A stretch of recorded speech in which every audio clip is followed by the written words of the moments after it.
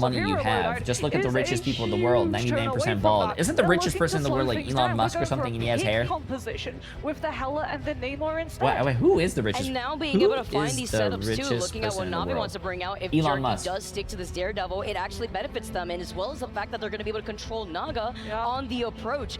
Keep your eyes over to the skies, and when that BRB is used from both rockets on both of these teams, he would as we be see a bald. nice little True. flyby. Yeah, I did see his old photo before this. This shit looks fucked up. He looked like he went to the barber and said, hey, yo, fuck my shit up, bro. Saved the Captain America, which is absolutely big. It means that Virtus.pro could run a dive composition. Do Na'Vi think that they're running up against a dive? Is that why we're seeing Jerky over to the Bucky? And we get okay, chat, let's get this. First game of the day. First game of the day. As VP, they don't go for the Hella Nemo. They don't go for the dive. They go for pure sustainability. I do think this is going to be Virtus.pro. I think Virtus.pro is definitely going to win, though. Definitely.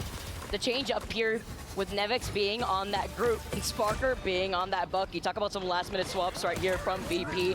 While they see where Navi's who do you want it to win it all? I want the best team to win it all because they deserve it. I can't really pick a team, man. I have friends on all teams. Virtus.pro getting Nevix on the group with triangle I don't know. to lead up into the Kraken Impact follow-through. It's going to really force Navi's hand into I have to vote for an NA team, though, because we're from NA, chat. I'm sorry. EU, EMEA won it last time. We want an NA team to win it this time. When Virtus.pro move aggressively forward with it.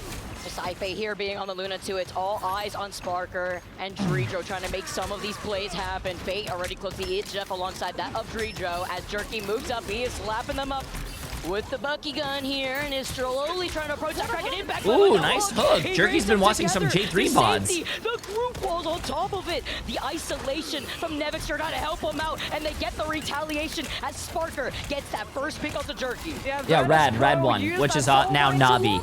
So Navi, the team that you're seeing right now, Navi is the winners from mid-season. Sparker using his to try and get on top of Fate, but Dredro's been able to make away with a heist onto Trust Me. Invisible Boundary comes on through from Navi onto that point. They still have the sustainability, and Virtus.pro have to give up the space and respect.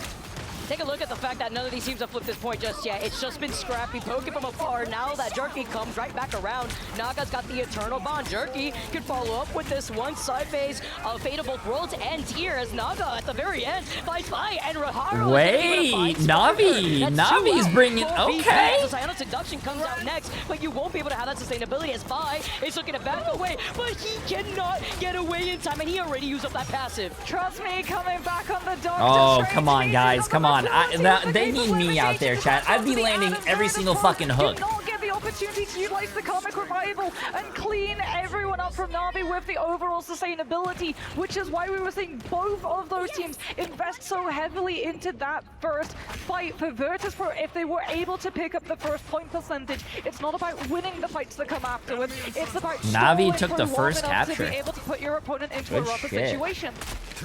Forcing out these ultimate rotations as Trust Me's about to get that Eye of Agamotto, but look at Nevix, look at Fi, who's going to be able to have that Karmic Resurrection shortly. Drito too with the Itch Jeff already has it online to match that with Fate. As they drop down, they try to contest right there over to the side here, but keep your eyes on Trust Me as he tries to go in, but he only finds Fi. Nevix brings them up together. Oh, he fucked it up. He fucked it up. Oh, he was trying to go for like a big one on the 3 people in the back, but he only got one. I thought he was going to, oh, damn. I think it was because the Invis Woman shield. Oh, he fucked up too. Fate! You're supposed to be the best chef in the world! He's also like the Fate duels with me, bro. Listen, if you duel with me, I can only expect greatness.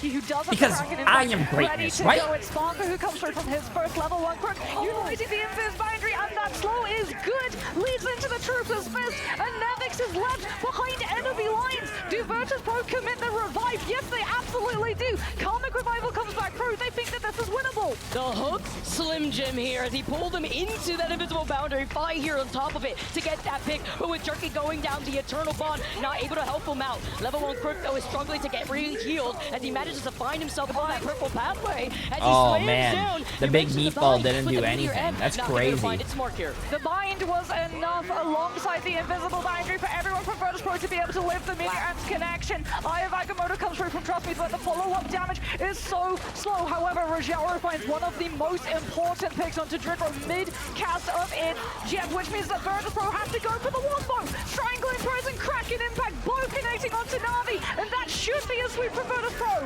Off the 3K, Sparker, he gets hooked here, but it doesn't matter when he has the potential and he gets enabled. Damn, I just want to imagine what would my Bucky look like if I was in these games, chat? They were already at 99% Moxie. VP, they had What would you guys think my Bucky would look like? Be honest with me. Virtus Pro are going to be pushing a little bit more aggressively forward instead of holding onto point because they have a lot of point percentage to make up for. Missing ults, 100% ass, 0 and 20, always dead. You guys are assholes. Trust me, he's on the grid himself now. They're looking for the wombo combo to just sweep Virtus Pro's side and get the overtime back. See, oh, I was about to say, see what you guys said? Be mean to me, I'll crash the stream. So we won't watch anything. Level 1 Crook looking at Jay3 currently as he's trying to get another hook. A nice repositioning from behind those crates as Jay3's not trying to overextend. I'm loving these walls that we're currently seeing from Nevix as he holds forward. The invisible boundary called first though at the hands of level 1 Crook, which means VP will have a lot more time to work and they're about to get that karmic resurrection. GS No Mercy, Juice the Massive 2 months. Set up the Kraken impact and it's going to be all of the space cleared off of the Psionic seduction. Like I would be Sparker times 2. Stand in position, fall to the Winter Soldier, try and disengage and lose your players later. It just has to be a fast reset to stop Virtus Pro from picking up too much point percentage. Remember, Na'Vi were originally at 99 when VP were at 0 when they flipped a point. Now look at this, going into another round, another fight, and Na'Vi, they have almost 5 of these ults here, looking at Rojaro and that Meteor M. Trust me, moving up here on the high ground, and look at Nevix's positioning too, with Jujo also having the It's Jeff. Fate could be massive in this fight too. It's Jeff to be able to find Pai's res position and take them all off of the map when he's still got the self-res. Strangling Prison leads up into the Kraken impact. Dreadro's going to be utilizing chat, this is the last fight. That we're looking for. And both teams. Oh, come on. Airball Jordan, bro. I didn't know Airball Jordan played Marvel Rivals. Strangling Prison is not blocked in time by Rojaro's ultimate, but Na'Vi are still losing players even through the Eternal Bomb because Spark can find the reset. Oh no! Oh no! A lot of whiffed ults. See, I can play professionally, chat, if everyone's missing their ults. And it's gone here for Groot as he can't do anything about it. Oh, Fate. Okay, okay. And now with Na'Vi looking to flip this point back in their favor, it's 99 to 99 with the Puerto Rican test. Ty brings himself back in with the self-rise. Sparker and Jerky both on the Doctor Strange so that the players. There's no way. There's no way Na'Vi. Missing Saipe, missing the ultimate to be able to stall, and that portal will close before the Invis woman can come back into this fight. Na'Vi still have level 1 Crook on the field, about to hit invisible boundary of their own, and this one's going to be uncontested as it comes on through from Saipe later, which means that Na'Vi have the later sustainability. It's just a matter of pushing Virtus Pro off of the point onto the side. Damn, the casting is actually crazy this game too. Holy, they woke up this morning with like they did cracks, chat. I mean, this casting is insane. As he brings it together, doesn't find the extension that he wants, and Fi gets taken out. Nevix needs some follow-up help here with the anti-heal, with the Venom ultimate, and with the Silent Seduction from Vinci. Look at Rojaro, he's got that Meteor M. This fight is still going. Overtime. This fight is still going, bro. This fight is still going. They're all still committing ults to this fight. I would have gave up and just like not committed ults. And manages to take him down. Fate now gets his own edge. Jeff can and Virtus Pro avoid it. Na'Vi are in control of the point. Wow, Na'Vi taking the first round, but you know what that usually means? The first team that wins the first Koth game usually loses. If that didn't hint what we're in for our first series of the day, how long did that overtime fight last? A minute and 45 seconds. Yep. I mean, Adam was in play. Yeah. Are we really surprised that an overtime went long when this is a good matchup. This is the best two teams of like, you know, EMEA. And Doctor Strange portal. That was and the Puerto Rican test, and then the double Invisiwoman ultimate tier 2. I mean, how many It's Jeffs did we also see at the very end there? Yeah. Even with the recontention that we had from Nevix when he swung Sparker, in on the Venom, 13 and 3 with 8 final hits. Damn. 8 And he final already hits has in almost favor 19,000 for damage. Sparker. Almost 20,000 They were able damage, to chat. close Fucking it out, A. at least for that first round That's alone. crazy. Trust me, also making those adjustments too. Look at the damage output. Here we go. Yo, what's up, Virtus Ray? Pro, they teased it earlier. It's going to be the Yeah, the Hell commentary, the casters, these casters are killing it. This is going to be so important for them to win this first fight. Finzi and Nevix both going to be on the Venom and the Captain America. This is not Vanguard picks for eliminations. They're not going to be looking to dive set up things like a Psylocke follow through. This is disruption at its core, trying to buy as much attention away from the Hela and Namor so that VP can develop the angles for their duelists and set them up to find the picks. Oh man, and these invisible and push and pulls, by the way, have also been fantastic at displacing the positioning and rotational approach that they wanted. But with the Eternal Bond, it's going to put them in the driver's seat as you look at VP and Saipe and how to use the invisible boundary. It's to match that of the Eternal Bond from Naga, but level 1 for Rajaro, and now Fate finding Saipe after using that invisible boundary just completely shuts it out. And this actually allows Navi to have the number advantage going into this point. Boundary might have been buffed, but it still does not stand up to Eternal Bond. The heals per second is stronger, but not just that. Boundary isn't a full cleanse, so one of the go-to counters to the invisible boundary was long since Eternal Bound in and then hit them with the Terror Cape. It makes it so easy for you to be able to find the pick onto the Invis. Virtus Pro Stop fishing? I have to fish, bro. I'm level 91. To the rocket instead, so if one of them gets picked isolated, they've at least got the BRB station to bring them back. BRB coming out in clutch here with Drijo being on that Luna. The dive in from Nevix as he's got the piece of the Abyss. Nom nom nom as he's looking to get the follow-up on the anti-heal. He needs some help here before he manages to get away, but at least he gets the invisible boundary out, and that was his goal the entire time on trying to waste more of that utility. Oh, I don't know. Oh, no.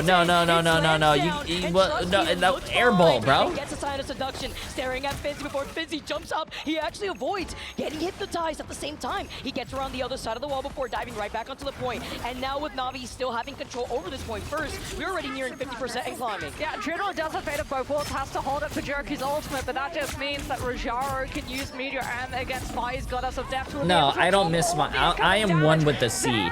I am literally one with the sea. I do not miss my Namor ults. Time as Virtus Pro were able to push Navi off the side lanes and finally secure themselves point objective control. Jerky waits for the nice freeze! Oh! Nice swallow! And Fate is able to save his Winter Soldier and grab Jigro in one fell swoop. You know, they got in the dab up here too. The follow-up together off of that free. Oh no, Captain America just beat his ass. That cave as Drijo has your number. Level 1 Crook now is going to be able to follow up to get Sparker as Nevix is looking for the reset piece of the Abyss before trying to kite away. Jerky got hit by that originally, but again, it's another situation where you don't have Sparker there to get the follow-up with the whale. You also don't have the pre-developed angles because Navi haven't full disengaged this fight, hence why nice, ran to his support to save him. Charge is going to get popped on the side of Virtus Pro, but Navi just dropped the invisible boundary directly onto point, and Virtus Pro have no choice but to send the Captain America directly into it. Sparker is going to be back on the field, trust me, falls, and that's one of the buffers from Navi to hold their position.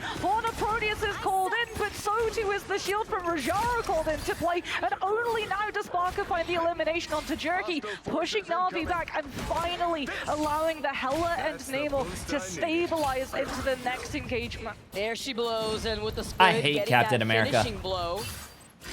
Captain Cardio. I hate Captain Cardio. After they were able to flip it earlier on, now you're nearing 80%. And if you're looking at the changes from Navi, trust me, rolls out on that Angela. You see that Daredevil with Naga taking to the skies over onto that Star-Lord. This is just overwhelming pressure to be able to walk directly forward into Virtus Pro's angle control and push. Damn, nice healing. I cannot believe that guy. Oh, they have the Daredevil. What's the lawyer doing?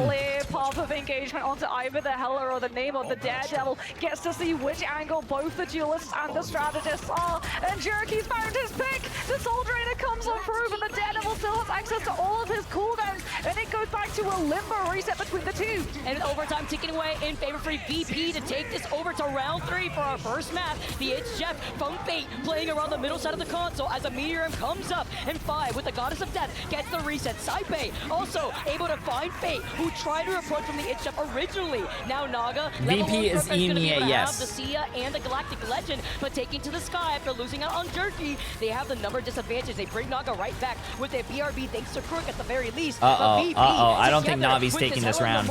It's so difficult as they jump in through the portal. I think it's gonna go to a match 3. Teleport has been set up for the Starlord to get back in, but it gets broken almost immediately. Sparker getting pressure because he's got the Horn of Proteus. Portal's already called in. Level 1 Crook also onto the rocket. Every single overtime shenanigan is currently being invested on the side of Navi, so they can try and revive themselves, but the Tidal Dirge slow manages to catch Navi's backline. And Virtus Pro just get to play. Nah, we're going to a match 3, chat. We're going to a match 3. To have going into the next round, they're not thinking about this round because it's already done. Virtus Pro clean up, and we go into. I fell asleep with the stream on last night, and now I'm having my coffee, and you're on. And Jasmine, sounds like you're the part timer now. Looking forward to. This is what we're expecting against these two powerhouses from the EMEA region. Talk about the Namor and Hela team up as well. For every KO you see on that screen, you get a nice little undead monster to help you out to follow up with a lot of these other picks. And it's the weekend? What do you mean? Who cares if it's the weekend? A lot of overwhelming pressure. Yeah.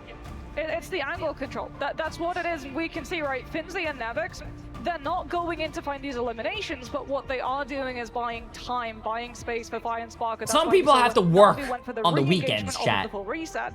They went for the Daredevil. They tried to disrupt and distract the Hela so that the rest of the team could walk forward onto the objective and try and force it into a brawl. That's also why when we went into first fight on that point, Na'Vi went first with Eternal Bound. Love these co-streams and hype professional matches, so great. Hey, appreciate it, Legacy. And to be able to play. You should cast it. I'm not a caster, chat. My casting will suck. Trust me. Feasting. Getting these whales up, and he's got it going into this third round for the beginning of this fight. Domination's always this very volatile back and forth seesaw match. And now looking at what Na'Vi have to work with, you gotta look at okay, chat, we're tied 1-1. Winner takes all. Who do you guys think it is? And a nice freeze. Trust me, it's CC. I think Virtus Pro wins just because of the curse, chat. Remember, whoever wins the first cloth match always loses the next 2.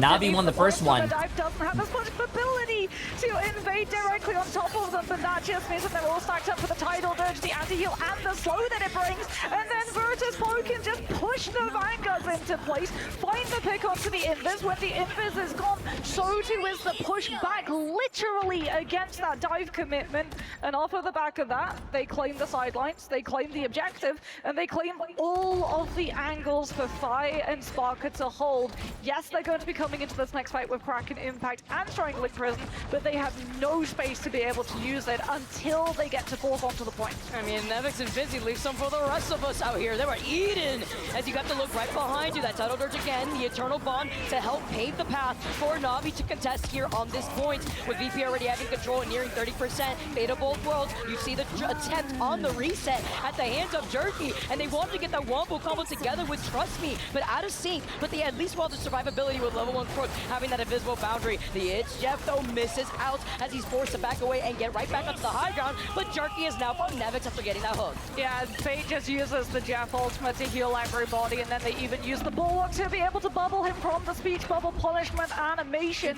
Virtus Pro wanting to take this fight into a brawl situation, put themselves onto that point itself, but that means that they forego these fights are insane. They last way too long, man. Gets to hit the media at the moment. Jerky too has to go through into the back lane. Oh, you have to win this. You have to win this. Who's gonna win the 1v1? Oh, Jerky, you need to win that, bro. Able to come on through and find the connection, taking the Winter Soldier out in a rare 1 You need to win that, bro. You who, need to win that. Ability generates health. And finds Fate too. Undead monsters for all. Everybody's eating here as now Trust Me does have that group hug. Another anti onto 3 members with Jaro, Trust Me, and Naga. Look at how Trust Me's gonna try to position this with Crook having that invisible boundary, but Fi has chat. Na'Vi, this is looking pretty tough for Na'Vi. Will not have vision though, thanks to that invisible boundary, and Crook finding Finzi. That's both Vanguards out of the BRB. Wait, no one shot the thing, and he got res right there in front of him. He literally just got res right in front of him. Yet again, take the Venom. which means that Virtus Pro hold on to the objective just a little bit long enough to hit into overtime. Na'Vi now will be able to pick up the first point of cap, but they still have to worry about what Virtus Pro have, especially your cloak and dagger. You cannot use a turbo. Yo, Nick, are we playing again tonight? Proteus is going to be up because all that's going to happen is Sparker is going to anticipate where the cloak is going to dash to and is immediately going to drop the whale. Try to cut them off right before they finish, and then you also have to worry about that tidal dirt here too. Team up with the anti, look for Durkee and Naga and that Eternal. I'll let you know because I'm gonna do it after the tournament ends. Durkee, he hears them, he finds Finzi, he tries to get the follow-up here too. Emily, I don't know if you're still listening, but it's outside. If you, I can get it after this game. Yeah, like I'm pretty sure the games are gonna be done around maybe 6, 7, or maybe 8, 8:39. Because the angle it has is not actually going to impact Na'Vi. Posted up inside those side rooms. Now the Meteor M is used, and so too is the Horde of Proteus with the fate of both worlds damage jam. Virtus Pro I think the slip is up no, to that's Jerky to GG's, chat. That's GG's. That's And GG's. now we're on Doctor Strange, but it's not going to be in time. Virtus Pro walk away with Celestial Husk with a Hela and Namor composition that just played perfectly to the strengths of the Duelist lineup, while also allowing full shutdown against the Winter Soldier plays from Na'Vi's end. Add that to the domination tally mark here. Another one for Celestial Husk. As Wait, does that say Kappa? They're looking to come out on top with our best of 3 already. Samsung Kappa? Number 1 with Sparker on the Namor. 15 final hits. He got Really? a quad earlier, went 31 and 8. Actually insane stuff. And then of course Phi going into these off angles. Guess what? I get it. Nobody from Na'Vi is really you're paying fine. I was attention gonna to get it how after Phi's this location anyways. is, right? You're looking Wait, at Kappa's Sparker, a who's what taking did you say control Kappa over was? these caves, and you're just trying to figure out how to get around this grotto. Yeah. Kappa And is I a mean, it was sports title brand. dirge. Wait, they make just track was pants. title Wait, dirge really? punishment time and time again. Every single time Na'Vi tried to play inside those Really? spaces, which are I thought it really was good like- for being able to there's shut no down fucking Venom and way. Captain America. Kappa? And we I got to just see see as that well as an from Jerky's evo. POV. He's looking When left, did they he's make looking a right, he's sports checking brand right off to an see evo? whether or not it is going to be a Captain America or a Venom trying to come on through and put the pressure on his back line. But that means You're that lying. the Winter It did not- Soldier it did not is posted exist up with his before the back line, Evo. not trying to No, aggressively clear out the no. duelists. And the thing about Bucky, So he what's doesn't next? You're gonna say really have an active Kappa hero Pride character, is a sports but he brand too? does lose to distance. Hela and Namor have a lot further reach.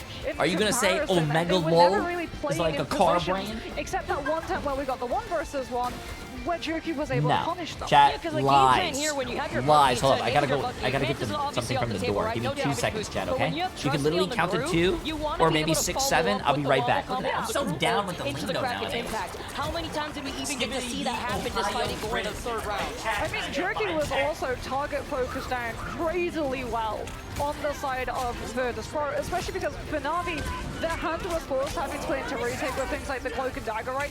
Ultron being nerfed, and Ultron was something that Na'Vi really relied on, to the point that when we saw these two teams go head-to-head in Stage 2, Ultron was actually the first save coming on through from that side. It also weakens your retake potential because Rage of Ultron, it generated so quickly in 4.0 that you would be able to pop it at the beginning of a fight and give it halfway through that fight. You would have another one or a good 75% of it all the way through.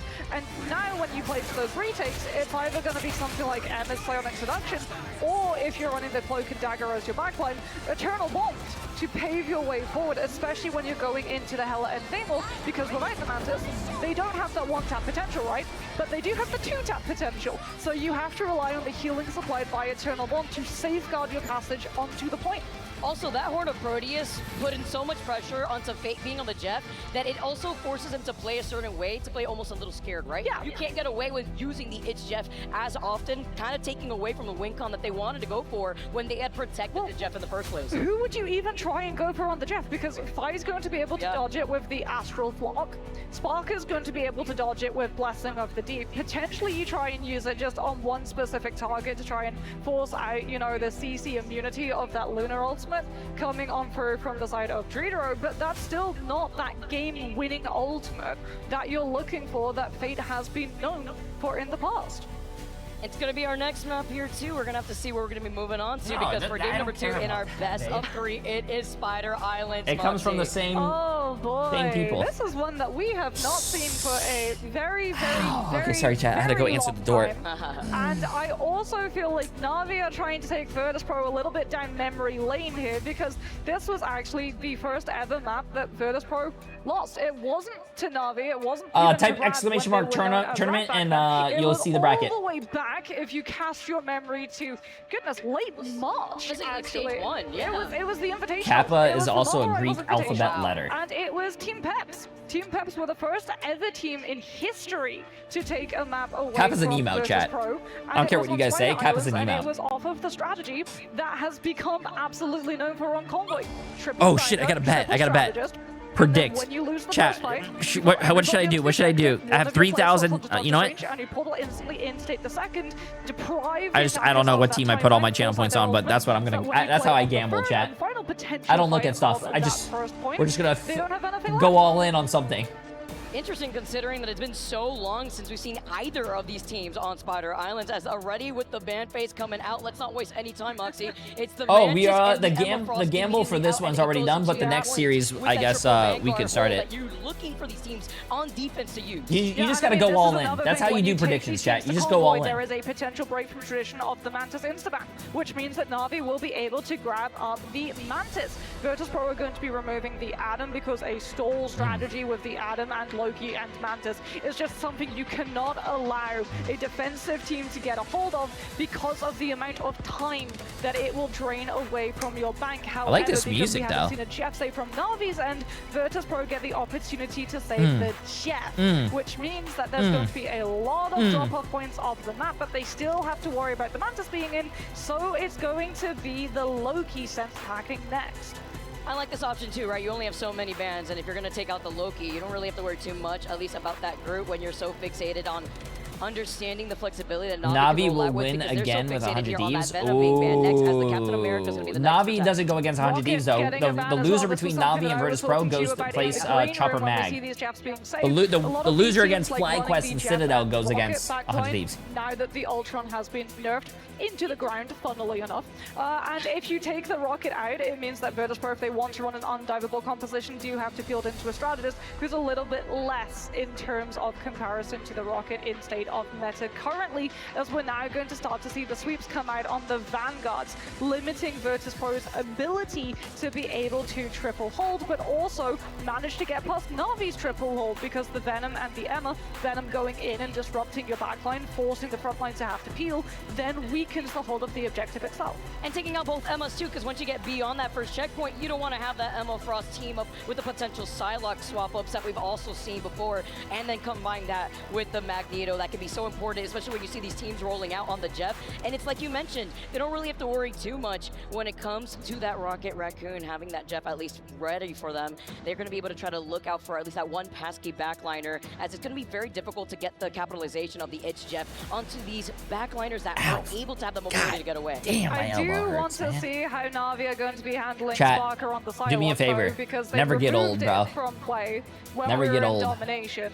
They've left it up for grabs. When you Virtus Pro get older, also have left for something grabs that in you Adam, would do Warlock when you were younger, themselves. like let's say We've fall seen down and some trip, you would times like get right actually back go up and for be a fine. priority of Sparker Psylocke and field But somebody else like hi Jay, Trigo where can I DM over you to about a the Marvel Adam Rivals if they sponsored want to have the tournament? Psylocke still in play, but it looks like starting on the Probably defense. through my This is business just email. going You have to be- right oh, click yep, there it is. J3 at Sparker was rightclick.gg. temporarily on the Adam. There was a little bit of a debate about whether they were going to go for that triple strategist line. But Bro, it looks I like he's fell going to be down off my rolling chair out on the yesterday and my Psylocke fucking instead, elbow with is like Finzi fucked. getting to play the Captain America, and Virtus Pro aren't going for the triple feel like- hold, Vicky. They're going for disruption. I feel like I'm 21 again, Okay. but my body does I not. like this different look here for VP. Now looking at the way that they're going to be able to hold this next corner, we're already rolling out the gates. Look at Navi's composition. It's going to be the Psylocke v Psylocke. And then you still have Drijo being on that Jeff.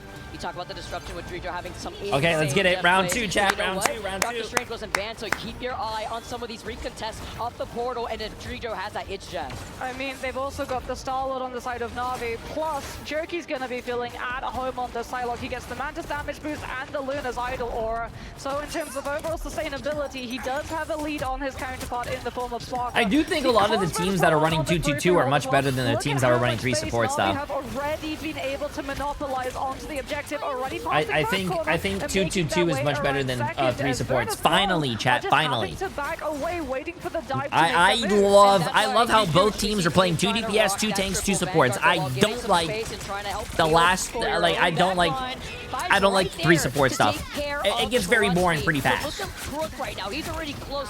Also, yeah, the bans at the top of the screen are absolutely, like, such a great touch. I hope they do that for every single fucking tournament. Could use the edge chef to slow the momentum picked up literally by the Soul Resurgence from Navi's end, but it looks at the moment like we're just seeing lane fights. Dance of the Butterflies is first. That Soul Resurgence isn't going to be enough on its own. The stack has to come on through to be able to keep the players up through it. Good invis. Boundary almost punishes Jerky as well with the grab, but they don't manage to find the elimination, which means that this could be devastating. Dance of the Butterflies, but the pictures aren't there. It's just the bubbles as well as the stack coming on through from both the Invis Shield and Magneto. A part of me gets very happy when I see that Jeff's body just like die and like flops around, chat. A part of me gets very happy because fuck that goddamn fish. One fight left before we head into second. I hate that fish. Already swapping over to the Daredevil here too.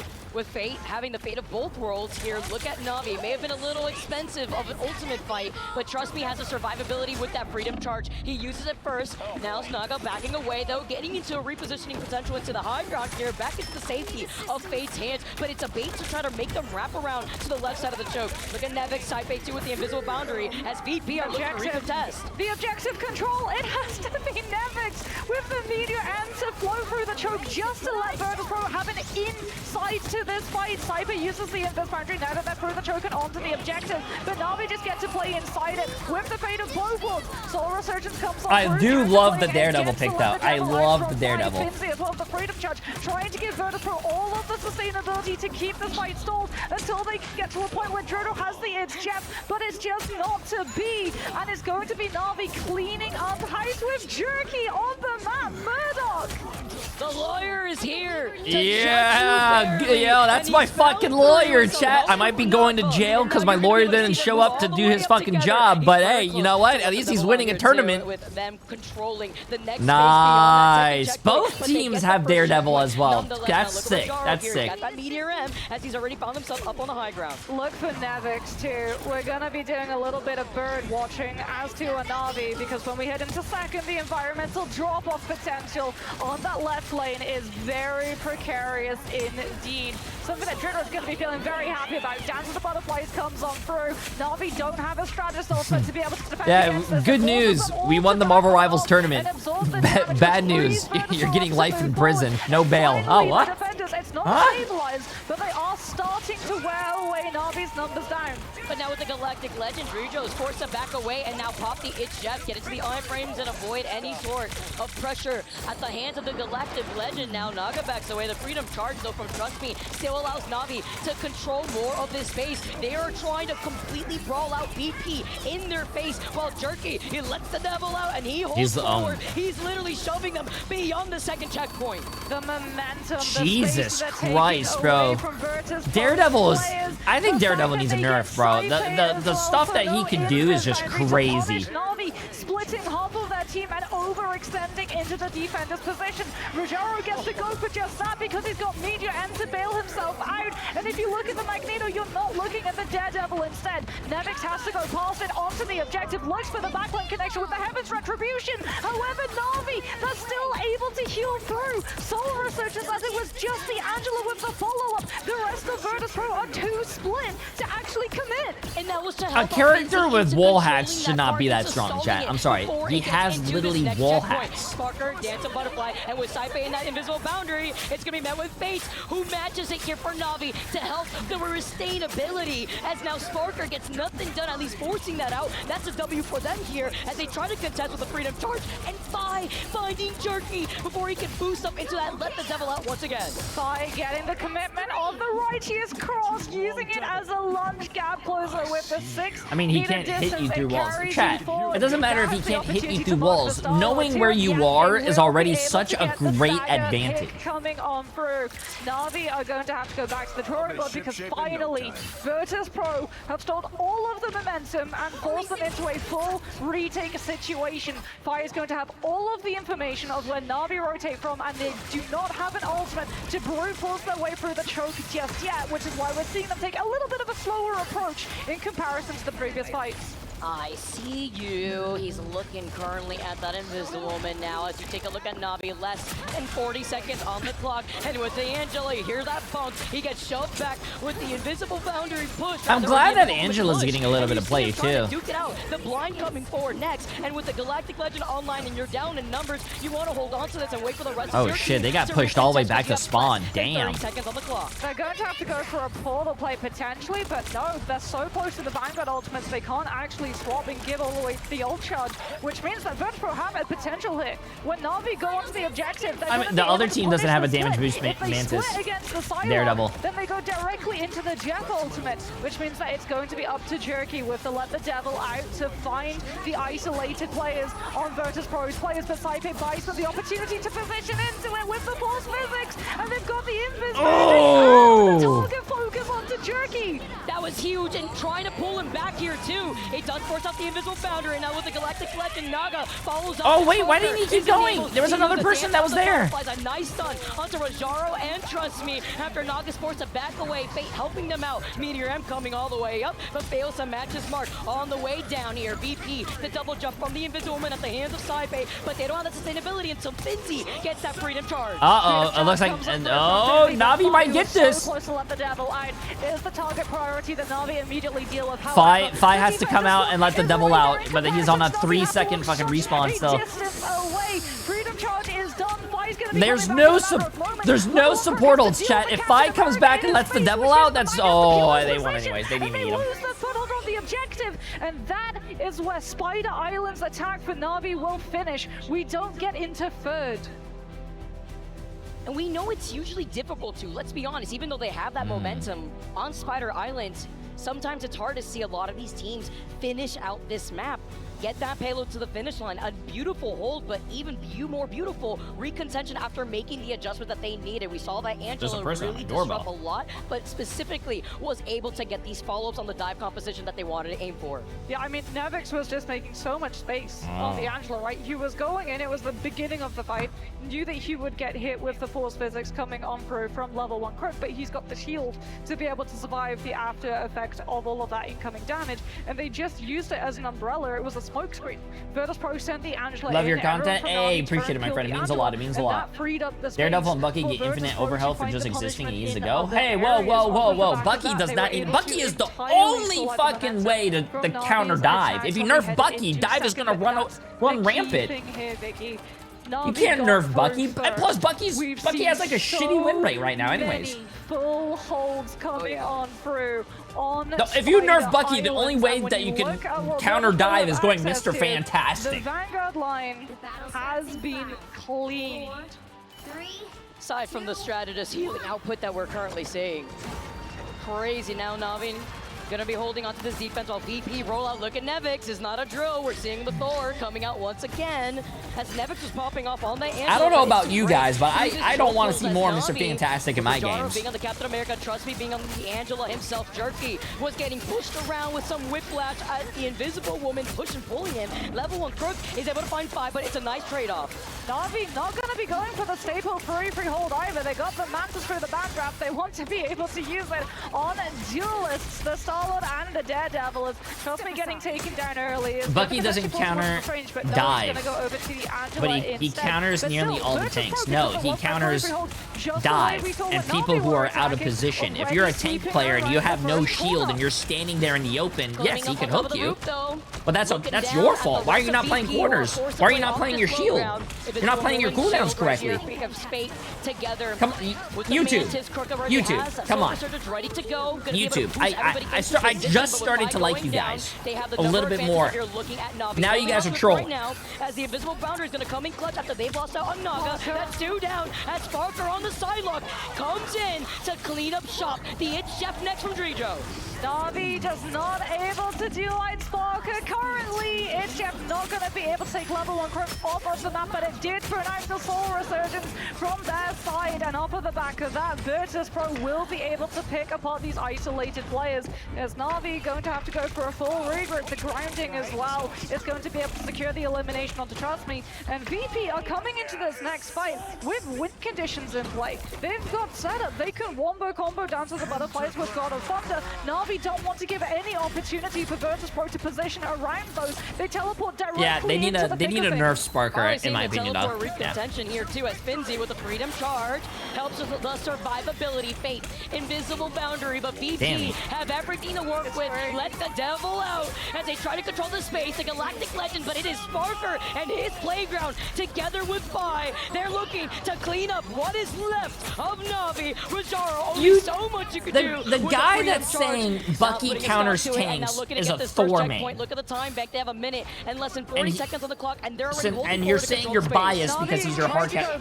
That's your your fault for home as they use the invis boundary in the strange portal to get the slow onto Virtus Pro, who had clustered around the portal trying to jump onto those targets. But it meant that after invisible boundary had ended, Dance of the Butterflies for Sparker was entirely free and could be overlaid with Saipei's own unmatched invisible boundary to slow and stall everyone out from Na'Vi. Now we go into this next part of the fight. At least Na'Vi do have the ultimates to be able to stall out Virtus Pro if they decide to get aggressive. Heaven's Retribution in the hands of Trust Me, but he's taking all of the target focus because Virtus Pro know they're ult tracking the Angela. And VP have so much time to work with, right, Moxie? You got 3 minutes, less than 30 seconds, and they don't even need to get to the full second sequence of Spider Islands. Look at Jerky being on the silo, trying to build into the Dance of Butterflies. Quirk as well with the invisible boundary, but it's Drijo with the It's Jeff looking to gobble them up, but it's the insurance policy, the Dance of the Butterflies to put a stop. As they I really Drijo, like that they ult find sound. Finzi and Na'Vi get to replant their feet on this defense. Yeah, Dance of the Butterflies at least isn't used solely against the It's Jeff. It is close enough to the other players from Virtus Pro that Na'Vi are able to push forward off of the space created by Jerky. And like you said, momentum has now been slowed. This is where we saw Virtus Pro really able to stabilize their hold. Can Na'Vi do the same? They've got strategist ultimates, but Fi on that Daredevil is trying to clear all the way into the back line, disrupt the strategist, so that Virtus Pro can move into position out of the choke, close enough to use the Dance of the Butterflies. Invis boundary comes on through. Sparker a little bit stuck behind enemy lines right now. Yeah, you can't escape a Daredevil, bro. You cannot escape a Daredevil. He can close the gap so fucking fast. Wasn't expecting it. Literally looking to his left just to find himself on the other side of that Daredevil. Meteor M in the hands of Rajaro, as Trust Me has that Freedom Charge, but looking at VP, they're playing Ring Around the Rosie with this middle Pride Rock, as now the Freedom Charge first is activated from Finzi. The building comes collapsing down, roof all over their heads, as you see the It's Jeff, the Meteor M, to try to find that invisible window with the double jump, manages to get away, as he finds two, he sends him down, and it is Nevix and Fi. Ooh, yo, Navi's holding. Navi's holding. Good shit, They're Fate. able to come on through with the eat onto two, and Na'Vi still have their feet planted firmly on the defensive grounds of second Spider Islands. Fi does have to let the devil out to draw the It's Jeff. When level 1 Crook uses the ultimate, how do Na'Vi deal with it? They're just gonna go aggressively forward to force the Invis Boundaries from Cypress, but Tridro wants to go quickly before Na'Vi have any way of shutting him down. He gets the eat, he takes them off the map. The Vanguards are going to be missing, and Na'Vi have to rely on solely Trust Me to act as a buffer for the back line. That's fine, that's fine. They have another fight, chat. They have another fight, and the It's Jeff, and now they're outnumbered. VP, they're looking to close in this space. Na'Vi need to desperately recontest. I don't know. I think Na'Vi wins though. Go fully to that second checkpoint. They have a support ult. VP doesn't. They're gonna go aggressive and force Na'Vi into using the Invis boundary off of the objective. VP has 3 ults, but I think the support ult counters, right?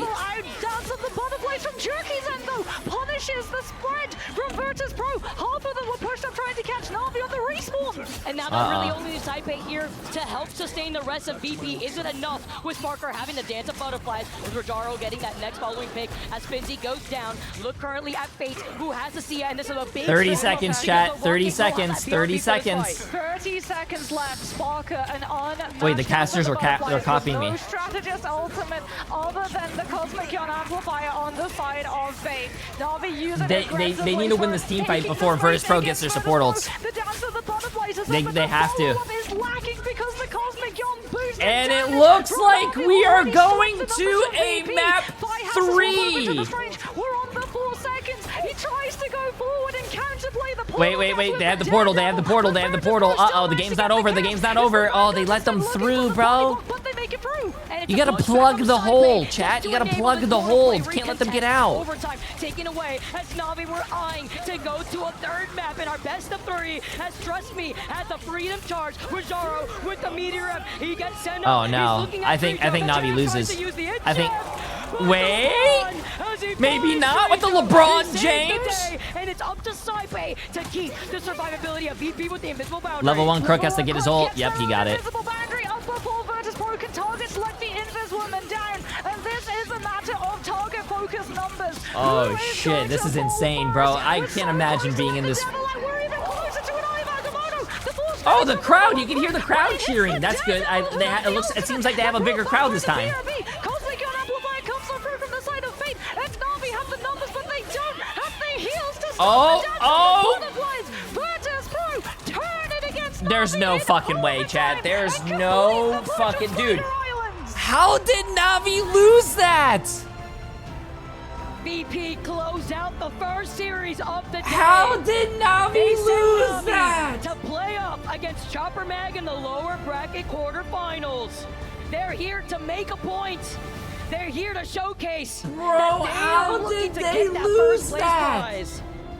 Oh my goodness. Oh what a my series. god, I've seen enough. What Can a we get a series. nerf on I Spider-Man? thought for sure. That's we just were crazy. Going to a map 3. I'm pretty sure Na'Vi thought for sure that we were going to a map. I thought we were going to a but map Virtus 3, Pro bro. in I was overtime fucking hyped. We're able to overcome the Dance of the Butterflies. We talked about Sparker's Psylocke, right? We highlighted Okay, chat. We said, wow, it's notable that Na'Vi let it through. $700,000 Na'Vi just lost. Who walks away with the MVP.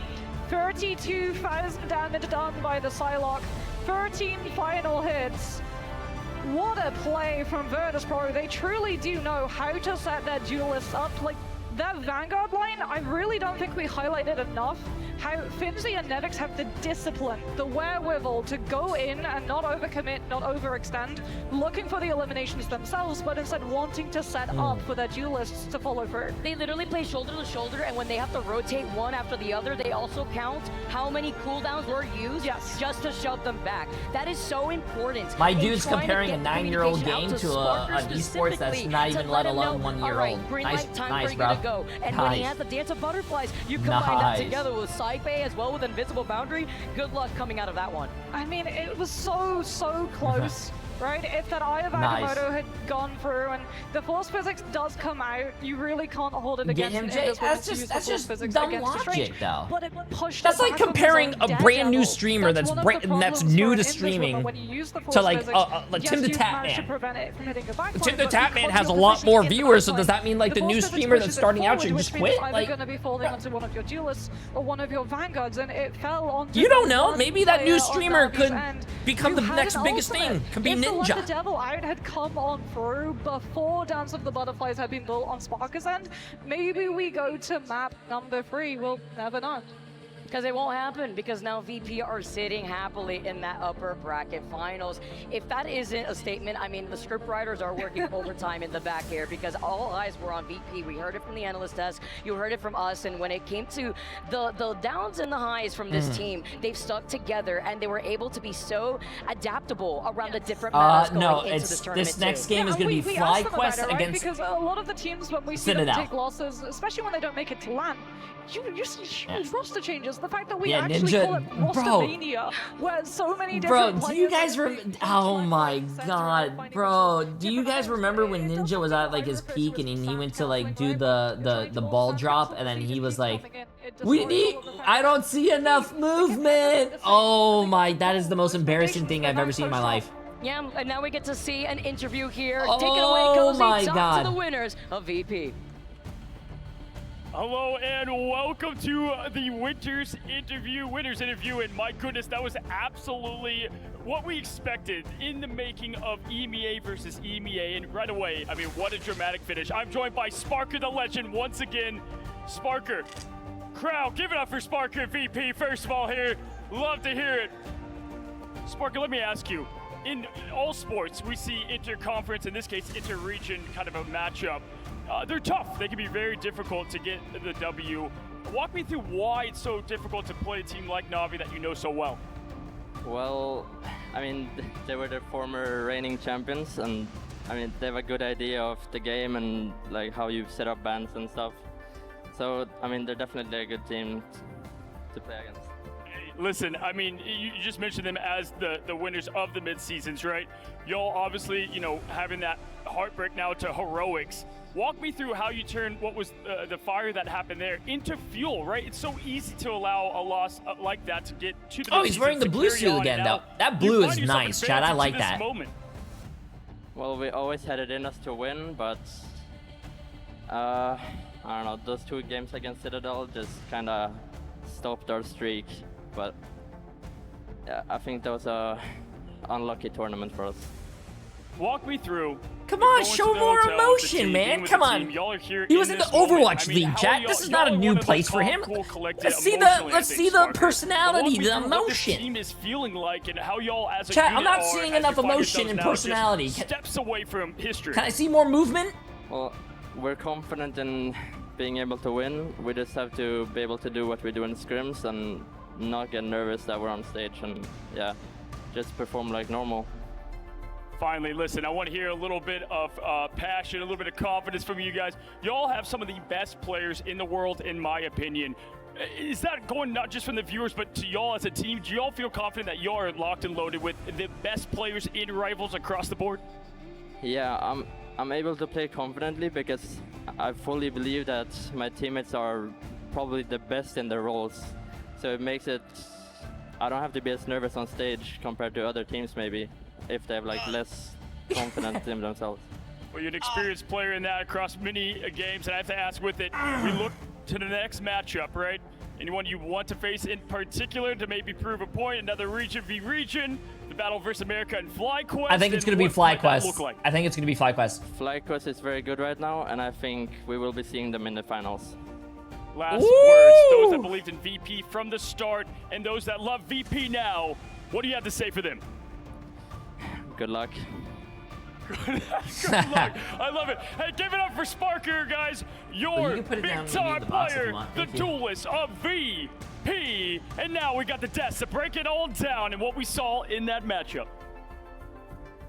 Good luck indeed, and this director needs a raise because that was cinema. What an incredible series, 2-0, but you No, I'm gonna start the prediction. I'm pretty sure they're gonna go to a break, chat. Once they go to a break, I'll start the predictions. There was a world where Na'Vi were able to take away Spider Islands, but in the end, obviously it came out in VP's favor. But man, both of these teams putting on an absolute show. The defending champions up against a contender. I feel like the overtime from both of the maps of Celestial Husk first must have been the same as like regulation. FlyQuest against... But you're right, like Dan, it is just how close this FlyQuest whole series was. A against, full 3-pointer on this Citadel first Gaming domination is map. And whilst we sort of saw that the focus was is from the Na'Vi next in game. this game to get rid of as many duelists as possible, Virtus Pro showing the adaptations to keep running like the hell of Namor, to change up the comps a little bit. Both teams were able to play Jeff, so we did get to see that Dreedro versus Fate head-to-head. But this was such a curveball. Na'Vi picking out. Virtus Pro have played Spider Islands once in Ignite, and that was back in stage 1. And even though we had Halloween yesterday, there were ghosts of Team Peps potentially against Virtus Pro when they were looking to go down and lose this. But the fight at the end, especially Fi with the portal and then the 2 picks that he gets off the Maelstrom, were so key to making this a clean 2-0. Spider Islands wasn't the only thing that Na'Vi didn't pull out very often. It's also the Daredevil. We haven't seen a whole lot of Daredevil from Na'Vi themselves in that group stage, and now they try to throw another curveball, but unfortunately it just didn't go right into that batter's box. It did not go right in the end, but we did see a couple things, like you said. We saw the Daredevil coming out, not just for Jerky, but for Naga, so we saw something that Na'Vi have not really brought out. They were trying new things here, but Virtus Pro were just too strong to deal with. No, chat, 100 Ds. Okay, here, while they're discussing the game, I'm gonna show you guys the here you go. So since Na'Vi lost, Na'Vi goes down here to play Chopper Mag. So whoever wins between Na'Vi and Chopper Mag is gonna go here, and whoever loses between FlyQuest and Citadel is going to play 100 Thieves. And 100 Thieves is going to play that team, then they're going to go here, and then whoever wins this will play in the upper bracket final Virtus Pro. I think that's tomorrow, though. So what the games that we're watching today are going to be FlyQuest against Citadel.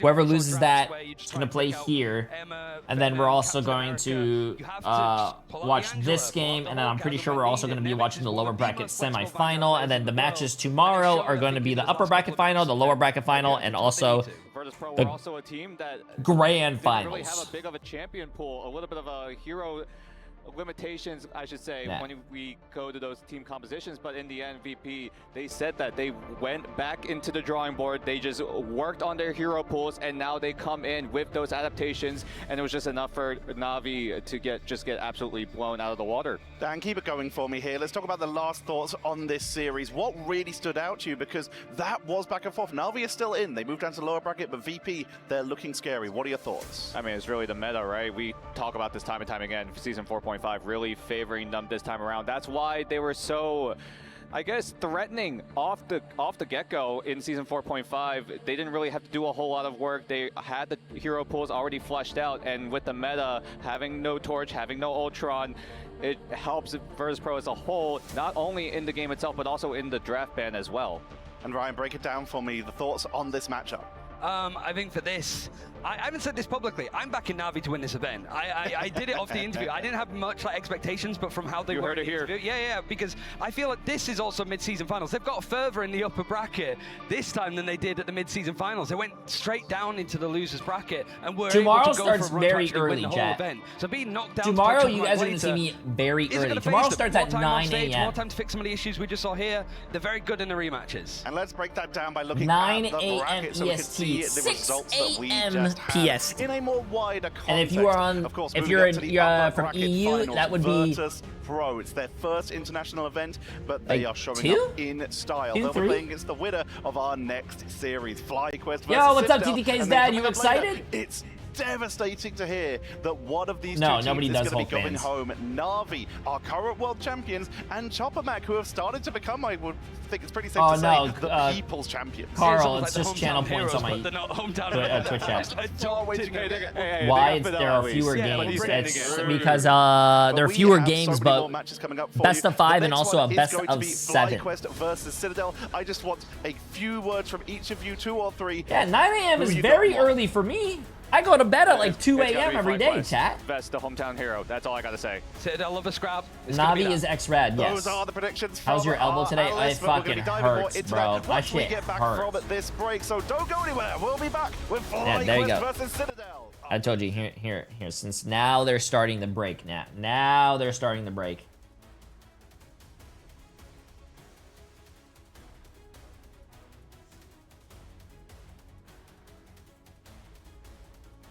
Yeah, I did a 14-hour stream chat yesterday. Bro, playing a new game is actually a lot of fun, considering how it's like, it's new to me and I'm learning the game, but it's, yeah,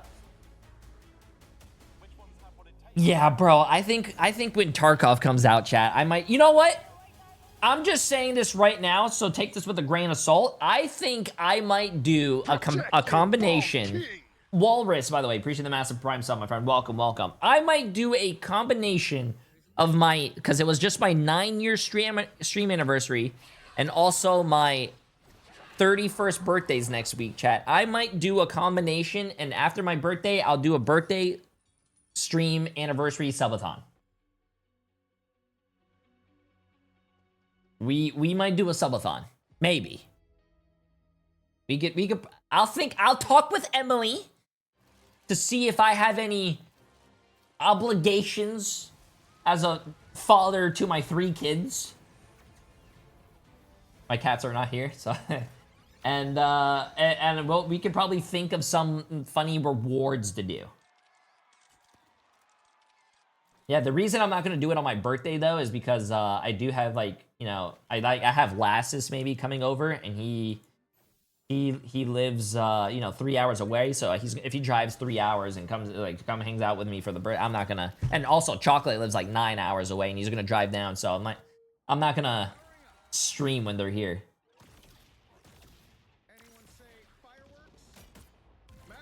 Yeah. We'll break Kai and FaZe subathon records. I don't think I'm gonna do that. And listen, if I'm still keeping my promise. If my chat ever reaches 20,000 subs, I will live stream myself going to Miami Beach in a speed up. You guys choose.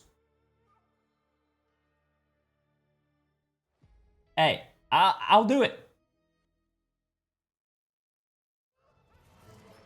Okay, here. While we're talking about nonsense, chat. While we're talking about, I'm gonna start the prediction here. YouTube, if you guys want to just throw your channel points on Twitch, just come over here and throw it. We have FlyQuest against Citadel. Good luck, chat. Bang. I have some pretty big credit cards. I'll go into debt just to see it. No, TTK's dad. Why would you do that when you could just use TTK's credit card? Just use TTK's. If he wins the tournament, and there you go.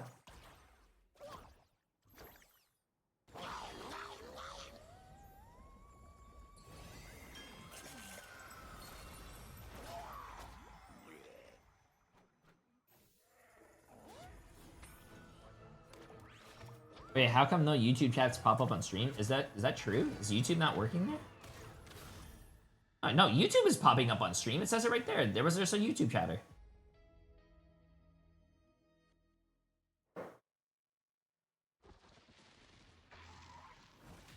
Okay, anyways, get your channel points going, chat. Come on. You guys have 10 minutes to do your channel points. So far, we have 28 people voting for Citadel for $600,000, chat. Yes, dollars. Yep. FlyQuest has 72% with 100 people already for $1.6 million. Come on, chat. Get your channel points going. Get your channel points going.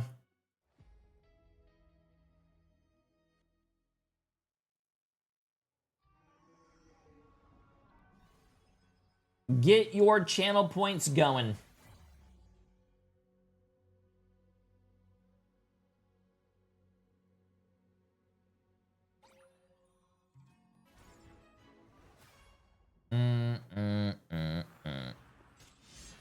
Always bet on the long shot to earn more. Chat, bro, that means I would rather bet safely. If I was you guys, if I was putting money on this team, I would put my money on FlyQuest. Sure, if you put $100,000 on FlyQuest, sure, you might only win like $136,000, but at least you're not losing all $100,000. You're still up $36,000. You know what I'm saying?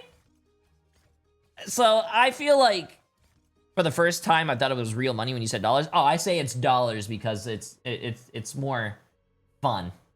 If I said it was 139 million channel points, it doesn't sound fun. You see, you hear channel points, you're like, oh, it's fake. When I say dollars, oh, you're like, oh shit, money? I gotta change my thing. It's called PMA points right now. Protect your bald king. Yo, the average noob for 2 months. Appreciate it. Come on, chat. I don't see enough movement. Let's get some more people voting. We need more voting. This is the only time you guys get to use your channel points, is when I do tournaments. Come on. I don't see enough movement.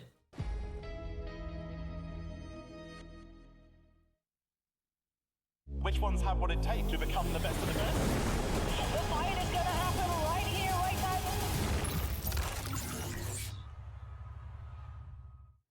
Hey, we're FlyQuest. We're here in Atlanta. And you're watching Marvel Rivals Grand Finals. What's going on, guys, and welcome back on over to the desk. I'm your desk host, Cozy, joined with the crew. We've got Ryan and Can you say happy birthday to my and cat? Listen, we just saw Yo, VP happy all birthday, that dominant. Now we cat. head into FlyQuest versus Citadel. And listen, fellas, you look at what FlyQuest has been able to do thus far. They've looked all the part. Undefeatable almost, right? Up to a couple of points. Ryan, what's the key to success, and why do they keep just looking so formidable? Oh, it's exciting to sort of see an American team on American soil look as good as FlyQuest have done so far, because it's not only that they were undefeated in the group stages of Group B, they topped the charts there, but it's just they dictate the pace. Whether they're playing triple strategist, whether they're playing 2-2-2, they look a lot more flexible event, they look in control, and with all of these teams like Chopper Mag, Citadel wanted to play fast and brawly, get in your faces, make it really uncomfortable, FlyQuest are like, yeah, no, we don't do that here. This is under our control. Yeah, the amount of individual prowess that they have is just absolutely through the roof. A lot of these teams got here mainly because of pure team play, but FlyQuest have that X factor. They have a chance that their star players could even pop off. Most notably, Energy on that duelist, Vision on that Jeff, and I don't think I've seen so many multi-man Jeff ultimates in my life. I mean, listen, when it comes to just nerves not at all being there, we saw that with VP, right? They were like, you know, we turned that fuel into fire. We're seeing the same thing with FlyQuest. You know, a lot of the teams said, All right, is it FlyQuest now? To Yes. how good this team I was is, looking at the it bracket, came down sorry. to, are they going to have a little bit of the choke in them? Hey, not at all, right? Not only that, you have someone like Vision having a Jordan Hey, game wasn't feeling I want to good see the yesterday, put up a crowd. I want to see what the performance of a crowd right looks time like. Come on, show me still. the So for crowd. me, if they have all that going their way, this team looks to be unstoppable. And in fact, right, Sparker said that. He's like, Wait, that's what I want. TTK's They dad have was such just good in talent, chat. we want to take Yo, them is down. TTK's dad still here? Was the crowd bigger? You do Pacific, you're American. Yeah, I'm kind of just sitting in the back here. For somebody that's covered FlyQuest so far, it feels that they are almost like the top team in North America, which is weird because they were, what, the 3rd seed coming out? Like, Envy had a lot of expectations. We don't need to talk about that. And then what is it Excuse about like, FlyQuest that this stage seems to have gone really well for Thank them? you. Yeah, so funny enough, in all the seeding stages, always coming out #1 seed, right? They're always looking so confident there. And then, yeah, we had that big upset that The happened truth, that Jay, ended up there are having more them people push today, to but I that haven't seen it 3rd get full seed. yet. And Okay, for that's them, fine, I that's felt fine. like It's it still was really almost relatively early. good Thank you, for chat. them in a way. Excuse Like me. Envy, if you saw in the mid-season, they were able to kind of carry that momentum forward. Because when you come in as the top dogs, that's anything to 100 Thieves, that's VP showing it quite nicely there. But when you come in as the top dogs, right, a lot of expectations and a lot of TwitchCon was confidence packed coming compared in. to So DreamHack? for them, I feel Really? like they were able to Usually kind of DreamHacks are reset supposed to be what a they lot more have people in than terms of the TwitchCon. talent and know that job's not even close to finish, and they're just carrying that mentality. You know through what? You know what the to problem litigate to their that head. you know what the problem DreamHack didn't do that TwitchCon actually did They do? lost to them and then immediately TwitchCon they played Envy, had lost to them to streamers. go out If as the 13. So DreamHack that's my invited only me concern with FlyQuest and I is went there if to we see co-stream, Citadel have a real game I'm pretty here, sure FlyQuest would have to DreamHack play would have at straight least like after this, 500 million which people 100 show Thieves, up. you know, Like the they're line warming would up, be they're out ready the to go, door. They're probably scrimming in preparation to play the loser of this upcoming series. But the problem, I guess, is like they're going to be warmed up on stage. Or maybe no one would show up because I was going. That loses best of 3. Could be. They've already got their stuff set up, and they're going to be very ready to play on the stage. And we're gonna have to see Is if that Envy out of the fatigue does tournament? kick Yes. in, right? Whoever comes out on top has to go right back in. And if you know anything, Marvel Rivals is a very, very high stakes, high pressure, high octane game with so many particles going around, and you have to just find a way to overcome that aggression. And we're gonna see if they're going to be able to come out on top. Yeah, listen, for me, they went through the lower bracket with such heat in the seeding stage before, so I think all that time and, you know, I guess them getting tired, to me, doesn't exist. I think they use it as fuel to that fire, as we continue to say, again, electric throughout, the duelist of energy and vision just continue to be such a staple for that team. The strategist backline, Cooper, zealous, crazy, and of course, who could forget Spark Chief, and in my opinion, top Vanguard in the world in Vest. But now let's talk about the other side Top of the coin. Vanguard in in the world gaming, a team Vest. with just as much confidence, Ryan. But tell me on the other side, right? Because they're just like FlyQuest coming in here, a different seed that they wanted to have. Yeah, 2nd seed, despite the fact that they actually won the upper bracket final in EMEA. It was just that I just rematch want to let against you guys First know Pro that I'm very after they proud of you qualified guys. For Atlanta, it felt that the tension lifted up their 200 shoulders and they could people play and the Marvel 100 Rivals that they people. wanted 4 to. million But here to it's 1 been million. a tumultuous event for them, which tends to A lot suit of their money on the play line, style. chat. A lot of Every money. Yo, series that Coney, they've for won, 63 has gone months. the I full appreciate it. 3-map Appreciate it. distance. And I imagine against FlyQuest, you have to expect that if you have a good game on domination, which by the way, Citadel Gaming have not had good domination games. It was a game that they were so good at that they're struggling on now. They've now got to Convergence, got to Convoy. You get the point. It's going to be a long one no matter what if it goes away Citadel. It's been an absolute adaptation play coming in from Citadel, right? And it's been absolutely bumpy in the group stage. For the audience back at home, I want you guys to look up the map score for Citadel in the group stage. Got it? Okay, good. Anyway, Citadel really need to get it together. They need to find a way to overcome this slump that they are experiencing. They got this, chat. This is gonna be a good game. I think this game is gonna be good. I do think how are Citadel FlyQuest does have the edge, get though. back up to what they used to be? All I have to say is with that, if they what do you lose think of one Arc match, Raiders? I just saw you right play it where they yesterday. stand How was your themselves. experience? mean, I think it's Arc the Raiders is tradition that very... the clap, you know, again, we've said it a lot here, but that's so it. They can't I'm relatively new at the say game, so there's a lot to learn, but I do think it's a very friendlier extraction shooter for people who want to get into the extraction shooter, what do you call it, game mode. But if you want like the real shit, I don't find, I'm gonna be completely honest with you. I don't find myself playing Arc Raiders for a very long time because I am going to be grinding Tarkov when it comes out. Pure octane from them.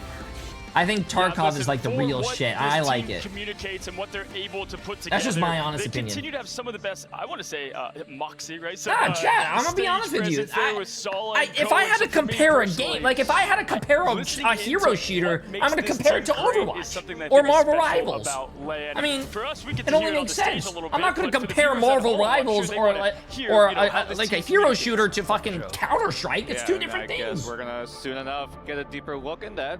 As I believe production have a little treat for us here back at home. A little exclusive look. Which is terrifying at the prospect of hearing the comms for Citadel Gaming. Because when they poo-poo talk, as they like to do, you could hear it from here. We can. I'm gonna stream Tarkov when it comes out. That's why I'm thinking about doing a subathon as well, so I can play a lot more Rivals and like some other games and some Tarkov. Again, we It's have gonna be it for fun. you right now. So let's go ahead and listen in to Citadel Gaming.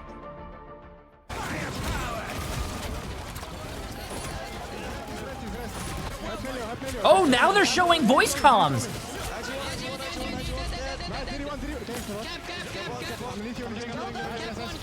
Oh, but why is it only in one ear?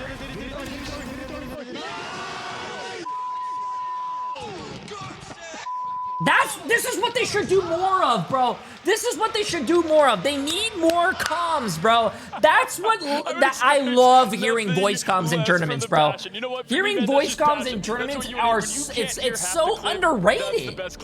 I knew exactly what to expect, and I was still. They need to have more of it. I don't fucking know why they don't. I guess it's Daredevil, which is a smart call out, and then Cap, It's such a small thing to do, the Citadel Gaming and it way. enhances the tournament right? Just say the by same so hero much. over and over again until you hear all 6 people calling it out. Yeah, and that's how you organize the comms. You're talking Who cares to if they 5 other can't people, censor? Let people and, curse. You heard it. At If the start people of the want to clip, say, right? Everyone tongue just punch talking my about fart different box, things at the let them same say time. it. Some people Don't were talking about bleep this, it some people were out. talking about nice heals. Some people were talking about this, and then just say the same hero name, DDDDDD. Go right in. But yeah, but it's especially like with this meta feeling there's so much like rush and dive. Coordination is everything. If you have 6 people diving on one target and it's slightly off, you're not going to get that pick. You're going to really struggle in that end. But like looking like at the map pool, domination is a game mode for Citadel that has not been going well. It used to be really good for them, but this event, FlyQuest being the best at it, I think. Yeah, and one of the big things about these two teams is we don't see a lot of Heart of Heaven here in this land in general, right? And both these teams seem to like Okay, chat, let's get this. Court advantage for Predictions me. are closed. Chopper getting that win early, and then they take them. Predictions are closed. We have 4.1 million on FlyQuest. That's 78%, and we have only about 221 people. 1.2 million on Citadel with 95 people. That's a 1 to 4.5 return ratio if Citadel wins. We have to ask that question, right?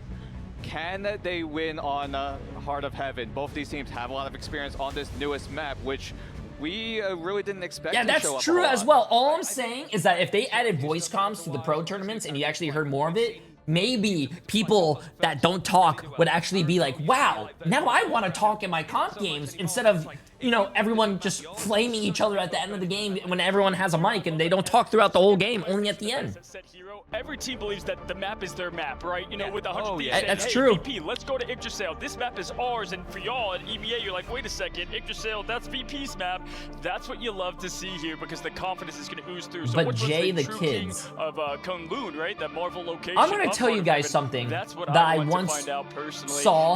I think it was in a, I think it was a song actually. Once fuck them kids. You know, who do you have to win, and does it go the distance?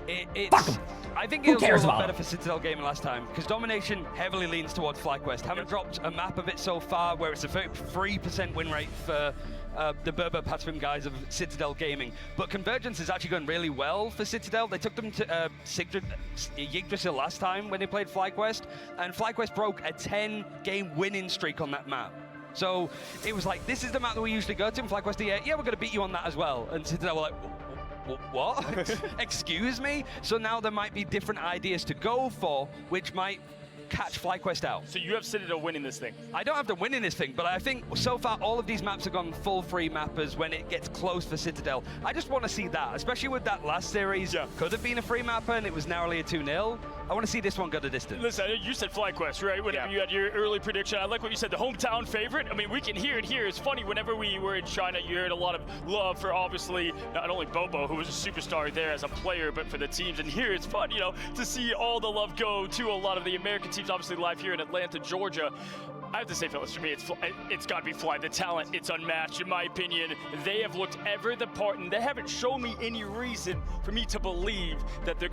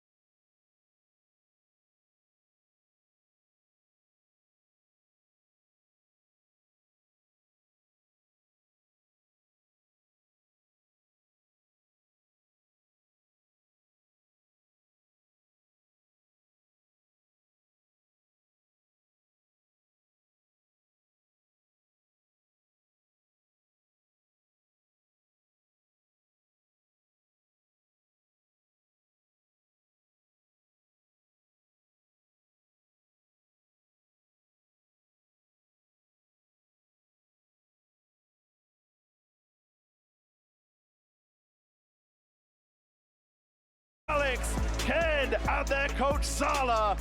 This is your second. I like Sala. Sala's a good guy. I like Sala. FlyQuest a little bit in your group stage. is it going to go differently this time? Yeah, I'm coming today with one job, one goal. I hear the mom screaming for them, saying, like, shouting for them every match. Today I want to hear them screaming, how good is Poly at the game? I want to hear them cry, and it's gonna happen, I believe. You're obviously against an American team. They're on a home ground. Do you have anything to say out there to the American fans? You guys better vote for the EU team. You have no chance. And do you have anything to say out there to the people watching online, the EMEA fans? You choose the good side. Voting for you is the way. We're winning this. Thank you very much. You guys get yourself sat down, please. Once again, join me. Let's start a civil war in my chat. Yo, who's Team EU and who's Team NA? The team that came fourth in those mid-season finals. Oh, and now they are going to be up against an incredibly tough opponent, a team that already beat them in those shit, I group like that. stages. Okay. But it I'm is seeing a time lot of for movement, the chat. I'm rematch. happy. Winner moves on to the upper bracket finals. Loser will be fighting for their tournament this is gonna be lives. good. And to This take is you gonna be through all the good. action, we are heading over to our casters, Got Moxie and Vicky Kinney.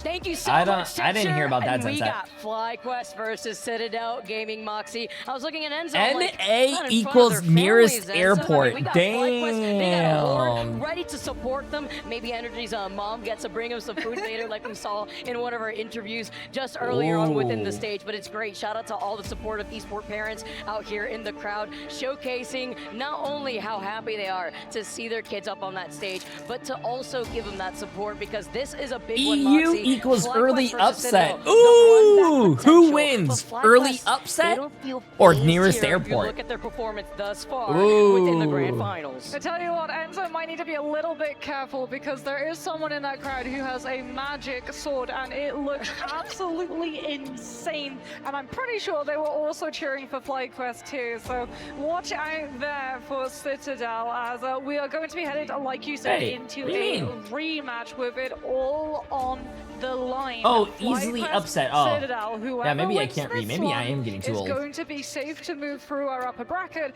Whoever loses Oh, is chat, going to stop find talking to themselves me. having to play out a nerve-wracking best of 5 in the lower bracket round. Okay. And Oh, there FlyQuest you won't guys be, are. I the can see ones you to guys now. send another American team Oh. home, right? I know American Man in the back won't be very happy for that one, as we get to take a look at our players getting set up on the stage. And as you mentioned, Moxie, and as we've already seen before within the group stage, this is a rematch, as FlyQuest did beat Citadel 2-0 during day number 2 of group stages, and it did start off on Hell's Heaven. It's a different look this time around as we get started on Krakoa. Yeah, and that's going to instantly be targets now banning out against things like the Jeff, because, you know, Des, they talked about it. Vision's Jeff is one of the best in the world, and she's backed it up. We got to see it in the Americas region. We get to see it here at This is gonna be Atlanta. fun. This is The gonna be fun. amount Come of on. players that Come on. he's been able to grab in the It's Jeff and successfully carry Do you them want out me to of send the you some fight candy off from of the map. Poland? If you I've want to send lost anything to my track P.O. box, as you we can. head into our Oh, there's a bigger first crowd today! The crowd are starting to get wild. FlyQuest have the hometown heroes, and Atlanta has showed up to cheer for them. Okay, I like that, chat. I like that. I hope tomorrow, the grand finals, it's packed. Packed, and a lot of people are holding up signs saying, sub to J3. Pick and man system already. Mantis off the table with Jeff. Wait, The Emma protectors Frost. You already talked about. I see Moxie Emma Frost. Vision. So lethal when it comes to the Jeff. And there's the stock exchange. Wait, starting to open Magic up for Sword. business. That's so Jeff with the fucking save. cool, Stocks go bro. down Do you guys with see the that? Venom ban. I No want more Magic symbiotic Sword. shenanigans. Citadel will be able to claim Venom themselves, so they are going to have both the Feast of the Abyss, but also forcing FlyQuest Bro, into it's banning basically back-to-back empty. It doesn't now matter, the chat. Jeff and Who the cares if it's Rocket, basically so almost that empty, Citadel bro? do It not have looks the like my birthday undivable party. I invite backline. like 200 people. No one shows up. Interesting here. A little bit of a different look considering the last time these two teams had played. The band lineup, if you are looking at what FlyQuest had put onto Citadel, they really wanted to fixate on that Mantis, that Venom here, as you can already see, at least that Mantis, but it's the Jeff that they prioritize, the Rocket next, and the Protect over onto the Emma. Well, this is also very different from the save lines that we're used to seeing Citadel from, right? Normally they've been putting a lot of stock into the Jeff save, going for the Venom and the Emma, managing to secure a very good Vanguard line. Yo, Looks to Empanada be for 33 Citadel's months. way Wait, of what? play here, as it's going to be FlyQuest getting to save the Invis after banning out the Adam. What the hell? Winter Soldier's also been removed on the side of Energy to try Fucked and up, man. force him over to something like that Psylocke. Okay, we're getting to the bans. Let's get It's a this. little bit of a reflection too, because the Atom still is going to be that ban pick that FlyQuest put onto Citadel, and with the final ban coming through, you see no Loki on the other side, so you won't be able to get that double res if you're looking at FlyQuest. Wait, is there actually ready to go as our players lock in? 25,000? Yeah, I like this. The main broadcast only has 5.6K, but with all the streamers, yeah, 25,000. That's nice. I like it. Saved both the cap. Well, rather not the cap. They didn't save Poly's Where's cap. They TTK's saved dad the at? Venom. They might be I don't think trying to make TTK's dad's FlyQuest there into yet because, thinking, oh my god, that hey, magic sword is we're so gonna be fucking putting cool. I Poly love on the it. Venom, and Ender's going to be rolling out on the And that Emma says instead, so simp. that they think What? that they have to worry about a dive composition and go for this Hella Namor instead.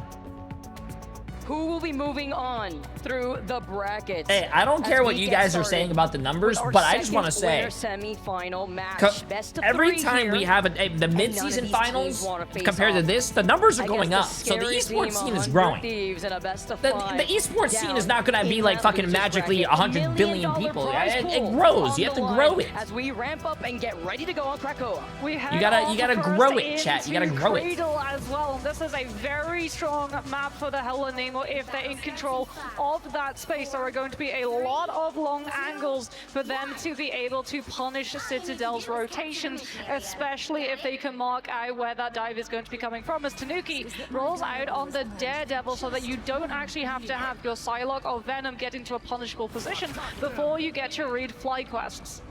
Now I'm gonna be able to call out Cooper's positioning too. Oh, on that Invisible Vivo, Woman, as you one of can them is a see view botter. FlyQuest taking the high ground. They were Yeah, expecting you can Citadel tell to it's a try to view contest botter. them on top of that bridge, but looking to their left to try to cover their backs with these squids. Backing away, nice push off from Cooper, and it's a follow-up from Energy. Okay, chat, on let's. top of the Ooh, anti-heal potential Energy with the first Hella and the pick. Gilmore. As Energy, he is flinging these shots, and he is able to find a lot more of this impactful damage. And even with a Terror Cape, talk about a lot of that damage potential. You don't even need a Mantis. Yeah, Zealous rolling out on the Cloak and Dagger, Cooper the Invis. So FlyQuest, when they stack, they get so much heal off of the Pierce from the Invis, but also the AoE attached to the Dagger's primary, while also being able to prepare for the Venom's commitment, because the Psylocke and the Daredevil don't go first. They get to play off of the space from the Venom or the Cap. Speaking of, Poly going in, creating space for his team, trying to force out some of those cooldown resources from FlyQuest, and so that they look in front of them and not behind, because Tanuki's in, putting the pressure on the Daredevil. I love how they're playing Daredevil already. Endo gets stunned, he gets stopped. It's a follow from Energy, but it's a back and forth. While Ken does find Energy, the number advantage for FlyQuest with Cooper having that invisible boundary to match that up Ken. It's a Venn diagram while Vision in the back line is also going to try to match this no more here together. Over to the left side, he's got the whale ready to blow, and with the Eternal Bond, he's got the reset. This could be dangerous though. Citadel do have freedom charge as well down to the butterflies, and there's no Strategist ultimate on the side of FlyQuest to deal with it. Oh, Strong big! poison Oh, he into only got one kill, wow. Catches Ken, but doesn't catch the Psylocke, and Melio is still cutting and pushing through FlyQuest's entire composition. That should be Citadel finally wrestling control away from this comp. Damn, Energy has his aim today, bro. FlyQuest still find trades. El Chino for 52 months, I appreciate it. And Somebody's got to take a look at appreciate Energy. the He was massive still donut, able my to friend. find that pick at the very end, but it's a great flip in favor for Citadel in this case. It depends. I think the Hella Namor team up is not as good as the Gamma Squid, but the Hella Namor team up is really good. It's like it's a very slow start, but once you get it running and once you start getting kills, then it starts like ramping up, and I think that's really good. From respawn, so FlyQuest are going to utilize the teleport to put themselves directly onto point. Yeah, it's like a gear. Once the gear starts moving, chat, it's gonna get good. It's gonna fucking roll. Line of sight coming through from this Hella will also put in one of their players onto the point to keep it under pressure, which means that Vez is going to be able to find the frontline spacing to take the Venom down. The tidal surge here on top of it to find Enzo, but with Tanuki being on this Daredevil, he's past the bar, and with follow-ups from Melio, he's going to be able to find Enderine next. It is a wipe onto FlyQuest, while Citadel still continue their progress nearing that 45%. Tanuki passes the bar. FlyQuest after that fight probably feeling like they got hit by one as they had to go onto that portal, but that just put themselves Yeah, what's Emom doing, bro? To be able to catch on to them with the Let the Devil Out. Now we're gonna have to see these rotations things come on through, but instantly it's going to be clocked by Citadel coming on through, and they're just going to go first. Oh my god.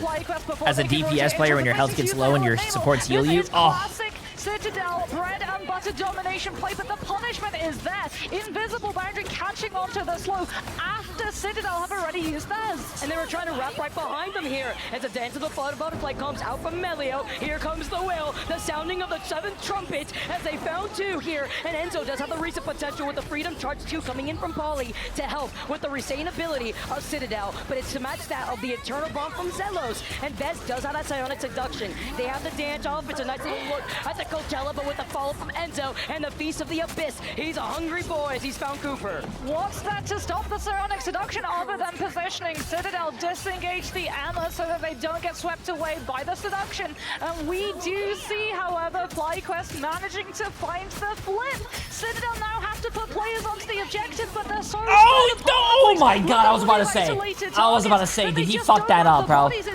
Oh my goodness. To the portal onto the objective, but FlyQuest have the perfect positioning now to utilize the Goddess of Death. And now we're seeing a swap up from Vision 2. He gets up to Namor, and now he goes over to that Star-Lord to build into that Galactic Legends, but point blank block here onto the Goddess of Death, staring at that Doctor Strange shield before he goes down. Vez also has the potential with that Doctor Strange portal to allow FlyQuest to come right back around. Overtime, taking away in favor for FlyQuest. Rage of Ultron comes on out. FlyQuest. We don't see a lot of Ultron chat, so he's hitting the building in front of him, so he's missing a lot of the shots.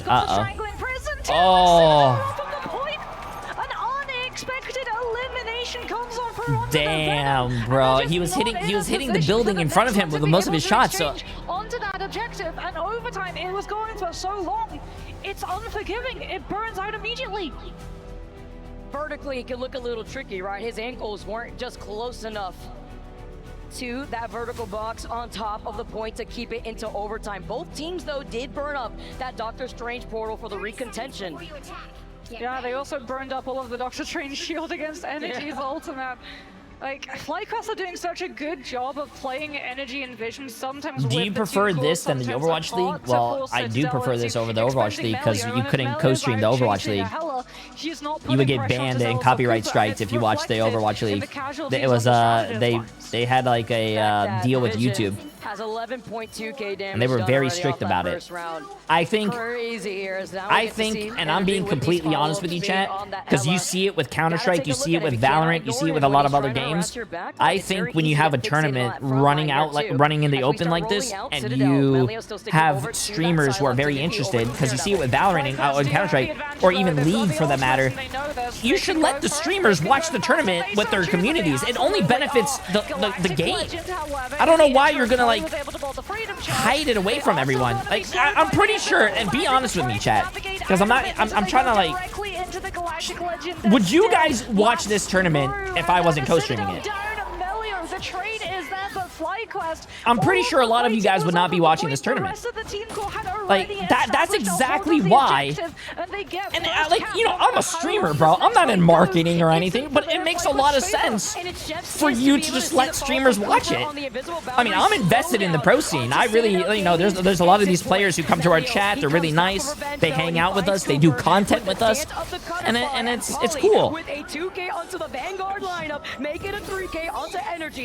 They flipped the point, and it's not as much progress as we saw in that first round for FlyQuest. And crucially as well, Melee on that Psylocke should be able to build up that next dance of the butterflies in no time at all with Sparksheep. He's over to the Jay, group, how much right? is it to It's sponsor really an good setup esports to team? with the Triangle Prison, but it's also an absolute Depends on how much you want to pay them. with these shurikens in, Let's just say and yet hypothetically again, you we want to see pay Citadel in each team control. member like $3,000, 3 times 6. That's what, 18, 6, 12, $18,000 a month.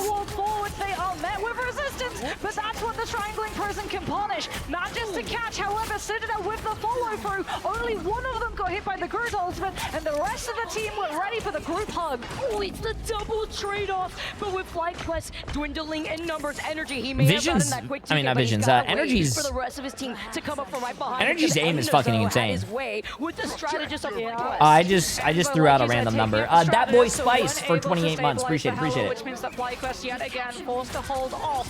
Polly on the off angle, making making sure that Energy and Vision are trying to take control of it. But that means that the Captain America wasn't there to disrupt the walk-up, and FlyQuest have already found themselves onto point. Vader Pokeforce comes on through. It's going to be able to get caught onto though with the Psionic Seduction. The Luna is the only one CC immune. They're trying to find the pick onto Tanuki so that they can stop the Let the Devil Out coming on through. Vision even commits the Horn of Proteus to try and shut it down, but Citadel are still able to keep the Daredevil up, and Hell's Kitchen keeps on cooking. Fair and honest. And Hell's Kitchen keeps on cooking. Whoa, I like. Okay. On this point, they find another one. It's going to be a reset. As Smart Chief is I going like to be able that. to go right back to the spawn room gates. But look at the time right now as FlyQuest need to recontest. They're not going for the... Oh, they are going for the Strange Portal, but it's going to be Vez. Goddess of Death is going to come on through. Polly should be able to let everyone survive it with the Freedom Charge, but then you don't have it into the follow-up to match up against Zealous. But Melio might just decide to go first. Dance of the Butterflies when the hell is up in the sky. Oh, see, Energy. See, I'm telling you, his aim is looking crazy. Melio's 1 HP out of that ult. Nice. Energy is insane. Energy is insane, bro. And he still has a reset with the Goddess of Death. Look at Zelos as Zelos gets taken out, but Energy still unstoppable, finds Tanuki. He goes all the way up, and without his strategist though, he will not be able to resustain with the rest of his team unless he take the wipes portal. out Citadel. But with overtime ticking away, it's still in favor for Citadel, but for FlyQuest do inevitably split it in their favor. Citadel are still on point though, and they're starting to work away at FlyQuest's players. There's no more Strange Portal, and that is going to be a point flip over to Citadel's side. Let the Devil out if it's needed, but I mean, can FlyQuest even get a person onto point in time? No! Ken was setting on up in case anyone got close enough with that force physics to push him off. Hey, good we game. Find ourselves in Grove. Good game. Good game Alright, so going the far. distance Good into game. Round 3 in our first map, and look at the ult economy Citadel are working with. Holy shit, he's We know really how close to crucial it is to his take monitor. control over Holy these first fuck. initial fights, but Does it's anyone even play bigger really if it close comes to their some of these monitor? resets that we saw is even Citadel go for within that And second by the way, fight, preventing I've been FlyQuest no from getting cap, a pre-semester full 6 reset. months. When Enzo That's specifically crazy, bro. allows the I'm at MVP to when I stack play those video games, strategists. I'm at I least mean, like this is going to be harder though. For like them. a foot and a half, Carousel 2 is feet away from my Hellraised monitor. Tables' worst That guy map was because playing of with his just the monitor like distance in that his you have to take those fights nose. at. When you compare it to Grove and Cradle, the Heller and Nemo have so much more space, so much more open. Yeah, I don't know if I could do chat. I don't like a lot of things in my face. Walk away with that first fight win. So Citadel, they're definitely going to be fighting all the way to the end of the line to prevent FlyQuest from securing that position for both Energy and Vision to find themselves at. Look at Spark and Cooper. They're close to those ultimates, Invisible Boundary and Strangling Prison. But Citadel already on the hunt. Tanuki's looking to pounce together with Enzo. He's caught them on the high ground, but look at all those squids. And with the chokehold into the drop kick, there is nowhere to go if you are that Venom. I mean, Halloween just happened yesterday, but that was pretty scary right there. As Alex comes in with the fate of both worlds to keep Citadel alive in this fight to match that of the Invisible Boundary. Yeah, trick or treat out of Oh, the mic season. does bother You me know what? sometimes. It's Christmas now, and Spark Chief is a Christmas tree for FlyQuest. The present, the Strangling Prison, and all of Citadel are gift wrapped right through that invisible boundary. Can they manage to find the elimination? They get one onto Tanuki, which means an undead monster spawn. And that Hell Oh is my, the highly headshot. untouchable. Safeguarded by the Vanguards in the front line and the strategists in the back. And FlyQuest, they did exactly what they needed. Citadel expended the ultimate economy, but weren't able to find the elims, did not have the numbers because of the dive being staved off at the beginning of the fight. And looking at that Venom very happily. Yeah, you want to try to jump up on this high ground? Well, guess what? You are not only met with the CC control of Bez being able to get that choke slam, but the squids on top of it all. Look at Citadel. They're going to try to approach from the high ground themselves, and Spark Chief is going to be able to hold them up on the high ground. Freedom Charge from Paulie is going to at least pave the path. Without the reset, though, from Energy, he gets sent all the way up. He forces Citadel to waste even more time and to waste the time of the Freedom Charge. Freedom Charge, like you said, pushed all the way back to the side room. Does mean that once the Goddess of Death is done, the dive is in position. Enzo with the Feast of the Abyss applies the anti-heal, and Citadel are able to find the target focus onto each of these players individually, with the ability to hop from them like stepping stones, one by one into a point flip. He heard you talk about Christmas, but we can't skip out on Friendsgiving, and everybody is eating here when you get the follow-up with the Feast of the Abyss and the anti-heal. Tanuki is hungry, and look at Enzo's positioning. Dance of the Butterflies at the moment doesn't have a strategist ultimate. Citadel once again applying that pressure, but it is just Token trying to force FlyQuest into having to burn things like the Terror Cape from Zealous. That you can see him having to swap between the dagger and cloak form. Not sure whether or not it's going to be the commitment. Dance of the Butterflies comes on through. Everyone inside one small room. Invis boundary was pulled in the meantime though, and Cooper is able to bolt it directly into that space that Citadel were Oh, come on, able you to gotta hit. disengage safely There you go. from. Oh, And energy with got it. now finding Enzo, sure, they force out that invisible boundary from Cooper, but they still have the survivability of Spark Chief and that Freedom Charge. Everybody grouped up together as he hurdles the rest of FlyQuest forward, and Vision coming out of left field has a whale landing on 3. It's a follow-up to find Ken, to find Alex. No strategist left from Citadel. Energy is able to disengage to let the Devil out, but that just means that Citadel had the Daredevil ultimate all the way going through before a strategist ultimate could save a FlyQuest players. And it's now going to be Citadel once again in control at this point. However, that was Melio swapping over to the Doctor Strange off of the Psylocke, which means we're on a triple Vanguard comp, and also means that that's Portal cooldown invested. I just love watching Polly and Enzo play side by side. It is actually crazy to see what these Vanguards can do as he tries to dive in again.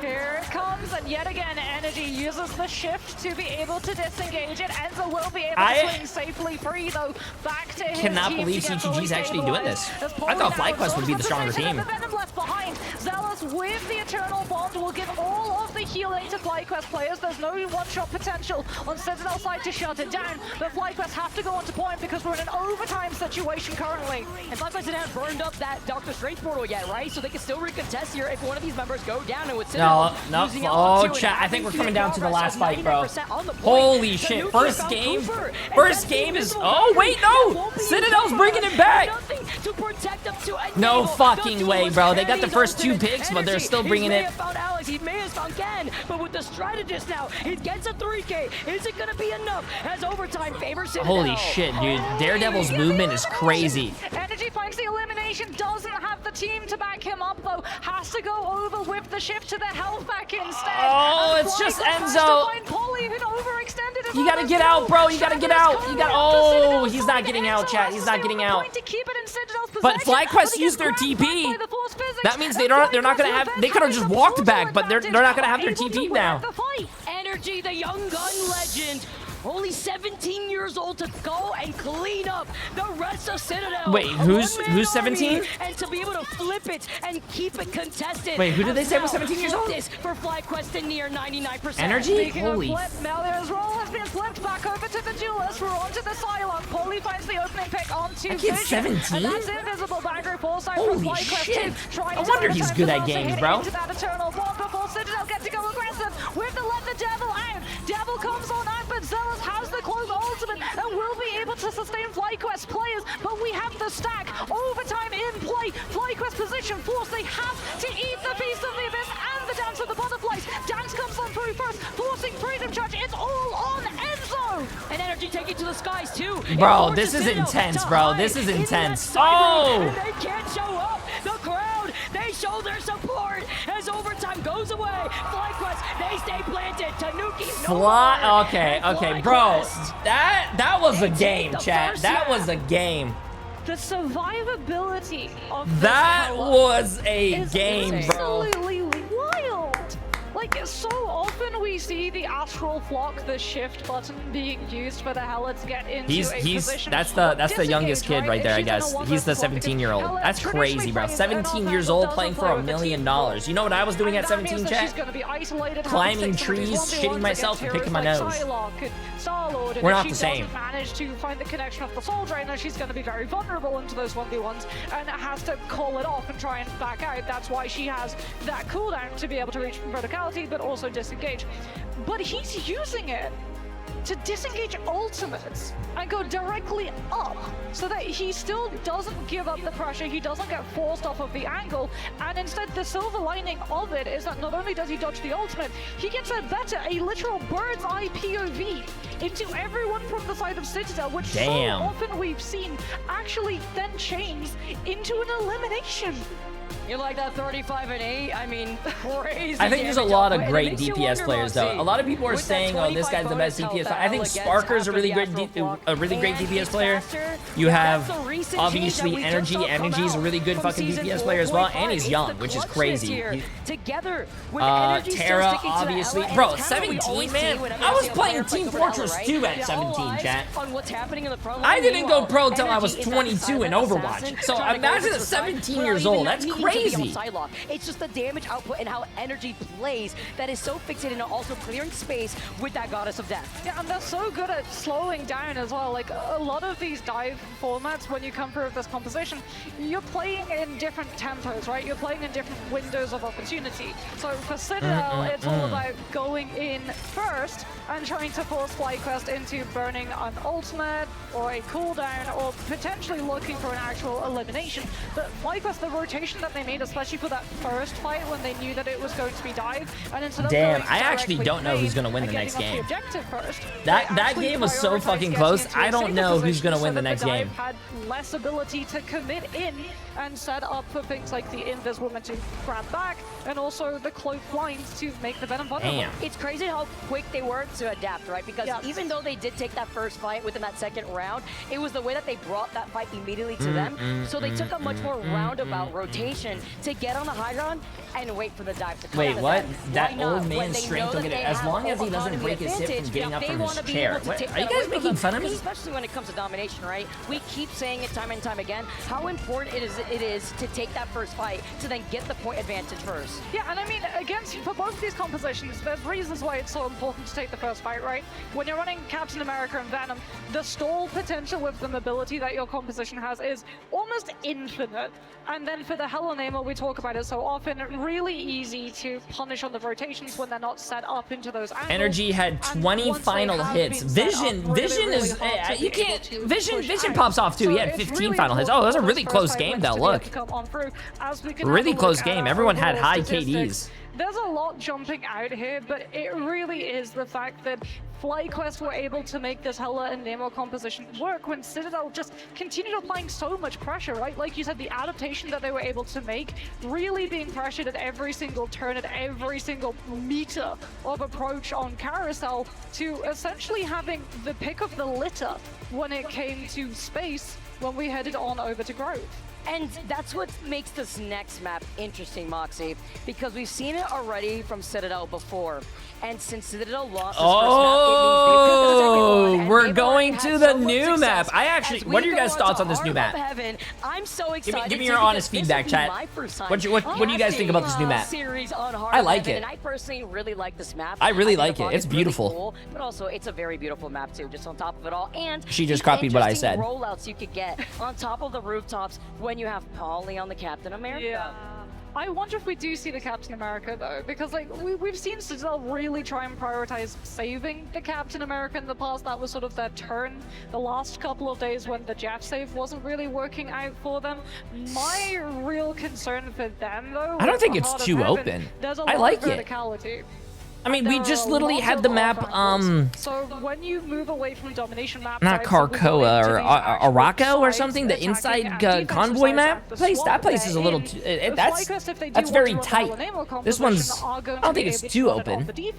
Unless Citadel or decides to start weakening it, either by removing I don't think it's too open. the components of the team up, either Hella or Namor, or by trying to weaken out the things that better empower it, something like that Invisible Woman instead. But you know what's crazy though? While we keep talking about Citadel and Heart of Heaven, like this is where FlyQuest also won a map. Yeah, nice camera angle right there. Make sure you. They have this experience of being able to practice it. They probably make sure you wash your hands after that. Or imagine that guy's gonna go hug people and high five people after this game. Oh, come on, man. Because we usually see it go the distance, but that's not the case here, right? Come on, camera guy. And currently, FlyQuest are sitting at match and that's why a lot of people get sick at events, chat. I'm not saying, you know.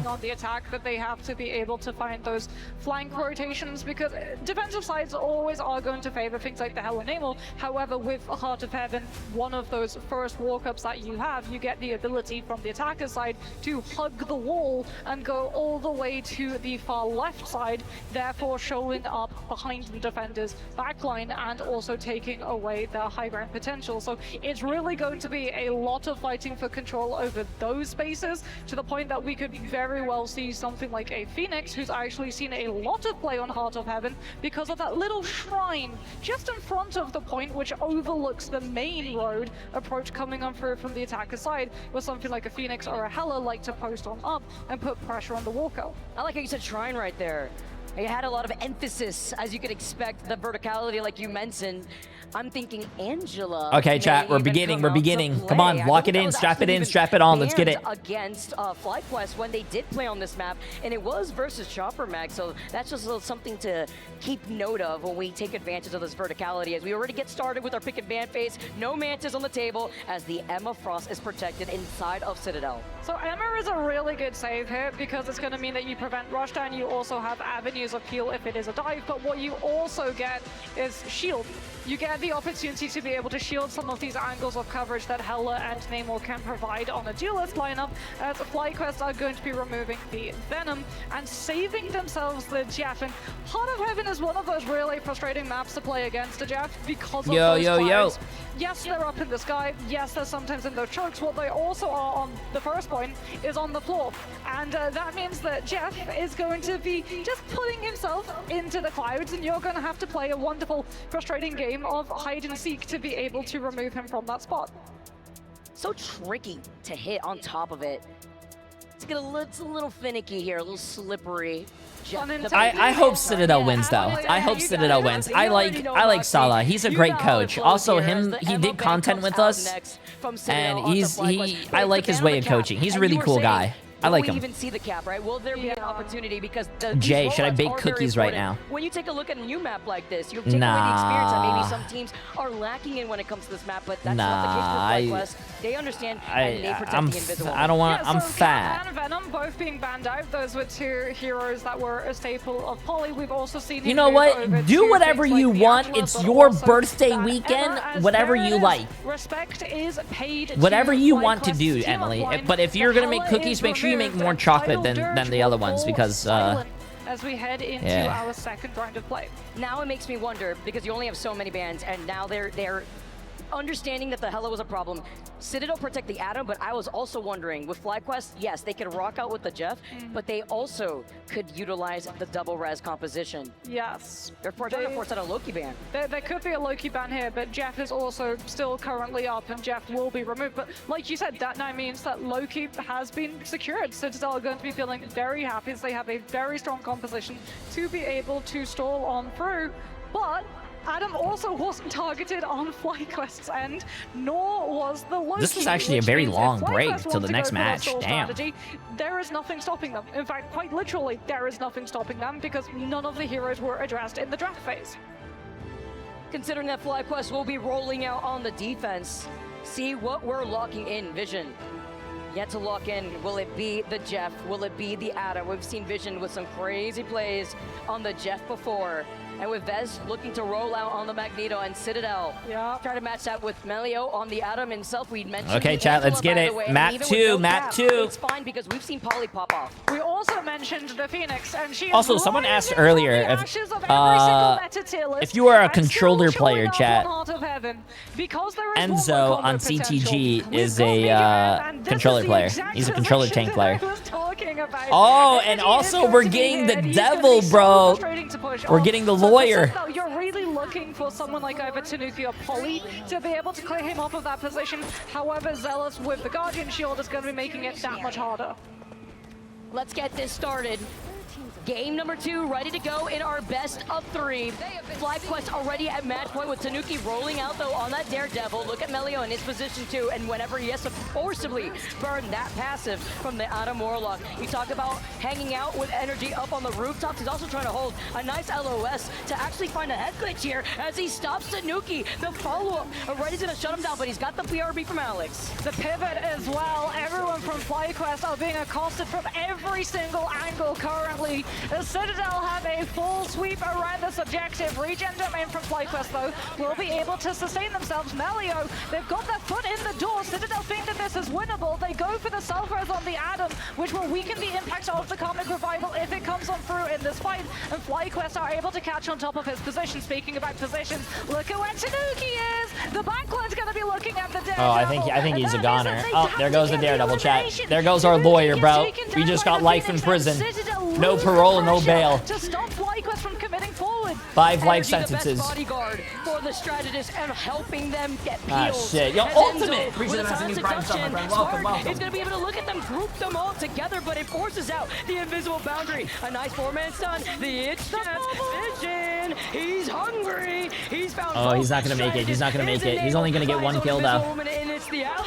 Oh, wait, he got both. I'm surprised the Invis woman didn't jump back on the map. With the push-off. FlyQuest, the Wombo combo, strangling Prison, and it's Jeff. And Vez with a helping bubble along the way of that bulwark to make sure that Vision's passage is safe. But Citadel, they're going to be swapping things up. Tanuki off of the Daredevil, over to the Bucky. Melio should be able to win this fight with sustainability with the res. It's Zello stealing all the KOs here from Vision for me. You know what? Doesn't want to be the team player, but now having to look at Citadel, you talk about the res. Alex also has that C. But FlyQuest have so many answers, Moxie. Can Cooper find the connection of God of Mischief onto the Adam's position? That is the quest. No, he's going to use it instead, I think, on the Invis woman, but it's unneeded until now. I think Vess is a really great fucking tank player. Bro, I'm so surprised at how good Vess is at Magneto. Revival brings back a precious few. Citadel now, without the numbers, have to give up the space. Like, it's crazy, bro. Like, Vess has the best Magneto I've ever seen. His accuracy is consistently around 70% or higher.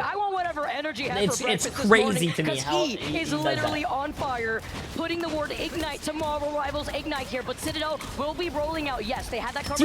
I love TTK, but I've seen his accuracy before. It's like 60 to 65%. Space to be able to use it onto the objective. Spark shoot. It's going to be. Oh, what a big swallow, bro. It's going to be full, and he's taking them all off of. Oh, Vision. Remember.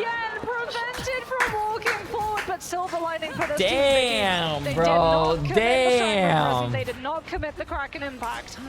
But I hate Jeff. To use either because look at how aggressive I hate Jeff. is right now. It's the fact that Vision sends himself down with everybody after using the. Emily, your Jeff is much better. You actually get target banned. They don't. This time around, he'll have more than enough time to come back together. And as you mentioned, and also look at Melio, nice little stun as he still has the passive active. Psionic Seduction to start things off as Zelos is ready with the invisible boundary. Vess could be the hero. Citadel know it. Let's see this. Let's see this. Let's see this. Come on, Vess. Come on, Vess. Let's see your Steph Curry. There it is. Meteor and absorb strangling. Oh! Denies the win condition. Losing out on what they needed to lose. Wait, they have res. They have res. They have res. Where's Melio at? Ready to go. It's a fate of both worlds. Oh, Melio's in the back. You saw him. He was over here on the right side of your screen. He's in the back. He's in the back. Ready? You're gonna see him over here. He's resin. He has the res. We can see his silhouette through the wall, posted up on the verticality. They're expecting FlyQuest to sweep. Can Vision find him? It's Jeff comes on through, catches both of the Vanguards. Should be able to get them off of the map, but that's what Melio was waiting for. Karmic Revival is there, but is it in range to bring the Vanguards back? It is not. not. He fully pulled them over to the other side on purpose. It looks like he does actually get it over to the other side, but it's fine. The Doctor Strange portal is going to come out. Overtime, literally a pixel, and Citadel. They finally. Yeah, but they have no ults. It's going to be a no ult, no ult. He's waiting on the cooldown for Vision and Energy to come right back. Bez has moved over to the rocket for the BRB station. Paulie is so close to that strangling prison. You gotta stay on point. You gotta stay on point. 95%. Wait, he ulted him up there? Oh my god, bro. Inferno detonates before it can hit the ground. Energy gets the health reset, but has denied the elimination, and Citadel still have the numbers advantage. With Bez looking at the strangling prison, he's looking at nightmares. His sleep paralysis demon has energy. Is the other one waiting in the corner of his room? Sleep paralysis demon. What? Everybody in the domain as he lets the devil out and he clears out the points. They needed this. Nice. Down in numbers, and Citadel finally get the payload moving. Something was a hero in that fight from Citadel. Nice. At least they cap, chat. At least the game continues. The Eye of Agamotto and then go down to 50%. It was either a freeze these fights are from crazy. Alex or potentially a carbon crush from Enzo. The only 2 frames of CC that would have been able to prevent the cast of that strange ultimate. But regardless, Citadel in overtime pick up first and head into second. And because they lost so much time, they're already taking these fights aggressively, preventing FlyQuest from setting a position up for the Phoenix. I've always found this second part, the second checkpoint of this map, to be a little awkward. That's why you see Energy holding forward a lot of different vertical angles to hold. I think you gotta play the tunnels. If you play the tunnels correctly, it's a lot better. That's what a lot of the pros do. Like I figured you want to hold the high ground, but no, a lot of people just do the tunnels. Prevent the incoming full damage and enjoy your trip. FlyQuest and Citadel back to the respawn point of another Groot Jeff combo. He said prime shipping for the Citadel spawn rooms here. Thank you very much, Melio, and Tanuki. Cooper does find Enzo in the process as Melio. We talked about it before, as Karmic Revival couldn't use it in that moment here in FlyQuest. Okay, let's see this. Is he gonna get another LeBron James, chat? Is he gonna get another LeBron James? They have ready for them, Moxie. Any eliminations, like you said, that FlyQuest ship out onto Citadel. Citadel do have the receipt for, will be able to return with the Karmic Revival. And FlyQuest, they don't have Vision's ultimate now to be able to punish it, but what they do have is an elimination early on the Adam. Melio telegraphs that he wants to use the Karmic Revival cast. Citadel, they're so far forward on the angle against the Phoenix that they know that they're he almost got him. Both of each other almost. They almost finished each other off. Preemptive copy on the Loki, and Ken has fallen. Oh, Vest is popping. I'm telling you, Vest got a 3. They try to bring them back. Nah. Invisible boundary is going to be favored. Big res from Elio though, FlyQuest though, they've got so many ultimates to punish the bring back. All that hard work, but FlyQuest were calling it out. They were expecting this Karmic Revival. Vest goes up, Meteor M, the Wombo. Oh, he didn't hit anyone that time. Down, but Ken, with the invisible boundary, still keeps him alive. Sparky's gonna be able to bring them all together. Nice. Fuck that, Jeff, chat. What's the email? Jeff fucking dies? Enzo says, not this time. Fool me once, shame on me. Melio brings Zealous out of this fight. FlyQuest having to rely on just the Jeff heal is I love that email. I love that email. Citadel sweep the elimination board. Because that's what he deserves. Overtime continue their journey. But this is not Heart of Heaven anymore. This is a hell of an overtime making. They have to stick themselves on this objective, and FlyQuest move energy over to the Winter Soldier to try and punish some of these very predictable positions. Literally stuck in purgatory on the crowd is getting loud. That's what I'm talking about. TTK's dad. He needs to start building into another Karmic Revival. Huge. Good. I'm glad. Look at energy. Look at what the bread and butter is going to be for FlyQuest. They're going to look for the strangling prison. Ooh, it's getting full now. W. I'm glad to hear that. I hope they show us what the crowd looks like. With the Groot Walls, Citadel have to rely on the fate of both walls, but that just means that energy gets to hold his ultimate and wait for it to be done. Invisible boundary. Oh, that feels bad, man. Everybody down. It's overtime. Citadel have no choice. Vision gets the eat. Both of the boundaries off of the map yet again, and this time Melio can't abandon his post. Vision. He's got to get the Karmic Revival cast off, but no one is on the Jeff. objective. FlyQuest had cast them all away, and that is where we now have the objective finishing its final stave. When you're stuck in the jaws of Jeff here, and you're thinking about the Kraken. Damn, bro. Did you see him? Did you see the coach? The coach can't talk to the players in the middle of the game. But when you have someone sitting behind you and they're sitting like this and looking at you. So that also because it was dude, bro. It's like chat. Have you guys ever drove and there was a cop behind you and you're not doing anything wrong, but the cop's behind you, so you're like, oh fuck, oh fuck, oh fuck, what am I doing, bro? That's how it feels when the coach is staring at you, bro. You don't have the ultimate, you don't have your bulwark to bubble yourself, and you find yourself getting eaten alongside all of your team. FlyQuest have drawn a mark in the sand. I don't know if you guys ever had your dad or your brother or your sister or someone like stand behind you while you game, but as a streamer, I feel really weird if someone's around me, even though I stream to a lot of people. If someone's in the same room as me, I feel really weird. I can't do it. 11 final hits. Vision coming through as well. The Jeff, he is feasting, literally being not only on the Jeff, but the damage output as well as the 10 final hits. The It's Jeff having so much. Citadel gonna be playing that full defensive hold comp. Ken on the low key. Melio the I used to look at TTK when you used to strike out in baseball. TTK used to play sports. Swapping off of the strange, having given everyone an in. Why do I feel like if TTK hit the ball and he was running to first base, he would trip over himself? Citadel have to rotate their positions and respect what space the Phoenix now has. And so backing away though, look how aggressive FlyQuest is getting with the roundabout rotation. While Citadel try to match them, they drop down, and Tanuki's found vision. You guys told me that. On the Daredevil, as Sparky is going to be able to get the shish kebab onto Polly. It's a trade-off here, while Tanuki's same here. I lost interest in Cooper, who knows he's in trouble as he tries to hide right around the other side of the rock, but he gets some peels. The coaches can only talk in between rounds and like during the ban phase. Soulbine's going to get them moving forward aggressively too. It's like Valorant as well. I heard when in Valorant or other games when a coach is talking during the ban phase or something, and as soon as the game starts, their mic cuts out. Like the producers cut their mic so they can't talk. And that's another force of region domain as FlyQuest use them or Apex too. Stones to skip their way back to main, trying to prevent the stall line, but it just means that they go down even later in the fight.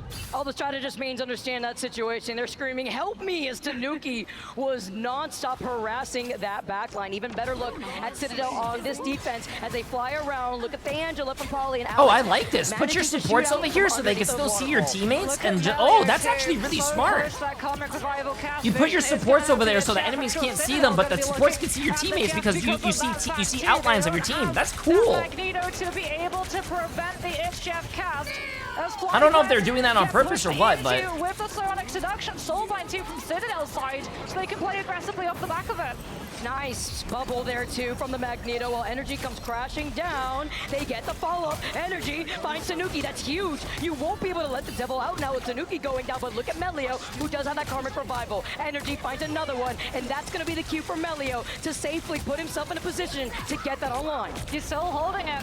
Ken's got the catch. Oh. He was waiting for Vision's three of his teammates. Tanuki with the let the devil out on the point to prevent FlyQuest from taking advantage of the numbers fight.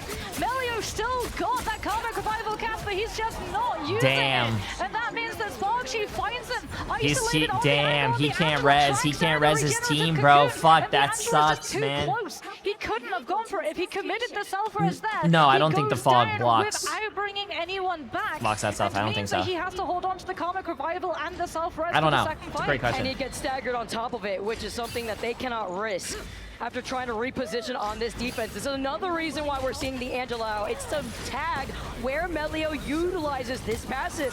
Can't do it, it's a reset, and FlyQuest are holding up and trying to control this high ground while wrapping on the other side of Citadel. Tanuki taking advantage of Daredevil's mobility, just getting in, stopping FlyQuest's push, and then getting out, making sure that Melio and Ken have a lot more space to be able to work up against Spark Tubes. Good force physics, prevents the Assassin's Charge, kidnapping away one of the strategists. As Ken goes for the copy onto the Invis woman, Vez now comes on through with the Meteor and looking for the one-shot shutdown, and Tanuki gets taken down. Melio, she's losing too many key players and brings them all back, but that's what FlyQuest were wanting. They disengage it. Oh my god, oh my, everyone died, massive res again. Catches the res space, and Citadel find themselves Sparks into a space that they do not want to It's a shish kebab from Spark Chief as he hits Jeff. You hear everyone reacting to the fucking Jeffel? Oh my god. Puts everyone in the spawn and everyone dies. If you guys didn't know that, yes, as a Jeff, you can go into your spawn if you swallowed someone and spit them out in your spawn and they will slowly die and they cannot leave your spawn. And look at the time back. They still have 2 minutes and 20 seconds. You can't shoot them into your spawn if you're outside your spawn though. You can't like shoot them in there. You have to be in there. Into using that invis boundary, but that's exactly why Spark Chief is guarding the angle. This lane fight is one of the most important, and he's denied the opportunity of building it up before we go into final fight territory. Zealous is going to have invisible boundary. Citadel has to hold their position to Chat, by the way, I don't think they really care about getting the kills or not. I'm pretty sure in a tournament, all they care about is winning, so they don't lose. And this is just FlyQuest, unstoppable moving forward. Just like your ranked games, who cares about your stats? If you win, you win, bro. He's a problem as Melio's able to find if you go 4 kills and 28 deaths, but you won the game, you won. That's all that matters. Look at their goal. Keep going, Spider-Mans. The goalpost right now with this payload. Melio has Karmic Revival. It's not on my team. Vision is so close to its Jeff. Cooper might even go for the copy onto the Jeff or the Invis just to be able to secure their position. And there it is. Force physics to grab Citadel in. Slow them with the invisible boundary. Alex will be able to overlap, but here's the wombo combo to find the elimination for the strategists. Vess. He finds the res. He finds the res. Does he kill him? No. Bring Alex back, but they're off of the objective. And they have yeah, that's a very awkward res. They're far away from the objective. They enabled Melio, that Karmic Revival, helping out the team, leaning into their win condition, and they needed to dwindle this time. Now there's less than a minute, but Moxie, Vision has the itch, Jeff. We know what could happen. Not Chat, last fight. Can get off the point once it's forced into overtime, and Spark Chief as well. Ken might actually be forced into just burning. Let's see this. Let's see this. Can Vision get a big swallow? Because what they could do, the wombo combo here. Sounds very. You can see Spark Chief setting up on the angle, wanting to catch. Is it going to be a big swallow, chat? Because that's going to mean that Vision gets to eat even further. Skies are congested here, Angela v. Angela, but it's Spark Chief diving down with Heaven's Retribution. The itch oh no! Oh no! The Jeff is down. The Jeff is down. Energy, look at for that crack and impact. They're gonna need to rely on this. He does get stunned, and Zelo saves the day with the invisible boundary. No soulbind either. Citadel used it earlier. Polly's got to swap over to the strange, and here comes the crack and impact. This is the win condition. They've got Citadel literally against the wall. The portal comes on through. I think that's GG's, chat. I think that's GG's. There's no way they live this. There's no way they live it. They're just gonna die one by one. That's GG's. Back into the fight. His health bar goes lower and lower and lower. His Karmic Revival climbs higher. But Spark Chief with probably the crucial. Oh, you can hear the crowd. I love hearing the crowd react. I love it. That's like the best thing about esports. Live crowds. Melio's gonna come back and bring them back, but overtime taken away as FlyQuest are looking to clear the point. Tanuki lets a devil out. Alex though, with the invisible boundary out, he used it already, and Citadel, they are not sustaining. It is FlyQuest with the number advantage. And nice. Oh shit! He's saying you choked. Oh! Choke. Oh, he's saying, oh shit! On the stage here in the Marvel Rivals Grand Finals. They're shit talking.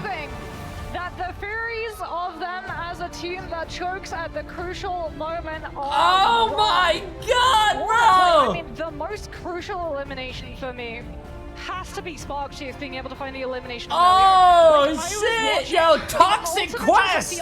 What's Toxic Quest doing, bro? Those two things just going back and forth and back and forth and back and forth and back and forth in the most stressful. Oh, the mom, the family's crying. Oh, it's so cute, because of the chat. changes that were made, because of the shields that are granted to the players brought back, there is very little punishment for using it on the objective well within the line of sight of your opponent. So Spark Chief being able to find the elimination onto Melio and buying them the time to not have to worry about a full team of Citadel washing back into that objective when they're coming on through with that portal advantage is the thing that sweeps the stakes in the side of the attack. I mean, the fact that Energy had 42 and 6, it's every single member of FlyQuest they popped off. The Vanguard lineup between Vez and Smart Chief was on another level. I'm sorry, but that Angela was so crazy. Yeah. The crucial picks, especially in that end fight, even when he overextended and he did get punished by Tanuki, it was still finding Melio before he even got that Karmic Revival. It was also staggering Tanuki before he let the Devil out, before they forced the recontention here. As FlyQuest, they take the series. I feel so bad, bro. I feel so bad for Citadel, chat. History repeats itself. FlyQuest take the win against Oh Citadel. shit, bro! I didn't know both teams hated each other, or I didn't know people didn't like Citadel, bro. Like any fight goes differently, and we see an entirely different result on our screen, and we go in to map 3 of a convoy play. You can see FlyQuest, they're so happy. They are the home heroes. So many of their families here as well. And that was, I think, the question about this team, right? It wasn't about whether or not they would be able to keep up with the rest of these teams mechanically. It was whether or not that pressure would be able to get to them. They have so many young players. They have so many players for whom it is their first ever international LAN. For Vez as well, it's his hometown. He wants to look good on that stage so that the crowd are there behind him. And FlyQuest, they're looking oh so strong. Yeah, and to be able to do that in front of your Damn, family, that bro. must hit very differently. It's crazy. Damn, bro. Chat, that is... Here, I'll give you guys the channel points. And there's a reason why they're professionals, Moxie. Calm and collected. They were very happy to not only take that series, but it's a showcase of some of the strongest talent that we have internationally. I'm hearing that we got an interview with our winners. Take it away. I am here once again with energy. I feel like me and you are starting to get to know each other quite a bit here because we're appearing so often. You guys are now 1 series away from your first grand finals. How are you feeling? I'm feeling really good. That was a really good series. Shout out my team, of course. You know, they played phenomenal. I wanted to ask as well. You guys are playing a lot of Hela, you in particular. How are you staying so safe? How is your team protecting you? My support. I like these little things down here. Really good at healing. I think the bird buff with Hela, it really helps the character, the extra HP, the faster cast up time. It's a really good character. I also wanted to ask something a little bit careful here. Has Vision been eating okay? Because on that Jeff, they were hungry. Yeah, Vision went crazy that game. Just every E was like 3 people. You just like, I got 3. He just went off the map. It was really good. Your next opponent, upper bracket finals. You're against Virtus Pro for a spot in the grand. That's gonna be a good game, chat. Virtus Pro against FlyQuest tomorrow. Bring your A game, you know. The best team right there in the coming from the other group. I'm glad we're meeting in the semis. That's what I thought was gonna happen. But yeah, it's gonna be a good series. And we're hearing a lot of noise from the crowd here. Do you have a support group here? Yeah, I have family here, you know, friends, everything. It's really good. Really nice. That's nice, bro. That's nice. Oh, that's so cute. Shout out to the mom and dad, bro. That's cute. I like Vision. You know why, chat? My parents right there, you know, thank you. You know why I like Vision? It's not because he's a great gamer or anything. It's because, like, our hair looks so similar. All right, well, thank you very much once again. We have, like, the same haircut. Upper bracket finals later on, and let's head over to the desk for the breakdown of all the analysis. Energy. Quest who did I say? I don't even know who I said. Oh, Vision. I say Vision? Fuck. I'm old, chat. I'm old. Sorry. Adversity, they've been able to go and take L's into complete W's. To see their story I was wrong. It's been something so special, especially having the privilege as the American catcher to see them in the journey that they've had. Let's start here, because I don't even think Jeff, the baby Landshark, expected Vision to do that well, and he was the one in the driver's seat. I mean, Vision was insane. Oh, yeah, wait, TTK's dad's here. Hey. How he makes it work, right? Now we have 100 Thieves against Citadel. On that Heart of Heaven, most notably. But although Vision was able to get those openings perfectly, we have 100 Thieves against Citadel, chat. This is going to be a bigger, game. Making Vision look even better than he be a massive game. is with those Grid ultimates and maybe sometimes those Angela ults as well. I felt like watching Vision. It's just that he can't getting away with this. It was just consistent, and it felt like the thing about it is just in the middle of all of the team fights. It's not like Vision goes from the off with it. He waits for the chaos to unfold, and then when all of those big ultimates come out, all of those big cooldowns, that's when he sneaks in, creeps in, manages to pick up 15 people total on that map to spit off of the map or to spit into the enemy spawn. And that's what's so special, you know, to wrap up on Vision, but to say, I mean, for Shroud X back in the day, he was the hella player. He played a lot of Namor, and to come in and master Jeff in such a short time is it? You know what? I'm done with just saying maybes with this team. They've got some of the goats here. When you take a look at the highlights, I mean, energy. Are you kidding me? Love to see the parents in the crowd. Got to interview him way long ago, back in June, and just this young man deserves this moment. Whoa, I'm nervous, chat. I'm nervous. This next game is gonna be good. Oh, by the way, just as a heads up, this next game. Wait, apparently Terra isn't feeling well again. I talked about this back in the day, right before this match. He better pull off his fucking flu game, bro. He better pull off this fucking flu game. Factor in them, and because of those individual There's 3 games left. Vest could come up huge, energy could come up huge, hell, Vision could even come poor up guy, huge man, as well. poor So guy. Playing on stage in a tournament when you're sick, that's not good, man. That's not good. They can just turn the fight on its head. I think 100 Thieves could technically just give me a call, you know, for $500 million. I'll fly right now to Atlanta and, you know, play for Terra, and we could take the win that way. Their guns compositionally, they made some I just want a small little payment of $500 million. Change up from 2-2-2 with the Hella Namor, or go triple strategist like they did at the end of this map of Heart of Heaven. They just look so good, so well-rounded from top to bottom. It seems that they have so much structure for a team that is still finding itself, right? They've not been together as long as some of the other teams from America, certainly not as long as Sid. Yo, what these kids need to do, chat, you know what these kids need to do and they need to learn with experience? Obviously, when you get older, you get wiser. Before you go to a LAN, or before you go to a TwitchCon, or before you go to any event, you gotta pack those little vitamin C things. You know what I'm saying? You gotta. Oh, look at him go! Look at Spark Chief. Listen, this crowd, you gotta pack those little vitamin C things, bro.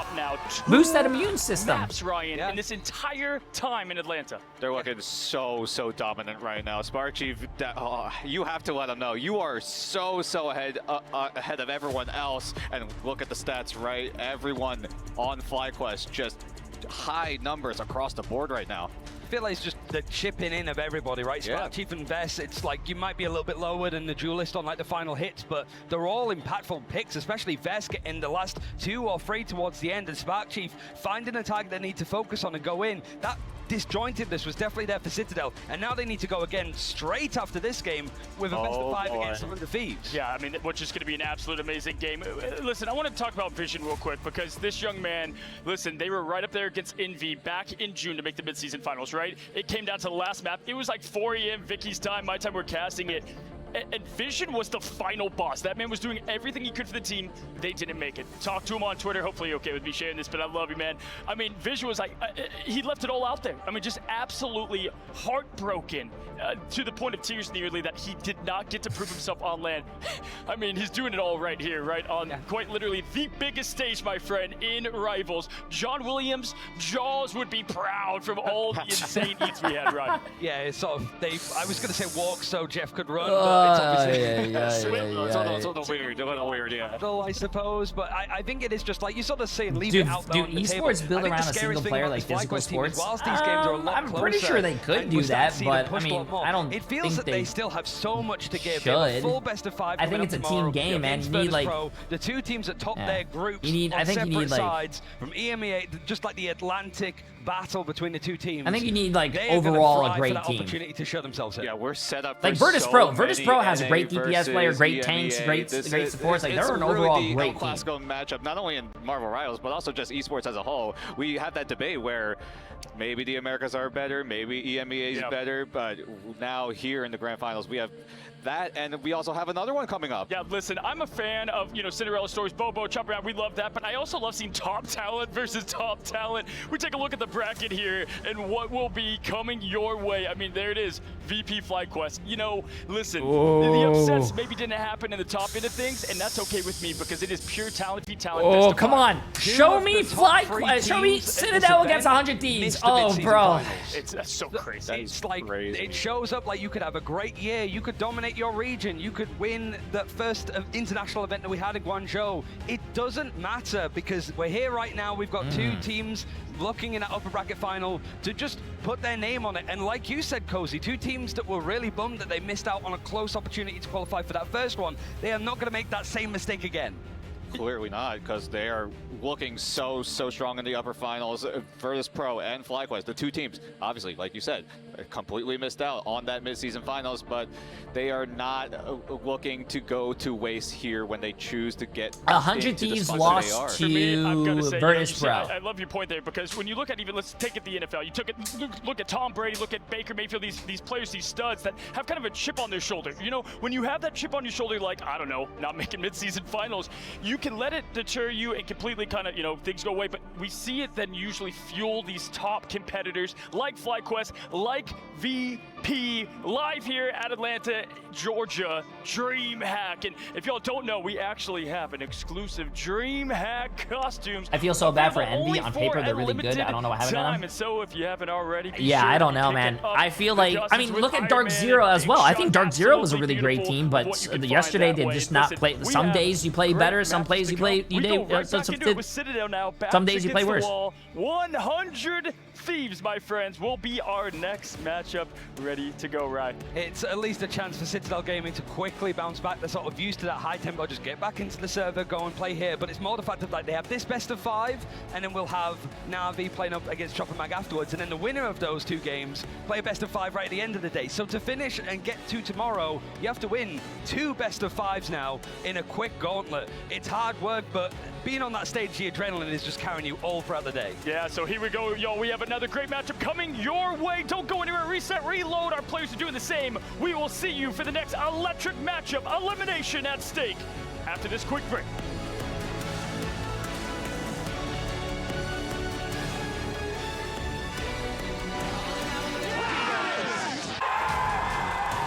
There you go. Yes, I love seeing the crowd.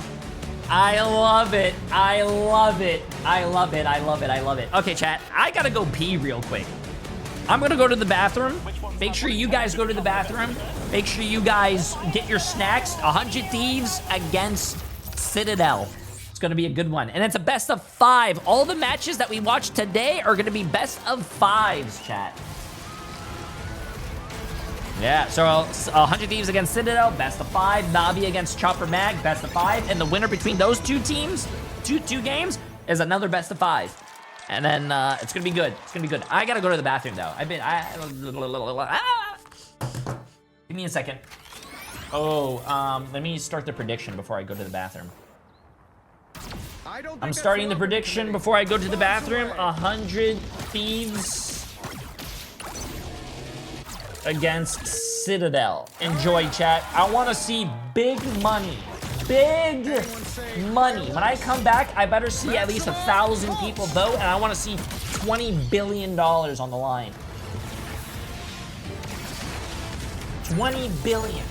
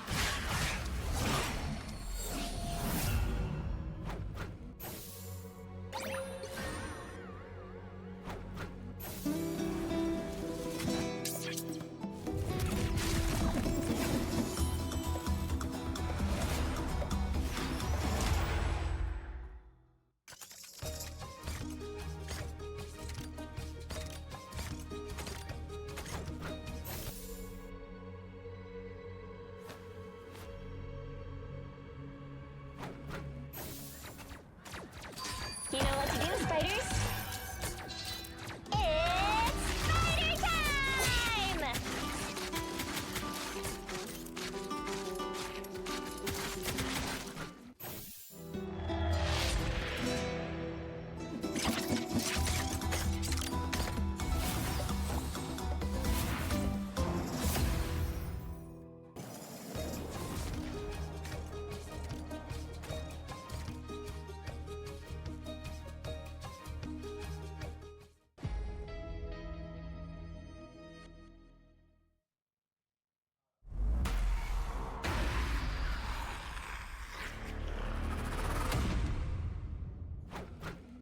There's no reason to be afraid of my magic, unless you give me one.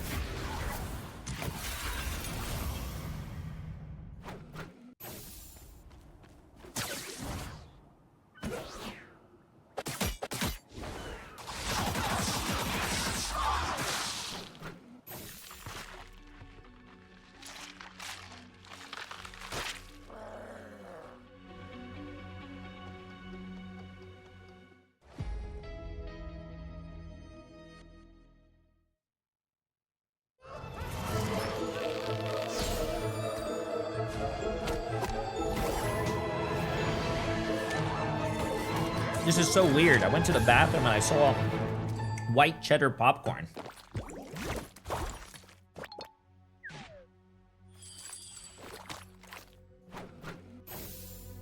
Okay, so far we have 163 people on 100 Thieves for 4 million. 79 people for Citadel for 1.1 million. This is big, chat. This is big. This is big. This is a big game. This is a big game. Finally beat Nightmare 4 in zombie mode. Hey, good shit, good shit. I heard apparently that there was such great feedback for the PvE zombies game mode that they said they were gonna probably do more PvE stuff. So it's good. That's awesome.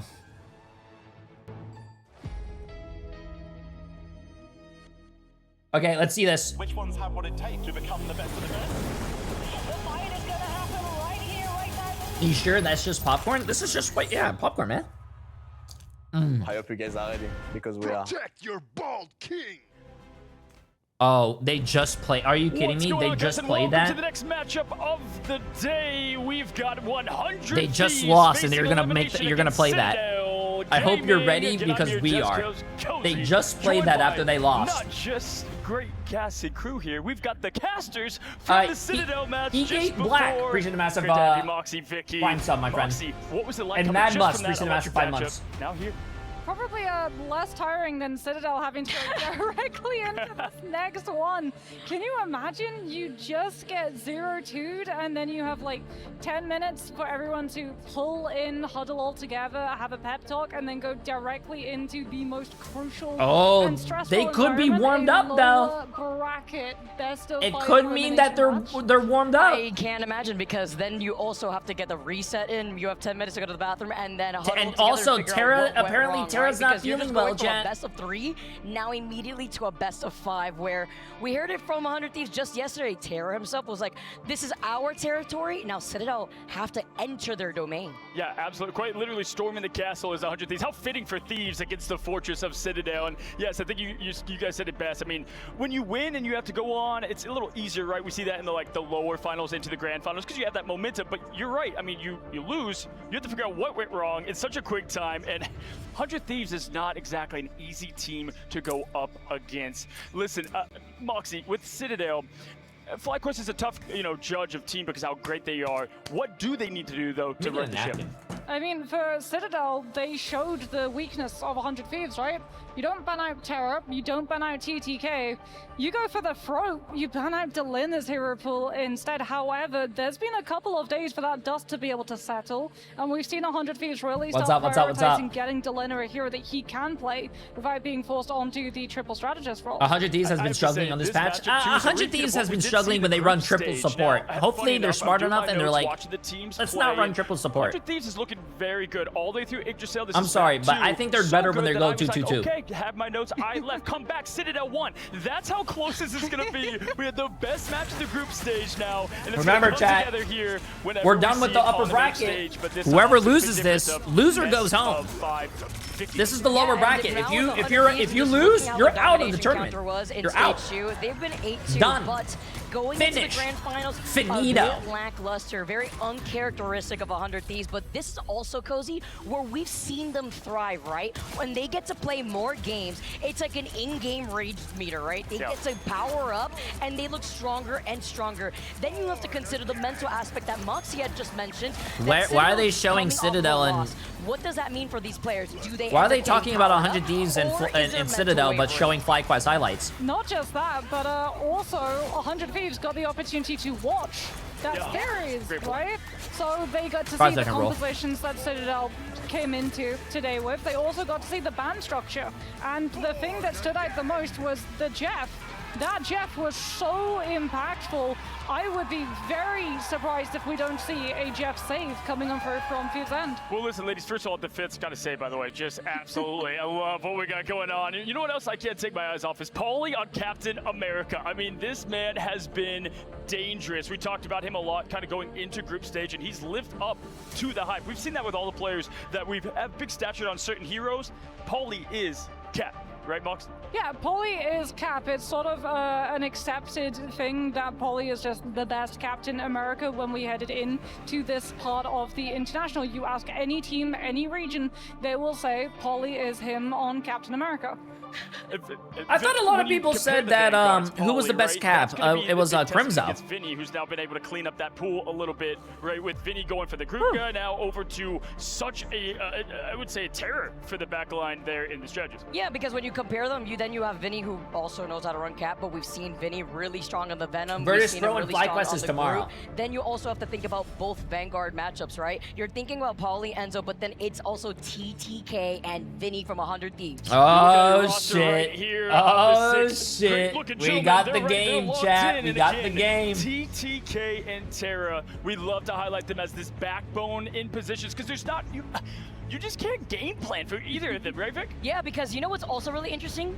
I think this is the first time that we actually get to see Vanguard controller player versus Vanguard controller player. Yes. It's TTK versus Enzo. All eyes with 100 Thieves trying to also enable TTK in a lot of these different maps that we could expect. Yeah, TTK is ammo. I think if Paulie is the best Captain America in the world, it's just generally accepted that TTK is the best ammo when it comes to carbon cost shutdowns, when it comes to being able to play aggressive with the rush down when you have full 100 charge. They're gassing up TTK. Hey, listen. That they can field into, however, the flexibility is there, and I think what we're I'm going to be making fun of TTK if he doesn't hit his ult strat. That you do in a best of 5 is the adaptation. This is going to be an evolution race between these two teams. Love that you said that, because in Terra's interview, he legit said right away, I want best of 5. That's where you can really start to figure things out. Domination could go either way. You're looking at the VP highlights here and also Reject, but with VP, I mean, it quite literally was down to the pixels. This team, we see this, Vicky, all the time, casting in America. They get right as they continue to play. They figure out, even Terra said, they're still figuring out exactly what they want to play, and that's also because they can play it all. And that's crazy. Is that what figuring it out looks like? Because it looks different when it comes to my ladder games, and it's insane to see how 100 Thieves usually roll out with that quick adaptation. Now you're giving them more opportunities, more games to see that from the pick and ban phase, and the way that they start a lot of these engagements too. They also have a very flexible hero pool when you take a look on paper of what they need to try to slot into, as well as the mind games that start within the pick and ban phase. You know what's wild as well is that the meta's moved into a position where Wolverine doesn't see any ban whatsoever, but with Groot coming back into the mix, all of a sudden Terra's Wolverine has been able to find a home on the team, and every single time that Thieves go into places like Araco, where the payload is just sold out on first, we get to see Terra on the Wolverine from the high ropes. Yeah, bro, I'm gonna eat all this popcorn before the game even fucking starts. Because when I interviewed Envy, they said Terra's Wolverine was the biggest hero that they are scared of for him. In general, yes, you know what it is horsepower, about yes. I think I wrap it up so well as we looked at the stats there. It's same the thing on X YouTube, factor. yes. I mean, there's clutch in the jeans, ice in the veins, whatever you want to call the saying. Terra, TTK, just like how Vest has there for FlyQuest Vision as well. It's the V's and the T's this time. The T's for TTK and Terra. They just seem like the game sense and being able to lock in and get what's needed for the dub is how they do it. Listen, put you on the spot right now. Who does Jay3 have to win the tournament? I have no idea to win at all. You know me, Cozy. From the very beginning when it comes to the American stages, I've always said 100 Thieves. This is a team that has only gotten appreciate the better massive and better, gifted and sub. seeing them Absolutely figure insane. out Appreciate what the compositions they need to roll out with. It's always very entertaining, and I really like the confidence that they provide. I think Citadel. Because if we go to Convoy, we've seen them pull out the Jeff NATO strategy, and I think with the priority on either the Emma or the Mantis ban, Jeff is going to be able to make it through, and we're going to get to see the Jeff NATO in the forecast yet again. Pika shock face that the American picked 100 Thieves and the EMA here picked Citadel Gaming. You know what? I'm obviously going to give it to 100 Thieves. Although if someone can be that fortress against them, it is going to be Citadel Gaming because the matchups are perfect with what you have. Come on, 100 Thieves. I don't want to see it. I don't want to see a loss. This is a game of inches at the end of the day, Moxie. And so for me, when we kick this thing off right away, just want to say, what do you want to see from Citadel in the pick ban phase? Adaptation. I really want to see adaptation. We got to see that there were weaknesses to compositions that FlyQuest ran against them, and I really want to see, especially the Hella Namor, I want that removed immediately. Well, Jesus E. Priestess have done it's done right now. You only have 10 minutes to do the Twitch poll, but if it's done, it's one of these great teams. Yeah, it's over. You can't bet. We are about to find that out Aquino, right Priestess Massive 2 away months. in the lower bracket with the best of 5, 100 Thieves versus Citadel. Uh-oh. It's an elimination match here at the Marvel Rivals Ignite Grand Finals. We are heading into the lower bracket. One team will keep their dreams alive and the other will be sent home. We have once again an EMEA versus Americas matchup. Let's find out chat. who will continue NA their run. against So EU please again. Join me in welcoming from EMEA. There'll be another one, Bring it Jesus. back one more time, Citadel Gaming. What flavor popcorn? This is white cheddar. That smart food popcorn. With Enzo, Tanuki, Alex, Pokey, Belio, Ken, and Polly with Coach Salah. Enzo, that last match didn't go as well. This gonna be different? Yeah, I think I lost the first map for us. I think it was like so winnable and so free, just on me. Second map was a bit clunky. I think we did good with just like one fight, 2 games, 1 fight, 1 kill, 1 shot, and we just lost it. It's a pure luck. Yo, Hanan Doobie! Christian Massive, give this up, my friend. You were warmed up already. You basically just had a full-on warm-up. Yeah. Oh, you no. Get sat down. Get ready for your elimination. Can we turn down the Let's see if we goddamn can keep music? that I can't dream even hear the alive. fucking Once again, interview. join me in welcoming Citadel Gaming. Champions of Stage 1 for EMEA and continuing their run through this losers bracket, fighting for their tournament lives. Citadel will not go down without a fight. Oh my god, Enzo's like me in the huddle. Just the shortest person there. From the Americas, 100 Thieves!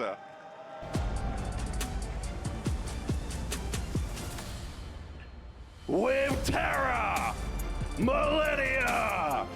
Oh man, Terra does not look like he wants to be there, bro. I feel bad.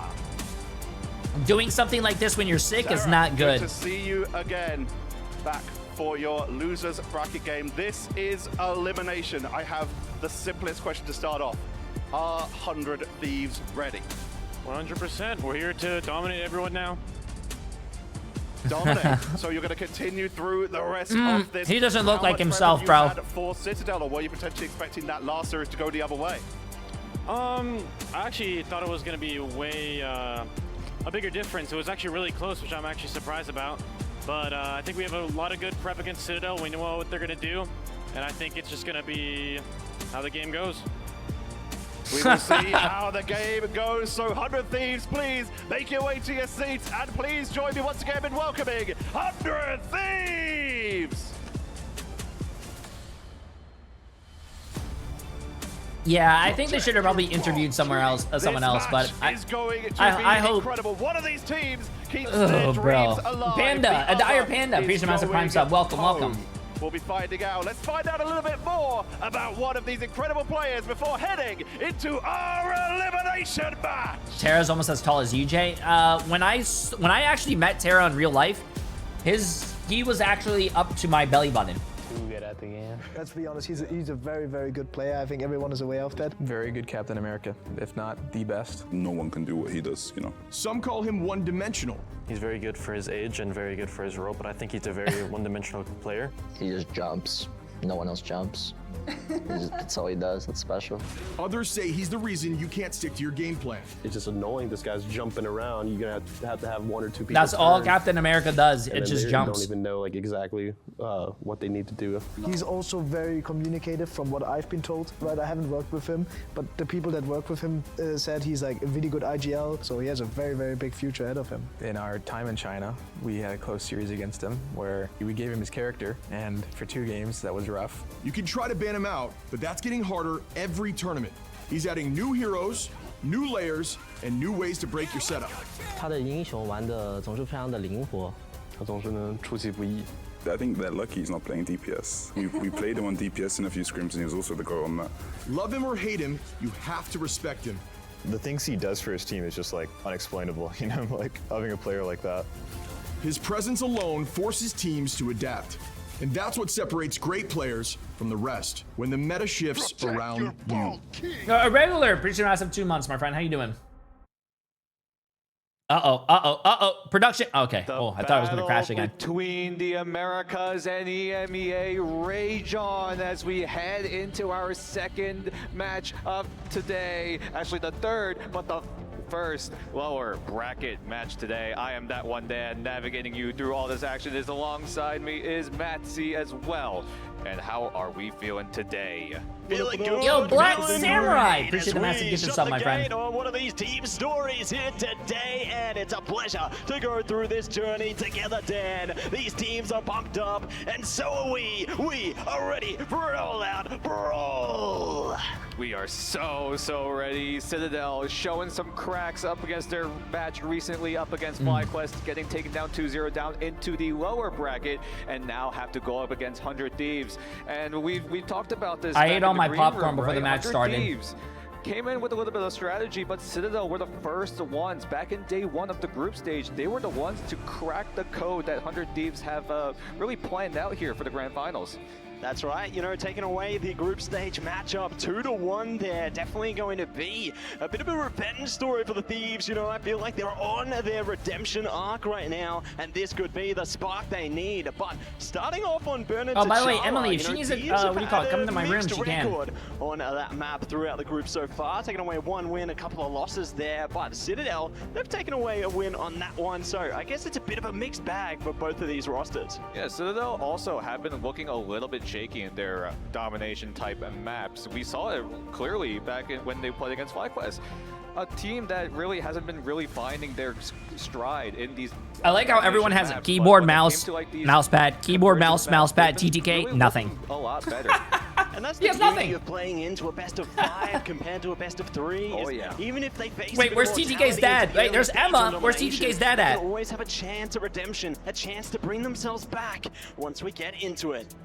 Getting into it as both the Mantis are going to be removed from either side.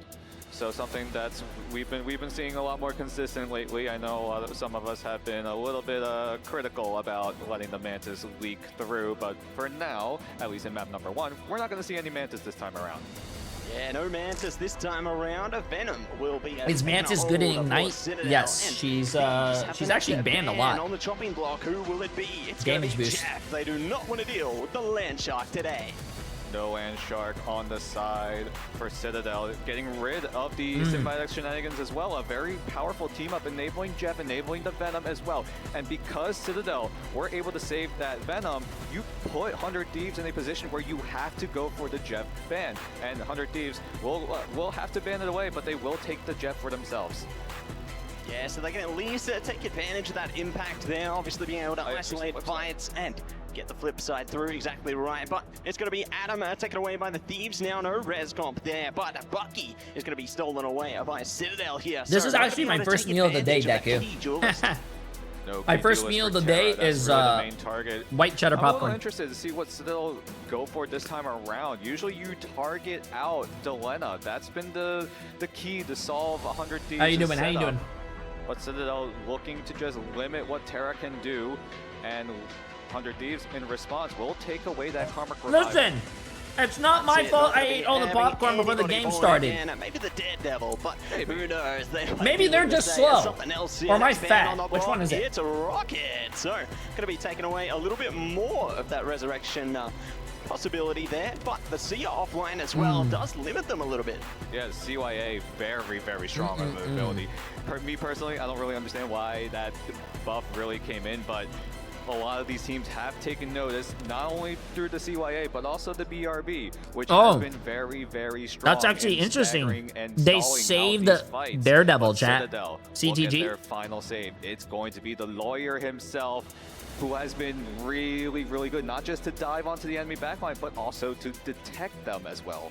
Yeah, taking this one to court, and it's all in their favor. Going to be protecting that Daredevil through for Tanuki there, but they also slice away. Hey, it's good to have a lawyer on your team, chat. I don't know about you guys, but they're expensive. That is going to hurt them here, but Delena is going to be looking to play right into it. Another thing to note, Tanuki on that Daredevil now, you kind of shut down what Delena can do. Delena, we saw him play the Psylocke up against their match against Reject, albeit it was a little bit difficult for him to get used to the environment, but with the Daredevil pick, Webby boy, Vision Master 100 bits, my friend. How you doing? You don't have to this is a best of 5, yes, chat. First one to win 3 games, not 2. And that's gonna probably, in theory, deter 100 Thieves from putting Delena on that Psylocke. But for now, it seems like they will rock it for the time being. Yeah, looking to take advantage of that. Looks like they're going for a bit of a 3-2-1 composition, at least initially here. Maybe trying to focus on just getting a solid hold over the initial mission area into this one. Once they manage to convert a bit of percentage, okay, then maybe I finished my popcorn before the match started. Here, but obviously nothing set in stone just yet. You know, I think that plenty are likely to change into this one. Always a good bait and switch, and there you go. We're not going to see Hulk today. And now the gates open up. Both teams ready to go. 100 Thieves on the left. Yeah, can you guys Citadel sub so I can eat real food, please? Thank you. It's time to fight. Time to fight and time to enter the good night for one of these teams here. But already trading jabs up front. Terra going to be scouting ahead, looking for their next target. They've spotted Enzo trying to take their hold on top of the statue there. Vinny one in the same, just trying to see if they can zone out one of these strategists. Melio's ew, milk with popcorn? Right now, that sounds nasty. Them up high. Terra in big trouble, and there's the opening for Polly. Uh-oh, Terra going down first? That's not good. Shows us why you demand his attention as oh, we have to first things down almost first pause of as the we day. A pause between that first fight, but so far on paper, great picks coming in from Citadel, taking out Terra relatively early. Harvey also getting taken out as well, so that's a great early advantage. Whose side is it on? In theory, Citadel should be able to take early control of that site. Yeah, they were looking good at just targeting. Oh my god, TTK's controller doesn't have enough batteries, chat. Finding Terra really does cause a bit of calamity. Controller players. No, I'm joking. It wasn't him. I don't know what the problem they want to is. approach this one. So eager to see how Citadel can further their pursuit onto this one and look to zone them out even more. Yeah, so far Citadel also rocking a very, very dive-heavy composition. Enzo and Polly, the Venom and the Captain America, respectively, to try to aid Tanuki in going for these dives. And Tanuki as well, he doesn't have to go for those knockouts necessarily. He's also there to provide information. That Daredevil can really see through walls. He can see you all, and 100 Thieves have to be careful when they want to go for these dives and look for off angles, because they're going to get detected right away. Couldn't agree more, you know, in one in the same. Terra playing a similar role there, you know, scout and swipe through the information, see if they can zone out a KO for their team. But for now, Citadel. Well, we're going back in, chat. We're going back in. We're back into the action, and we are going to be seeing more. Pausing right in the middle of a fight is kind of weird, a lot though. of trouble there, but it's TTK to hit the rubble first. But so far, the point, not only until now, gets in control of Citadel, so they should be able to breathe a little bit, but they have a lot more work to do. They want to not give 100 Thieves any sort of room and force 100 Thieves to maybe even invest key ultimate to try to even make way to get access onto the site, as Tanuki is going to be a little bit of a nuisance, is going to try to bother the backline, but is going to back away to safety and let that push and pull the ebb and flow of the battle with this dive composition. Tug of war never ending here, but the Rage of Ultron is just beginning. Gonna see it's Jeff coming out with the dance as well. Delena, good timing on that. Doubles down on the strategist there. Melio still alive, still kicking. They do get the trade, but the parade is over. Millennia taking a dive, take a bow, and that will further. Nice. Freedom charge comes out of the Nice. right moment, Oh, they're TPing back. They're TPing back, but they flipped the point already. Could help them contest here, but do they commit Damn. to it? I think they wasted portal. Damn. Great plays coming in from 100 Thieves, focusing down the key strategists of Alex and Ken and Melio off the rip. So Citadel, even though they have their ultimates available, they cannot afford to use it or else it'll go to waste. And 100 Thieves now Oh yeah, OG Cloudy. I have to actually do that right now. Seat as they climb closer to close that gap between Citadel, but Citadel looking to get the retake down. Tanuki gets the opening frag, but Terra takes to the skies, lasers down Melio. Can he find another? But it's all good because this is a great I'm sorry to hear that. A blue gummy bear, I'm sorry. 100 Thieves as TTK, the top tier kid with the top tier play, gets himself a double. That's it, top tier KOs, keeping them in play here and allowing them to flow ahead in the percentage right now. So great stuff coming through from the Thieves, but they're gonna worry about Citadel right now. They got 3 key ultimates to their name and might just be able to barge their way in, but Melia going down early. It's a great start for the Thieves here. They need to zone out even more. Enzo in a bit of trouble, needs to get back to their team here, or they could get caught out of position. Citadel have 4 ultimates, still waiting for their perfect opportunity. Melio did switch over to the Winter Soldier, but Alex and Enzo are going to team up to try to get a bite on their team. But Melania, he swallows up 3. He's eating good tonight. Nice. Enjoy your food coma, Melania, because you just sent half of Citadel into the abyss. They just had dinner and they still got room for dessert. Hopefully they get a chance of that later on in the piece here. But Jeff is always eating good, you know, just a bottomless stomach, all in all. But rise or fall, Citadel now gonna have to fight it back because that percentage is getting dangerously close.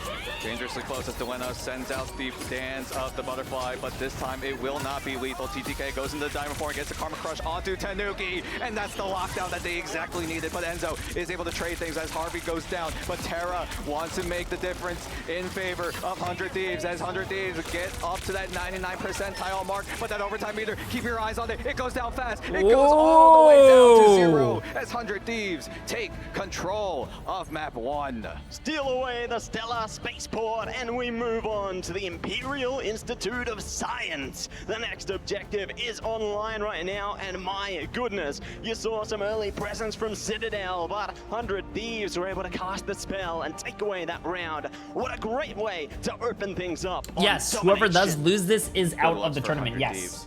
A team that got sent down to the lower brackets early. Whoever loses this is out, chat. Yeah. As Citadel also now joining them as we head into our second round in map number 1 of our best of 5 between the Americas and EMEA.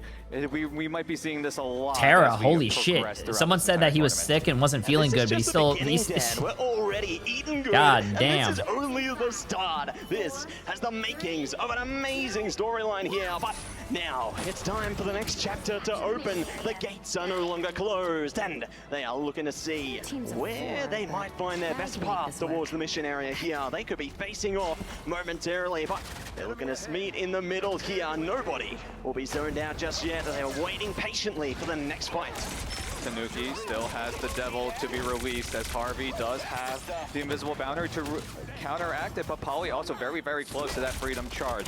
But on the flip side, 100 Thieves still looking to get key ultimate online and ready to go. Keep your eyes on Melania. He is pretty close. I think, sadly, yes. I think all the Asian teams are out. I think the latest one just lost to 100 Thieves, actually. Polly out of nowhere with the triple as Citadel look to take control early again.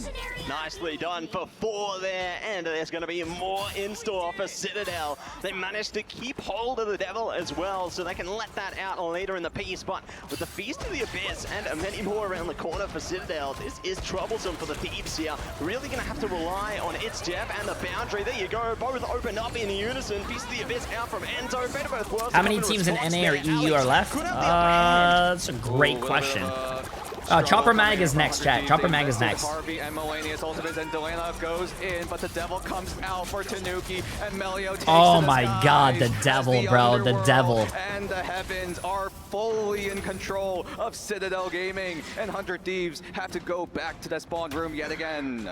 Zoning them out and locking them in. Citadel are taking this round for a spin here, getting closer and closer to the halfway point. But the Thieves, they're ready to try and steal it back themselves. They got the Galactic Legend online from Terra. Should it be required? Freedom Charge, one in the same, but nobody is going to get caught yet. Enzo, that's a big pick there from the Thieves. Now they can look to heave their way forward, see if they can carve their way through Galactic Legend. Now going to see the boundary in response. Great timing from Ken there. They need to do whatever they can to keep this fight stalled out.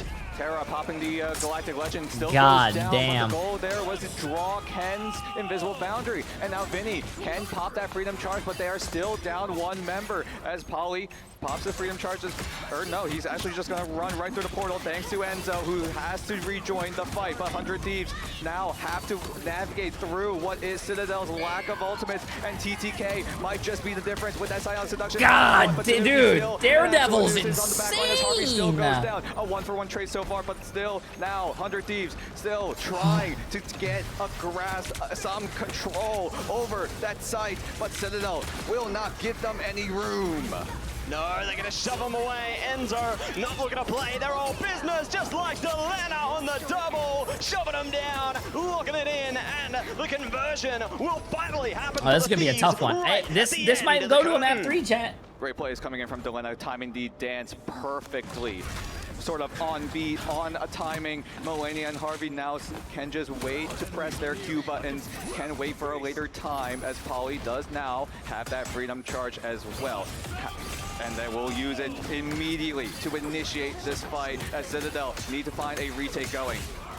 To find and retake, and they might just get caught out by it's Jeff. Yeah, double down on the Vanguard. Tanuki needs to hunt them down, otherwise Millennia going for a dive. They're trying to jump in. Oh, my God, he didn't make it. Tanuki, the savior. That's fucking crazy, bro. You know what? After this tournament, I'm pretty sure we're going to see a lot of Daredevil in our comp games, chat. 100 Thieves have to jump into that invisible boundary, but they are not going to be seen escaping that boundary as Citadel take Wait, control. Millennia is doing, is he doing the TP? Man on the Strange. Wait, they're gonna run one support? Into existence, and now 100 Thieves looking to keep that retake going as that overtime meter so low. Vinny now. Wait, they're only running one support. Oh, Delena switched to the Luna. Can they make it to the portal in time? We will see as Citadel still 6-man strong. Melio pops the Galactic Legend up from the skies. Tanuki controls the ground. Melio goes up into the sky, and Melio and Tanuki keep this map going. We go the distance yet again. It's all down to the warrior falls now, and one of these warriors is gonna fall in this past map of domination. Bro, we're going to a map 3. 1-1. Yeah, no, this is gonna be a bro, fun one. wait, what? What's wrong with the casting? How these teams react here. Citadel, they face a defeat with the eyes of determination, and they still are out for themselves, ready to dive in once again. But looking to the utility right now, Dan, we got a Galactic Legend around the corner. Feast of the Abyss is available. This first contention is going to be huge. It all comes down to this fight. Terra very close to that Galactic Legend. Enzo, like you said, also has the Feast available, but this is a map that is really damn, this is looking like a really close series, though. When watching the highest level of Marvel Rivals, this is looking like a really close series, though. So many different elements you can use to get to high ground, get to low ground, open up these spaces, open up those spaces, and this waterfall map is just perfect to show what 100 Thieves and Citadel are capable of in terms of map control.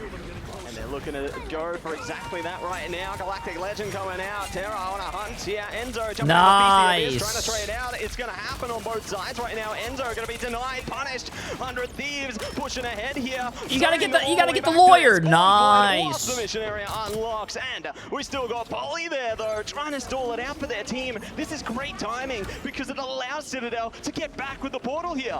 Melio switches over, now has to pop the portal, but Terra does spin down Alex. Ken going down as well. That's both strategists on Citadel Gaming gone, and there's no more heals, no more support coming in from Citadel. Can they find their way back into this fight. It looks like the answer will be no for the time being. They're just dancing in and out of the portal, but Delena tries to be the difference, but Alex comes in with the dance floor just in time as 100 Thieves clap back with that invisible boundary, but Polly and Alex still supporting each other. Millennia might be the difference. How many does he swallow up? We're gonna have to see as he swallows up 5. Holy shit, Millennia!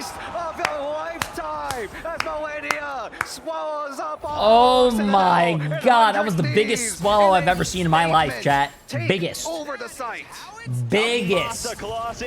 You know what Millennia was doing before he started playing this game to learn Jeff chat? He was watching Emily's POV videos. She was, especially from TwitchCon. Emily was getting her Jeff banned and what do you call it?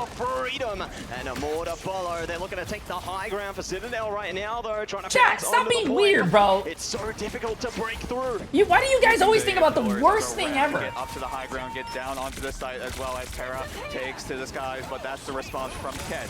Will use that as a visible boundary. Come to on, prevent chat. anyone from Citadel Gaming going down, but Vinny does have the support, does have a way to keep 100 Thieves into that fight as Enzo also popping the Point of view from her Jeff gameplay, chat. Stop being, you guys are weird, bro. Citadel, they get the retake going. This map has been so close from both these teams. The push and pull, the tug of war.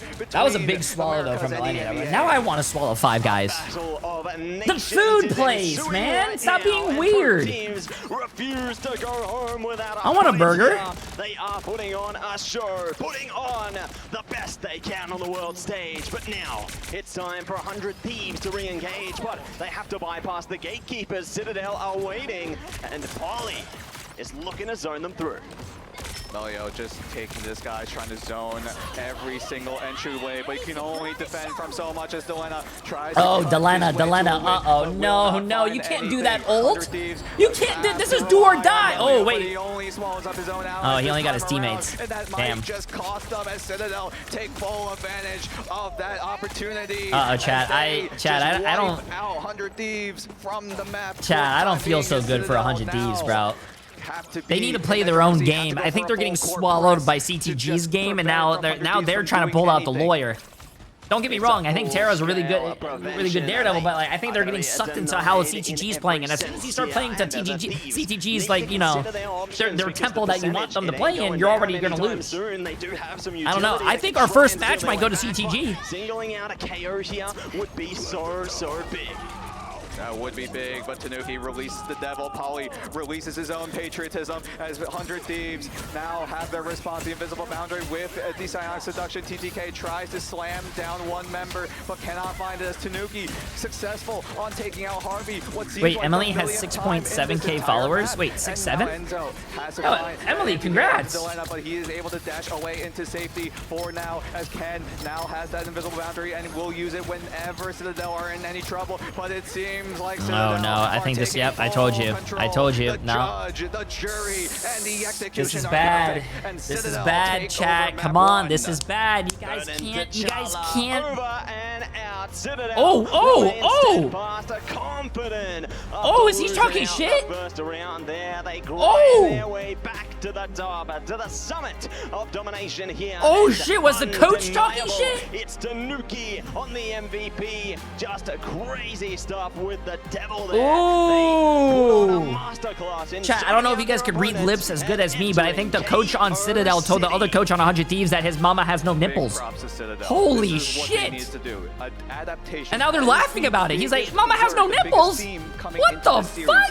Citadel need to find ways to get things going. 100 Thieves now having to figure out, pick up the pieces, go back to the drawing board. And while Citadel, they are looking good in terms of finding that key to their own success.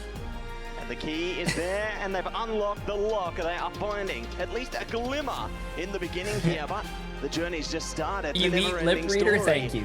Ended yet, and we'll see how they fare heading into the next map or so into the future, because it could be Convoy, it could be Convergence. The choice is theirs. But then again, it is 100 Thieves' choice, like you just said, Convoy or Convergence. But one map that comes into mind when you hear 100 Thieves is Yggdrasil, a map that TTK has been absolutely Did he actually insane say at. that? But No, not just TTK, bro. Also, the team as a whole, at least in map number 1, they have Hey, looked to I be don't know what online he and said. ready to go. That Come entire on, man. map on Burn It's a best of 5, chat. Best of 5. So close. And then Melania with the biggest Jeff ultimate in this entire tournament. I don't think there has been a 5-man in a very, very long time. Making history right here at the Grand Finals. You love to see it, and I'm sure there's going to be many more eats to come, just like in these highlights here. Seeing many moments of greatness, getting it over the line. I like to fly. Appreciate the massive 3 months, my friend. For both sides. Absolute cinema, and it's only map 1. We have 5 coming up. I don't know if I can handle it. If this goes the distance, obviously, first of all, this is one of the longest series we will ever see if it goes to that point. But 100 Thieves and Citadel ready to put on a show as Citadel look to Wait, what happened? the code Yo, yet again. Anakin! Appreciate the massive gifted sub on YouTube, my friend. Absolutely insane. Appreciate the it. waterfall they go. Just delicious feast coming through for Millennia. Eternal Lurker. Allowing Appreciate their the massive team 2 months as pull well. on with more and more presence here. You can see Citadel zoning them out when it counted and pushing it over the line. Amazing work into the first map in contention here. Where's TTK's dad? Where's TTK's As dad? we said, the choice of the Thieves. Where do they go? Do they I don't play see to his their dad. strengths? Do they play to what they can find success on? It's a tough call here. You know, they've had a bit of a tough endeavor, but let's talk about some of our MVPs on both sides. Yeah, Terra and Polly, the 2-star players from their respective teams. Terra, though, they make the entirety of 100 Thieves make Terra look good. Everyone on 100 Thieves. Okay, chat. you While they're cannot count talking them out. before the They next are match, I gotta go to the still bathroom. Very, very strong Give me 2 players, seconds. and with them being on the supporting cast, they know how to enable Terra to do whatever he wants. But then again, Citadel also doing the same to Polly, giving him some resources despite him being on the Vanguard position, so he allows the team to set themselves up for success. And it goes to show, you know, not only duelists can be MVPs, the Vanguard, the strategists play such a critical role as well. You know, Polly just doing great work on the cap there, trying to keep 100 Thieves in check as much as they possibly could there. But Terra, one and the same, are doing all the work they can to keep their team online. You know, it's these players that can activate, really head into that flow state that make or break a game. We're going to have to see Citadel and 100 Thieves, the Americas versus EMEA matchup, ready to go into Yggdrasil. That will be the choice, a choice that we ourselves have predicted. 100 Thieves have been very, very comfortable on what is the oldest map in the pool. Yeah, it's been a mixed bag of results on this map, though, for both sides. You know, 100 Thieves has struggled on it. They've lost out about 3 times, and Citadel, they've lost out a couple of times, getting a couple of wins there, too. So, curious to see if both teams can turn it around here into the draft, because we're already seeing Jeff taken away, Mantis taken away, and saved by the Thieves. 100 Thieves actually got the Mantis. A pattern we've been seeing is that Mantis being banned from both sides. That pick has been just so versatile. Being able to save your own team, being able to go with the engage thanks to the bonus movement speed available. And now 100 Thieves have access to that resource, but Citadel, they go a different approach. They decide to target TTK on that Emma Frost.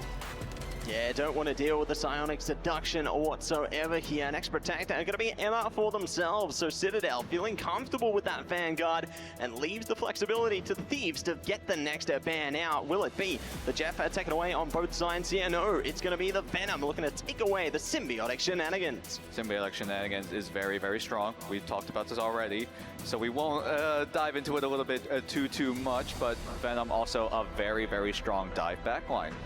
You can really use the walls, use the terrain with a lot of verticality in Yggdrasil in particular. A lot of tall buildings, tall pillars that the Venom can just climb and just slam, rinse, and repeat. That's just the gameplay loop, and Citadel are also aware of that, and they will take it away as well. Yeah, and the Thieves take away the Atom there. Do not want to deal with any form of resurrection on the convoy there. But Jeff are going to hit the protector for Citadel right now. So it's Jeff going to be available for them once again. that is just gonna be nasty here. We'll see what they can do for the Thieves now. Next ban online. How do they prime up? How do they fare into this one? As the time trickles through, it's gonna be Cap. So, Denial on to Poly. So this is the adaptation coming in from Citadel. Usually, the way you can Okay, beat 100 nice. They Thieves didn't start. Nice. Other duelists. Sorry, I had to go to the bathroom. You've Chat. got Terra, but you've also got Delena. Delena has been that second duelist for the team, and Citadel, when they targeted just Delena in these bans, they have been absolutely stomping them. They've been absolutely taking over, and other teams have taken notice and have been doing the same thing, which is part of the reason why 100 Thieves are already down in that 4th seed coming into the playoffs. But Citadel looking at a different approach, and they look to target TTK, not only with that Emma Frost, but that Groot also targeting down Vinny. Yeah, just trying to chop down the Vanguard pool there so they can't play as much to their strengths. But one thing that did break through this time is the protect onto the Bucky for the Thieves. Obviously, we saw a bit of Bucky denial into map 1 there. Now they have access to the Kraken impact here, and you're going to see if it is going to have the impact they're seeking heading in to the next map ahead of us. Another beautiful landscape right before our eyes. Welcome to TTK's playground, ladies and gentlemen. This is the Vanguard you have to watch on 100 Thieves. He is absolutely electric on this map, and Citadel will be forced to navigate through the streets of Yggdrasil in order to find a commanding 2-0 advantage in this best of 5 series. 100 Thieves on the attack. Citadel looking to defend, come on. keep their fortress alive in this tournament. Who I'll tell you guys will what. make it out on top? If 100 Thieves wins this, will be decided in a moment as the if 100 Thieves wins this, chat, I'll bust it down. I'll bust it down. They need my help. They need my help. Starts its roll, and Enzo is looking to stop that roll right in its tracks. But Vinny, they're on a mission. They're hunting down these strategists, being so prickly in the backside there, and will be able to find at least a trickle through. But Tanuki is the one to stand on top. Triple setup, triple strategy setup in favor of Citadel. But it's still going to be 2 Vanguards and only 1 duelist on Citadel. So a little bit of an alteration in their team composition as Poly is able to find a trade as TTK does get taken out, but should be able to rejoin the team since that spawn room is so close to that point. Yeah, luckily they do have not much distance to cover there. They can come back into the fight nice and quickly there, especially in these early stages. Later, could be not so great though, but they're at least doing a good job of jamming each other out, zoning each other through. Just playing a game of tag right now with Tanuki, aren't they? Oh my god, Vinny, not Vinny, Delena plays really close to his monitor too. With that strangling prison, can they find more advantages? No, as the lamps do come in for 100 Thieves, and that will buy a bit of time. Melio does find Harvey in the end, will find the right Loki clone, but Terra firing the shots away. All the resources need to be used in order to enable this Bucky, as Tanuki just sneaking around, looking for the chef. Can he swallow up anyone as the Meteor M comes into fruition? TTK, can he find anything? Tanuki, though, will swallow up someone, but Enzo is already in the thick of it, taking a lot of damage, uses the diamond form to get that extra damage reduction going. Will get the stun onto Vinny, though, but gets the bubble and will now use that freedom charge to charge through Citadel, charge through the fortress of Citadel, and it looks to be 100 Thieves moving that point further and further forward. And they've got the Soul Resurgence online, but they've got a Mischief there. TTK finding the KO through. If worst case scenario comes up, Delena does have the Karmic Revival. They're looking around it around the back here. Delena trying to get a bit of damage through, but it is not required. Not quite yet. It's good. Wait, if they get that kill, that's a very, like, that's a very late kill. That's a stagger pick, yeah. But they still have the... Just find a change here, but they're already catching more. Wait, they're already down too. That portal does come in at a man disadvantage for Citadel. They need to find a way to stall just enough time for everyone else to flood in, but Terra... Oh, when you ult as Bucky, oh, come on, you gotta be landing these, man. Nice. Oh, and he gets the revive, I'm pretty sure. Nice. You gotta be... I hate when you Bucky ult and you don't kill anything, though. But the invisible boundary from Alex will keep Citadel in this fight.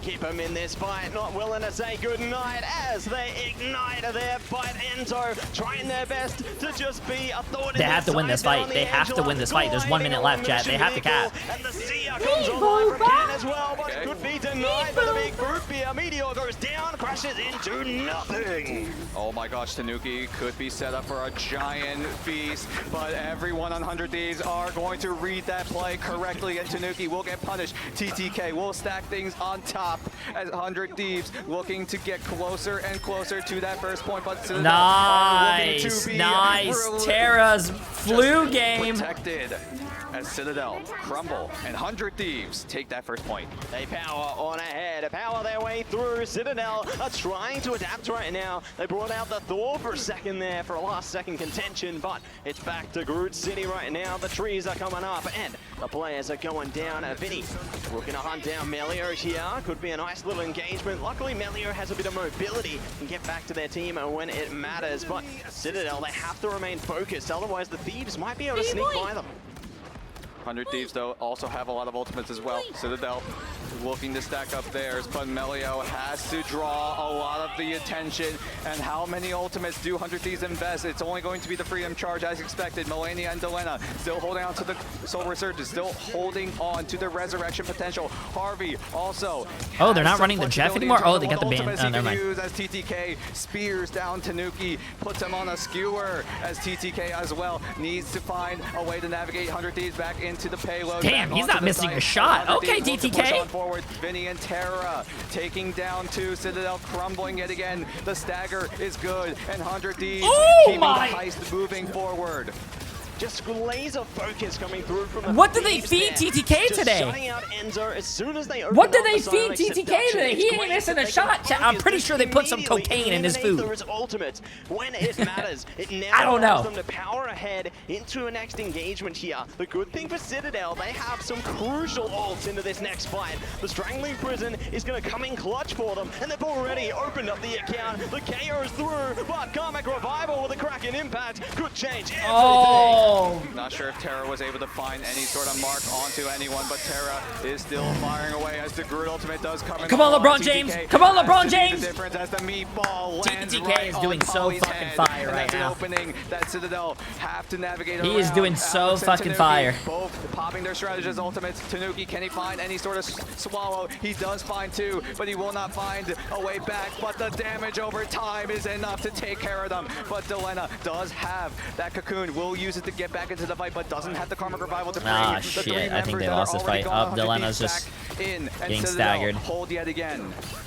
Holding time and time again here. The power of Jeff is just so tremendous. The King of the Seas will lay waste to their opponents, and the time is dwindling. Oh shit, chat. Right now. They need an answer. They could do this though. They could do this. They could do this. They could do this. I believe in them. I believe in them, chat.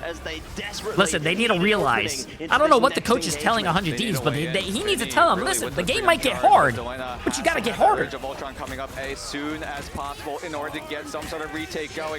Vinny looking to lead the charge, but Melia wants to cancel that charge immediately. But Citadel have the Silent Seduction as well. Melania holding on to that Soul Resurgence, and Terra now oh no, they can't do that. It's overtime. We have to die down yet again. What are they? It's literally fucking overtime.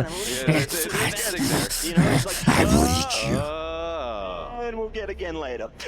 They're icing the kicker, bro. That's what they do in fucking football. That one looks like as our players take a moment to breathe, take a moment to compose themselves, because these fights have just been. No, that's actually fucking crazy, chat. That is crazy. The stage, it's that hot. It's so hot right now. Both of these teams have to find a way. No, bro, that is fucking crazy. They're getting their retake going. They got a little bit of space in the neutral zone with that Freedom Charge, but oh, I know what they're doing. They're telling you see they're talking to Terra. They're telling Terra he can't shit talk in the middle of the game.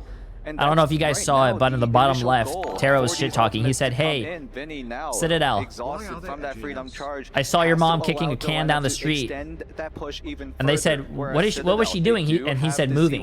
That's fucked up. You can't do that. Like, you can't say that in the middle of a fucking tournament, bro. 70%. So they should have their ultimates to counteract what 100 Thieves really want to go for. Yeah, they've got a lot of tools at their disposal there, and curious to see if Citadel is going to be able to stack up in time. You know, they're building up to some key ultimates as well. The boundary, I think, is. Oh, we're going back. We're getting in. We're getting in. The big hug as well. But there you go. They hit the ground. Terra now looking to pound their way through. Meteor coming up from TTK. They're Come on, TTK. Enhanced damage against denied. Nicely done by Citadel there. Not going to bow out of this one. Tanuki in the back, just trying to be a menace. Divert focus away. They won't go down. Oh, go through team. Forced away from the fight. The boundary comes up into the big hug, and there we go. The KOs start to flow in here. Oh my god, it's working out for Citadel. Harvey was able to pop the soul resurgence, but immediately gets swallowed up by Tanuki. How can Harvey make its way back into the site? That's going to be a key ultimate denied by Tanuki. And now 100 Thieves, their push will fall flat as 2 members go down, and they are forced to use the portal, which will not come in time. Citadel, make the hold happen. Well done, well played. They that pause, right that pause was gates. horrible, The chat. gates are wide shut and not to open again. So we switch sides right now. I'm sorry, and see but that pause if is the horrible. Thieves can bring up the same kind of energy, the same kind of momentum into the defense, or whether Citadel. I don't know what the pause was for. Maybe it was technical issues, but that was horrible, chat. How does 100 Thieves adjust in this scenario? You could go for the triple setup. You could go for the 2-2-2. 2 options that these teams have been going for, but Citadel also going for the 2-1-3 setup as well. So there's a bit of adaptations coming in from Citadel, but 100 Thieves need to make a perfect hold, and Citadel looking to use the Storm and the Soldier in their initial rollout. Yeah, the Punisher are going to be doing a lot of great work there. You know, they could do this. They could do, bro. I don't want to see Envy go out. They're going in another direction because, you know, when they go for the triple composition, Jeff Nato is a surefire way to just break it apart. You know, you think you can build up a solid fortifications there? Nah, Jeff Nato is going to catch anybody in there. Nobody can escape that one. But we'll see exactly which way they want to go, as they are going to be committing towards that. Wait, who said Envy? Jeff Nato is going to be rolling onto the scene. The countdown hits 0. The gates will open, and it's now Citadel's turn. Did I say Envy? The push happen. Storm will be used in their initial roll. Holy shit, chat! I think I might be old. Seeing him pop off at least chat, on I think I might be old. Especially staying on that shotgun form, and he's been doing just that as he's. That pause ruined it for me too. Harvey shoves him into the spawn room. Shoves him in, bumps it down, and Enzo is doing the best they can to hold firm onto the mission area here. But holy shit, I might be old, bro. I didn't even know I said that. Holy shit. Okay, anyways, come on, Virtus, bro. Damn it, Terra in big trouble. Does get around the corner just in time, but Citadel are relentless here. Enzo popping out Vinny. A great man advantage in favor of Citadel, but Vinny does come back thanks to the BRB. But Enzo and Alex teaming up to find 2. And this is not looking good, Chad. They're getting rolled right now. To find their ultimates, they're struggling to find a footing on the load. This is not good, bro. This is not good. Team up together and will wipe out 100 Thieves again. This is not good. They will. They stand tall and will be able to push the mission vehicle closer and closer. But it's Portal Combat coming at you once again. Oh, here we go. Mega Hurricane into the Strangling Prison here. Could be exactly what they need, but the boundary keeps them online for as long as they can. It's Jeff coming out at the right moment for Ken as well. Ooh. Nice! He ulted so he didn't get swallowed. Smart. Timing coming in from Delena was able to you are CC immune when you are casting Born Again, by the way, chat, if you guys didn't know. Out of the jaws nice. Of Ken, and that's all the difference here. TTK is doing really well, though. I think TTK showed up to fucking play today. I don't know what his dad gave him for dinner last night, but he woke up disgusting. When it counted, and does keep their defenses online a while longer. Citadel gonna have to rinse, reset here. They do have Psionic Seduction. If they can look to just combine that together with a Final Judgment, it could be exactly what they need to push past the defense here. Final Judgment coming online right now. Melio looking to rip them apart. Boundary up as well. Freedom Charge trying to keep them online a while longer. Psionic Seduction into the choke point. Everything is going according to plan. The big meteor could shut them down, but no. Agamotto right around the back, and they find the KO. Nice bubble, nice bubble. Looking to come back hard and strong. TTK is really good on fucking mag too, but TTK has really good fucking bubbles. I noticed that when I played with him in the Twitch Rivals tournament. He saved me, he saved Emily, he saved a lot of our team with his bubbles. But I do have to say, Vest when it comes to mag is like his accuracy and his mag is just insane. I think those two are like two of the best mag players I've ever seen. And 100 Thieves now have to make some sort of magic happen as they have to hold off from the point, hold them off from getting any closer to that second point as well. Luckily for Magic, they have the Sorcerer Supreme, Terra, ready on deck, and it does find the KO on the poly there. One great start. They need another where that came from. Are they going to be able to deliver? Omega Hurricane coming right in. Could be a Jeff Nader again. Taking it for a spin. Jeff Nader! Oh, the Jeff Nader dies. What a play. Great plays. Rocket Raccoon, chat. Rocket Raccoon. Laser down to Nuki, thanks that, to the what a damage fucking boost play, dude. In from that Rocket Raccoon. Melania coming in with the CYA was just timed. Yeah, you can kill Jeff Nader, chat. And everyone on 100 Thieves, they knew the threat. You guys didn't know They knew that? that the storm in that Omega Hurricane was going to wipe them out, and they have to use damage to take it out as a portal does open up for Citadel, and everyone just dumping their ultimate. TTK with another kill. Good shit on the Punisher roll. As he gets taken out, as Ken will take out TTK, but will get resurrected instead as a great oh no! Oh, Polly died while ulting! Oh my god, this actually might go in 100 Thieves' favor. Oh my god. Amazing reaction to the final judgment there, but the fight is still raging on. TTK back from the ashes, rising up with their team, finding KO after KO. Melio and Kerr going Oh my down. god, Vinny is spreading freedom, bro. Trying to contest the mission vehicle here. The OT timer is trickling in. 100 Thieves are running down the clock. Polly needs to stay on, but no, they're going down. Tanuki's back right at the last possible moment. Spider-Man coming in clutch, but Oh my, I saw a Nerf Spider-Man. Nerf Spider-Man. Great plays. Nerf Spider-Man. Oh my god. They played absolutely phenomenal, chat. They played absolutely fucking phenomenal. That was an amazing hold. I thought they were going to lose. When I saw them get held there, I thought the game was over, bro. I thought Citadel was going to go up 2-0. Uh-oh. Terra's getting off the stage right now, though. He's probably going to the bathroom more. From TTK. Just utter denial of the final judgment.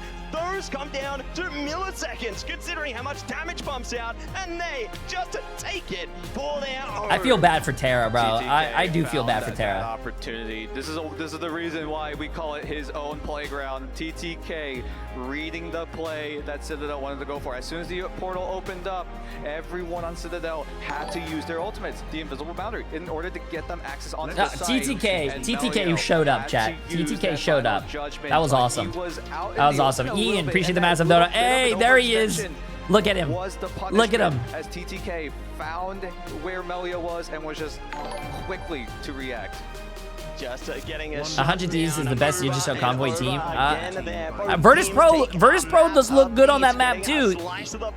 PG, appreciate the massive donut as well. Still has more pieces. We still have more maps in store for these teams here, and I can't wait to see how things will fold up. But for now, we're gonna break it down with the desk.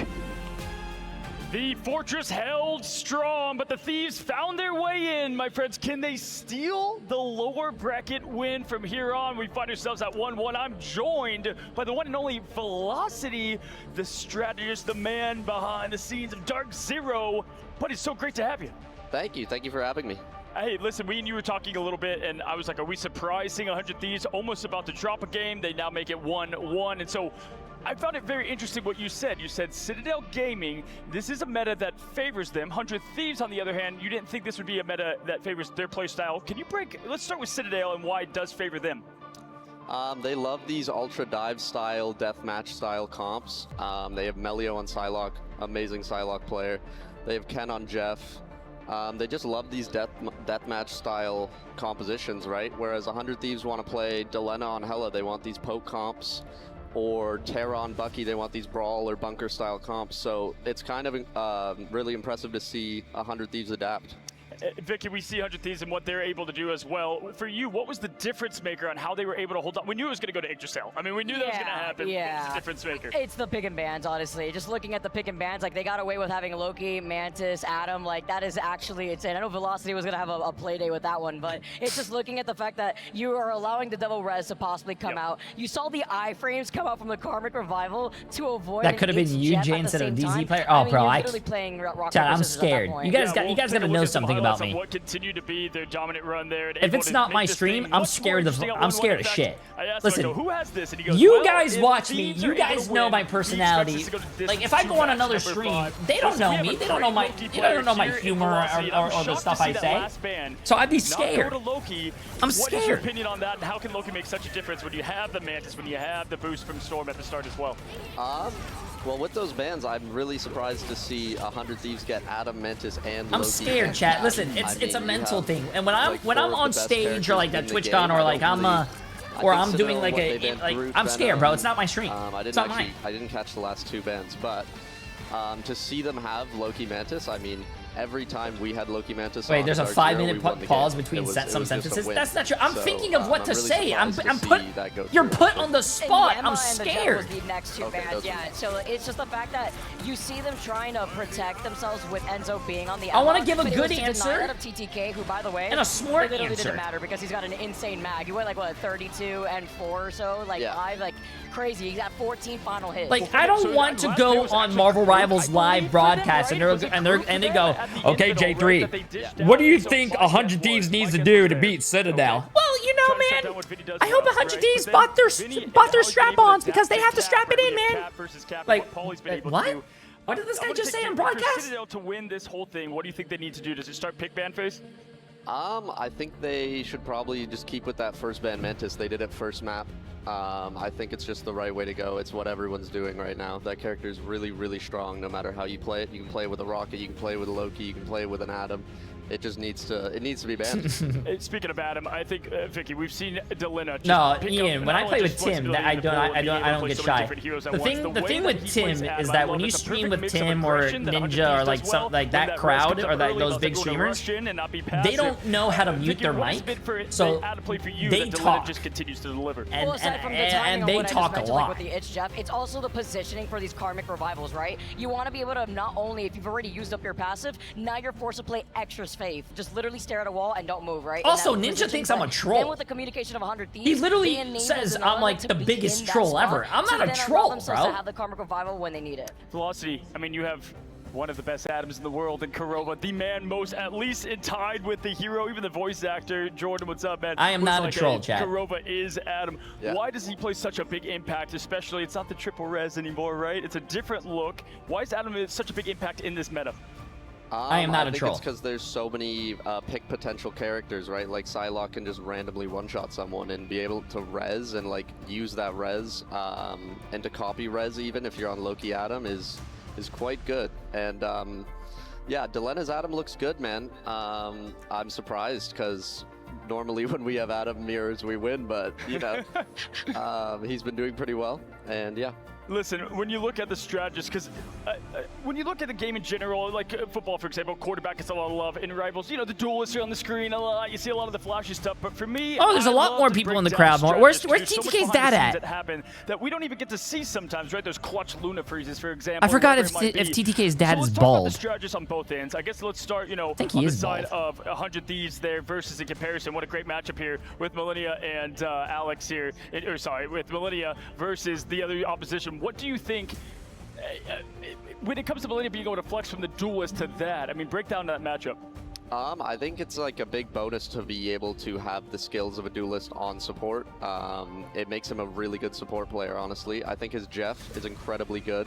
And I think Alex is really consistent. I've played against him quite a few times. But yeah, wait, that doesn't make any sense. Chat, they're showing support players. Why are they showing the kills and damage and final hits for support players? That's the other side, right? You have Kin and Harvey on that side. Harvey being able to play Loki felt like the good old days. I mean, that man was Ian, no way, bro, no way. The exact same. We are going to Heart of Heaven, the newest map. Vicky, don't see this a lot, but Citadel loves to take it here. I love this map, by the way. We literally just saw them play on this, and it really kind of felt fell through as we get started with the pick and ban phase already, but you also have so many interesting rollouts to get up on the high ground. I mean, I'm really curious, Velocity, looking at the pick and ban phase right now, looking at what we just saw too within their previous series, what can you expect to change up? Because we saw a lot of plays with the Loki opportunities, but as well as with the Jeff plays.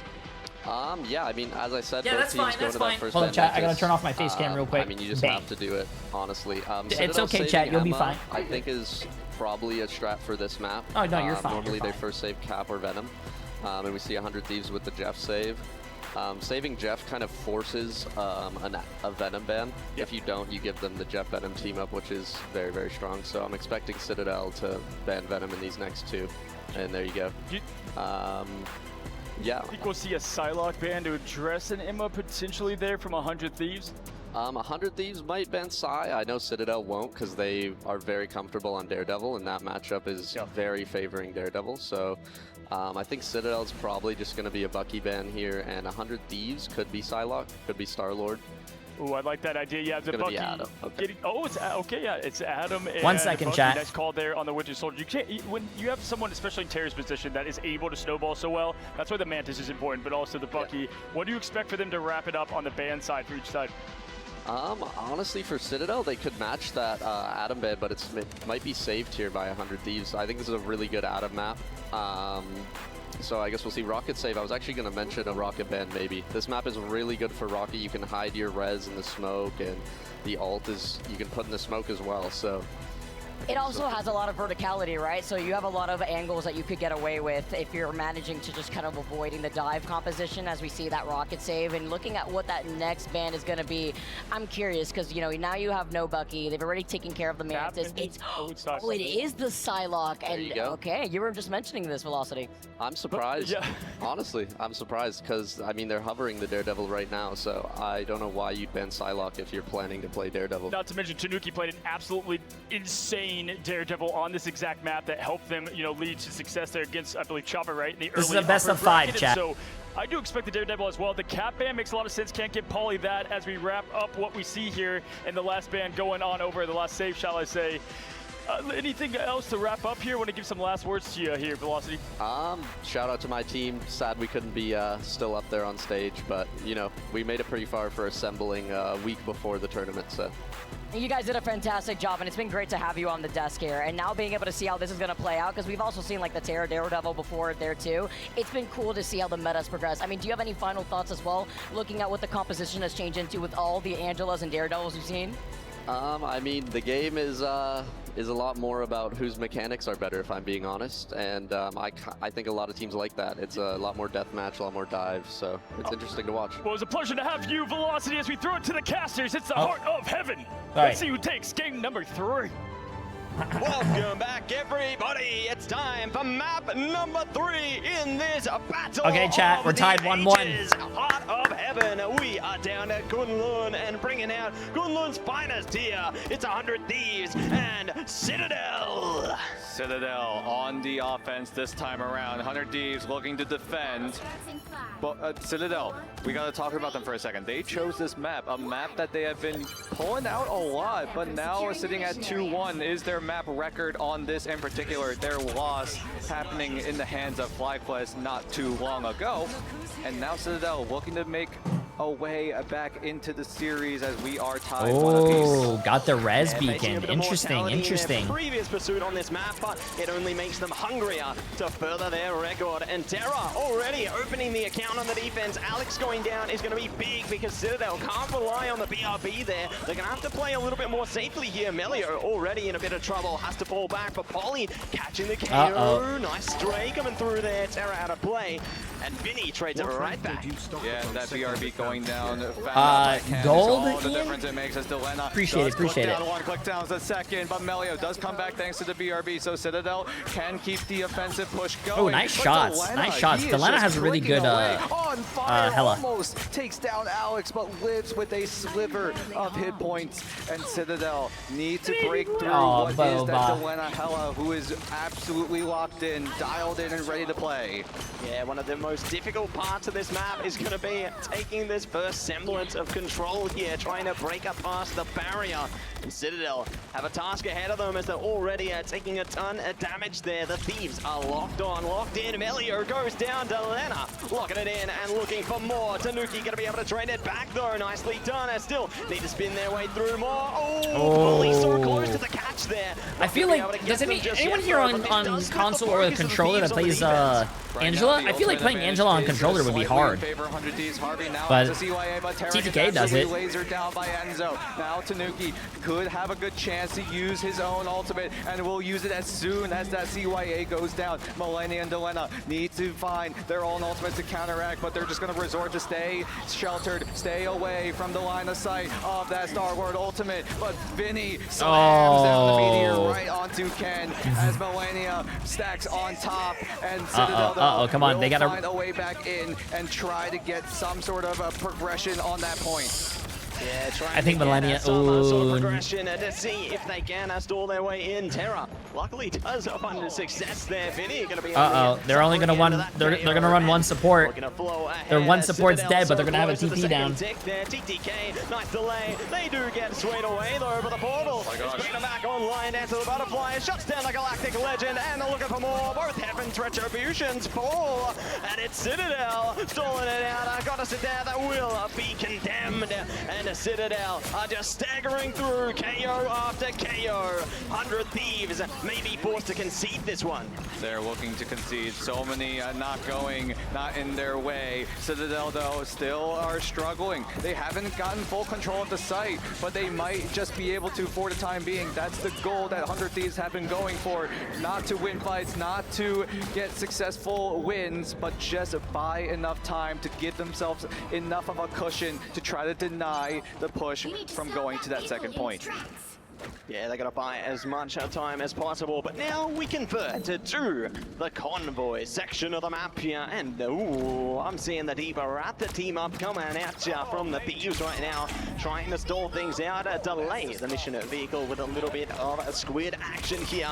I'm curious to see if it is enough to stop a Citadel in their tracks. Here we go, the Eye of Agamotto tags onto Harvey, who does get the CYA down in time, but Terra is able to spear down Tanuki. So it's going to be a 1-for-1 trade overall as 100 Thieves adjust to the Hella Namor team-up composition that is so good at zoning away key areas. Bro, YouTube said you weren't on the entire time. I've been live for almost 5 hours now, yeah. Chat, anytime there's anytime there's drops going on, I'm here. Come to my stream for the drops. You'll get 24/7. If there's a tournament going on, come here. I'm on 24/7. Able to fly away to safety. TTK though will find Polly. Yeah, trying to find whatever they can out of this one. It's going to be a solid way to start here. Vinny trying to delay the mission vehicle as well. Zone out the KO onto Alex. Turn on the notifications, chat. Follow my Twitter. Follow my Instagram. Coming online. It's Jeff though in response. Might be able to get a few with this. Oh no! Not getting much of it. Oh, Millennia. Come on, man. Polly does use the Heaven's Retribution. Ken and Melio have theirs as well. Vinny uses the Freedom Charge to just at least keep this hold from going any further. Citadel have their own ultimates. Now they use I think they missed the too, though. And the It's Chef ultimate. Can it be lethal? Can they find more? So far, only one go down in 100 Thieves, but the domino effect is just too much for 100 Thieves to handle as Citadel look to Come keep on, that 100 push Thieves, bro. moving Come on, forward. man. And 100 Thieves quickly resetting, quickly collecting themselves as they have to get into this next fight as soon as possible. And they've got the ult to do it. Horner Proteus. I think so, Honeycomb. I'm not so sure. Citadel players here. All Citadel have right now is Agamotto online, building up closely to the Seer and the Galactic Legend, though. Could be enough to push them forward, but the Thieves, they've got everything in their advantage right now. If Citadel can find a stray KO or two, though, they could disrupt the flow of this one. Enzo threatening with the Eye of Agamotto will pop it, but they got canceled. Great cancel coming in from everyone on 100 Thieves. Harvey and Delena teaming up to use the CYA and the Gods of Death to try to find some sort of damage down, but Terra still holding onto the Horn of Proteus as TTK sees an opportunity to go for the slam, go for the dunk, and nice. Terra Gotta get that hold, bro. Gotta get that hold. Gotta get that hold. 100 Thieves team up and take over and hold off Citadel for the time being. Nicely done, holding it strong, holding it firmly here, and the time is ticking. Citadel need an answer swiftly, otherwise they may have a swift exit into the side switch here. On top of the mission vehicle, it's the Galactic Legend. They've already picked up a couple of KOs out of this one. It's Jeff coming out from Millennia, could be the answer to Lena. Nice trade coming through there, the parade's just beginning. Are they going to be able to spin their way in? Maybe, maybe not. Come on, Millennia, I need to see a big swap. 100 Thieves now, He died. 6 men strong. Harvey does bring back Millennia. They're giving it up. They're giving it up. But Citadel Yep, also up, still they 6 cap, man they strong. cap, As chat, RTPC they cap. does come down. Terra does laser down one, but Melia was able to trade him down. But Alex, of all people, gets a double on the Raccoon, and 100 Thieves are wiped out yet again. And Citadel finally secure that second point with 1 minute left on the clock now. Well done, well played. They are battling against the clock and they are not letting up. They will not concede to fight their way through this one. And Citadel, they have 3 ults to their name right now. Oh, Polly is really annoying to play against. In deep trouble. He has really good survivability on his tank. Oh, but the dance is coming out from Melia right now. Oh no! Oh no, chat. Melio's just popping off. Melia, oh bro, 100 Thieves. What are we doing, guys? What are we doing? Third point, 100 Thieves. What do you go 100 Thieves is not looking like 100 Thieves right now. They're looking like their other team, 100 Throws. It's not putting Terra on that Star It's not looking good. And Delena staying on that Hela, who is very, very close to that Goddess of Death. But a lot of these ultimates slowly coming in for 100 Thieves, but Citadel already have it and they are ready to go. Ramped up, ready to go, ready to pop. It's Enzo. Boom! They catch Harvey. Massive pick there onto the strategist. Ken doing the best they can with it. Jeff as well. Polly catches Terra. It's all working out for Citadel right now. Everybody's getting staggered out. The Thieves need to find a way back in, but they're not able to stay online long enough. The OT timer is trickling through. Run for the hills, run for the mission vehicle, and it's all over and out. Citadel, full push. A full push for Citadel Gaming. Not only are they a strong fortress, but are able to push on forward. But 100 Thieves, now it's their turn on the offense. You need to get the full push if you want to force the Heart of Heaven I'm scared, into an chat. overtime scenario. I'm scared. How does 100 Thieves approach the situation? Chat, I'm scared. And how do Citadel react to it?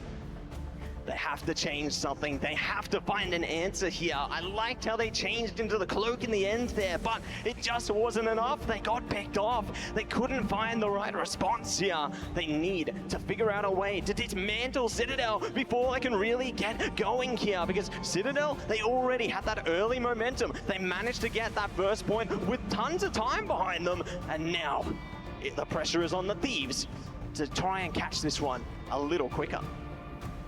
Setup coming in from Citadel. Looks like it's going to be a 2-2-2 on the defensive side. 100 Thieves still finding their footing, finding a composition that will crack the code. 100 Thieves also are very, very aggressive when it comes to these kinds of maps. Trying to get control as soon as possible before any key strategy Best of 5, not 7. from Citadel even come into fruition. And if 100 Thieves are able to get that initial push, that initial aggression work, there is a world where 100 Thieves just keep on going and keep on going. Yeah, just training along, the coals ever burning, burning strong. I don't know how I feel about TTK on this character though. Initial fight here, TTK going hunting, does catch one, but they're able to slip through the cracks there. Nicely done by Citadel. I mean, I haven't seen him play this character a lot, but I like his mag and his strange and his Emma. Clouds in the play have been so impactful throughout this entire tournament so far. Both teams navigating the terrain to their utmost advantage as 100 Thieves have to look for a play. Polly does go down thanks to a giant right click from Millennia, but that's going to allow 100 Thieves to push on forward. Ken puts himself up in the high ground to just get a great enough vantage point, but Harvey will take out Melia. That will burn the BRB as Citadel have to make a hold happen. 100 Thieves, though, need to get the push going. Now, already 1 minute burned off the clock. Oh, nice. Okay, good. I was about to say he was 1 HP. Melio. And now 100 Thieves with a man advantage, making a 2-man advantage, will push on forward as they complete the 2/3 mark. Nicely done, picking up 2 ticks on the mission area, but the Seer coming up at the last second with the Meteor. Could be enough. They're trying to pop down Harvey. Come Not on. gonna be able to get it. It's just Come on. coming out as well from Citadel. Come on. Here.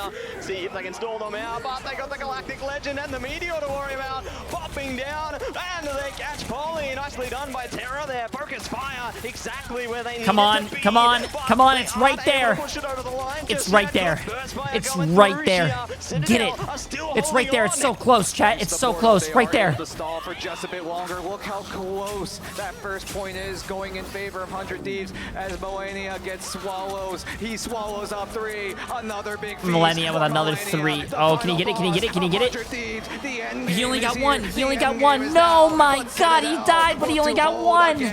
Look to stay strong. But they capped. It doesn't matter. They capped. They capped. They capped. What a reaction They from capped. Polly after getting caught in the edge, Jeff.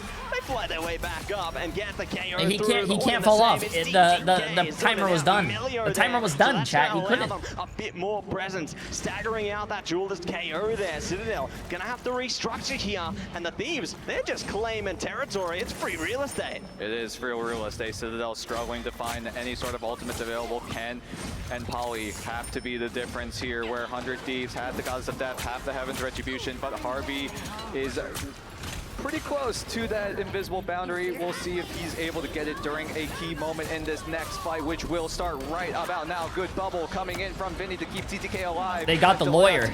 Come on. Nice. Who tries to dodge away, but Delena needs to find the click onto the dorsal fin of Ken, who is gonna get away with 2 as Vinny goes There's no down, way. but the It looked like Vanguard 100 still Thieves was staying winning this alive, fight. because it's Angela, but Tanuki now switches over to that Daredevil, has to use the sticks to his utmost advantage. Doing whatever they can to take advantage of these key moments here, and Citadel will be able to break through. The Thieves now have to reconsider their options here. They got a couple available already. Galactic Legend into the boundary, but I mean Citadel, they can respond right as soon as they can. Here we go, Galactic Legend coming up. Meteor trying to shut it down there, and Terra already catches Alex. That's a big one to find. They're trying to hunt down again in the back line. Nice, nice, nice, nice. Nice. It's a triple down for Terra, and they will push on the mission vehicle. Terra looking good right now. Everyone on 100 Ds making sure that Terra is well enabled, able to use his ultimate comfortably. Citadel, they had the response with the Meteor M, but unfortunately Enzo was not just able to find it and had to look elsewhere. And again, because of the map terrain. I hope 100 Ds can win this. I mean, they have the better keeping ults. him in cover, and that's all the difference it makes as 100 Ds are navigating towards that high ground and soon look to cover that second point. Yeah, taking advantage of the nooks and crannies there. One and the same, but Dance of the Butterfly coming out here. Big damage onto Vinny. Nice. Slip back, a nice utilization over the boundary there. Wasn't that one I thought out, Vinny but was now gonna die Citadel, until they're gonna I let saw the Devil ult. Oh, uh-oh, the devil's out. The devil's out. Terra's already down. It's just Oh going my out. God, Tanuki is killing everything. Tanuki is killing everything. Unstoppable on the Devil. Millennia catching nobody. Citadel, send them packing. Back to spawn. Back to spawn, 100 Ds go as 2 go down. Oh, he's As dead. He's dead. Citadel look to keep the Wow, he's not offense, dead. Keep that full core press active and ready to go. Citadel also having 2 of their strategies ultimates available will be crucial. Where 100 Thieves is still trying to pick up the pieces. Harvey and Millennia nowhere near their ultimates, but Delena does have the Goddess of Death, but it's going to be inevitably countered by one of those ultimates. Nice. Nicely done to start the account here. Terra's found Tanuki. The lawyer's down. The lawyer's down. It's a 5v6. Meteor coming out from Enzo. Could trade things back. Terra dodges Oh, away. the iframes. Evans Retribution coming around the back door, keeping them in place. Harvey stuck, needs help. Goddess of Death coming out from Delena. Might just be able to find the response. Polly down and out here. Nicely done, but they're going to be caught around the angle now. The impact is nullified. Alex is online with the fate of both worlds into the Seer. Huge, huge, huge. They have to kill something through that. Nice. Nice. Nice. Everyone on Pauly's gonna stall this though. They might be able to get a stall if they don't kill him fast enough and they get a TP down. Nope, they're not TPing. Damn, nice, chat. We got ourselves a game. We're going to last phase. We're going to last phase. 2 minutes. But the sheer amount of damage from 100 Thieves was just way too much. And Citadel now have to concede that second point. And 100 Thieves, they're looking to make the triple happen. Fire just burned that much brighter into that fight, and now looking to find the next spark here. We'll see who can catch it into the butterfly around the back of Melio. Melio, I think they have to ban Melio's Psylocke. Sending them back all the way to the I think you have to ban Melio's Psylocke. If you don't ban his Psylocke, he's just gonna go crazy. They still have a minute and a half to work with. A nice little stim boost in time. 400 Ds as soon as they secured that second point. Tanuki now has the Devil and is waiting to release it. 100 Thieves, Millennia. Yeah, release that Devil. Release it. Ultimate, Vinny and Delena getting closer and closer to their ultimates as well. But Tanuki looks to find some sort of advantage for Citadel, keeping the fortress. Oh, nice. And Delena takes it down. Millennia takes out the two strategists. And he gets both supports. Oh, this is looking good. This is looking really good. This is looking good. Aced. Oh my goodness, the King of the Sea is seizing the moment for the Thieves there, and they press on ahead. The mission vehicle is on a swift the King of Seas seizing the moment? I like that. Citadel, though, have one more chance to explode into this one. If they get singled out here, it could be... Chat, last fight. I'm pretty sure this is going to be last fight. It's going to come down to this moment. The seduction's online, and here we go. Oh! TTK killing Enzo, the other controller tank player, telling him, hey, I'm the better controller player. I'm the better controller tank player. And TTK takes out the lawyer as well, so there can't be a fucking lawsuit. Holy shit! The heist is looking so perfect as 100 Thieves find a way to rob away the Citadel's map choice as they look to force overtime. But Citadel have their way back in with the Heaven's Retribution locking up down members on 100 Thieves, but it doesn't look like it'll matter a whole lot. Oh, nice, nice. Pops it open, and we're going to chat. We're going to OT. Are you laughing at me? You like what I did there, huh? I could be a good caster. I can't do that all the time, though. It only comes to me some moments. All that remains for these two teams. Who will push it the furthest? Who will be left behind? It's all gonna be showcased. I'm proud of myself for coming up with that one, chat. You like that?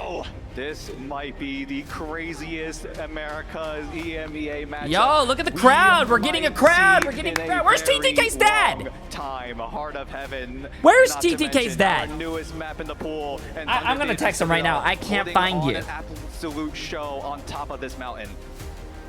And it's a pleasure to be at the top. I can't find you in the crowd. Solidifying this beautiful map's place into the map pool here. I'm hoping to see this is a more common occurrence further into this esport. But for now, both these by the way, teams are Hard Stuck Flattish. Appreciate the massive 5 minute subs. Oh, hold up. Stats. Putting in the work there. So many final hits between them. But the damn, look at TTK, Delena, and Terra. 14, 15, 16. Nice.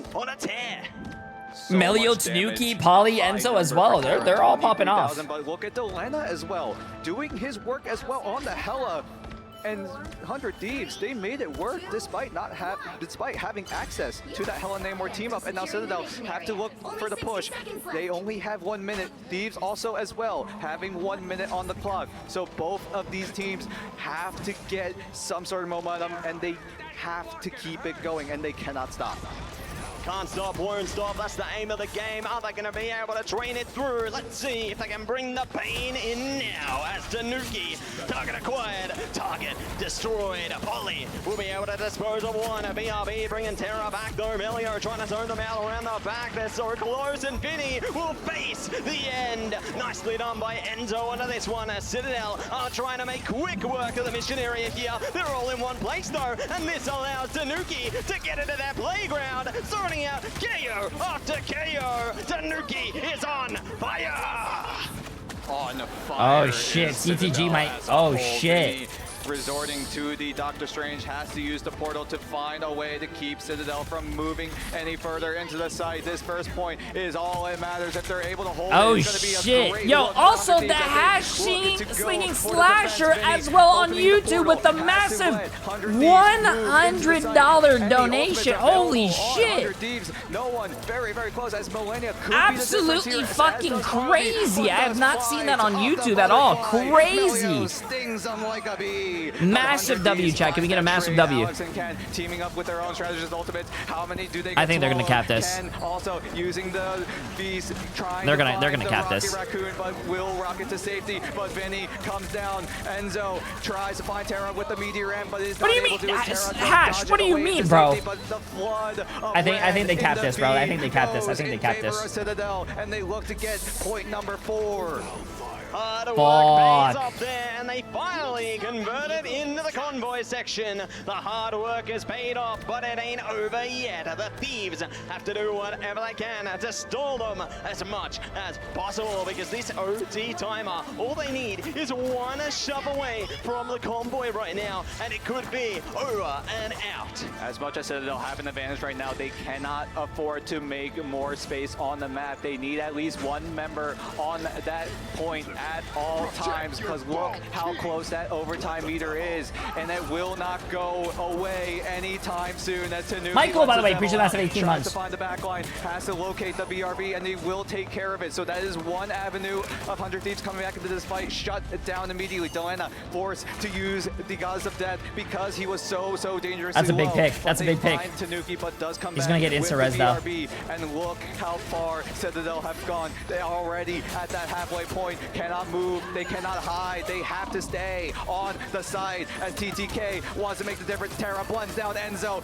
Is this the hold for 100 Thieves? Can they make it happen in this small tunnel for 100 Thieves? They do. They make it work. They oh my god, chat. This is going to be tough. This is going to be tough. Amazing work coming at ya from the Thieves. They will be able oh, this is going to be tough, bro. By the way, Hash, like I said, absolutely fucking crazy. That is the biggest dono, man, my friend. I appreciate it. Appreciate it. Match them or exceed them into this. That's a big push. With a 1 minute left, chat, that is a big push. High because that first mission area is such high stakes. You saw how hard Citadel had to work to steal it away, and now Thieves, they have to do the same. Oh, but they shit. have to do I don't know, man. I'm nervous. I'm nervous. I'm nervous. nervous. Match what Citadel have done in their own overtime push. Citadel, we talked about the stakes for Citadel. They know how to play in these kinds of situations, whereas 100 Thieves, this could be unknown territory for them. This pressure. Not only are they playing at the highest level, they are playing on stage. So many pairs of eyes watching every single move, and Citadel need to stop 100 Thieves. What could be a stolen map away if 100 Thieves are able to get the push going. Yeah, we'll see if they are going to be able to push on, give it their absolute best here, because the pressure is at an all-time high. And Dan, a quick reminder, this is only map 3 out of a potential 5, and it's already like this. Map 1 was almost the same way. We went the full distance as well in that domination map, and here looked to be no different. Do I still have glutes after watching this? My cheeks are so clenched. What? Michael, appreciate the 18 months. What did I just say? Off the site, which has been very difficult for the offensive side because of these clouds, because of the high ground advantage that Citadel are able to take advantage of. And 100 Thieves now have to find some sort of advantage, have to find some sort of rotational play to get themselves in. Find that weakness, break the chain here. We'll see if they are going to be able to bring their way in as Ken goes down. BRB brings them right back, but the Thieves are already locked down. Tanuki and Enzo following suit. Nicely done by the Thieves. They've already nice. Amazing way to completely dismantle the defenses here. Citadel, what is happening? The portal could be it, but no, it's too little too late. It's already converted. 100 Thieves took it in lightning speed. Enzo is forced to use the portal in order to keep that overtime meter from staying alive. Enzo has to be the difference, has to allow Citadel from going in, but he's taking his time, waiting for the right moment to stop. Holy shit, chat. Holy shit. Holy shit. Let's see what happens. Thieves, now they are in a terrible situation where they have to put at least one member of 100 Thieves onto the site as Harvey pulls down Polly. Tanuki as well, detecting everyone on 100 Thieves, now puts himself out in the open. Millennia, swallow. Millennia, swallow. Wait, they're getting the kills. They're getting the kills. Thanks to the BRB, but Harvey is I need a big swallow. They have both supportals. This is really good. Melio has his ult. Some sort of opportunity. Melio nice, nice, nice, nice. TTK teaming up to find what could Don't swallow your team, though. Don't get a C9. Don't get a C9. Oh, that's a... It's only 3 members. 3 meters is the difference. Big swallow, chat. Big swallow. He has to fall off the map. He has to fall off the map because these guys can live. Oh! What a misplay! Melania tried to swallow up too, but he gets swallowed himself at the end. 100 Thieves off of a misplay from Melania. Oh my god! Despite an overtime oh scenario. My god! Rise up and claim Kunlun out of heaven in their favor. Oh and take it to my elimination point. Citadel, can you believe what we have? Oh, he's pissed, bro. He's pissed. Oh my god. But it's Polly. Ahana, appreciate the massive gifted sub as well, my friend. Oh my fucking god. What do you mean, Jay? Curse? I didn't curse anything. This is absolute cinema coming in. 100 Thieves almost made it work, but oh my god, able to dude. cross the line. That Jeff ultimate was probably the winning moment, but unfortunately it nah, the hashing slasher definitely paid him off. And you gotta feel for it. That's the stakes we're at. This is the pressure that they are experiencing. That is fucking crazy, chat, bro. That was such a good game. That was such a good game, bro. Seconds, and still could not push on ahead to take it the full distance there. I can't believe what we've just witnessed. It just shows the grit, the determination from Citadel to show confidence on their map. Citadel looked to take control, and they were able to. And Citadel, this is why they choose their map. Now they put themselves in the map score of 3-1 on Heart of Heaven specifically, and this that is is a fucking place where crazy, bro. To get something yeah, no, going in wait, no. Whoever loses this is out, Emily. If 100 Thieves loses this, they're done. Is all it takes. They're done. They're finished. Thieves, Finito. They don't have a lot of experience on this map in the biggest stage. Loser goes home. It's a bit of a wild card, isn't it? Coming through for Citadel there. Yeah, the Jeff's timer ran out midair when he was falling. To play into this map as much, and so it becomes a bit I'm more pretty of a sure they're going to show a confidence pick for replay. them, able to push it over the line and gain them another map of victory here. But the Thieves now have freedom of choice, Damn, and bro. they could dive into their own field of confidence. Keep in mind, now that all 3 game modes have been exhausted, we go again. We reset. Now every That's single map fucking that has not been unlucky. played thus far in this series is available. So any map chosen from Domination, from Convoy, from Convergence, 100 Thieves now have a lot of different options they can go for as we just look through the highlights of what has been a long game. Absolutely, it's cinema. We're jumping into the pilot, into all the sequels here, and amazing work coming through from our teams time and time again. You know, Melio putting in the work there on the Psylocke. We saw amazing trajectory coming through from both teams here. Millennia, one and the same, the king of the depths, just taking their enemies on a trip to the bottom of the ocean. Millennia has been so good. Oh, that was the first one. The Oh. one that mattered might have Hey, been the, I just want to say, the one thing that we could take out of this, if there's one thing you can take out of this match, chat, and I don't care what people say because they're wrong if they disagree. 1 second is a very long time. Because if Millennia had 1 extra second on that jet ult, that's the difference between winning and losing. 1 second is a very long time. Don't forget that. They want to In find anything. 1 second, long time. If they can stop Citadel in their tracks, because Citadel have just been able to gain so much traction. You know, it feels like the more pressure that they are presented with, the better that they play. And it's just so insane to see how much work they're able to put into this one. Again, Millennia just putting on a masterclass, you know, a master fisherman there, taking their enemies to the depths over and over again. But Ken, you know, they were putting in some good work in the back line for Citadel as well. Yeah, the immediate reaction. It looked like Millennia didn't have enough time to send himself down with 2 members, so unfortunately That Millennia fucking just sucks, wasn't bro. able to I'm get pretty there in sure he's time. going to go to bed So tonight. not really much of a He's misplay, going but to a go to bed great tonight, and he's showing going from to have Citadel, being able nightmares. to react in time, Because I would knowing have that they nightmares if have a that was chance me. to come back into the fight, but unfortunately Millennia That sucks, bro. tried to go That for honestly the really play, does tried to suck. go You for had the like a swallow down, the game-winning throw play, down, but if you will.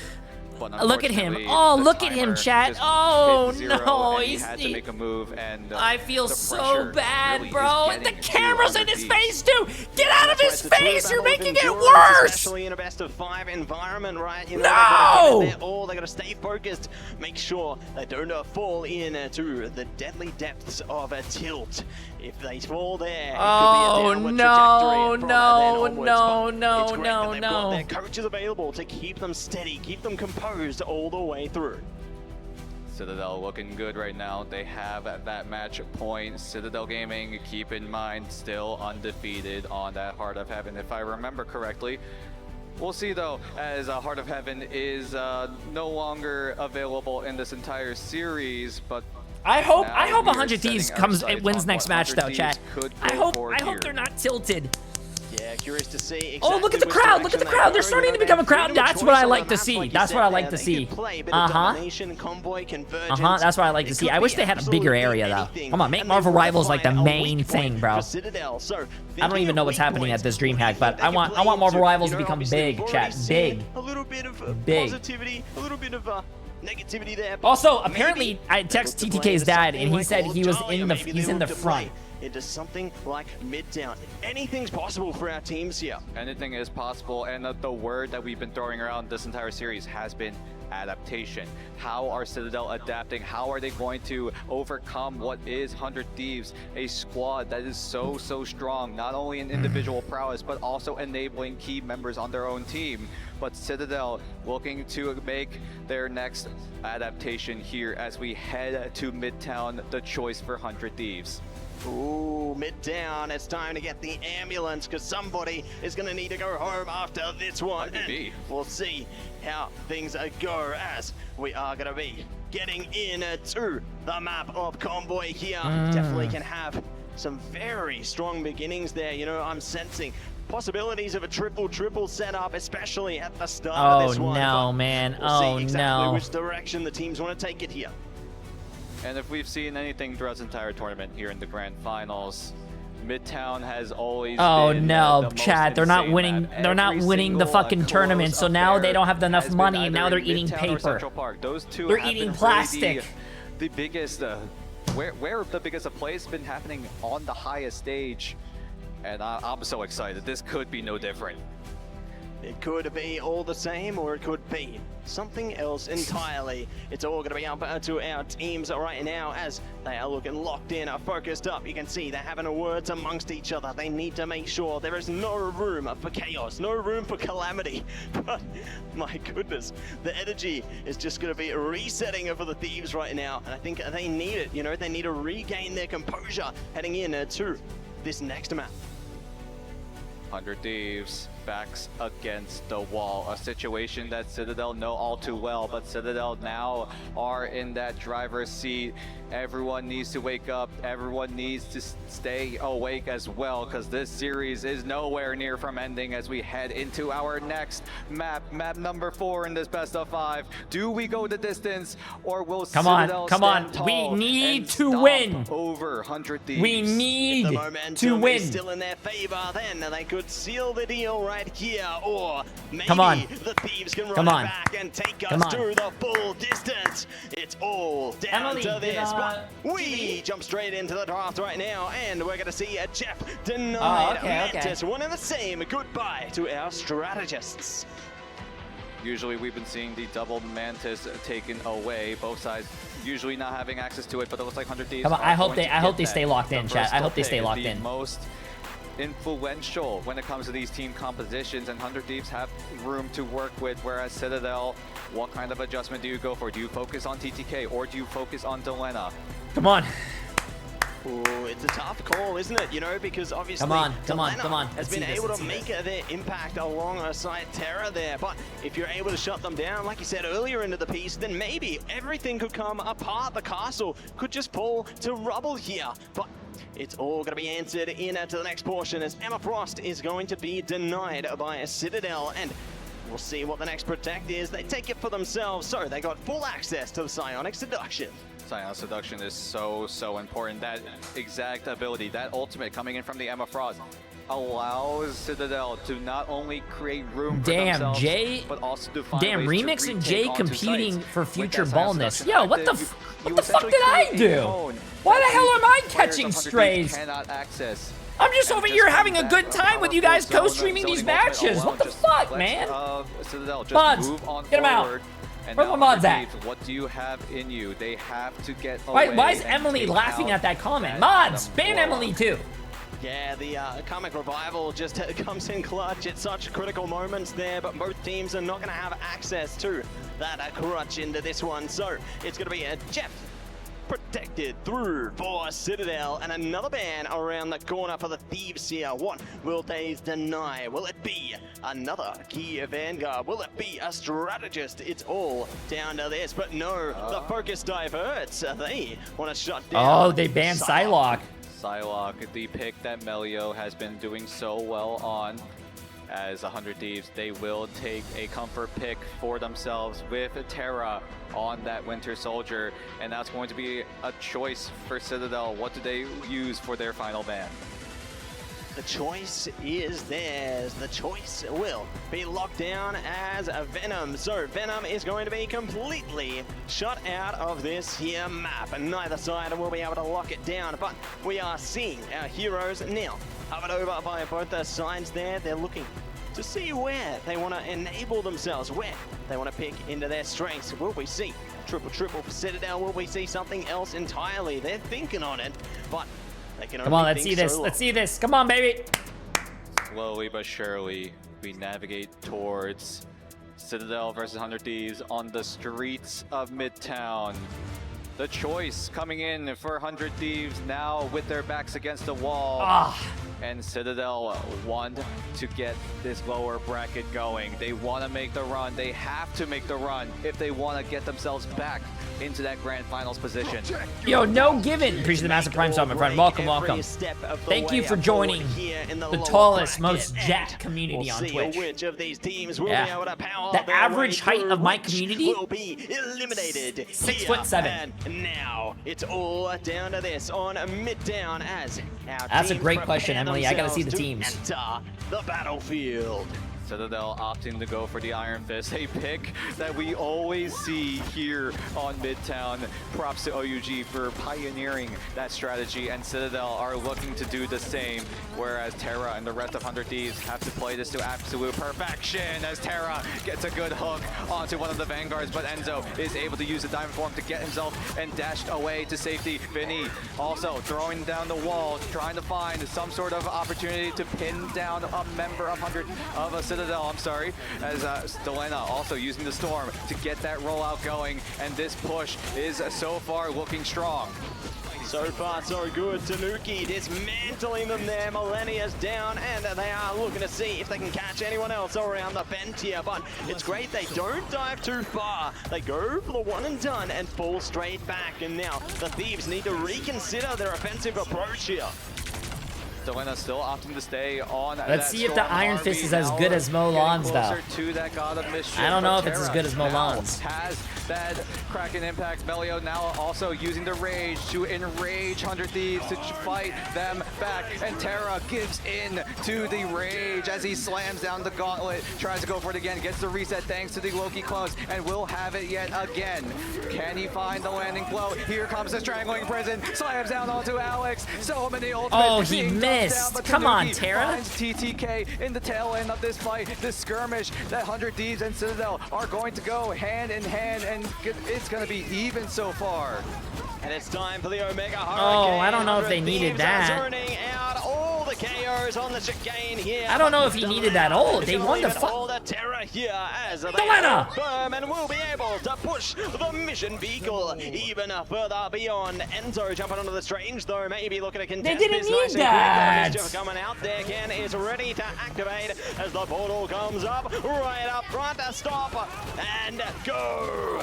Stop and go. 100 Thieves waiting to pull that trigger. Ken pops the invisible boundary as everyone on 100 Thieves look to respond in time. Harvey also saving his own ultimate, but keep your eyes on Vinny's ultimate. He's going to be the difference here if he's able to find the landing blow. Cheaper Town Hall, chat. Cheaper Town Hall. Punches away, becomes a little bit of a helicopter as he tries to rain down hell. The Fist of Fury trying to be in favor. Enzo comes in, 3, but Harvey should be able but to no keep one everyone dies, alive and as 3 goes CTG's down. falling. TTK pops the meteor. Why are they popping ults when they're fucking already with? I swear to God, TTK, if I ever see you again, I'm getting you in a fucking chokehold, bro. What the fuck? God damn it! They are gonna be happy with that. Why are they popping ults when the fucking fight's already won? Citadel now looking to change things up. Tanuki is bringing out the Devil here and now, ready to try and strike fear into their opponents, and they're already hunting down. You can see they're hiding around the sides. They're looking to run it around the back, maybe up top, maybe down low. You never know where Tanuki's gonna go. 100 Thieves also make a quick adjustment. Delena, now that they got the first point, will switch over to the Hella, who has been on an absolute tear. Listen, chat, I gotta practice. I'm sorry. I gotta practice. When I have kids, if they're playing baseball or football or whatever their favorite sport is, I gotta be that dad on the sidelines. The dad on the sidelines with his hands in his pocket like this. His ultimate as well. Ken and Polly look to team up to try to find something. There we go! That's my boy! Right there! Hey, your kid over there, he sucks! Good shit! Good job, Billy! Good job, Billy! As he tries to find more and more, but Citadel look to respond immediately. Terraforming the terrain here, bringing out what they can. Citadel trying to respond, but they are not able to find the KO through yet. The mortality is being felt, and they do have access to the boundary. Can bring it up at the clutch moment. Soul Resurgence popped in kind. Strangling Prison from Vinny, turning it out with the wall there. Could get the KO. Alex is down, got us to death coming up from Delena. Goodbye to There we go! Enzo Hey! Sorry, not Billy anymore. Hey, there we go, that's my boy! Come on, Jay3. Come on, Jay3, yeah! Looking like your dad out there. Told Jack. Good shit. Have to find the reset, have to find the regroup. 100 Thieves. Good shit. The heist is looking good, already at halfway towards that second point. What else do Citadel have in them? They don't have to Come pull on, off come on, build-up 100 just Thieves. yet. Still waiting. Yep, 12 seconds left. Thank you, production, for pointing that out. But Citadel need to find the retake despite the lack of ultimates. Despite the lack of ultimates, they still have to turn up and find. They will not go willingly into the good night here. They have to hold down the front lines, and it's all going to come down to this. Delena, nice zone out on Amelio there, bringing out the Kraken impact. It's Terra back on track here. Come on, come on, keep it going. Tanuki bringing out one of oh my God! Terra, TTK, oh my God! You know what 100 Thieves got between the break? You know what they did? You know what they did? They made him turn it up. This is what they did. Position yet again. Tanuki going over to the Jeff. Alex now on the Luna Snow. Ken swapping over. They had the fucking milk, chat. And Melio as well. They had the fucking milk. Oh my God. They're popping off after A. The milk changes you. On that site. The milk changes and you. 100 Thieves get the job done though. Vinny with that Strangling Prison could be the difference. Oh, it could be, but the fate of both worlds is coming up in kind there. Great response from Alex, and they're building up to a few more ults of their own as well. Kraken impact around the corner could be the answer here. Come on. Lena does have the Goddess of Death as well, though, and Melio has gone down. Luckily, they've got the BRB to bring them straight back, because that could have been nasty there. But the Thieves, they're still pushing ahead on this one. That's a great cooldown burn. Oh! Thieves as Delena point blank pokes out Enzo's head. The eyes are gone as Citadel look to find a way back in for ultimate investment. Tanuki 5-4, but is he able to get away to safety? Can he find the ending blow? Nope. It looks like the answer will be a resounding no. They still got the kills though. They still got the kills. The isolated frag onto Melania. Delena goes down as well. Citadel looking to get the hold going. 1 minute 30 left on 100 Thieves. Oh, isolating them from their teammates is going to be impact enough here. Trying to zone them out as much as they can. Stagger out the KOs, stagger out the timing here. They have got the recipe, and it is working out to perfection here. Enzo, a key ultimate to respond to 100 Thieves right now is the Eye of Agamotto, but they've got nothing else. The Thieves have almost 5 ultimates to dive into this next fight. It could really come down to the wire here. Alex is going to need to dive in. Oh, Shadow Master, you have to see the clip, bro. The dance floor of a lifetime if they're able to come back into this fight. Can 2 ultimates outplay what is an onslaught? Oh! TTK LeBron James! No from 100 Thieves as 100 Thieves onslaught onto Citadel Gaming. Can 100 Thieves get any sort of advantage going? Here comes the Eye of Agamotto only tagging up to Vinny. Thanks to Melania with that Soul Resurgence. Now it's Harvey's turn to Groot versus Groot. Oh shit, this is a matchup I want to see. Groot versus Groot, chat. That's awesome. Looking strong. They still have 6 members, but they have to find a way back. Melio is step 1. Step 1, and it's not all done. There's still more in store here. Melio is waiting for their time to make a statement, time to make an impact. And here it is, booming down. They've got the next tick. They can drain it off the clones. This is bad. This is bad for 100 Thieves, chat. This is bad. The OT timer is everything here. Melania in deep trouble. Will we able to slip away? Harvey keeping the line here. This is exactly what they need. It's Jeff from Tanuki, though. They've got the Metis, and they are running away. Somehow the point was inching closer and closer to that 3rd point, but look out how close. That's a good push. That's a good push. 100 Thieves cannot get the triple done, and Citadel that's a good push. will deny overtime. We take those. Can you believe it? They deny it right on the edge of greatness. We take those, chat. We take those. Coming through on the defense there, and now it's time to switch the pace. Time to see Citadel in their attacking segment here. The Thieves need to put on the defense of a lifetime if they want to take us one step further to a map 5. I hope everyone's voices are still intact, because 100 Thieves need all your power, all of your screams, all of the cheers if they want to make the hold of a lifetime like you said. I'm scared, chat. I'm scared. They are so close I'm scared. to taking out 100 Thieves, True. taking out another I'm scared. America's team, and flood this bracket full of EMEA prowess. And speaking of prowess, just look at the scores right now. So much impact has been made by the Thieves here, but Citadel are the ones who hold it firm. You know, seeing Terra, Delena putting in the hard yards for their squadron. One and the same, you know, Enzo has just been so key for Citadel. Seeing those Agamottos come in when it counted is exactly what you want to see delivered. But wait, Terra has 0 fucking deaths? The Thieves, it's the triple. Damn. And here's the thing. Here's the thing. That's Vinny. That's it. He's the thing. Anyway, he's gonna try to find that front line. It's going to be a little bit of adjustment. He does have has the chance to go for the group, but has a feeling that the thing might be the answer. Will it be as Citadel make the push? It's their turn as they look to get the push going with the Storm rollout that we've been seeing time and time again. Terra goes down, but thanks to the BRB, he'll be right back into this fight. TTK, though, has to be the front line, has to be the difference. As the I'm surprised Vinny's not running like, oh, they're probably doing it against the melee character like Iron Fist. I'm surprised they're not running Groot, though. Usually they want to do Groot here. Throw a wrench into Citadel's engine. Yeah, going to be trying their best to stay a well-oiled machine here, but they are not going to be able to keep our things clean. It's going to be the Strangling Prison coming out. Agamotto in response, though. Terra going to be able to play around this one. No KOs online yet, but now they flow together. The Thieves hold firm, hold strong here, and they got the runes to support them, but Citadel, they're not letting up. They are trying their best to force their way in. Vinny circling around, trying to ground people into the ground as the thing clobbers up to. Citadel have their own response as the Omega Hurricane and the Fate of Both Worlds can also popping as a shark. Oh, TTK saved this fucking team from the Jeff NATO. Oh my god. The push that Citadel have been planning for oh so long as Harvey and Terra and the rest of the Thieves look to hold off Citadel yet again.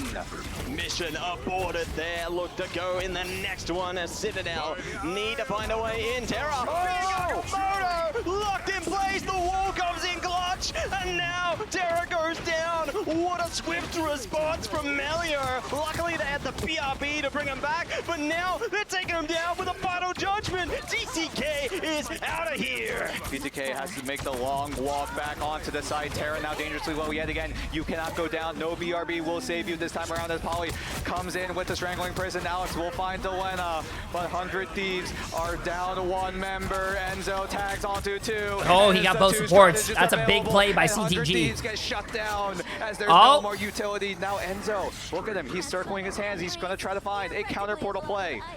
No, he's too late. I think he's too late. I think he's too late. Looking to see if portal combat will be oh, they're not portaling. That means he doesn't have portal, chat. That's bad. That's bad for CTG because if they were, if they don't cap first point and it's an overtime situation, they can't portal back. It's all. Oh shit! As long as they can.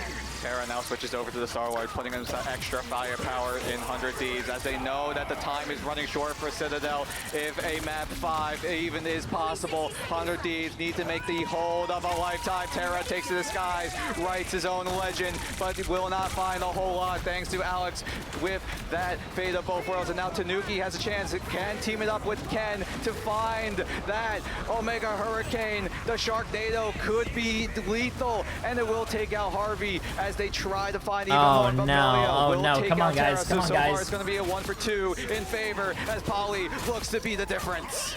Making all the difference, it's a triple KO! Oh, Polly!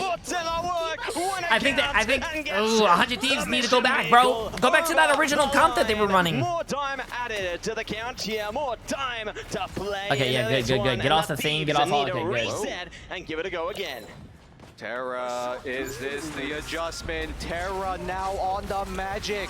A pick that we do not see very, very often. But Terra has a feeling Terra on the this Magic? might be the difference as Polly and Melio teaming up with the Strangling Prison and the final judgment to try to laser down anyone on 100 Ds. But they are able to hold off until the Eye of Agamotto lasers the Magic? down what is left of 100 Thieves as 3 go down. And the Magic pick will fall flat for now. Nicely done by Citadel there, causing havoc. Okay, not able to play into the chain team up there for the Thieves and have pushed in a different direction. Terra is on the bucket right now, ready to see if they can He switched. I think they tried to try something, but they switched. Because Citadel, they're getting closer and closer to the edge here. We're seeing God of Mischief come up in the Soul Resurgence, doing the best they can. Polly has gone down. A good start from the Thieves into this one, but they're gonna have to put in more than Nice. See, they don't need to try anything new, chat. They just gotta do what they need to do on their original characters, and they'll fucking win. Good shit. 90 seconds between a map 5 scenario for Citadel and 100 Thieves. That AoE damage coming in from Vinny and TTK. The Maelstrom of Madness up on top of Vinny's right click just has so much of lethality onto them. It's Vanguards, but they're still making the job done. But Citadel have to go for the retake now as Ken and Alex have to use their ultimates to their utmost advantage to get stunned up, but none go down just yet. But Tanuki will get taken out thanks to Terra slamming down the gauntlet. He goes for it again. Here comes Polly with that Strangling Prison, but the invisible boundary will save them for the time being. Keeping the fight online as long as they can. Terra jumping in with the Kraken impact though, chaining in the damage. Enzo's down. They're on for more. Come on, Tara. Come on, Tara. Come on, Tara. That's what I'm talking about. That's what I'm talking about. Tara still has that ultimate available, will burn it finally. I'm pretty sure between his matches, chat, he watched the Jay3 Bucky montage. Map number Can I get a true or can I get a true? We have not seen here in the grand finals. Citadel, this is their moment. This has to be their final fight. This has to be the perfect fight. It has to be their cleanest. As Enzo has that Eye of Agamotto, Tanuki will pop the Omega Hurricane, and Melia will pop his as well. Enzo has his Eye of Agamotto still saved and ready to go, and they will take out Millennia's ultimate as Enzo pops the Eye of Agamotto. Nice protection. But Millennia will not go down, and Tara, look at him. He's got the ultimate yet again. Wait, Tara has another ult?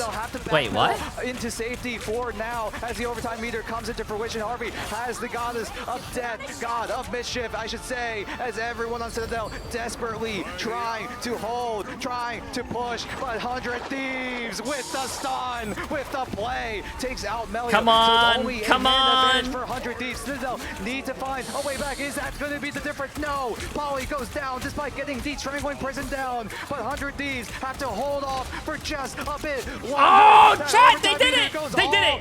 They did it! Woo! Oh, look at Tara stand up! Look at Tara stand up! Woo! Chat, this is getting crazy, bro. Both teams are shit talking each other. Tara stood up, bro.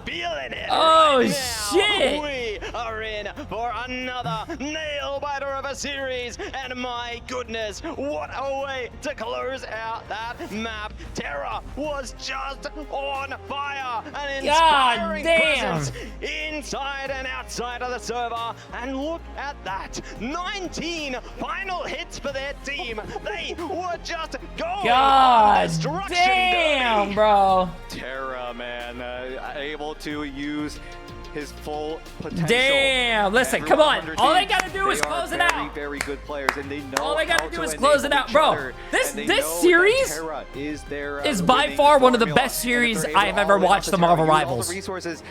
This is absolutely fucking insane, chat. We are witnessing together some insane games. Citadel need to get it together. Now, their backs truly against the wall this time around. Not only is it a map 5, this is also their tournament lives. That's it. They're on the edge of their seats there. I think it was really smart for them to ban Melio. They have to ban Melio out.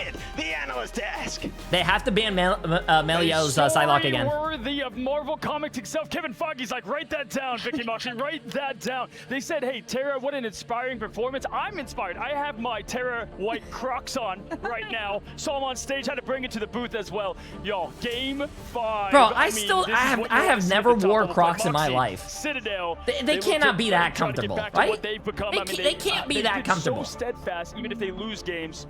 Are they really that comfortable? I mean, you were saying Tara's an inspiration. He was getting permanently inspired as well because that Mantis made it for the ban draft. Something I want to talk about as well is the fact that Thieves have obviously done their homework. They had such a good, intelligent game plan in check to be able to take over that GF NATO composition. I'm sure we're going to get to see it when we have a look at those highlights coming on first. Chat, if I get Crocs, with and they are the worst thing I ever bought. I mean, I'm gonna go back into this VOD, and everyone that said yes and they're comfortable, you're gone. The Kunlun map, right? You have Millennia, who has 2 huge picks. Angela, Psylocke, it's about to happen, and then time ran out.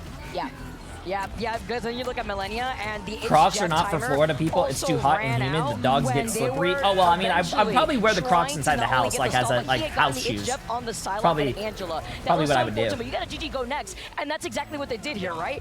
Literally the Tara and TTK show. They literally add the T to 100 Thieves when it comes to some of these crazy plays and highlights. I have to just say, for me personally, when your back's against the wall like 100 Thieves, I mean, this was it, right? This was everything on the line. What do you mean? Do not wear them as house shoes? Why would you not wear them as house shoes? Timothy and White got it done once again, Mock.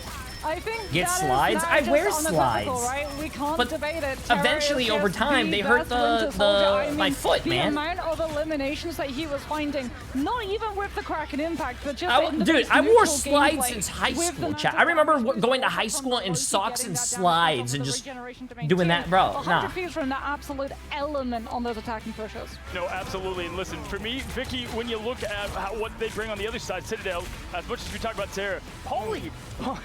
I don't know, Emily. I mean, okay, we have Captain America this time in the form of Tree. I mean, what can the man not do? Yeah, honestly, first off, hey, I want to say Vinny is not getting enough love as Vinny is doing fucking fantastic on that what do you call it, Groot. Mantis and Loki go by, and then here comes Paulie popping off on the Groot himself. The isolations off the walls were fantastic, and then even during the Heart of Heaven game that we saw, Melio was out of Psylocke jail. Melio was finally able to get Terra's KD there, is 9. Really here, Moxie. Yeah, 9. I mean, that Heart of Heaven, it's something that Citadel have really started turning into. I think the biggest problem for them, though, is still adapting into the Jeff, to the point that on the first round, we actually got to see them roll out with Melio, not on the Psylocke jail, but on the Ultron, something from 4.0, which is a thing of the past, but it was one of the things that a lot of these teams used to be able to try and disconnect the It's Jeff. Yeah, absolutely. At this point, I feel like we can start getting... I feel like 100 Thieves should have won already, but if they don't win the next game, chat, I feel like Millennium's gonna have nightmares of that, of his right now, what is gonna be what each of the what do you call it, Jeff? Moxie, I want you on Citadel. 100 Thieves over there for Vicky to win, take this thing home, and push the other out of this bracket. I think honestly from Citadel, because so much of 100 Thieves game plan is just getting Terra on a hyper carry duelist, maybe a ban on the Bucky would be a good idea here. Not only do you push Terra off of a staple hero, it also means if you want to go for the Jeff save, you get much more value from the It's Jeff ults. Dude, the fact that he has 42,700 damage, he went 45 and 5. 45 and 5. Like, I mean, 45 and 5. Terra went 45 and 5. Gee, and he's sick. He's sick, chat. I just imagine oh my god. It's like, all right, team, this is what we're doing. He's Michael Terra, Jordan. You just keep doing what you're doing. All right, great job over there. And when we looked at Delina and Terra together, right? Delina set up, like I wanted to say, the T of damage for Terra, then to continue on with the final hit machine that he continues to be. And you said it, Moxie. What's the perfect recipe for that? It's Winter Soldier. Yeah, and I mean, we're seeing 100 Thieves as well put so much stock into it that they're actually one of the few teams that we've actually seen on the stage save the Winter Soldier. They had the opportunity to go for a save on something like the Loki with that Mantis, but they prioritized getting Terra on his hero instead. Hey, listen, we went to Heart of Heaven. We got one more heaven for you. This time it's Hell's Heaven. Oh my goodness. Ladies, to determine who wins, who goes home, it's domination to figure this whole thing out, which is always just a grudge match, right? I mean, just absolutely, there's still chat. involved, this is the last game, bro. This is the last game. Winner takes all. Who's got the clutch gene? Vicky, 100 Thieves. Winner takes all. Take it home.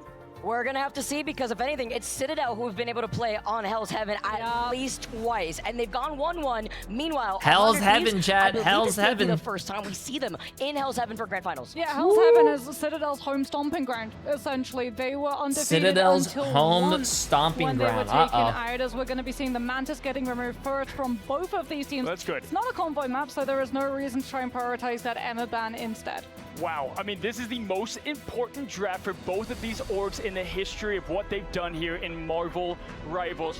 100 Thieves, coach v coach. I'm Sola. It's the insta-save to the job. I mean, to the instant save to Bucky. Yo, I mean, this means that Citadel don't get the opportunity. If Bucky's this strong in pro play, chat, it's the I should be up there. Than the second save. I think 100 Thieves thought that there was going to be a Winter Soldier ban coming on out and want to safeguard Terra's hero pool. You know what? They're like, hey, get rid of Jeff then. We don't need him. We'll take the Soldier. And it's literally what happened last time, right? Because in the very beginning, instead of like just auto-banning Mantis on Citadel side, they actually this is scary for CTG to ban actually for 100 Thieves. They saved Bucky. That means they could ban. But now that they've revealed that card up their sleeve, they could ban protect it from the beginning as they get rid of the Captain America. TTK's hero pool now. Because you still want to be able to rock that dive. Yeah, the Venom is going to be there, but we're not going to be getting to see the Captain America alongside it because both Polly and Enzo can play those. I hope 100 D's ban Psylocke though. Ban Psylocke. Ban Psylocke. It's going to be onto the They have to ban Psylocke, chat. They have to. CTG. Uh-oh, they might save Psylocke. It's making it really tough for. Right, it's like the Venom save. It's like, okay, is that bait or? No, they might save a support. I mean, you know who else is really good on Soldier's Factory, guys? No, it's let's see. Angela.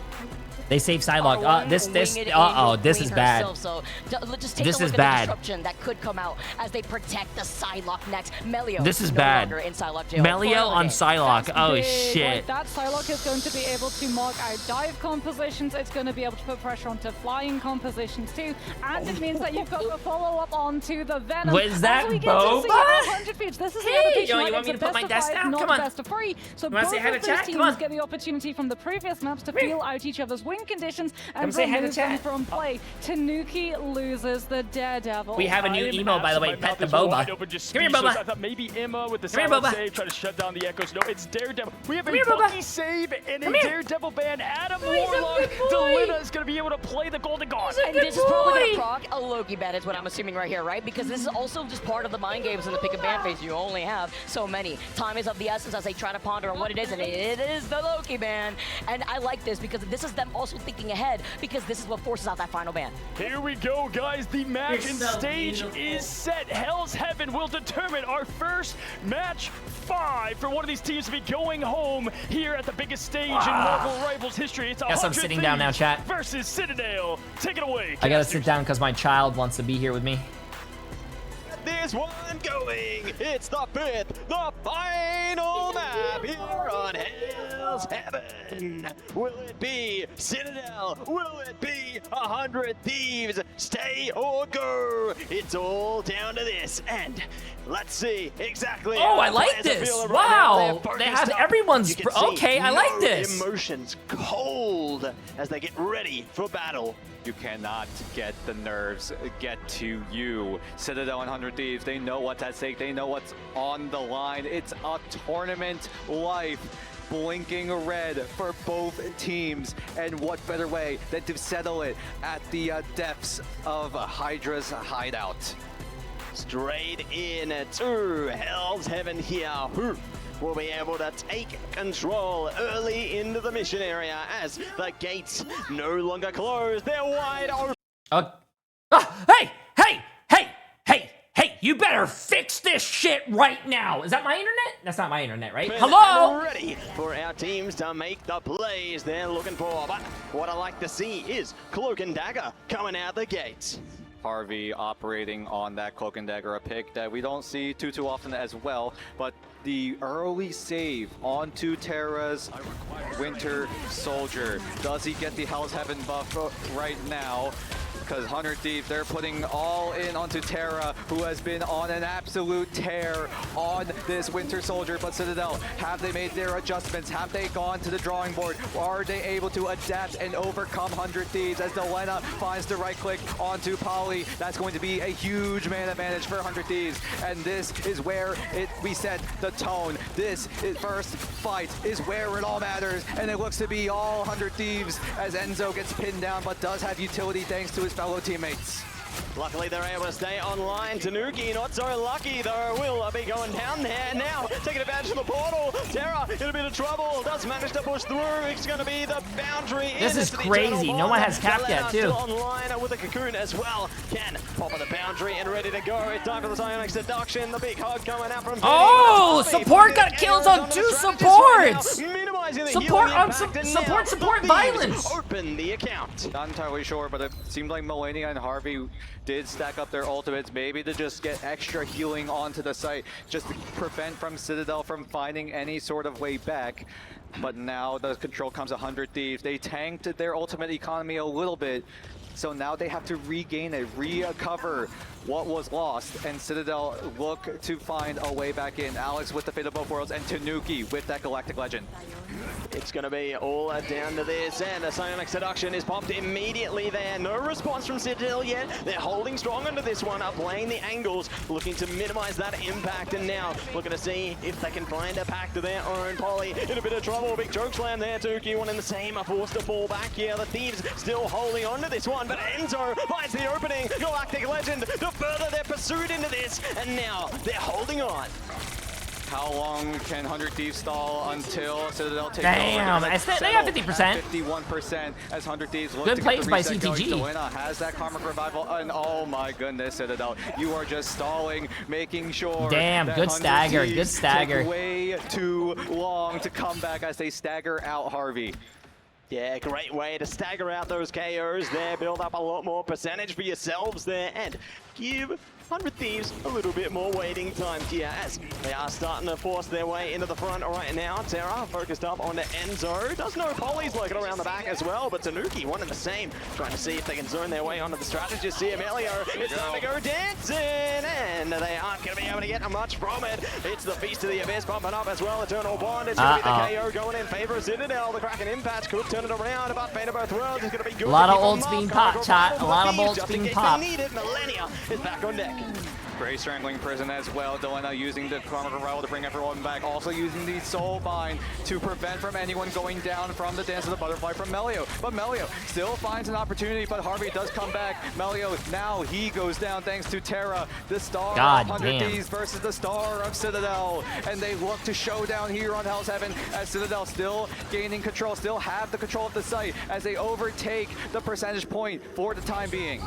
We'll be able to get control there. Melio jumped onto the Strange for a second. They were thinking about contesting, but they're not going to be able to do it. They wait off their options, and they will fall back, considering they've still got a bit of time to walk back to the mission area here. They can still contest this one. It's not going to be that last stand moment, but what we are going to have to withstand is a Feast of the Abyss, a possibility. They need to farm Harvey's ult, bro. They have no support ults here. Tanuki has his, Polly has his. They need a support ult. Oh, Delena getting a pick on the rocket. Key KO for the Thieves. Oh, now they have to wait. They have to wait. On him with the Silent Seduction, he's gonna have to zone away. They're not wait. Wow, they're going in down a support. Looking to make the first move. They go for the feast. They get the anti-heal down, but it's only for a few seconds. And 100 Thieves are okay with waiting that out as the Silent Seduction buys a bit of time. Maxi, appreciate that for 4 months as well. And now they have to burn it as Delena takes out Enzo. A man advantage. Wow, they're not popping a support ult for this. That's crazy. They did not pop a support ult for that. That is big. Citadel from moving any forward. Uh-oh, Melio's coming from the back, chat. You gotta watch out from the back. The butterfly coming up very, very soon. He's gonna go for it, but the Eternal Bond is perfectly timed, and they will deny Melio from finding anything. Shit, they're countering. They have to counter Melio. What seems like the 20th time in this entire series. Can he find more as the Fate of Both Worlds has to wait for him to strike? Shit! Terra bends the lands yet again as he finds more, and he goes for it again. Terra, pop off King. Hey, the game's not over yet. The game's not over yet. Don't get happy. Don't get excited. Game's not over. Eldritch Monument and moving on to the frozen airfield. Will this yield the result they're hoping for? Game's not over, chat. Wow, I really like that orange mouse pad. I don't know what mouse pad. That's the first time I've ever seen it, but I love the color orange, chat. That's a nice mouse pad. It is a make or break into this matchup. Oh, my hands are shaking. This is absolutely intense. Everyone is watching, the world seeing who will move forward in this lower bracket match. Citadel now on the back foot. We talked about this. They know the situation very, very well. Thank you, chat. Backs against the wall, ultimately 1 round away from elimination. Can Citadel keep their cool? Will they stay calm? Will they stay collected? Or will 100 Thieves just land that finishing blow? It's all on this. It's going to be a portal to open up the round here. This is bad, though. This is bad. 100 Thieves have no ults, so I'm pretty sure they're going to want to take this fight fast and try to get some ults down. They can try and catch them around the back. Look at this. They're prepared and exploding out the portal.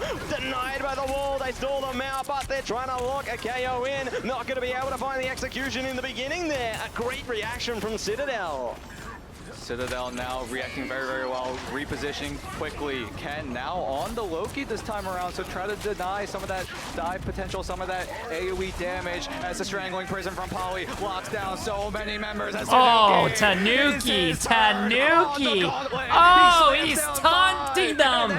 Oh, he's taunting! Hey! Whoa, he's already dead! Amazing work coming out from from Citadel. Tanuki claims control. He's already of the dead. and assures they can do it too on the Winter Soldier. They are ready to match or exceed Terra here. It is going to be a battle for the ages, but now the Thieves are looking to run their He's not way gonna get back flamed. in. Oh, they're locked in place. Terra trying to strike. Oh, TTK wins that exchange though. Action from the Thieves. They're heaving their way forward. Ken's ready with the boundary though. They can keep this one in their favor.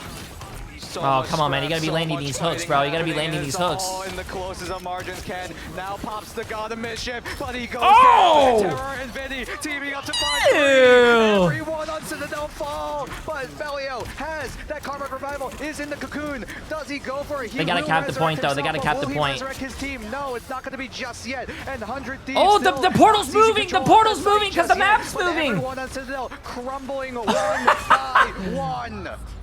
One by one, they all go down. Amelia lost to fall there. So a great stall from the Thieves. They claim control of the mission area just as Citadel were on the edge of 60. And the Thieves have almost a full arsenal of ultimates here. So whatever Citadel bring to them, the Thieves are ready to react at a moment's notice. That Karmic Revival on both sides is going to come in clutch, but it could be a battle of who pops first. Who pops Q? Who goes first? 100 Thieves have their pattern of going for the offensive move, but Citadel are given time to get some ultimates up and ready to go. But the Strangling Prison lands onto everyone, but great peel. Oh, so close, so close, so close. Oh, they traded. Oh, but he got res. Big res from Delena. As Citadel look to do the same on Melio. Ken gets dangerously low, but gets brought back. Alex as well, but 100 Thieves have to make the push happen. They have to make something work as Alex and Melania create another Venn diagram across the battlefield. Open it up and solve the equation, and the Psionic Seduction is trying to zone him through here. Polly opens up the Strangling. Wait, that was like a Hail Mary play. I don't know if I like that play from. I don't know if I like that. That was a very Hail Mary play. Responded to by Polly, however. Nicely done by Citadel. They refuse to go down. Polly eventually will fall there. The Thieves are staggering out these KOs, and Torres in so chat, last fight territory. Oh, bro, I gotta go to the bathroom after this, too. Is this their moment? Oh, my. Have 100 Thieves done the work? Are they able to complete their heist? Citadel have to resort to the Doctor Strange portal. Enzo switches over. I've been clenching for so long, chat. I gotta go to the bathroom. They have to execute everything perfectly. 100 Thieves have the Strangling Prison and the Eternal Bond. Ken, with the God of Mischief, will find a way back, but Terra pops the cocoon of Melio, and here we go. The onslaught of 100 Thieves have to make the push happen. They have to stave what is the fortress of Citadel Gaming, and they look they to won. Do just that. Wait, Enzo tries to clap they might. back, but everyone on Thieves. No, they're bringing it back. Citadel's bringing it back. On this site, as TTK uses the Silent Seduction to try to zone everyone from 100. Oh shit! They got Enzo. The overtime meter slowly but surely going down. Polly comes in with the Strangling Prison, but it only strangles himself. Born again! Born again! They killed him! Falling to pieces. The fortress of EMEA slowly but surely falling down. One after another. 100 Thieves. Oh, he's saying they choked. As 100 Thieves. Oh my God! We move forward in this Oh my fucking God! Look at the crowd now, chat. Look at the fucking crowd. Oh my God. Oh my! Come on, yo, Millennia, Harvey, get in there, bro. Celebrate with the team. Oh my God! What an insane series. What a fucking game, bro! We be eating good. What a game!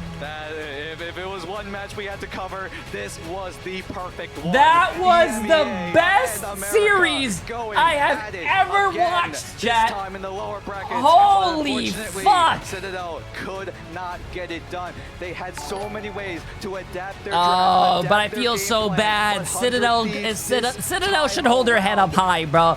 Their run is over. Onto Citadel. Citadel is the first team today to go bye-bye. So bittersweet as we'll see. And Hardstuck Platish. Appreciate the massive 10 gift subs on YouTube, my friend. Absolutely insane. I appreciate it. To an end, and this is not the end of their story. I'm sure we'll see Citadel time and time again. And what a fucking series that is, bro. Rivals. What a series. What a map. What an absolute cinematic moment here. This is the early days. Look at this controller, bro. He's taking his controller home. Oh my. Stage, in the highest level of competition. That was such a great game. I have to text TTK's dad. TTK's dad said he was sitting in the front. I don't know if we could find him. Just insane work coming through from both of our squadrons there. You know, it was a masterclass in how well you have to play in order to stay in this here tournament. It goes down to the absolute wire, neck and neck. You know, Citadel, they could have been more than capable of taking it as well. It could have gone either way into this series because they have a plethora of insane talent as well. So much opportunities for 100 Thieves. Now they move forward. They keep their German hopes alive. And now holy we look shit at the start of the show as we soon enough. Why were they so disrespectful? They weren't disrespectful. Yeah, listen, friendly banter, bro. The other team started it, to be honest with you. The other team started it. Staying alive in that lower bracket, you've got another best of 5 ahead of you. They do. I think. They have to face the winner of Navi versus And it's also friendly banter. Listen, it's friendly chat. All the pros are friends with each other. Plus, it makes it's entertaining for us. Look at it as a TV show. Here with Terra, who seems a little exhausted after that game. Full best of 5 for Revenge versus Citadel Gaming, who already beat you once in the groups. How are you feeling? I'm feeling phenomenal. I mean, it shouldn't have been that close. It should have been a 1-3, but we choked a little bit on Kunlun, but we bounced back from that. We find out what we're good with, and then we just get fast for the rest. What's up? So you seemed a little bit passionate there. You actually jumped up quite a bit in some of those earlier games. How much did this win mean to you? I mean, it means a lot. We're still in the tourney. We still have one more game to go. I think our whole goal, everyone's goal is to make it a championship Sunday and make it to the end of the day. You took a few fights in that last map in particular, down ultimates. How confident were you in that, just being able to try and take those neutrals, or was it just a situation of just trying to run through that timer just a little bit more of that percentage? My socks are crusty. I think we just know how to play the neutral against dive so well, and we were kind of trolling against it on like Dom and all that, and other maps like that. So after we figured out what we can do after they ban out stuff, 173 kills, 76 finals. We're comfortable with, and like that's one of our like best comps that we ever play, and people know it. And you mentioned you have at least one more series at minimum, and that is going to be. We do see 100 Thieves play again today, though, chat. Or Navi. You've already played against Navi in the groups. Do you have a preference out of those teams as to who you would play against? I have no preference, always no preference, because you have to expect whoever you want to play. You don't get to choose who you get to play. But those teams are two very good teams that have been working hard ever since China, actually. They've been working really hard. And speaking of since China, while you have played at an international event before, it's your first time playing in front of a home American crowd here at DreamHack Atlanta. How does it feel to be in this arena in front of some of your countrymen? It feels really phenomenal. This is like the very first LAN of Marvel Rivals, and I'm very happy to be here putting on a show for my whole team, putting on a show for everyone. You don't get it anywhere else. And to this audience that are giving you their support to keep this run going to represent the Americas, what do you have to say, not just to the people here, but everyone watching at home? These are where the maps happen. There's no more best of threes. It's all best of fives, and this is where you get the best quality of matches. So let's keep it going. Woo! I like that. Hey. Going. Thank you all very much. People, I like that. Good response. Good response. We're doing a giveaway in just a moment right after we send it back to the analysis desk. I forgot. Oh my God. No, he was screaming that like something about best of threes, but best of fives is like the. My goodness! I mean, first of all, I'm getting this man to sign my Crocs right away. I mean, I got the best overall duelist in Rivals. Come on, yeah, man. if it was a best of three, CTG would have won. But if it was a best of five, hey, 100 Thieves won. I like that. He's Canadian, I'm pretty sure. But hey, love the whole team of America for the team of 100 Thieves. Moxie, him on Bucky is insanity, and it started with the pick ban phase. Yeah, it really started with the pick ban phase. You heard it there from Terra on the stage. They had a little bit of a fumble on Kunlun, and they worked out what actually fits A little the bit of a team the fumble. best. They saw on Midtown the impact that the Winter Soldier we had saw had. what They knew happened on it that was likely game. going to be We targeted, saw. and they swept the immediate save on the Bucky, which then put so much pressure on Citadel's side on removing things that would enable it. Yeah, what's crazy is that then you see Tanuki go in with like a 6-man Bucky ult, just reset. It was like a one and done, and then he just tries to taunt. He sprays the floor just for Terra to big Bucky Tanuki with a grapple and winning a 1v1. It was actually cinematic right there. Big Bucky Tanuki, what a line, Vic. Yeah, what I want to say as the player of Terra, when we talk about the Rust team in a moment, but Terra's matured so much as a player too, on and off, say the field here, but quite literally. I mean, him, just the way he's carrying himself and the way that I've seen him mature into the role as in America for sure, like that face of points. Oh here, shit, yeah, my bad. I'll give you guys the channel points. So we'll do the next channel points here soon. When you look at just the team as a whole, Moxie, obviously Terra being that, you know, heartbeat, but what else did we see? Citadel won, right? I'm gonna give all the points to Citadel. Yeah, the fact that we're not talking about a strategist is massive, because when you don't talk about strategists, it means that they're doing everything correctly. They're ulting at the right time. They're not in really rough positions where and they by the get way, punished Hiji, by appreciate the massive other side. dono, And my that's friend. the thing That about was a Harvey. crazy You game. can always rely on him to be that stability for the team to lean on. Hey, absolutely, and when it comes to Harvey, I think he's been playing his best rivals since, honestly, when they were called mutants. I mean, he was like the Loki god, right? And then, you know, kind of, listen, Loki got hit with a lot of nerves, and he's been adjusting to it since then, and I messaged him last night, I go, Harvey, you are playing your best rivals right now, and he knows it, Vicky. Yeah, and then at the very end, notice how he was playing so well with the Loki before, they actually banned the Loki out. Yeah, they banned the Loki out. Nice killer for banning 19 months, from the very appreciate beginning, it looks like.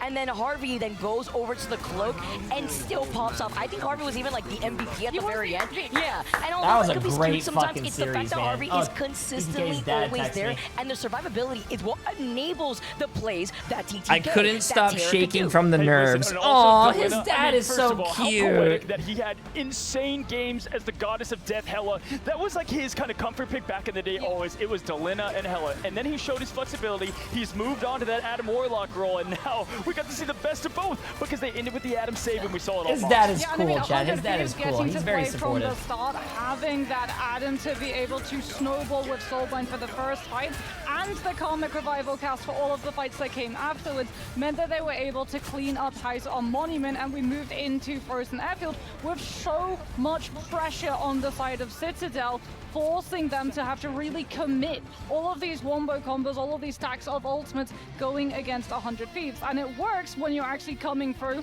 and winning those fights, but because you're having to commit so many ultimates, you have so little into the retake.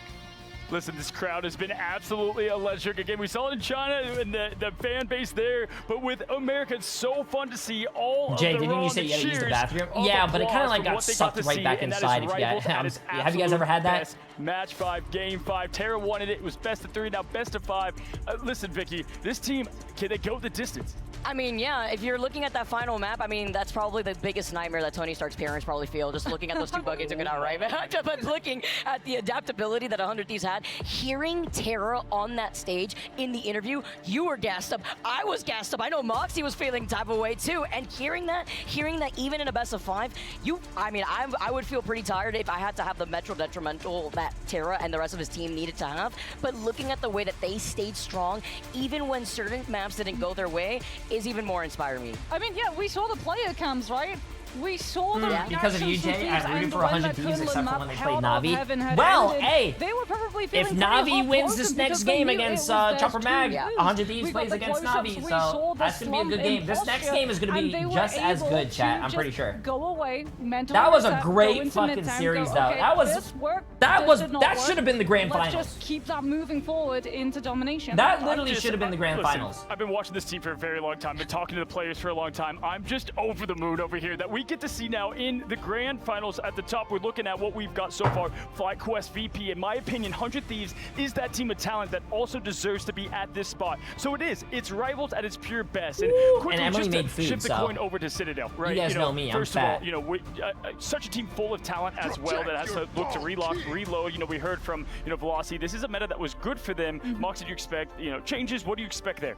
I think it was a meta that was really good for them, but Dark Skies, we appreciate the saw match a in lot 2 of months. plays that they'd done previously, right? Frick The GF Jay, meta I love strategy 100 was Thieves, but I something love that they Fate lost too. against Hey, VP whoa, because whoa, VP whoa, actually what the hell, man? What did I utilized do? to be able to remove Storm from play in Midtown. Thieves there adjusted by predicting it, because it means that you know that there's going to be a duelist on Storm, a strategist on Jeff.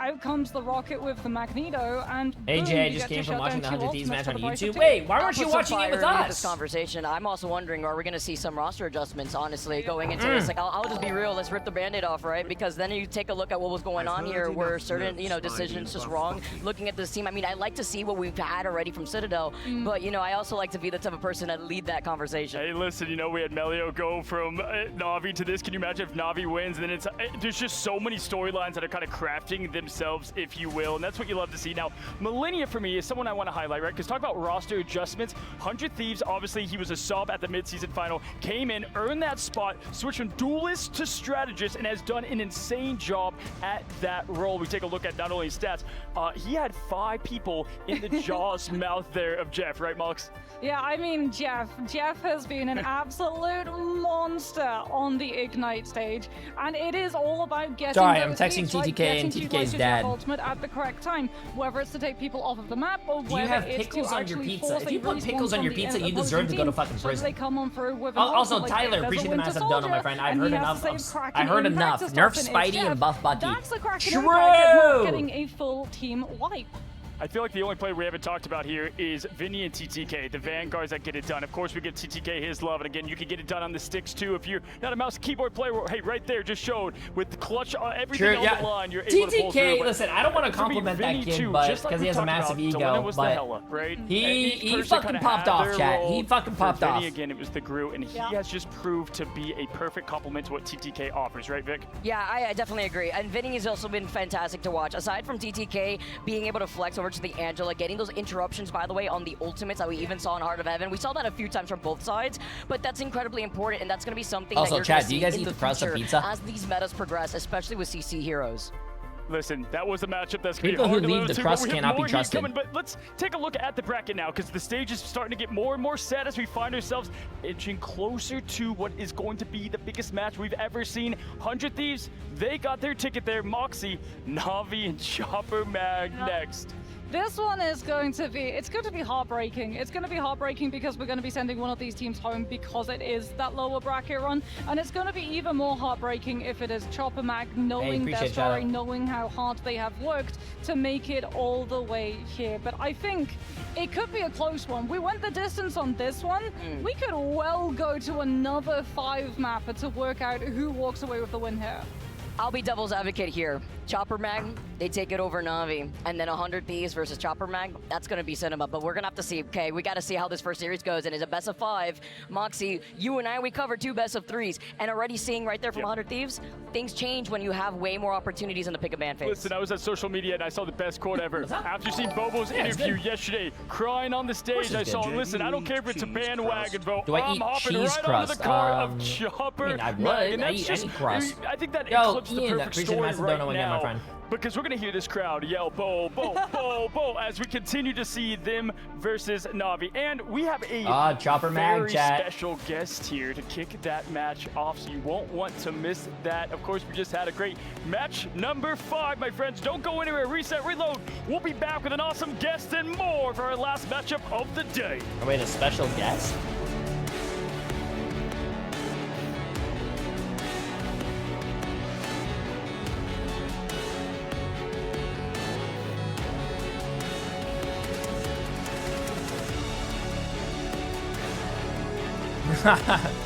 I like seeing their emotion, bro. Their emotion when they win is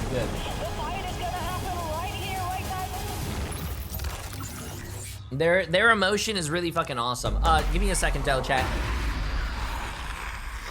I'm gonna go to the bathroom. Everyone, if you gotta go to the bathroom, go now. Get your snacks, get your water. After this game is 100 Thieves against whoever wins the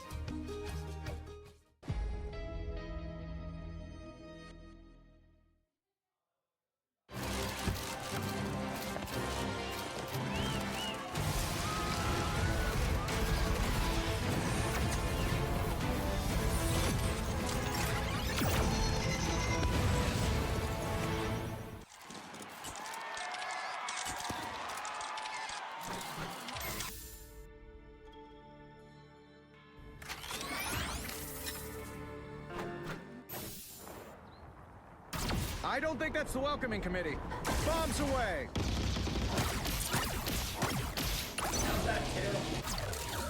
Wait, what the hell? I just came back. 10-minute break? 10 minutes? Why does my room smell like someone farted? Maximum pulse. Oh. 10-minute break.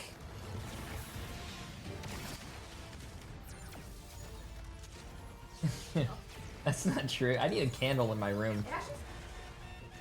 Oh, is that what it's? Oh. Okay, chat. 2 more best of 5s today. So far, I don't know about you guys, but I am excited. You guys want me to start the predictions now? Fine, I'll start the predictions.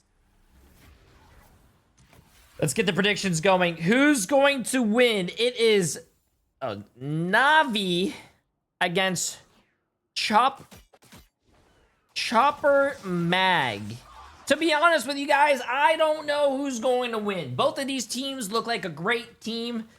I don't know. I thought Chopper Mag has been upsetting people. Bobo's Emily's favorite player. And Na'Vi, I do think Na'Vi is the stronger team overall, though.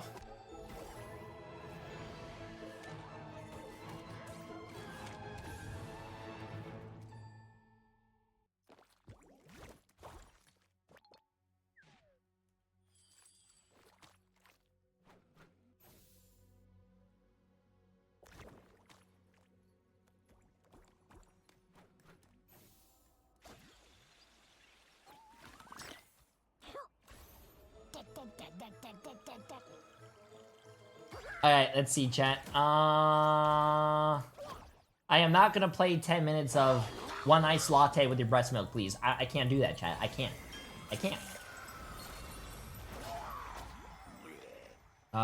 Where's the thing? Okay.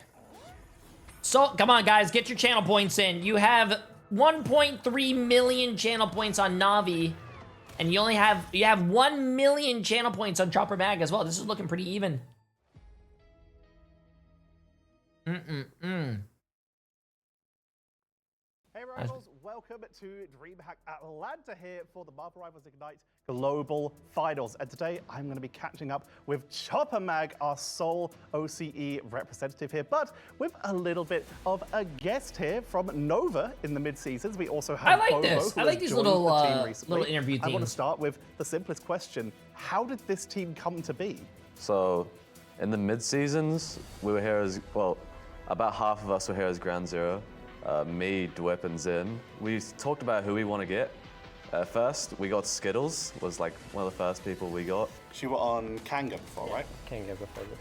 Yeah, so we picked him up for support, and then we were looking around for other people, and one day randomly I asked Bobo, want to come join our team? He was like, sure. And he also brought his teammate from Nova as well, Salvation. We got Fidel from America, and it's been good. How would you describe the general identity of your team if you had to put a descriptor on it? Hey, a whole chat. This is not a whole pizza. This is like a little baby pizza. It's not a whole big one that you get from like, come on, stop trying to make me look like Tim. Yeah, he gets really loud. Our tanks are quite passionate. And they like slam their desk and Dweb got told off a lot for slamming desks. Mid-season final, and he's like banging the desk. And Zen on game day gets very hyped. He's like hyping everyone up like backstage, like, come on, we got this. We just came out of what was essentially a triple strategist meta for a lot of teams. Oh, that was not Emily cosplaying as Hulk. That was my dad. Do you feel like this 4.5 meta is landing at least before the game starts? Yeah, I think the support meta, at least, like Raccoon and Jeff, are like both very strong. Invis and Luna are both still decent because the 275 HP. It really helps. Cloak and Loki struggle a bit because they get one-shotted so easily. But yeah, the very backline is very strong. And I think Mantis is still very broken, like with Ultron. Anything to add? DPS, Yeah, Star-Lord, my favorite. Yeah. In cool. Zero season, my favorite hero is Hawk and Star-Lord. So I'm good at him, and the Rocket team up with Star-Lord, I like it. Yeah. So did you say Hawk and Stars and Hawkeye, or did you say Hulk and No, he said Hulk. In season 0, he played Hulk. I'm Chinese #1 Hawk. Is there any chance we'll see the Hulk busted out in the games? No. Thank you all very much for joining us. This has been Chopper Bag. We're going to be heading into the games very shortly, so make sure to stay tuned. They just straight up to said Marvel no. Rivals Ignite Global Finals 2025. Hello, welcome back to Marvel Rivals Ignite. It's the second international event that we've had in Marvel Rivals so far, so it makes sense to talk to the winners of the first. Come on, chat. We're here with More Navi. channel You guys were points. rad when you played in the mid-season finals, but going into this event was like stage 2, right? Like you were talking a lot about like stuff like drafts against like Virtus Pro and stuff, and up against Citadel.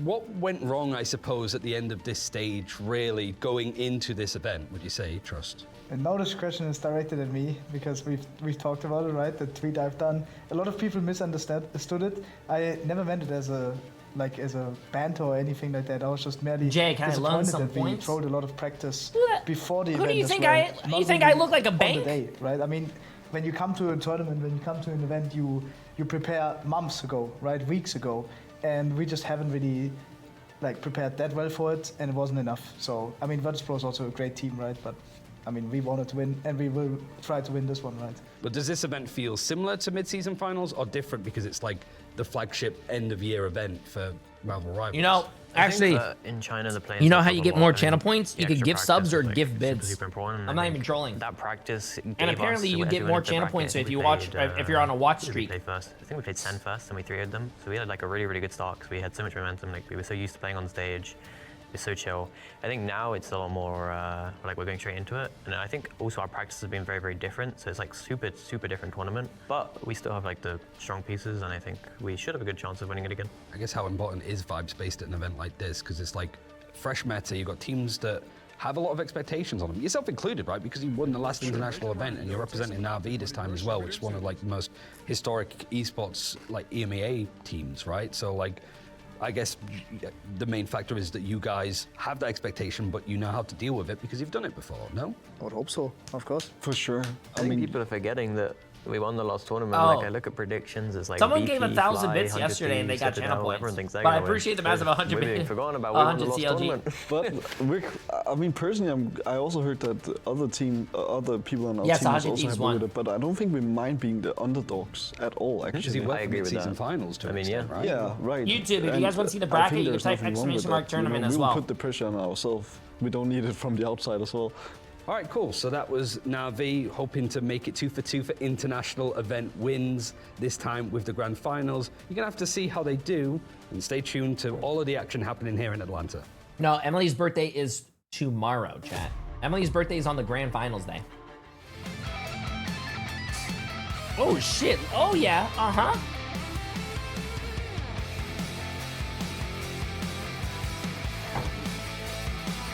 Oh, shit. Yeah, they're going off right now.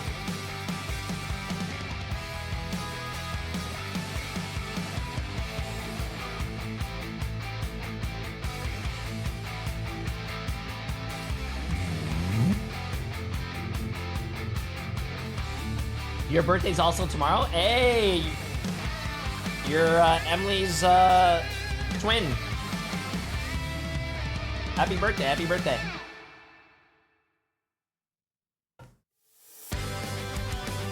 Actually, I mean it.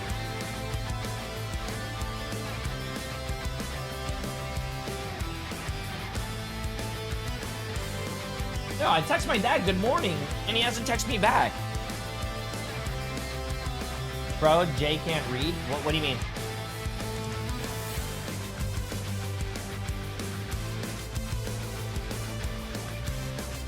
Yeah, fuck you, Heisen.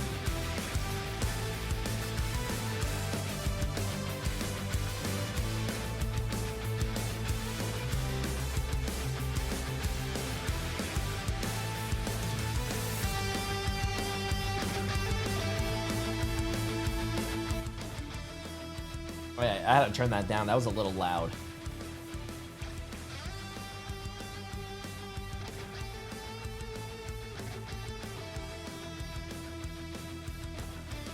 My dad went out for milk and he's been out for a bit. Milk is hard to come by. Maybe he was getting it from the source.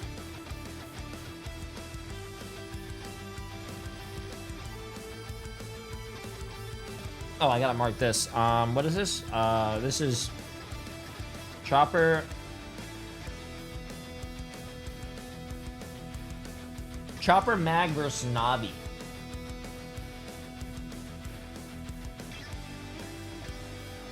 What's your opinion on Magic mains? Freelo.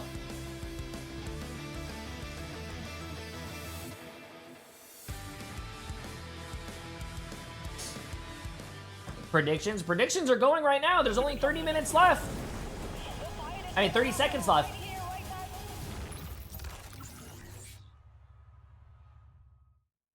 We are at DreamHack Atlanta at the Marvel Rivals Global Finals. What Chopper Mag? 你最好别输。 Hello and welcome Yo, Choppo back, stay my for friends, 28 to months. the Appreciate grand it. finals of Marvel Rivals Ignite. We promised you a very special guest for this matchup to set What does up FT3 mean? Chopper Mag FT3 means first to versus three. Navi, It's a and best the of one, the 5, only so whoever Mr. wins 3 XQC wins. itself. How's it going, XQC? Fantastic. I'm glad to be here. Thanks for the invite. What the fuck? We're so glad to have you here. Who the fuck obviously is we know this you are guy? very familiar with not only hero shooters, but Rivals itself, man. So, what have you, first of all, Why let's the talk about hell is Atlanta. this How's guy it been here, so bro? far? This guy doesn't even Fantastic. play I the love city. game. It's very nice. You can breathe nice air. It's very green. I like it a lot.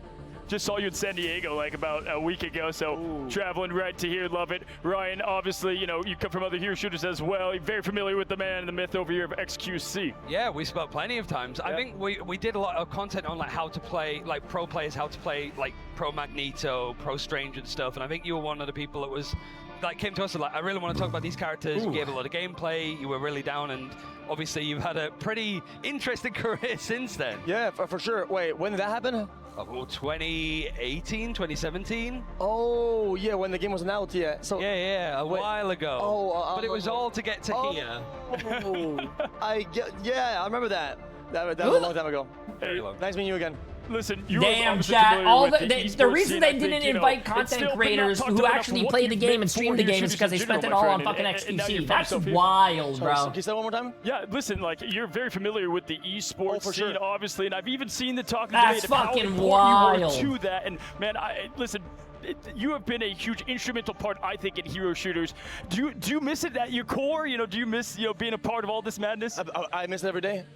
Competing is like a gift, and just being able to do it even once is like it's crazy. And I really enjoy my time. And I envy any of the guys that are on stage playing it. I think this is an experience of a lifetime that I hope they get to cherish. Yeah, nothing like being at LAN. And, you know, to set the stage a little bit of the matchup that we do have, and, you know, help XQC just understand we've got an insane matchup with the underdog here, the Cinderella story of Chopper Mag versus Navi. He doesn't even Now, know who's Navi on was these teams. The champion mid-season finals. How hard is it to repeat? Very hard, very hard. You have a lot of expectations when you make little mistakes, when you drop a map. It feels like the world is against you. Maybe you're not good enough. Maybe you fell off. I mean, you don't got what it takes. But they're out here, and look, they still have a chance. They could do it. But I like an underdog story, so I'm kind of rooting for the Australian boys. I love to hear your okay, hey, that's good though. Yeah, I mean, it's also like I like you've been an in underdog situations story. where you had some good results in like a playoff bracket, double elimination. Like, how do you keep that momentum going? Because it feels like at this point, all of the secret strategies and stuff have been shown. Now it's just going out and just trying to do whatever you can, right? Like, how hard is it to like keep that stamina up? Because you could definitely run out of steam. Stamina for sure, but you sometimes have to be creative. Sometimes you practice, you know everything, but you need to do something a little bit different this one time and surprise them, and that will make the difference, you know? And I feel like a lot of times I've been in this scenario where I feel like we're doing everything perfectly, and it's just not good enough. Right. And I hope they're able to find the answer to their question. You said you love the underdog, right? Let's meet that underdog team. For those that are just now coming in for XQC, this is the roster of Chopper Mag, and it started on stage yesterday where Bobo was led to tears. No one knew who I was, he said, XQC, and now everybody is on the Bobo He knows how to act. wagon. He knows how to be I'm on the professional, wagon. though, chat. I'm I like rooting that. for the Chopper Mag boys, and hopefully they take it home. You hear that, guys? Chopper Mag, you've got XQC. No, he's doing it. His English got a lot better over the years. You can actually understand what he's saying. To get this, upset done. It takes a lot of courage, it takes a lot of stamina, and I gotta be honest with you, it takes a lot of skill. But I think they got what it takes. And on LAN, when you're playing, you know, on land. Yeah. Where we are. Yeah. You have to really lock in. It's a completely different ball game. Yeah. But once you've done it, you're land proven. Yeah. So maybe this is their big break. Have they ever won a land before? Okay, never mind. They won one match or 2 matches in China in Guangzhou. They won, but it was a different org, so they've kind of now split together this team between 3 orgs. So no, this is new territory for the majority of this team. Yeah, and it's like more teams at this event than there was at the start of the year, right? So like, it really does feel like nobody would want to lose be eliminated at an event like this against an unsigned team as well, right? So Definitely I guess it's a little bit more pressure on Na'Vi. So Chopper Mag have to keeping up in their faces, right? Like just keep pushing and keep Na'Vi terrified of them because nobody wants to go out to an unsigned team. Definitely not, and especially if you're a signed team against an unsigned, and you're starting to lose a map, even if it's just a little fight, a little whatever. Sometimes you can start rethinking about even the core fundamentals of your game. What's happening?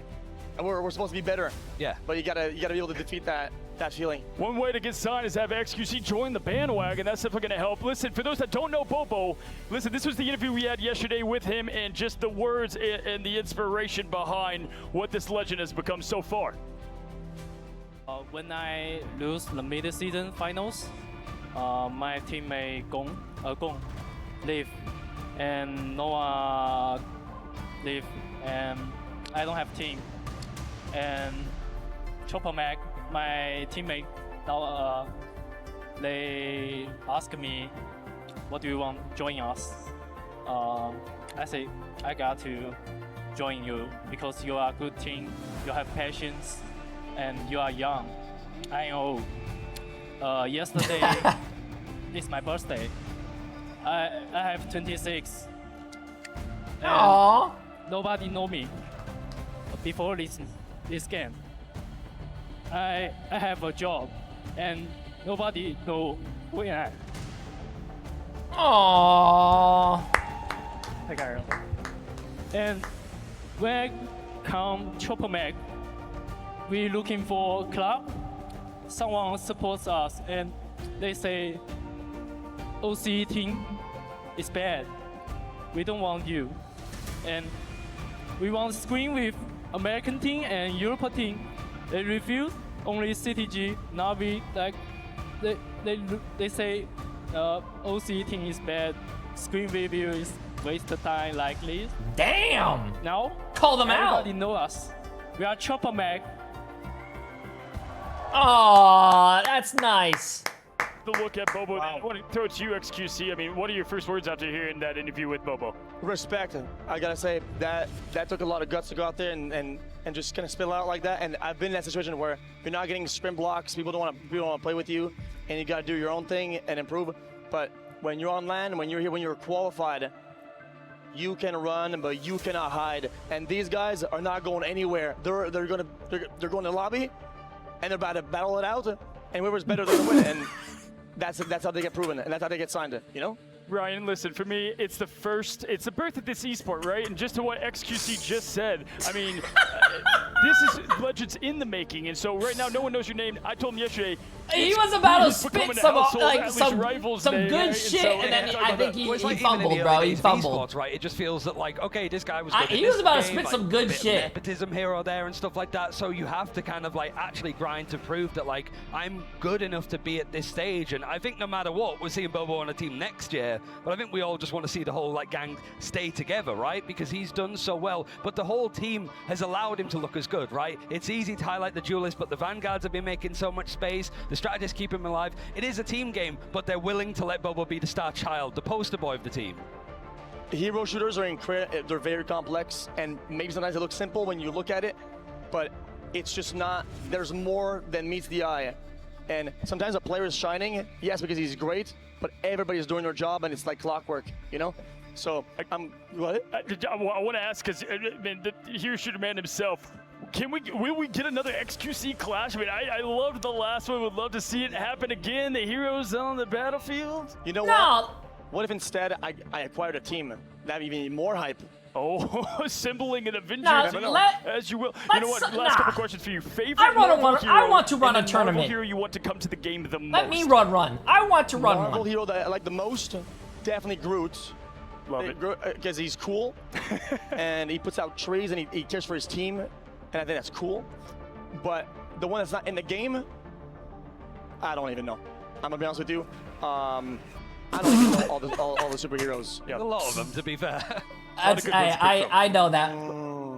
I don't fucking know superheroes, chat. And then maybe I'll think about The only one I can think of is like Deadpool. But I think that's just because I'm. Oh, because you're the Kingpin. Yeah. I try, no, that makes sense. I try. I'm just fat and bald like him, but like that's how it works as well. For me personally, it's Deadpool. I mean, come on, Deadpool. You gotta love a little bit of the action there from what Deadpool can do. Wayne Wilson. Okay. I'm thinking about. What about Professor? Is he? Yes, Professor X. Yeah. That Professor X. Definitely won the game. When is it?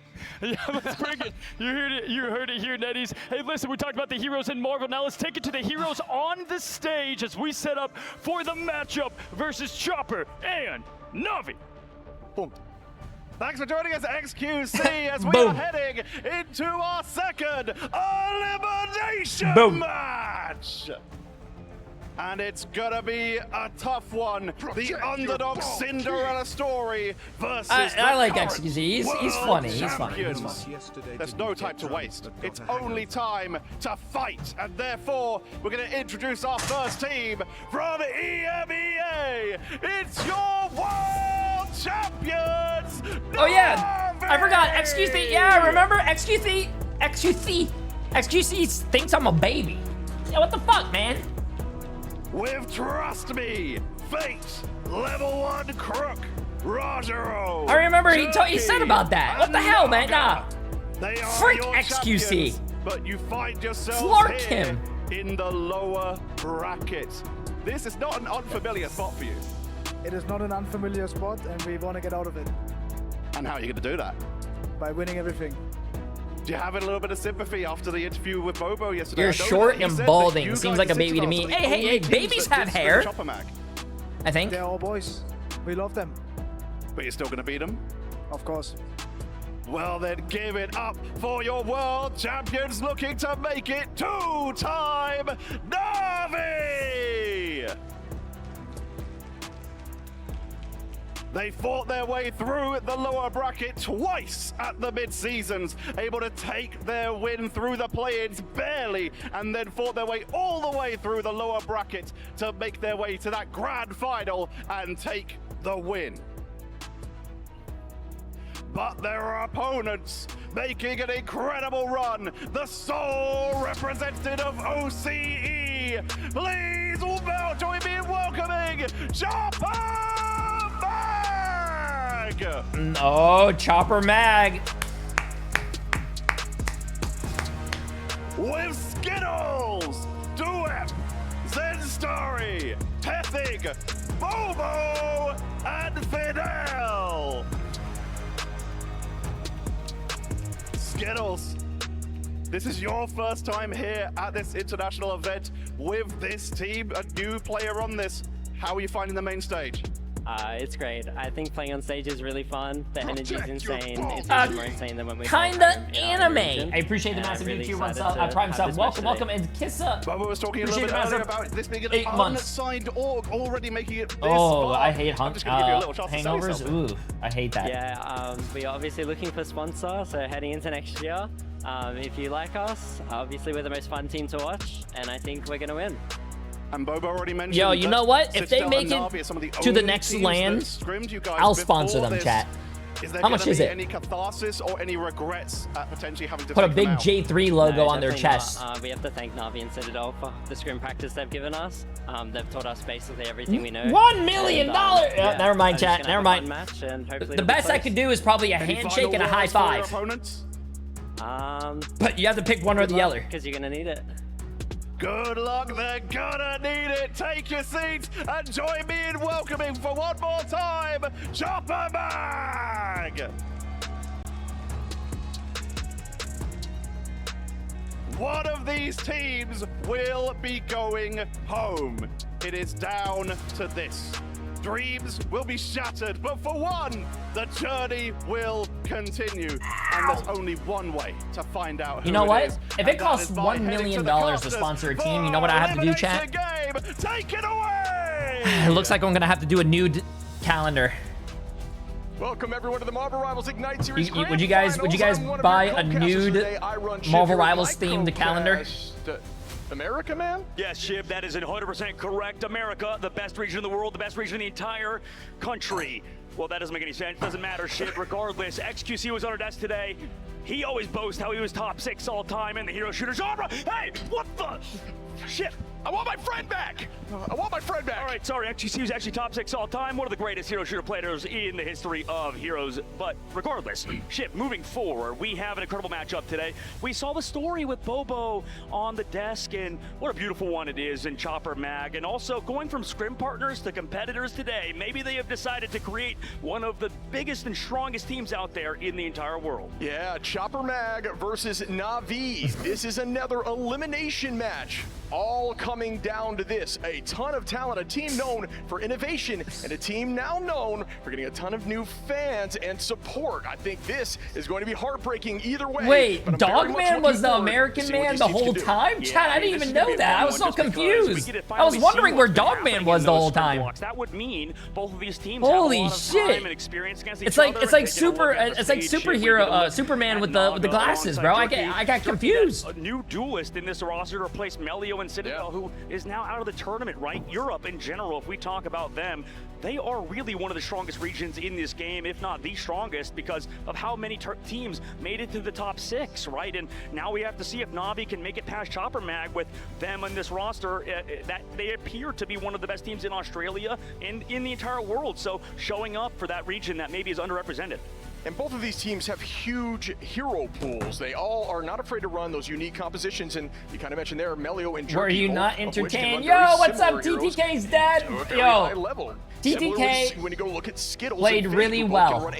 Terra played really. The whole Fade team played really well. Who actually developed that strategy and looked insane in the mid-season Worlds, bringing it all the way here. But again, you have to win to move on. Best of 5, first to 3. I'm ready to dive in.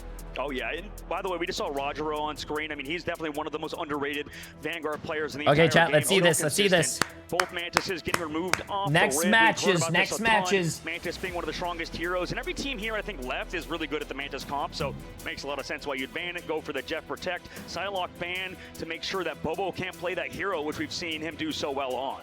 Yeah, Psylocke removal, we might see that, try to be matched on the other side, and they will both be locking in that Jeff, as I just discussed, can be played at an insanely high level, especially here in Hell's Heaven, where there's a lot of off-map potential. And these teams, I have no doubt we will see a few huge Jeffs. Let's see this, I think that Jeff right now has to be one of the highest skill cap characters in the game, which is crazy. I mean, if not the strongest character in terms of how well you can play the hero at a certain, sort of performance level. Like we saw earlier, we saw Millennia almost get that. Like, why is TTK coaching Na'Vi? Nah, bro. Angela and a bunch of heroes came out of his mouth. Nah, that's TTK's side gig. Vanguards, we've seen a ton of these Venom bans against Na'Vi and against a lot of the other squads as well, really focusing on Vanguards as well, removing Rogero's Emma Frost, so focusing on those heroes opposite side, maybe focusing on the duelists on the team Na'Vi. Yeah, and we've even seen Trust Me run that Emma, so I kind of like what I'm seeing here in terms of their ban strategy from Chopper Mag. That is really aggressive. In the past, there's been some success getting rid of that Cap and Venom, but they always were able to get that Emma through. So instead, they're going to be locking in the Jeff and the Bucky here. So we'll see how that works out. But again, Na'Vi, a team that is very cerebral. Maybe this will work out. Yeah, Na'Vi in the past as well. We're really focusing on Emma Frost, specifically when we go to Convo and Convergence, so pay attention to that for later. Let's see this, let's see this. Maybe he's decided to change his ban order. They want the Bucky mismatch. Same thing with Chopper Mag. Okay, I will be completely honest with you, chat. My honest opinions, I think Chopper Mag is doing great. I think they're learning as the games go on. Not banned, obviously, but I do think overall Na'Vi that team up is a stronger team. Not the strongest. It's not something you have to worry about. Same thing with the thing. I think Na'Vi has been here before. They have a lot more experience. I think Na'Vi might walk away with this. Also, this is pretty cool. Versus two absolutely insane teams. Who would have thought you would see in top 6 Chopper Mag versus Na'Vi? It's gonna be a fun one, man. Again, these teams have just garnished a lot of new fans. And yeah, when it comes to that team up with Cap, I think we saw it maybe twice just to try to drop back and use it as an escape tool, but you got to have a lot of communication to even make that work. As we will hey, be sending Zevin, I appreciate it. I hope things get better, my friend. We'll see a little bit of Angela play just because the Vanguards from the side of Na'Vi have been completely removed. Yeah, it makes sense. I mean, Vangela's a hero that got buffed in the previous patch and was already really strong. I think that she wasn't necessarily seen as one of the strongest characters in the game, but when you play her in this high of a level, it's the coordination that results in her being so strong, right? She obviously has the combo. If you hit the left click first and then you kind of combo it together with a melee weave alongside a fully charged spear. But regardless, now we get to see Na'Vi against Chopper Mag, and it's what you said, Shiv. Chopper Mag, one of the story teams, one of the most interesting stories of chat, this let's see game this. of the grand finals against Na'Vi, who Our were the next mid-season champions. lower So bracket are they gonna game. write a new chapter in terms of Na'Vi, or is Chopper Mag gonna start a whole new damn book? And an aggressive portal play comes in here now for Pethig, pulling out those crystals early from Skittles. Team's gonna walk on point, but at this point, Na'Vi's already set up there. No major success. Oh, as it does separate the team a little bit, but everybody's gonna drop back low on the front side. Rajaro gonna find Duef early on in this fight, and that puts Na'Vi up 1 so far. Make it 2 as Naga takes out Zenstari, and they are walking them backwards. Pethig finds 1 onto Crook, but Jerky gonna be taking out Bobo, and that's that duel we expect to see a lot throughout this whole matchup. And a little stagger rich onto Pethig as well. I mean, just added pain to what just happened in the previous fight, and it's kind of what happens for Team Na'Vi. They were one of the originators. I think Moxie's brought it up. You also saw in stage 1 of the MEA region, they were one of the first teams to start playing this Jeff. Fate, one of the best Jeffs in the entire Did game. 100 and you can Ds see why win? that Yes. surround was so clean, but now this is where the real fight starts. Ultimate's online. You're going to be playing still a 2-2-2 style versus full squads. Jerky already falls to Skittles, though. Yeah, that early pick like that. Skittles plays a very aggro Jeff and just going to kind of be set up there. Pethig now going to be on that Daredevil, building ults like you said. Naga going to be the first Yes, one. 100 Ds plays after this again. Impact. Seen a lot of success over the last 3 matches with that ultimate. Now diving towards the backline. Zenstari tries to make a play. Naga turns backwards. Notice the team is still healthy and retakes once more towards the front line. Punch onto Pethig. Out goes that dance of the butterfly that finds Fidel. Puts them up a number once again. Level 1 Crook onto Skittles. Still holding on to this point, and this is exactly what they're looking for here from Na'Vi. Yeah, Naga's just been so consistent so far, and that's what Naga's strength is, right? We saw it mid-season how good he was on flexing out of Phoenix last second, picking up that hero. Listen, I know a lot of you guys are now Chopper Mag fans, but they're trying to change up the tempo, dive on a Venom early. this is looking pretty rough here, chat. Begins, but at this point, 70% on here for Na'Vi, and they're just known for stalling this point. They do have ult advantage too, as they've only committed Jerky and Naga, and now Trust Me on towards the back line. Oh, they're on Daredevil now. Going to have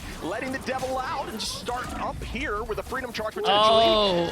The devil's not out, chat. The devil's not out. Here from Na'Vi, every single fight is starting off in their favor, making it very difficult for them to take this space back. 90% on and counting. I mean, they able to come back with that freedom charge, but regardless, still get ran on. I mean, here comes that see you later from them too, committed on top. They have to find eliminations. BRB will bring back Skittles, but they're down Bobo. That's a lot of the damage. Pethig needs the follow-up from somebody like that. Phoenix to help collapse on these Devil coming out. Devil out committed by Pethig. Maybe they can find some eliminations off of it. They commit the dance floor, or sorry, the dance with butterflies from Jerky, able to take down Pethig too. Jerky and Rajaro coming together with that Meteor M2 Shiv. I mean, that beautiful combination of them results in Na'Vi winning that first map. Yeah, I mean, you know, it looked a little bit like Chopper Mag are playing on their heels right now, maybe a little nervous, thinking that ban may have worked out for them a little more than it did, and that map definitely looked pretty good there from the side of Na'Vi, who did have a lot of off-map potential, making it a little more dicey to walk forward, especially when Angela is just lurking above you on every entrance. Angela's kind of been a menace, and Trust Me was one of the best Venom players that we saw at midseason. Now coming into Damn, actually, I'm looking at the bans. I think Na'Vi had better bans. They banned Bucky, they banned Psylocke, and also Star-Lord and Mantis. That's pretty fucking smart. Trust Me had mentioned to me that he was struggling a little bit with Cap at the mid-season, but now clearly has been working on it. Every team is trying to ban out that Venom and Cap, and forcing that every single time gives your team a huge advantage. Looking pretty rough right now, chat. Looking pretty rough. That maybe would have been banned out in the past.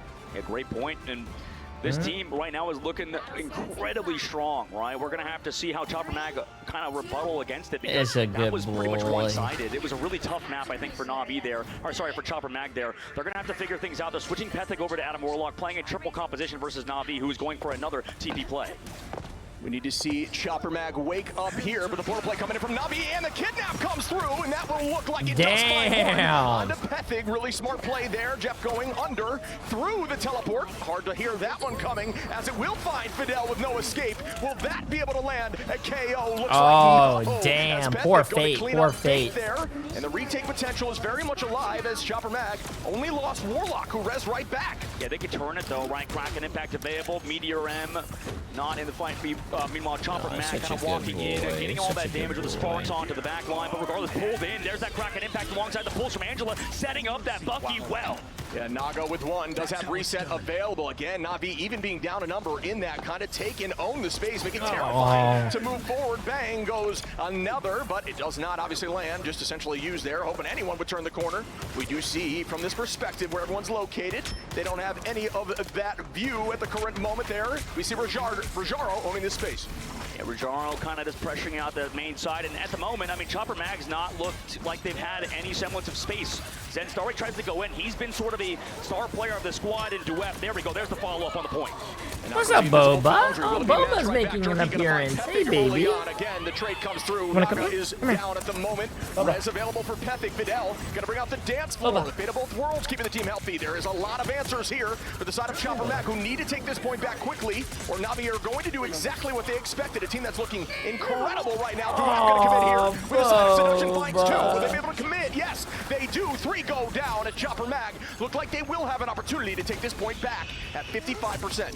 Clean work from Chopper Mag, finally online, finally getting value out of Emma Frost. Like they go for that man protect system in the beginning with that Emma Frost, getting value out of it finally. And that Bucky match mismatch has been tough for them. We'll see if they could deal it in the upcoming fights. On this triple composition, Pethic's also going to set up for this res. Team going to go in and try to int as maybe they can come back with that resurrect from Pethic. However, Na'Vi's going to build up ultimates in that fight.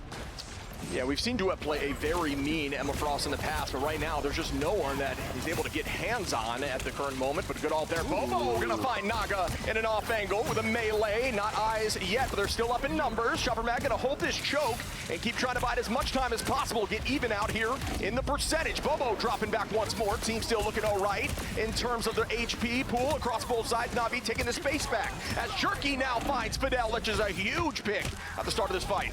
Yeah, I mean, he's coming back with that res from Pethic though, so everybody's still sticking to the original game plan of go in, die, come back to the point now, stay contested there as they contest with that Emma Frost. Yeah, and that is good commitment. Again, we talk about using that ult and fully committing as a team. Everybody is back in the fight, but could this be a huge Itch Jeff matched again by both sides? Almost gets dunked on, but it does pull out a cooldown. It still doesn't fall as Bobo gonna find Fate, but Fate gets a 2-piece, trust me, on a Fidel. Bobo once more on a Jerky, 52%, but again, the retake from Na'Vi had them counting at 70%.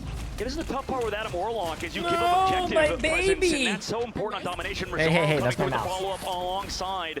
We saw, trust me. Now they also commit the invisible boundary. Fidel committing that dance floor. They have to win now, but they're down members of their team. Yeah, the dance floor is out as discussed, and so is Emma with that Psionic getting a few walking as Rajaro goes down. Zen Starry with a nice pick there. Following up from Duepu has some good aim out of Fate, but good movement once more by Okay, Fate. sorry, chat. Bobo was being too cute. I missed a lot of this. My bad. Na'Vi at 94%. That is going to be a one-fight game. Chopper Mag needs to hold on and build these ults quickly. Wow, and Jerky and Naga in the neutral just doing so much. And we've heard this meta sort of like a deathmatch meta. And Jerky finally capitalizing alongside Naga, the duelist of Na'Vi, putting the team on their back to flip the point once again. Yeah, Jerky and Naga looking insane right now. They have to touch, they have to touch, they have to touch, they have to touch. Gets booped away. Oh, they touched. Nice. Gets that pick once more in these neutrals. Down goes the Itch Jeff. Jerky onto Pethic, and once more again, these duelists finding so much value. We've heard a lot about how good some of the other, Daredevils are. Naga coming in, trying to collapse on this squad of Chopper Mag. They don't have a portal, I believe they used it earlier, so everybody's kind of coming in desperation at the moment out of them for good reason, because Na'Vi wins map number 1. Did he just call him Nava? I mean, that looked textbook from the side of Na'Vi. I have no doubt. I don't know, man. Chat. I do want an underdog story to come out, but I do think Na'Vi is just too strong right now, bro. Potentially meta-creating team, a team that comes up with these compositions and everyone just says, hey, I just think Nava is too good. There's no stranger to just walking down the enemy line. Chopper Mag's got to bounce back here and change something up. Yeah, I mean, they played so well in terms of Na'Vi and Chopper Mag on the opposite side. We saw some life out of them, but the Adam Warlock comp was interesting, right? We saw in that last fight when they eventually gave up that point, you saw them give it up, right? Come back for that res. They didn't even expect themselves to find a pick. That changed the game plan. You can see communication decision sort of got thrown up in the air there a little bit because they were trying to play around the res. They gave up the point at some during that fight, and at the moment, Na'Vi taking full advantage. Taking a look at Jerky though, what a handsome man, right? Kind of living up to his name. As on the opposite side, right, we do have Chopper Mag trying to come back. They have to figure out that map. Wait, that's fucked up. Why does this team have like all photos over here and all this, but this team only has like their emblem? Didn't they take team photos and everything? Closest being 11 on the opposition with Bobo, who did switch over there to Fist at the end just to try to retake on touch. But no, Jerky and Naga again just absolutely popping off 9 finals. Because they won. I think it's slept on, and we heard some conversation with some of these teams saying Rajaro only the winning team should. In the Vanguard that's front, fucked up, really man. Focused band, but maybe deserves to be. Oh yeah, absolutely. Taking a look back at the map, it's going to be a lot of fun to watch these highlights because it was all Na'Vi, and Rajaro was able to find that first pick, like you mentioned. Yeah. Interesting fact about Rajaro is his brother has come to every single one of these LAN events right here. Oh, his brother has showed up to every single LAN event. That's cute as shit, bro. I like a supported family. Because you know, Team Na'Vi, he's been supported families are fucking awesome. Going to China, he's been in this Rajaro's back pocket right here, supporting him. Right, that's a great story. I think as Na'Vi has a lot of supporting family members as well with their squad. Yeah, and that just gives you that extra. You really think it's fair to have their pictures on a big screen with losers? Yes. Show up for everybody in the crowd and yes. the loved ones that come with you. But I'll tell you what, Na'Vi, wow, that was a dominant performance. It never didn't have it kind of vibe right there. Yeah, I mean, like you mentioned, you saw how well they played, right? It's interesting. There's if I saw a photo I think are with my face and it says loser, and I'm losing a match, I'm gonna look at that, and it's gonna fuel me and fuel the rage inside of me to want to demolish the other team some more. And then I'm gonna come out as the winner. Incredibly brawly, people switching back and forth and sort of relying on these neutrals. We're trying to figure out kind of what the exact stat you could utilize is in terms of casualties divided by like damage taken and stuff. But talking about Jerky, I mean, this guy has been living up to an incredible level right now. I mean, he's been getting better and better, and so have the duelist of Na'Vi. I noticed what he was doing with his hands. He was doing a 6 and a 7 with his hand. Such a great player, flexible player to build alongside. Come on, Chopper Mag. Is kind of a very consistent mainstay in Team Na'Vi. Come on, Chopper Mag. You guys can't lose this, bro. Come on. New member to this team. Nah. Was not there in that mid-season where he did not take the title, but comes in and just looks incredibly strong. Fits right into the shoes of Melio, and that's performing in every single one of these matches. Yeah, he's kind of, this duo too is just incredibly good, right? Like they can flex on most things this patch, and that was going to be an interesting thing is how does Jerky fill into the shoes of Melio, especially when they looked pretty good in that Ultron meta, and Jerky was also playing a ton of it. But I know Jerky is a really good Psylocke player alongside of pretty much all those flex heroes. So he's been give me a so second. good. I gotta help Emily real Central quick. Park, the map number 2. Give me 2 seconds. Way, don't point out, we did a don't go anywhere. Wait, there was someone at our front door. Was that you? We did a giveaway for our crowd earlier, if I'm not mistaken. That first map was actually Central Park. So if you got that wrong earlier in the crowd, you weren't there for that stream. There's a package outside. Give me a second, chat. Come on. Yeah, as you start up there, you do get to see the home of the Acorn Queen herself, as we now are going to dive right into the draft. And Na'Vi going to be removing that Mantis, which is just a staple of what they're known to do. But Chopper Max says, I don't want to deal with the Jeff anymore. Yeah, makes sense. I think that Jeff on this map is terrifying, and we've already heard how good Fate is. We saw how good Fate is on that Jeff, besides one fight when he got an eat, and then everybody's focusing on him. But that's what kind of happens in these sort of brawly kind of compositions. Chopper Mag also going for their Emma Frost save, showing that card not once but twice. So Na'Vi are going to have to change things because of the ban of Jeff instead of Mantis. But regardless, Chopper Mag are trying to mix it up, and J-Mac too, the coaches of Na'Vi, with his excellent camera shot, kind of being the help in terms of the brains behind this squad, as you know, both teams trust me. Obviously, the captain of Na'Vi picking a lot of those bans, and Bobo on the other side for Chopper Mad deciding their own. Yeah, there's a lot of comm leads on these teams, and in terms of communication, how this is run, there's alt tracking, there's fight planning, and then there's bans, and everybody has a different role in how that works. Sometimes one person is handling all of that, and a lot of the side of Na'Vi is driven by Trust Me, like you'd mentioned. But when you look over on the other side of Chopper Mag, Skittles does a good job of that, and so does Duet. They kind of share the load a bit. Bobo helps with fight planning, and everybody kind of peppers in a little bit of comms in every fight to ensure they can make some big plays happen. So it's up for debate. What's the better style of comms? Whether it's, you know, having one leader or everybody peppering in. Yeah, it's kind of yeah, like you mentioned, it is up for debate. We'll see kind of as the meta progresses, as these teams get better, what kind of goes on. Because as we mentioned, we talked to Mega Milani earlier, as that Bucky is protected. We'll see on the opposite side that Jeff kind of come through on that ban phase. Bucky ban against the Loki protect for Team Na'Vi, showing that Loki at the very end of the draft. That'll be interesting moving forward, as this is a 1st to 3. But Mega Milani for Dark Zero was mentioning how this game is kind of a Wild West right now. I mean, every team kind of getting better. It's only been a year basically. So in this esport, it's so young. We're at the very beginning, and Chopper Mag to be here as an unsigned team is an incredible story, but they're against Na'Vi, who are already starting to build their legacy. If they could maybe take home another trophy. Yeah, I would not be surprised to see Na'Vi running something cheeky like that Mantis Loki, and maybe having Adam or something along those lines just for the extra damage boost that it is available for them, and it looks like they were floating it for a moment. We'll see if they go back to that after they grab those armor packs from Rocket, but we will be starting up here on Central Park, where you can see the ritual beginning. This is a fun map too, Shit, because Chopper Mag obviously lost it to Dark Zero, who is now out of the tournament, but Chopper Mag outside of that have been really good on Central Park. Like, this team, incredibly well practiced here. They sort of have that consistency, especially through Bobo getting better as the tournament has gone on. Flexing on, do a lot of things, building up the Adam Warlock repertoire. You can see they have a specific game plan, but Na'Vi, they have been really good on these convergent maps as well. A little fun lore fact. You can see Ratatosker there being chained up and, you know, ensuring that they can't stop the ritual from Dracula, so you will free Ratatosker. Her turns into the point here as you move through this convergence map. Trust me, going to be pressing forward. Skittles on the high side with a clone, gets burned instantaneously, as you should against some of this equipment that heroes can put out, including walls and Namor Squids. Rajaro going to take this offside angle, try to play off the left here, and they are going to be pushed back with some great positioning on height up there on the top right by Pethic. I mean, it's smart positioning, force down everybody on his right side. We always see Pethic do it too. Sometimes we see teams sort of capitalize on it with some aggressive plays, and there it is. Rocket pack from Majaro to sort of scouting it out, forcing out Pethic, and that sort of team up alongside him up Frost. A lot of cooldowns used, in fact, on top of that chip. So they're walking up. They need to sort of take advantage of every cooldown being popped out of Chopper Mag, especially the long ones. Fidel pulling in the side of Na'Vi there, but it almost turned out to go against them. But as I say that, first, try to keep the that's the second pause, I think, of the day, man. On defense.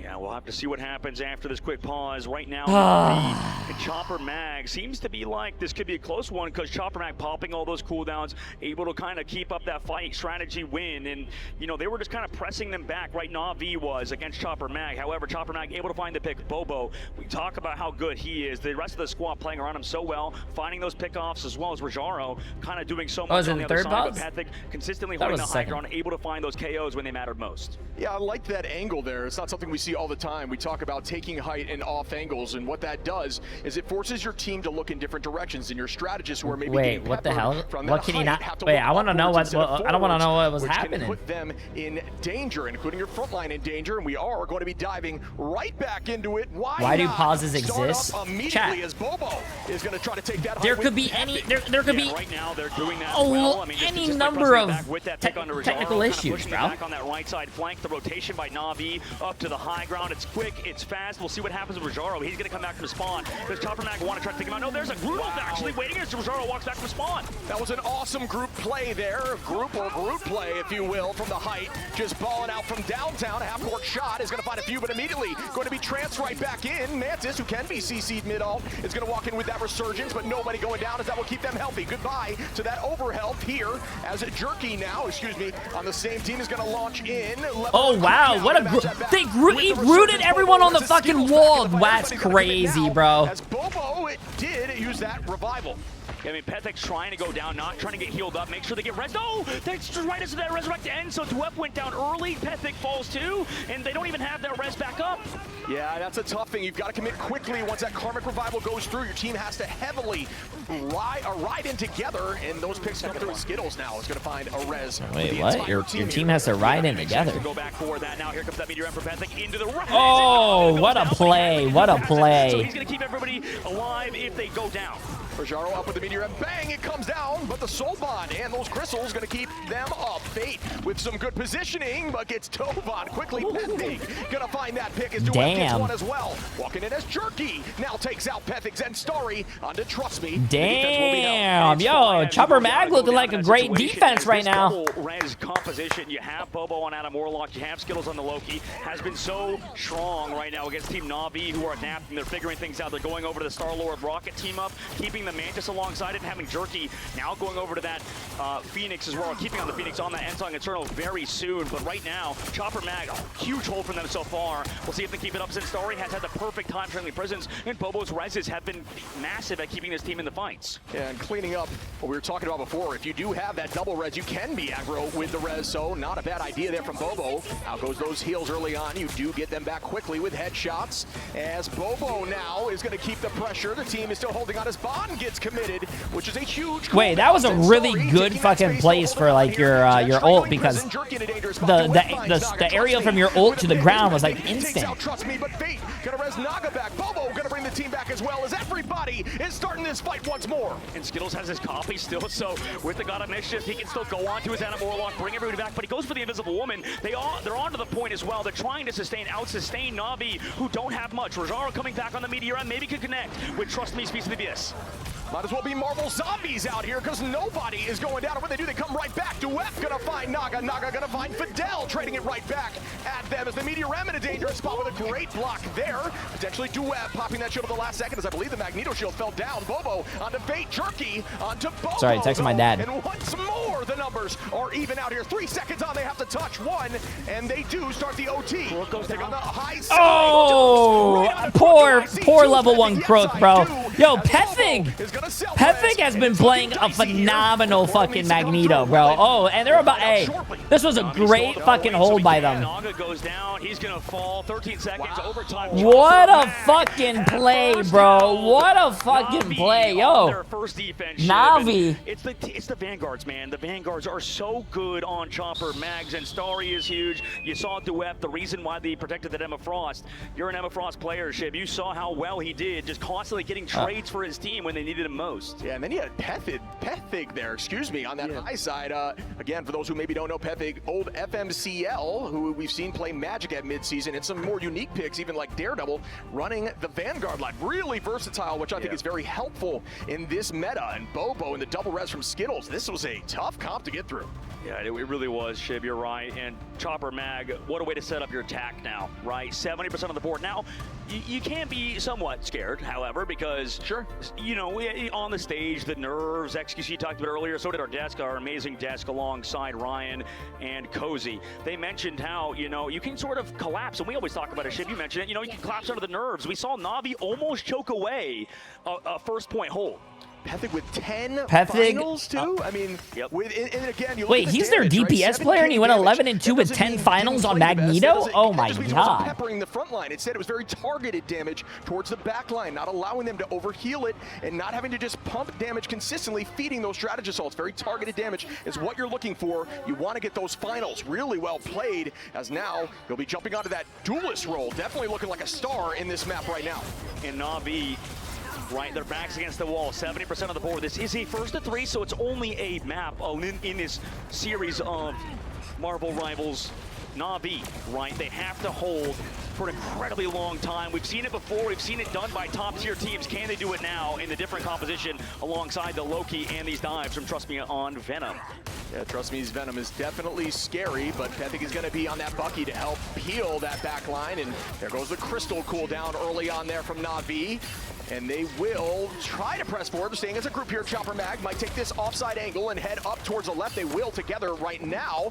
It looks like Duep is going to own that charge, but when they have to play aggressive, Shib, that's the thing. When this Mantis compositions, they want to set up Trust Me's dive, set him up with a damage boost, but it's going to be incredibly aggressive, and once they run out of that sort of space, out of the momentum, I would be a little bit worried for their comp. Yeah, and I think them taking this indoor angle makes it much harder for Trust Me to get value on those dives like you were just talking about. So Trust Me now going to be on the point. Out goes Crystal once more here from the side of Fate of Na'Vi. A very strong Loki Sorry, chat texting my daddy.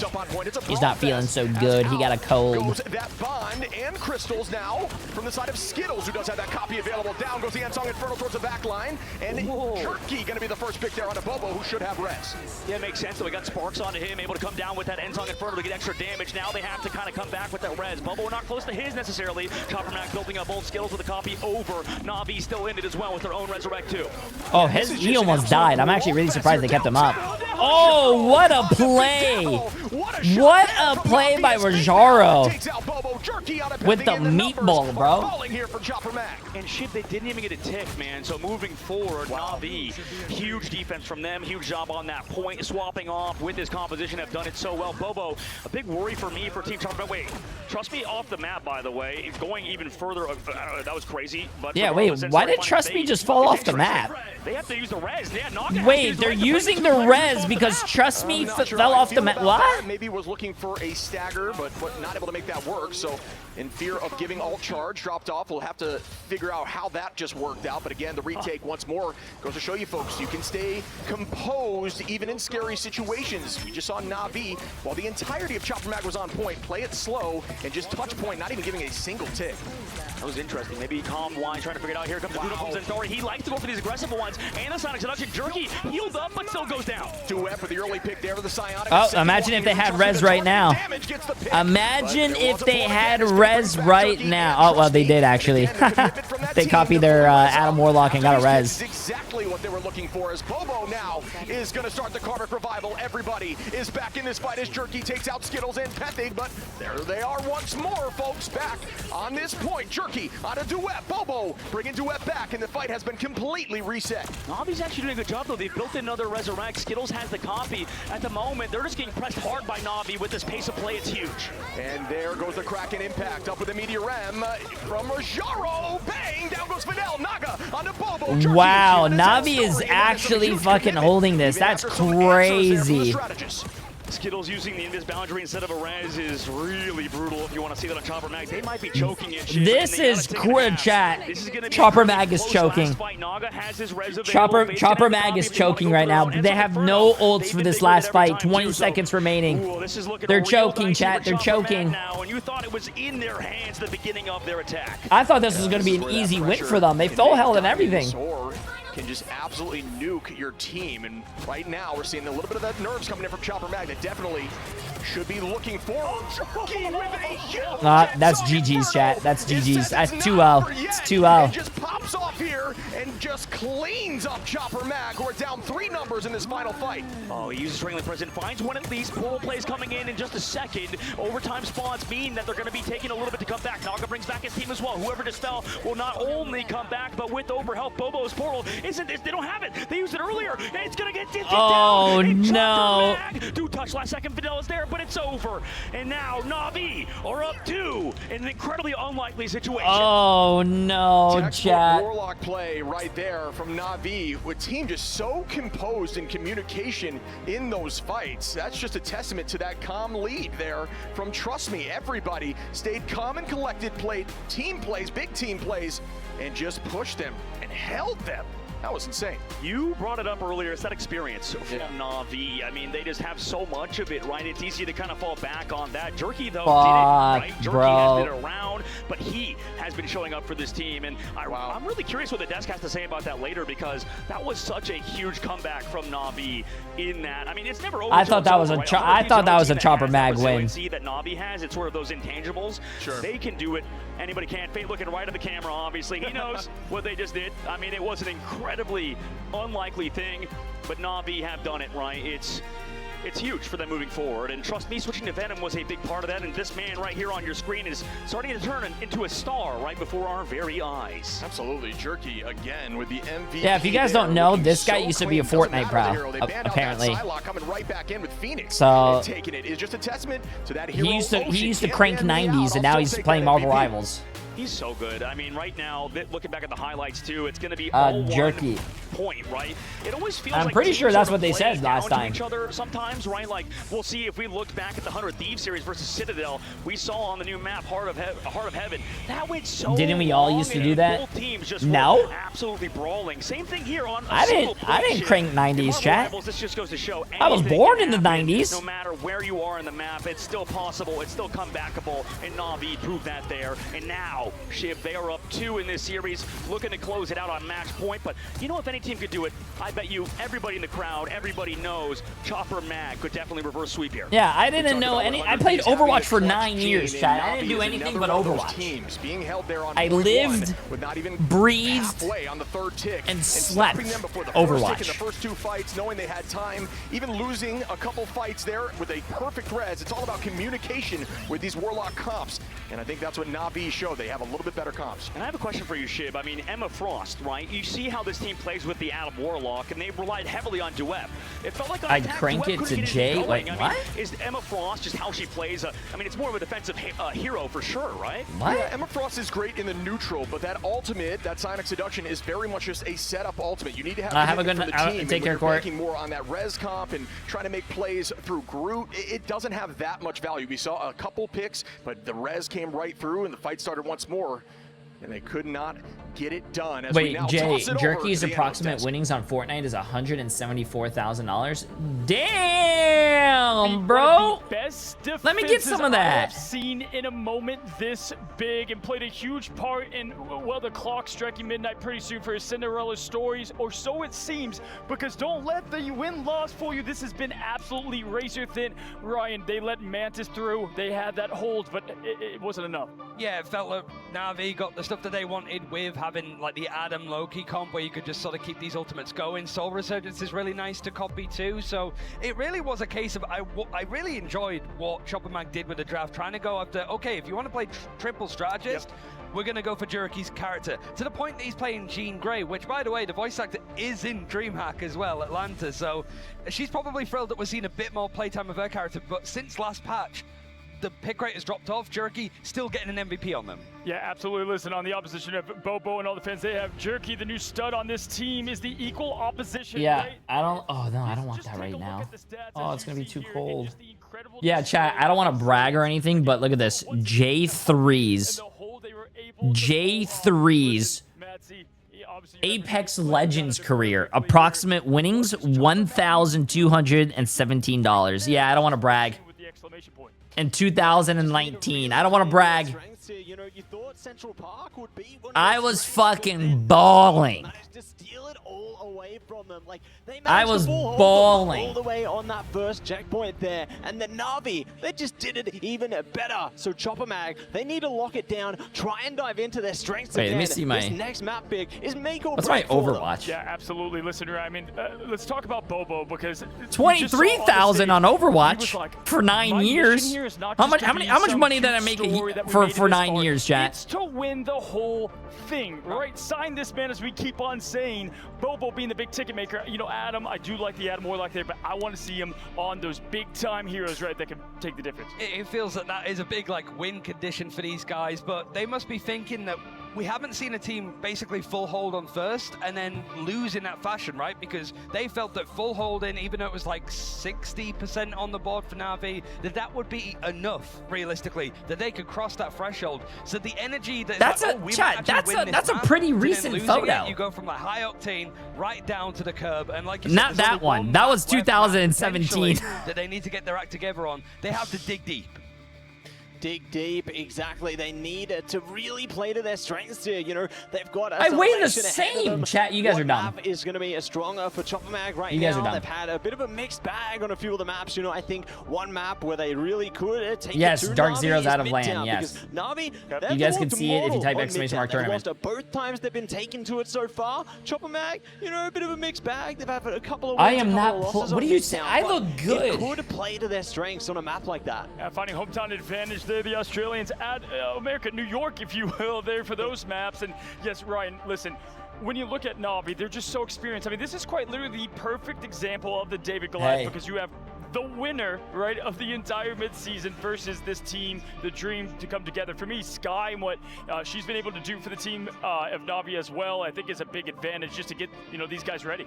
Yeah, I mean, it's just basically let's get all this of stream going at this point. And we did hear from Bobo in that interview yesterday that there were a couple of teams that did scrim them when the majority were like, we're not going to bother with Oceanic like scrims, we're going to focus on getting EMEA Americas. Chopper Mag were like, it was Citadel Gaming and Na'Vi that did scrim them. So I don't think the Na'Vi in this series are going to get caught by surprise in the same way that so many other teams were. It's then like explain why you went from medium undies to large undies. Why is Emily just like saying that? What the hell is Emily even saying? Because they know exactly how to prep for these teams and they are just unflappable.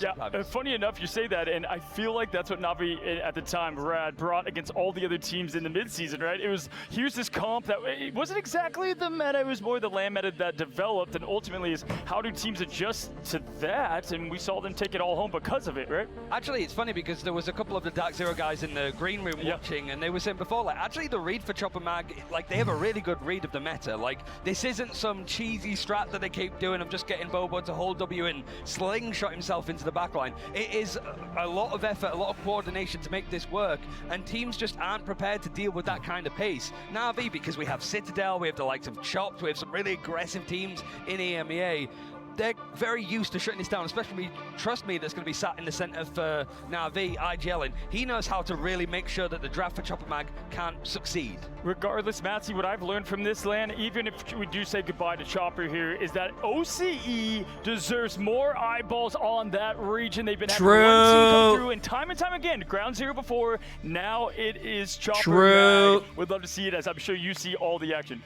Oh, I've seen all the action. I've seen this team build themselves up from the ground up, and they have been absolutely putting on a thrilling show, but it looks like we're about to break it down, Cozy.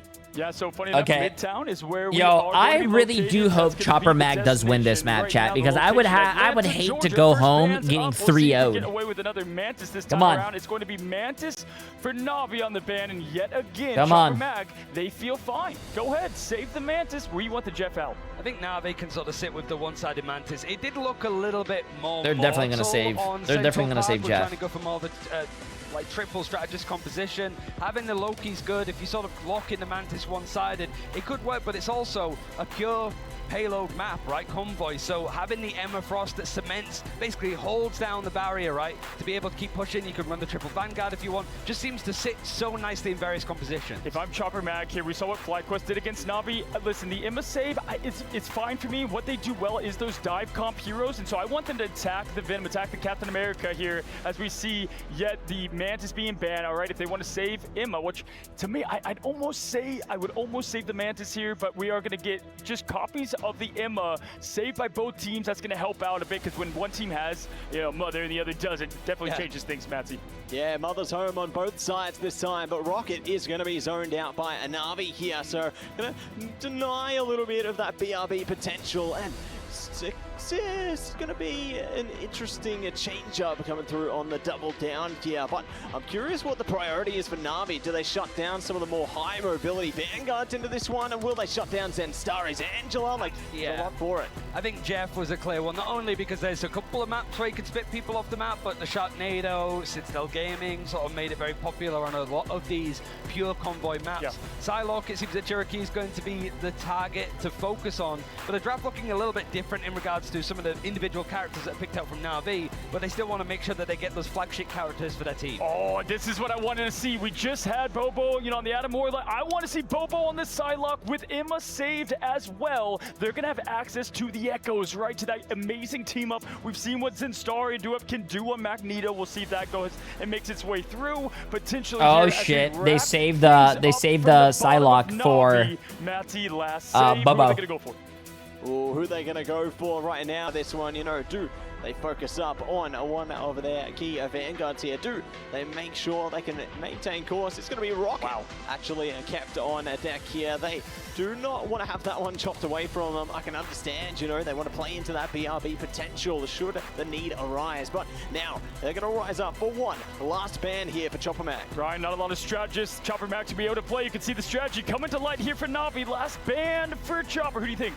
It's going to be Venom, just to stop some of the dive. Like, trust me, he's so well coordinated with the rest of the team, but I do like the one-sided rocket. Not only will you have V-Right back on the defense eventually, but when you think of like, okay, if Bobo wants to play on the silo, you don't want to have him damage boost it as well, right? Make sure that that's not available because it is just giving Bobo the ball, I guess is probably the best way to describe it. Upsets, they best brew, of course, here in the grand finals, but to get that job started, Chopper Mag needs a win in Midtown as we find ourselves coming to what could be their last hope, if you will. We got amazing casters to break it all down. Chopper Mag versus Na'Vi. Let's go.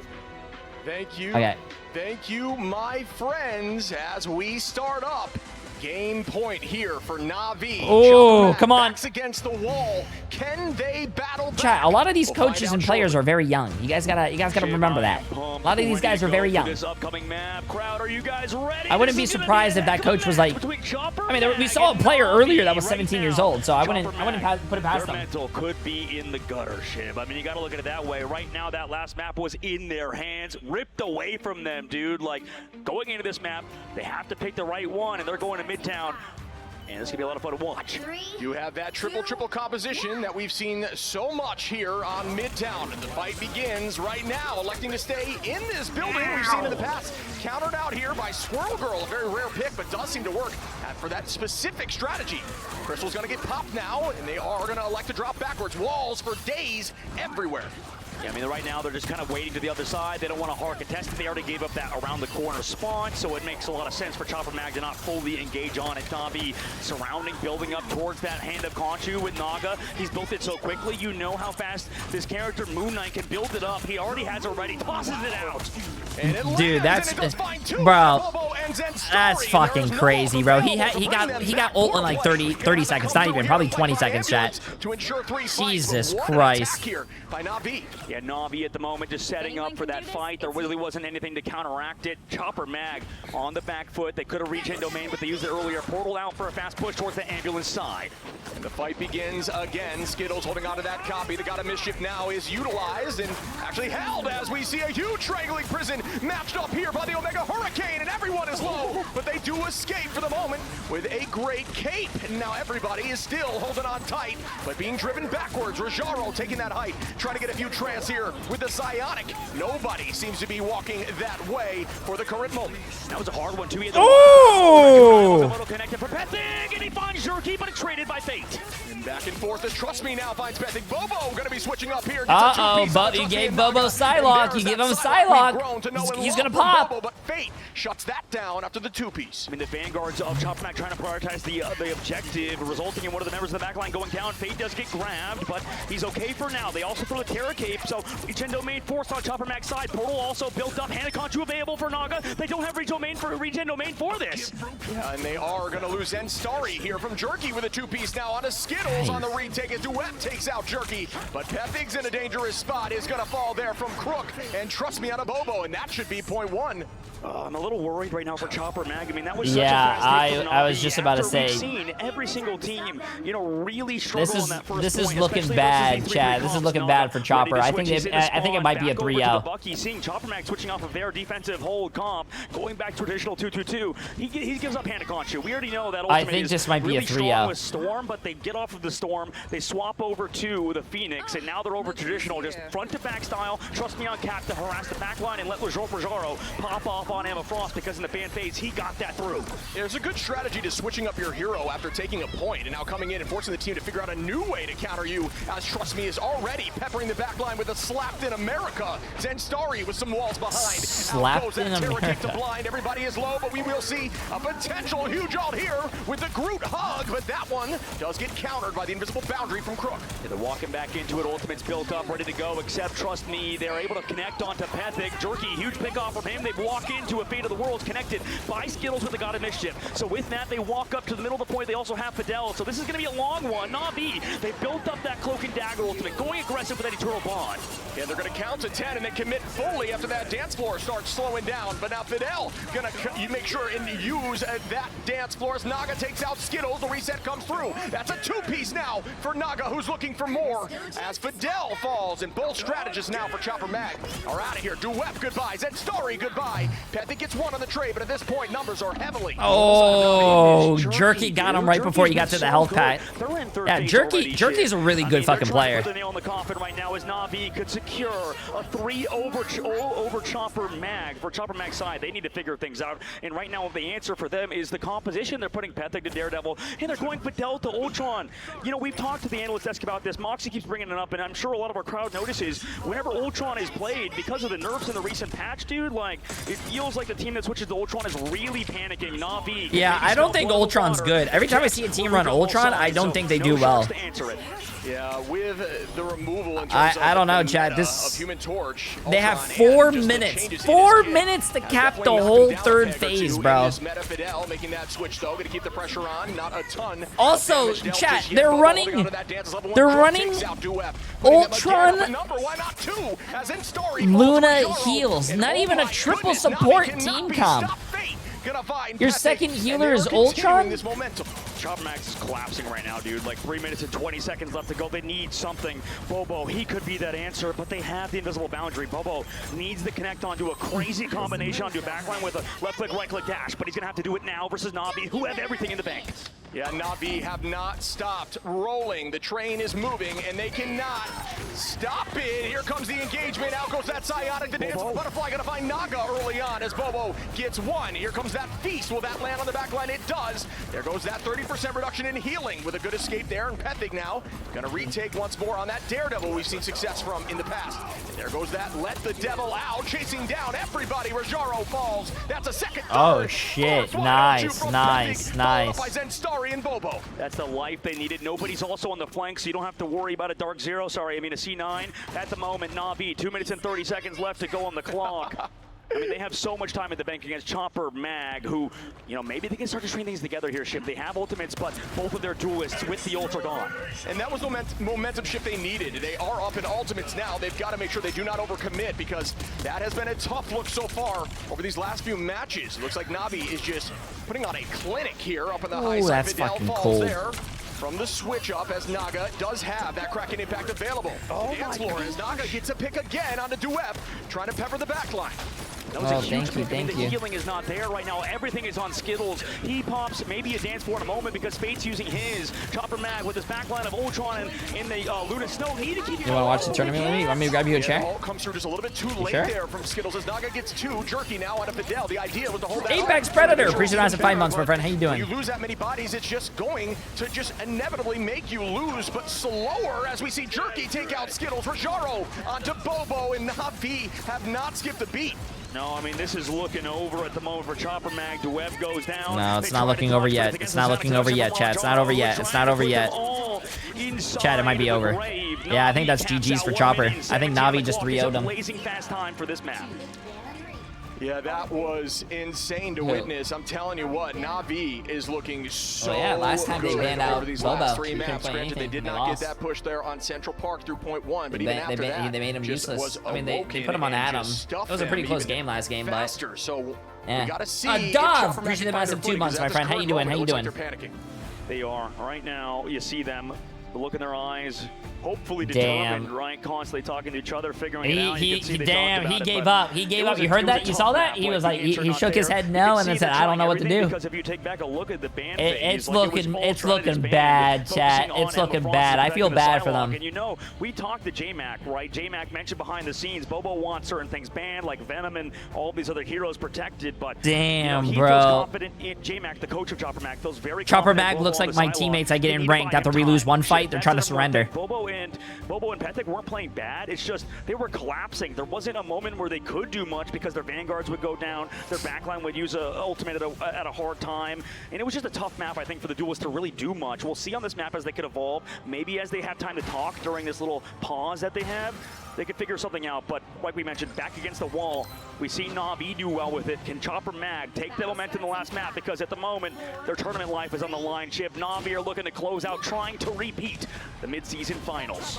This is an attack-sided map as we see Bobo now on that Iron Fist, which has had success here in the past from OUG, who looked very strong with Molan But now we'll see if that can work here. There's going to be a switch up as we see Blade being played by Pethig, which I thought was going to be changed up. Oh yeah, Navi did ban 4 supports. That's fucking sucks. I don't understand though. They can still play Cloak and Dagger. It's not like they can't play Cloak and Dagger. 1,000 cuts coming in with that strangling prison. That may be the idea of what they want to do to burn through some of these strategist backlines. We will see if we see that combo. Does Fidel or the Skittles not play Cloak and Dagger?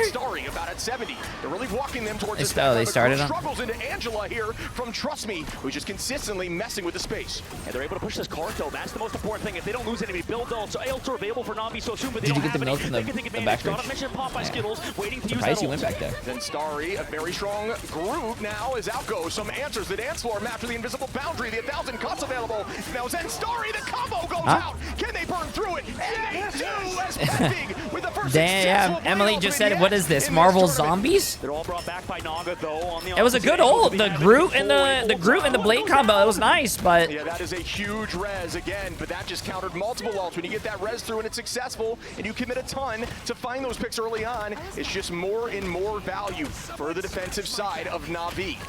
FA waiting to pop that vengeance through Spectre's name. They come back with that dance floor with the web, but the meteor from Jerky could be huge. It misses in the meantime. Nice shot blocking it. Bobo with the ult on the backside flank. Can he get rid of Fate on this Rocket Raccoon? Insane movement there by Fate. Is then Starry going to get a 2-piece on a Naga? Trust me, make it 3 and 4. Come on, let me hear your casting. Starry going to sweep. Fate trying to buy time on point. Yeah, but I want to hear your casting. You want to be a caster? Right on that card so it don't move.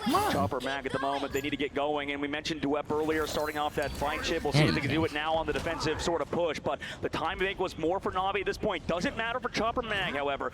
They can try to close out on Navi coming back into this fight. They do have Invisible Boundary. They have a few other ults as well as Rajaro coming up on their own. Maybe with the Rocket Pack, Rajaro can set something up, but Chopper Mag were able to avoid it last time. We need to see that combo once more here by Groot and Blade, and that will a Phantom. Appreciate the massive 2 months, my friend. Waiting for a moment to make it valuable. At least they're taking the space. Now Pethig going to commit, and it does find one with a commitment of Bobo. Pethig showing up here with Blade, showing how successful it can be. Hey, they're doing it. They're doing it. Current moment as Naga rests right back, but is still in danger here from Pethig, who is fully charged up. Man, this Blade is looking clean at the moment. Pethig, wow, I'm actually really surprised they whipped out the Blade. A hero that hasn't been played at all this tournament. Chopper Mag now into the second segment of the map. 3 minutes and 50 seconds on the clock. Navi again staved off for now. We saw that the Reds was used by Naga. He goes over to Star-Lord. They don't have that anymore. Yeah, and this is a good change in pace here. I'm going to be honest. If you had asked me what the solution would be, I don't think I would have said this, but it's clearly working for the moment as Bobo is now going to be switching off that fist and is on the Psylocke, applying a ton Oh, of you made them. They're really cute. Beast to his left. Does he see it? He walked right by it. Oh my goodness, it's in that corner, so they're going to have a res available. Trust me, now have that freedom charge available. Might stall point as Rajaro takes out Bobo early on. The whole team dropping back into the building here, and the space is now retaken by Navi, who will dance around this cart all day long. Duep in a dangerous spot as Rajaro almost finds one. Strangling Prison comes through. Is there a combination? There's not quite yet. A ton of damage out, but Trust Me, got to be the one to find a pick as Rajaro gets the second. Wow, what a turnaround. Don't make fun of me. But Emily made milk and cookies. I have to show my respect by eating them. The manager of Dark Zero, Rajaro, gave up on that final hit he could possibly get to come back and save his team. Bobo comes back in, though, with those hero plays, connecting on Trust Me towards the spawn. Ults are going to be slightly in the favor of Chopper Mag here, who have that combination again. Bobo does have that Dance of the Butterfly available for the backline. The dance floor is up for Fidel. The damage boost here from Fate can combine with Naga to be a huge threat. And Trust Me, might use that freedom charge to protect, and that's a huge ult here by Zen. That is big. Hey, they're making it work. They're making it work. What a combination once again. Again, this time it can't be resurrected. However, Jerky with the damage boost to the ceiling, able to find one. Bobo, though, in the neutral, able to kind of connect online. This is the tough part with dealing with Chopper Mag, is you have to deal with the star players of this team. Fidel able to find him, though. He's been getting better throughout the tournament. Rajaro and him both fall, or Jerky both fall. 2 minutes left to go, Shibin. Going into this third point now. We need to see if they can collapse, right? They just used that combination, like you said. That was a huge combo, huge fight win, but without that ult, they got to figure something out. Bobo needs to something out early. No strat ults on the opposite side. They do have freedom charge. Bobo needs to go early, but does he know? Is he ready for Naga? Almost deleting him, sends him back to the main side. Senstar is just hitting huge ultimates here, these huge strangling prisons. Duep going to commit at the moment with the Psionic, and there is that return. We see the ult not work as Jerky with a Kraken impact finds Pethig. Is there going to be more on the reset as Naga is available here to start run up here with the Galactic Legend. Just gonna burn some of these clones from Skittles, so the healing is reduced. Bobo now halting up the back line with the dance of the Cutterfly, finds one, make it two, Bobo, why don't you? Yes, there is three, as they are still moving this cart forward and almost taking point two. Will it come through? It looks like it will, as they do get point two. Yeah, that was a huge fight win. Portal by Pethic used, though. That's going to be interesting. It's still going to be up in cooldown-wise at the end of the game, but regardless, Pethic trying to go aggressive, right? He was trying to play. Yo, towards Bobo that was backside. popping That fight off, wasn't chat. about All he him. needed Him was going Psylocke. down was definitely big, but regardless, it was about Bobo. He goes back to spawn to switch. Na'Vi at the moment on the defense, switching up Naga, going off Star-Lord, going to the Phoenix. That was going to be a hard fight to win for Na'Vi regardless, because they didn't have strat ults. They only had Captain America. Chopper Mag now can set up that combo soon, but Pethic only 50% towards that Blade ult. Chopper Mag will have to fight in OT for about 30 seconds for that portal to come through. So yes, it could definitely come back, but it's still a little dicey here as Rajaro starting up with a Psionic. It's Zenstari walking, no one else at the moment. Jerky trying to take this space back is another Strangling Prison is massive. Can they combine with it? Not at the moment as it's matched right back with the Invisible Boundary. Ton of damage on the Zenstari. Bang! Down goes that Kraken. Jerky looking for more with a reset on Clone. We will see it. Bang again, but that one does not. Oh, it does get reset. That is Oh my God! Stop! Stop! They're already He dead. just built a little They're already bit dead. different Stop. here. Jerky, what a play. He really is, and at the moment, Na'Vi, hold on. 1 minute, 30 seconds left to go. Jerky's That popping combo off right just now, used. chat. Two ships and Starry committed to the Strangling Prison. Skittles committed the God of Mischief. Pethic now only having that ult without anything. Maybe they could set it up a Sonic Seduction. That's the angle. Bobo is well on the flank, but you still have a lot of space to work with for Na'Vi. 2 fights for them. We will start up again with another fight here, likely a Psionic from Duweb to try to commit some ultimates. There it is. Good usage of the invisible shield there to hide the whole team from getting trans. Trust me, you're going to use that shield from Cap to do the same.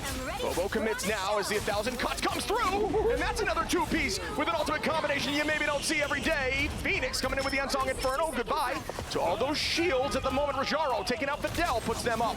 As Zenstari now turns it back onto Naga. Is there more here on the side of Na'Vi? Or this one go to Chopper Mag as everybody's duking it out. Fate gonna find Bobo, and again, Na'Vi up in number. Trust me, onto Skittles, 45 seconds on, and Chopper Mag's gotta bounce back now, or they will be kicked out of this tournament. Yeah, I mean, luckily for them, I mean, OT's not gonna matter. Remember, they don't have TP for 30 seconds slow down. Trust me, he goes down until Patel, overtime. Coming back into it, maybe they can set up and engage onto Na'Vi. As we're entering maybe last fight territory, ultimate's available, but Pethic switches over to the Daredevil. Maybe he can go aggressive with Bobo. That changeup is gonna be huge, but Jerky, he has Kraken impacted. He's been big before. See if that works now. There is going to be a lot of commitment in this fight. Starting up here once again, Psionic Seduction. Nobody trans at the moment, and they are still going to retake with another huge ultimate. Match right back with the Boundary. Bobo going to find Oh, one. they killed right through it. Bobo, can they retake this? Push this I to cannot 3. believe that Push this Chopper to Mag's doing overtime. this. This is We will crazy, find out especially with the shortly, comp as that they they've been won't need running to this touch. whole time Overtime is too. here, making some of these spawns a little bit longer. Trust me, the only one affected by it, fortunately for the squad of Na'Vi, they're going to full stall, man. They're going to Iron Fist and touch. And there goes the block, and there goes the crystals. Cooldowns are being burned. Can they find a pick early on? As Rajaro's dancing in the sky, they're doing a great job on this retake. Na'Vi able to stall, but Duweb takes out Naga. Oh shit, chat. Oh shit. They might cap. They might cap. Overtime, Bobo with that dance is available, waiting for them to push out. And here comes the commitment from Bobo, who's not able to get anything in that backline. Duweb takes out Rajaro, and the fights are still continuing as the dance floor is on point. Wait, As they have Pethic Cheaper now, Town Hall. The lawyer from Hell's Kitchen. Will they find more? The ult gets committed. Yes, at this moment. Holy they will, shit, the but combos this damage guy's is doing. still there. It's It will not end insane. as the crystals are still going through, and Duweb finds a pick onto Jerky. Are you kidding me? Duweb with 2, and the dance in the sky from Angela to stall, but that will be shut down, and we will be going to overtime. Oh shit. If you can hear it, the Oh crowd is starting shit. to come They're alive. going to If you're OT. coming out to DreamHack Atlanta in this match, this is going to be the one you want to watch, right? If you come around, if you're walking around DreamHack in general, Oh, make sure is you it come on is it by. their You even see family? some of the Oh, moms. that's That's so lovely cute. for Chopper Mag. Knowing her, Oh, they have her some own reserved son seats for has a family. chance to That's take why no home one's $1 sitting in that million area. ship, or be a part of at least $320,000 because that's first place. But whew, that was a good one, shit. That was a fun one, and we still have more to go on this map. Chopper Mag is showing life. Yeah, and it's all about immortality here. Your goal is to try to push in as deep into this tournament as you can, because that gives you notoriety, not only for organizations, but for the prize pool, which is ever increasing. And this overtime is going to be intense, folks, as we see Chopper Mag. Is your elbow still fucked up? Oh yeah, my elbow is killing me, chat. It's not, when you get older, when you hurt yourself, it doesn't go away instantly or like the next day or an hour. It hurts for a while. In the top left of Chopper I'm Mag's old, side chat. From this team, or into this team's roster instead of Salvation, because they needed a fill player. And now that they're getting this far in the tournament, that's just one of the 12 players competing here. Every single one of them, even players back at home that have competed in thousands of hours of tournamentship, competing in countless matches online. Some of them every injury after 30 is permanent. True. True. On their attack, and if you are a Chopper Mag fan, you're gonna want to give. Yeah, I think I fucked up my elbow, man. Maybe Benzie, maybe. Blade mains rejoice here as the MVP is currently in the hands of Pethic. Bobo going to be on that fist, taking the space. A tank buzzer, a Vanguard buster here as Pethic now just trying to build that ultimate. And that is the goal here with Blade. Be ready to combine as Skittles on the sticks, on the controller here. The most healing in the lobby at the moment. The walls go up here. Don't trust a fart after 40. Wait, what? What do you mean by that? That space indoors. At the moment, Ultimate's being built right now. That's the number one thing, right? Who's close to F falls low. He's been a star player for this team. He's gonna need to come online, but hasn't been involved. Trust me, deals with Bobo on the back. That's another pick for Na'Vi. We'll drop them back towards the spawn door. 18 seconds on. You've got to touch with 3. Level 1 Crook gonna find new web. 14 seconds now as Naga and Jerky get 2. The reset comes in here from Jerky again. And you've got 8 seconds. 8 seconds, chat. 8 seconds. You can do a lot in 8 seconds. Oh, wow. Is still there. So smart. So smart. That reset will be available. The portal's going to come through, so they can go through on the touch. Bobo does commit for that touch now. But Duep's in a dangerous spot. Overtime is ticking down ever faster now. Again, you hear that again. Goes a huge strangling prison. The 1,000 cuts committed as well. Will they be the 1,000 cuts! Can they keep it going? The dance floor is maxed out by Fidel, and they are off the point, but just barely holding on here from Duep. Naga brings them back into the fight. Jerky finds on one, bait on the Fidel 2, and no, Chopper Mag can stop before Duep even has an Eye of Agamotto. Oh, shit. Okay, Na'Vi has 2 minutes to push it. 61 meters, chat. Going to be coming into this attack with 2 minutes and 17 compared to that 1 minute from the opposition. No, hey, this is not a GG's. It's not a GG's. The game is not over till it's over. To win this. It's not over until it's over. Right now, Chopper Mag. Their backs have never been more against the wall. They're pinned right now against Na'Vi. Na'Vi on the opposite angle have 2 minutes to work with. That is a huge time bank in. This team has resilience, right? Picking up Jerky, that was the question mark for this team. We have no more questions. Jerky's a top player in the world right now, Shiv, and you can see they have come together around the leader, and trust me, I'll even prove it to you guys. I would bet, listen, this is why I know it's not, I will put the house, the kids, the car, everything on Chopper Mag right now. The game is not over till it's over. I still believe that they can hold this. Chopper Mag have to overcome an incredible mountain right now. The tensions are high, folks, as we battle in this overtime. 61.9 meters is all it takes to move forward. Will not. I got my lawyer. My lawyer. Take home the W, or we'll chop her. He's here, chat. He's on Na'Vi right now. Oh shit! Wait, my lawyer's on Na'Vi. Yeah, GG's. Never mind. I just lost everything. Have to hold. My lawyer's taking everything from me. Incredibly fast alongside the storm, and what Jerky switches to, they just need one fight. Portal's going to be pretty late from Chopper Mag, but there's no overtime spawns in the least.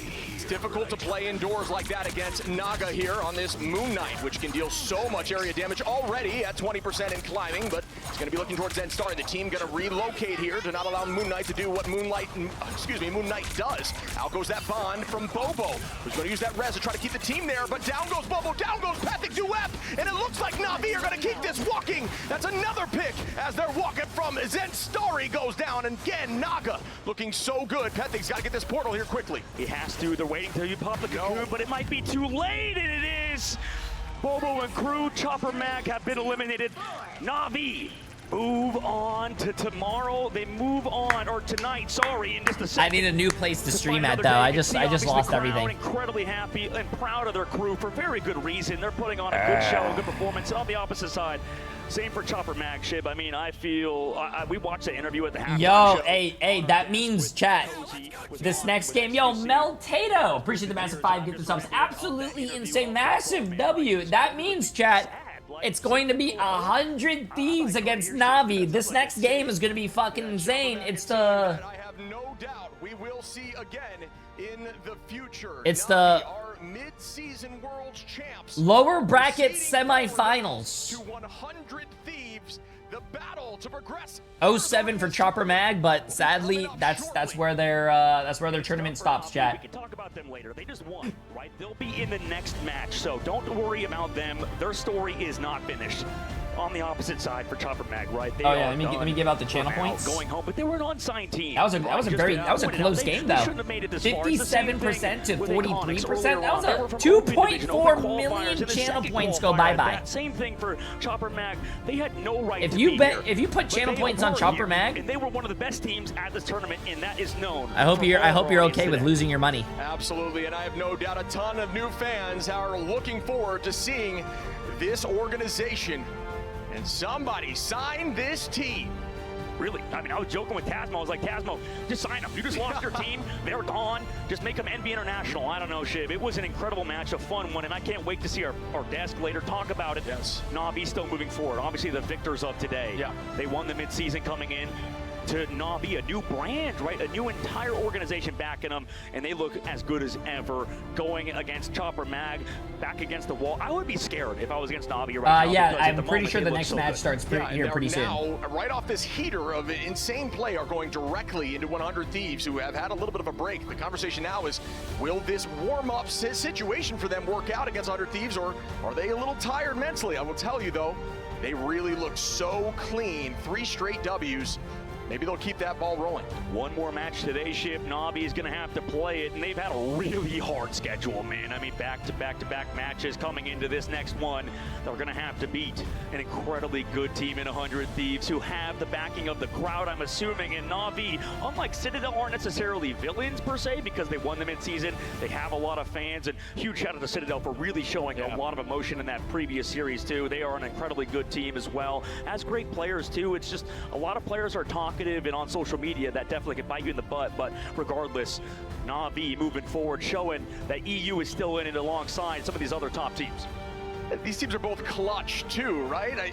We are going to be tossing it over to an interview though before we dive into this next match. Let's see what they've got to say. What a series. I am here with Jerky from Na'Vi. I want to start off with lower bracket run. Not unfamiliar for Na'Vi, but you're newer on this roster. You've not been through this before. You've not been through this incredibly taxing event. How are you holding up? I mean, obviously it's not what we wanted, but it's what we've experienced before, what they've experienced before, so it's not out of our comfort zone whatsoever. And we'll make it work. We'll be there in the finals for sure. So you were actually full held in Game 2 and also got triple pushed in Game 3 by a Blade. Let's start with Game 2. What went wrong where you were full held? Oh, by the way, our Crow, appreciate the massive 4 months. It, but slightly more.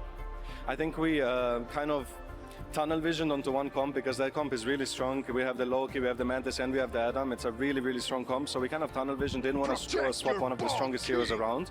So that was kind of our issue, but we were still very optimistic. We said, like, guys, I mean, we have the best comp in the game. We can full hold them just the way they full held us, so yeah. Talking about the Blade, yeah, crazy. I mean, I've never seen it in pro play. Shout out to Pething for pulling it out. I mean, they're a really, really strong team coming on from Oceania, and I mean, all props to them, man. All props yo, you're hot miking! Come on, Shib! 100 Thieves out there. They have been here before as well. They have also talking about taking a selfie with someone. What the? Come on, man. You faced them in the groups already. Is it going to go the same way? I think it will. I mean, I don't want to sound too egotistical, I guess, but I think we are fighting for a top 2, top 1 spot here, and I don't think anyone else is going to stop us here.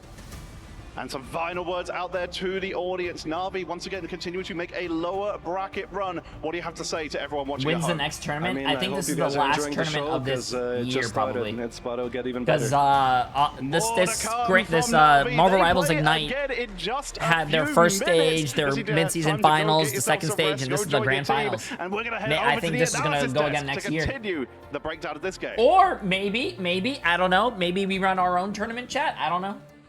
Who knows? Maybe I do a J3 Invitational, and instead of winning money, you get J3's feet picks. My friends, welcome back to the desk, and I've got to say right away, big congrats to Na'Vi. Just absolutely insane performance throughout. And for me, I mean, listen, they're not the villain by any means, but when you have the whole crowd going for the underdog, I mean, it's so loud in here. You almost feel like that. And props to them, Rye, for just battling through all that adversity. Yeah, and knowing that they have a full best of 5 to come against the Hunger Thieves as well. It just feels like for so many teams, Chopper Mag would be the final boss for them, but Na'Vi is just so used to these kind of games. It got close, though. Stuff like Central Park, if that does go the way of Chopper Mag, this series opens up a hell of a lot more. Yeah, couldn't agree more. You know, they definitely put in a hard effort into that one. They tried the very best that they could to hold them out. It was insane that they managed to stick them out on the first point, but Na'Vi, they just do it that much better. I mean, listen, y'all, they might be headed home, but they definitely have won the hearts here, and I don't think anyone's going to forget the run that they've done here on the very first grand finals, the birth of esports for this entire thing. Chopper Mag, you should be very proud of your run. Bobo, you specifically, my man, again, this is a name that will not be forgotten in the scene. Listen, like Dogman said earlier, so much to talk about with Na'Vi here coming up in just a match. Chopper Mag, want to give them their flowers. I mean, there's not going to be a tournament like this where you finish top 6 at the same level of Citadel Gaming for one, so that's a huge testament. But you go out with the panache of running Blade. It feels like sort of that TikTok audio of just like Robert, South Carolina is gone. The way he's pulling out Blade in that kind of moment, and then goes to switch. 100 Thieves or Na'Vi? I think 100 Thieves. I don't know. This 100 Thieves versus Na'Vi game is going to be insane. I don't know, man. The green room was going crazy to see it out. There's so many players in there now. It makes sense that Chopper Mag is beloved so far here in Atlanta. Yeah, and it's crazy to see that they brought the Blade out at this stage of the game, because we only saw that in stage 2 of Oceania. You know, they only brought that out against the local teams there, but now they've brought it to an international stage, and it took them so far into the OT. You can see the grit, the determination of Chopper Mag, giving it their all to stay in this tournament, but enough was enough, and Na'Vi sent them home. Yeah, listen, one of my favorite things about Marvel Rivals in general, so many iconic heroes and so many being able to be used. You know, teams are continuing to invent ways to find use for every single duelist, Vanguard, and strategist alike. And just like the heroes within Marvel, the heroes on the stage. I gotta point out Jerky here, because we look at FlyQuest, we look at Na'Vi, these teams are bringing in one big difference maker, and that's what they need to get the job done. Vision for FlyQuest, and then for Na'Vi here, Jerky and the impact to join a championship squad. Right. And it was such a short notice change as well, because obviously that was because Melio wanted to go to Citadel Gaming. So it's the fact that it showed so much promise. There's so many good like duelist players in EMEA that have really impressed me so far this year. But to quickly acclimatize to a new team with a lot of expectations like Na'Vi. Have I ever lied to you guys once? Make your stamp on impactful games like this. It really is a sign that Jerky is not just a substitute stand-in player for Na'Vi. He's the real deal. Yeah, you know, it goes to show, like, the addition of Jerky into that roster. It's like Melio 2.0, but enhanced. You know, they've been able to really take their roster even further beyond tier Na'Vi, and they go to show, you know, even if they've dropped down to the lower bracket side of things, they're still as hungry as ever to show why they were the champions in the mid-season finals, and they want to maintain the title. Yeah, I gotta go to the bathroom as well. There's gonna be a break, right? You know, continue to talk about this team as we it has to be like a watch their 15-minute break or a 10-minute break. Trust me, they're at the helm with Vanguard, and love the way that they're approaching the bans. For me, it always feels like they're not really worried about what always their opponent is gonna do. They're setting themselves up for success, and we've continued to see that. Really, I mean, against most teams, it has worked just massively.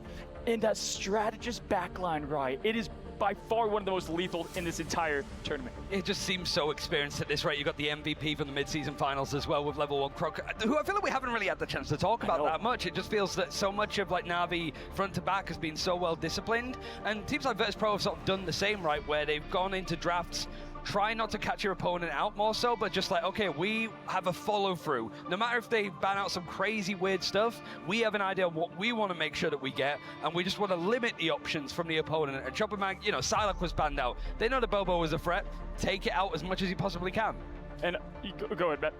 Yeah, and it goes to show, you know, they're trying to play into their strengths there. They know how to exploit the weaknesses of Chopper Mag, because once you take those key bits of pressure away from them, then they start to fall apart. But when it counts, you know, they can really dive into some of their other strengths. What happened? I've been gone for 2 hours. If you've been gone for 2 hours and you missed that, what do you call it, 100 Thieves game, I feel bad, bro. That game was fucking insane. We find this between like all teams. You have one duelist that gets like a lot of the love, right? And then the other doing the exact same part. Favorite thing on social media I saw by him, it was up like 1 a.m. There's a trumpet player playing outside his window, and it's like, is this VP Ops? Like, what's going on here? Keeping me up. Listen, all I know is that trumpet player is playing the sound of victory for this team as we take a look at Naga and the stats. And talk to me right about what he's done for them. Yeah, it's like the funeral. Okay, chat. Well. Okay, they're gonna yap for a little bit. I gotta go to the bathroom. Okay. I gotta go to the bathroom for this next match. I'll be right back. The next match is our last match, by the way. Like, yeah, I've been playing him about 2 weeks, and he was okay, obliterating everybody. And it's just the fact that he's so easy to just work with. That's the general vibe. Like, we know mechanically he can perform and he's got the experience and tenure to be on stages like this one, but it is the fact that he's gone into a squad like this that feels very heavily run by Trust Me. Everybody else is on the same page, and especially when things weren't going well for Na'Vi, it doesn't feel like there's like a splintered of opinions. They all trust each other, and Naga Sport is definitely one that people rely on him for, and with good reason. Yeah, good reason, and they're able to really just play into their strengths time and time again there. You know, it just goes to show that team synergy playing into effect over and over again for themselves. Like, they know exactly what they came in to do, and they have all the key pieces to achieve their victory. And to continue to talk about Naga for a second, one thing I want to highlight is that, you know, they had a duelist that left, right? When you kind of have your side, you know, man, there go to another team, it can be tough, right? In the strategist front, Vanguard, and especially duelists, the way they work maps typically in all the battle fights, that's where I want to give Naga a tip of the cap too, because he's able to just, obviously Cherokee making it, you know, a great teammate to come in there and fill that void. But that's what can set them up for success against 100 Thieves, which will be that matchup that we're going into here. Right, I want to throw it to you, right? Okay, classic, we got America, 100 Thieves, got EMEA. Where's Mr. America? Yeah, no, hopefully gone away with. So, no. Gone home. Hey, tell me, you know, do you think Navi's going to continue this run, 100 Thieves looking on fire? I think so, because you win a best of 5 3-0 quite quick as well, because there was a lot of, you know, 2-0 on domination, full hold on Central Park. It feels that like just making this as quick and efficient as possible for Navi is good, whereas 100 Thieves have played and then have to go for a bit of a break and then jump on stage again. So maybe that time in between, they want to keep playing, keep warmed up, because if they cool down, Navi are feeling very much as they've just reached like Mach 10 now, so you have to be prepared for that. I mean, you're finding 2 battling rams coming at each other full force. I mean, they're both trying to find their steam and finding it. We saw that in mid-seasons, as, you know, at the time Envy, you know, shout out to them. But, yeah, as they made their way all the way through, it helped them kind of steam their way to the grand finals. 100 Thieves, though, Matsy, what have you seen from them that make you think they can get it done?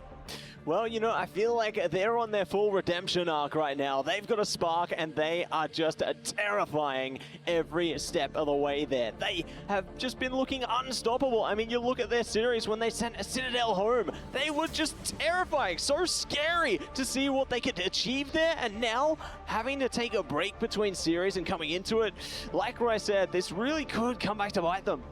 It feels like one of those ones too, where we saw 100 Thieves get their revenge on Citadel Gaming. That's a big second wind. Now they need to get their revenge on Na'Vi, which is going to be a little bit harder, but it's definitely doable, certainly on a home ground.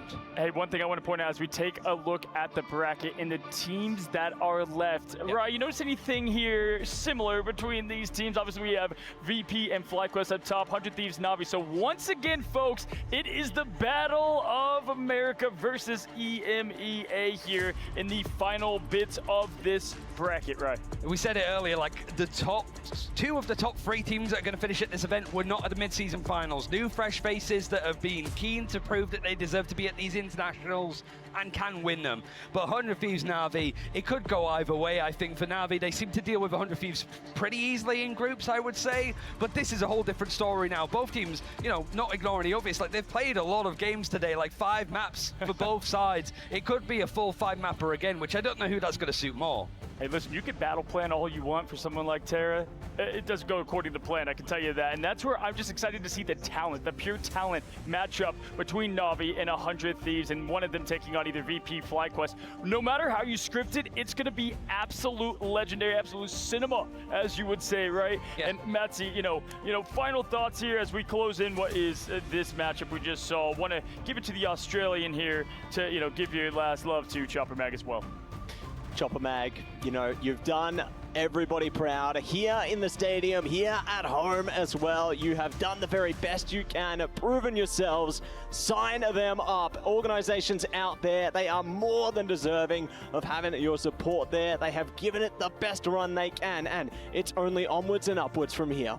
Absolutely, folks. I mean, listen, we've had a lot of great years between Blade showing up out of nowhere, and one thing I love about this, I love seeing the costumes at the highest level of play. Like, that's just, to me, it's something that just kind of, you enjoy the fun of the game as well. Even with the sweat, there's still room to see all the incredible costumes that we have in this game. Yeah, I mean, I can imagine, like, equipping the Blade skin would be pretty funny because it shows that he had the intention to bring it out in the first place, so going for the default one obviously means that it would have been a throwaway, but this time, yeah, it was planned all along, it seems. Clearly, it was in the stars for Chopper Mag. Yeah, and when we look at the last bit of setting up this elite matchup to come here, when you look at all the pieces combined, right? I want to put you on the spot, both of you right now. I'd love to do this to my fellow desk. Pick a winner right now. Who's making it? Ooh, I'm going to go 100 Thieves. I'm going to go 100 Thieves this time. I feel like they got the momentum behind them. I feel like they're empowered right now. I want to see 100 Thieves take it away. Me, it's easy. It's Na'Vi. Like, Fate, it's one of those ones where Fate said it himself. They do things the hard way, and I can't think of anything harder than playing a best of 3 and 2 best of 5s in one day, which seems to be the case for Na'Vi. They did so well at the mid-season finals to do something similar going for the losers bracket. You can never write them off. Yeah, this is my surprise face right now on what I thought I was going to hear over there from Rye. Okay, fair enough, though. I'd love to see it. Listen, we've been talking about the costumes. So many great ones out there. We've got the Queen of the Dead right now available in the game. And oh my, speaking of scary of what we've seen, it was spooky season of Halloween. I mean, this is an absolute sick Scarlet Witch skin run.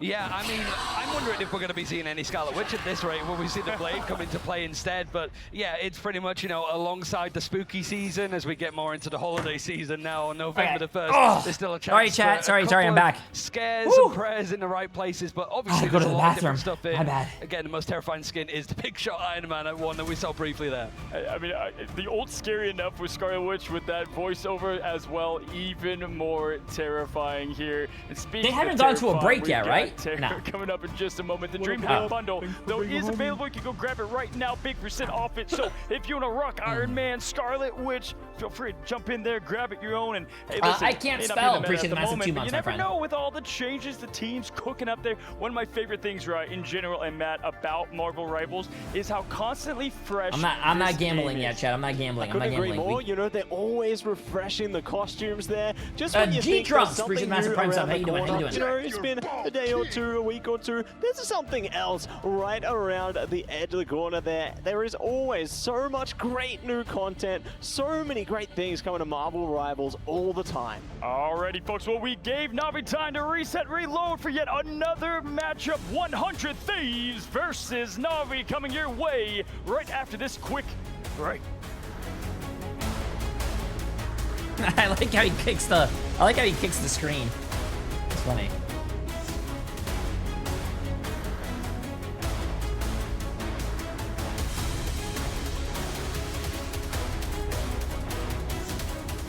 Which ones have what it takes to become the best of the best? The fight is gonna happen right here, right now.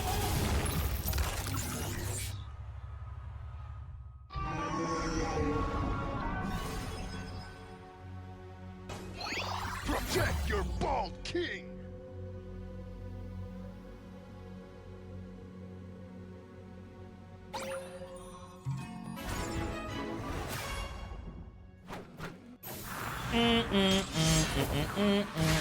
Oh my god, what's your name? Milk Steak.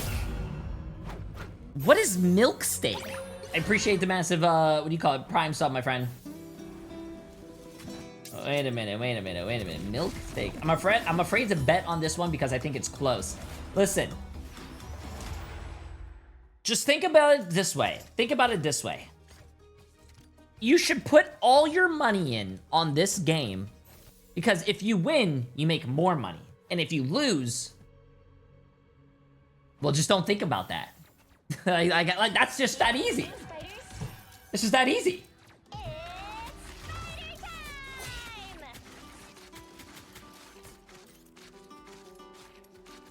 Like, wait, what did happen? Whoa, I cannot be a better coach. Chat, I am not a coach, bro. If I was a coach for an esports team, I would fucking meme everything. I can't. Oh, shit. Oh, shit. I didn't know it was only gonna be 2-minute fucking break. Ah! What? Okay, 100 Thieves against Na'Vi. You guys have 10 minutes. This is the last game of the day. I want to see millions.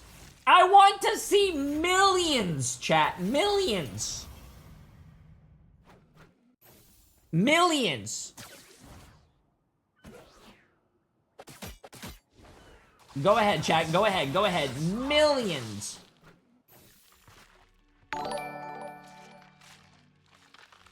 I just got all my drops on Twitch W. Guys, sub to Jay, he's awesome and bald. Wait, what? I just got all my Twitch drops on... Hey, W, Ian! Appreciate the massive dono on YouTube. Appreciate it, appreciate it.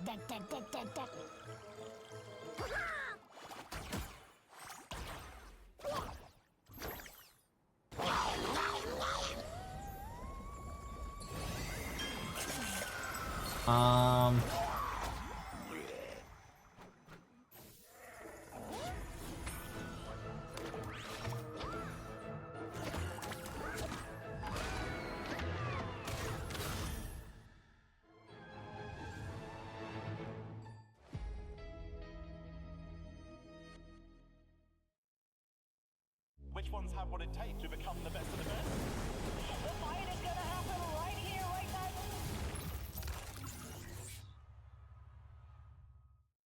Hey, we're Na'Vi. And we're here in Atlanta to win Hey, the sorry. finals in Marvel Rivals. It's time to go 2 for 2. 2 for 2. That was the prophecy by Na'Vi, and they continued their run through the lower bracket. I am back as Tetra, and it's a rematch in terms of the desk of the very first series here. I'm back with... Emily just said, I voted for the wrong team. Well... Hello. And of course, the magnificent That One Dan. And I'm the only one. That is tough. Indeed. But wait, Emily, what do you mean you voted for the wrong team? Go Flu team. Wait, you don't think 100 Thieves is gonna win? 100 Thieves, I'm putting everything on 100 Thieves, chat. I can't vote because it's my channel, but I'm putting everything on 100 Thieves. Everything. You know what? I'll even put... I am not putting Boba on 100. Yeah, I'm not losing. I'm not losing Boba. Nope. Boba's mine.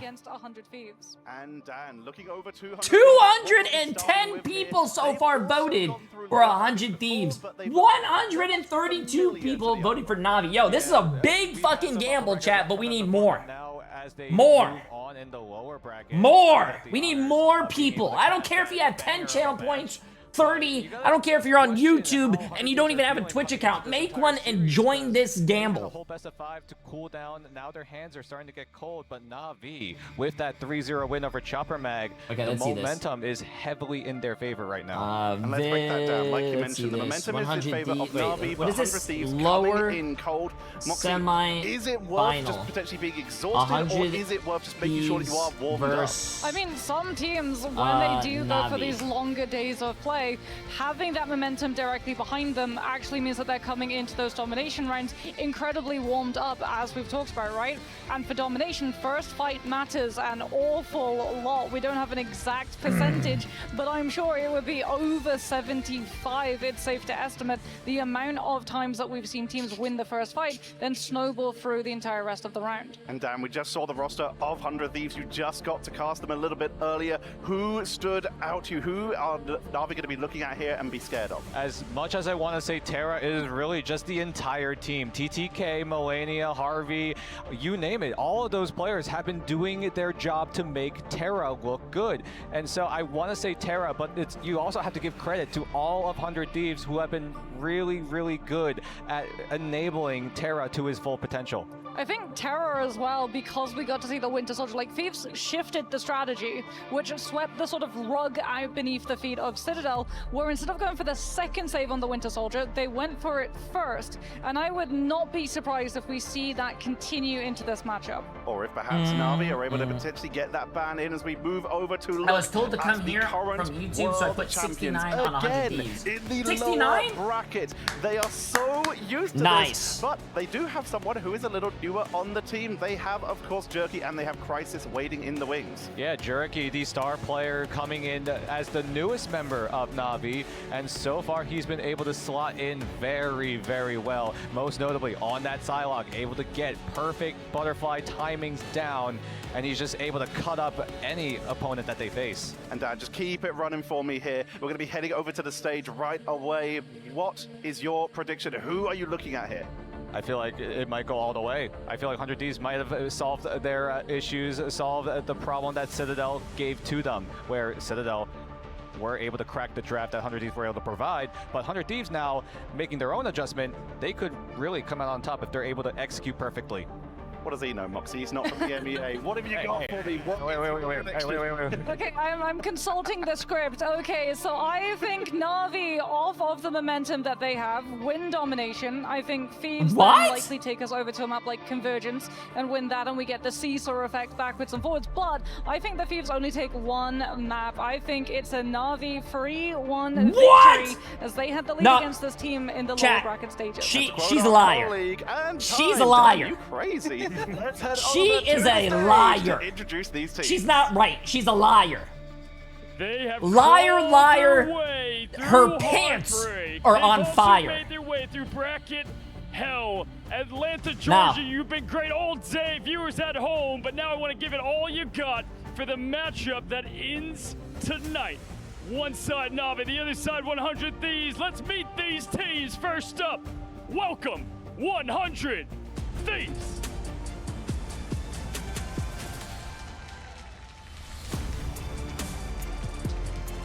From Delina to Vinny, TTK and Harvey, Millennia, Terra. These are your Thieves trying to steal the run on the lower bracket. Mr. Terra, you've been on the mic a lot tonight. Hey, we're matching, by the way. We got the Crocs. I need you to sign these, ladies. Go ahead and give me a word that you want to give to the team of Na'Vi as you're about to match up. I mean, we're all friends here at the end of the day. Let's have a good match. Woo! No, you're not friends. Yeah, I love that one. Hey, take your enemies down. Break them in half. Eat your insides. Wait, sorry, Chad. What just happened? I don't know what just happened. I just woke up. And this match is going to be like online qualifiers. I love it. Well, hey, good luck, guys. Give it all you got. Yo, with 100 Thieves, they've been climbing through the fires of Ignite, stealing maps, the spotlight, and momentum. Lock your doors, hide your hopes. It's 100 Thieves.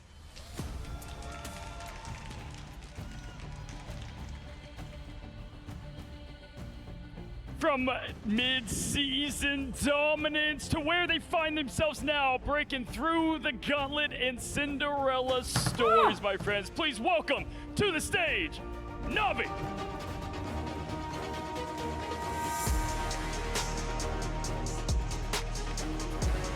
From Naga to Jerky to Rajaro. Nice. Let's see this. This is going to be a good game, chat. This is going to be a good game. Whether joining in the mid-season or right now, I'm joined by, trust me again, look at all the bit confident. How you feeling going into this matchup? I think we feel confident, I think we feel ready, and I'm here to win it all. Listen, you know, they had good words to say about you guys, good sportsmanship. You want to throw it back out there? You have some words to 100 Thieves? I think it's not only 100 Thieves. Every team is working hard behind the scenes. No one sees the effort. Even Chopper Mag, right? Every team good. 100 Thieves, a lot of respect. Listen, that's what you want to see here on the biggest stage of Rivals, my friends. Well, good luck out there in this epic matchup. That was Trust Me. This is Na'Vi. Also, got to come over here and give a nice fist bump to Sky. The amazing coach for this team deserves all the love as well. Give it up, Atlanta, for Na'Vi. Wait, how much money's on the line?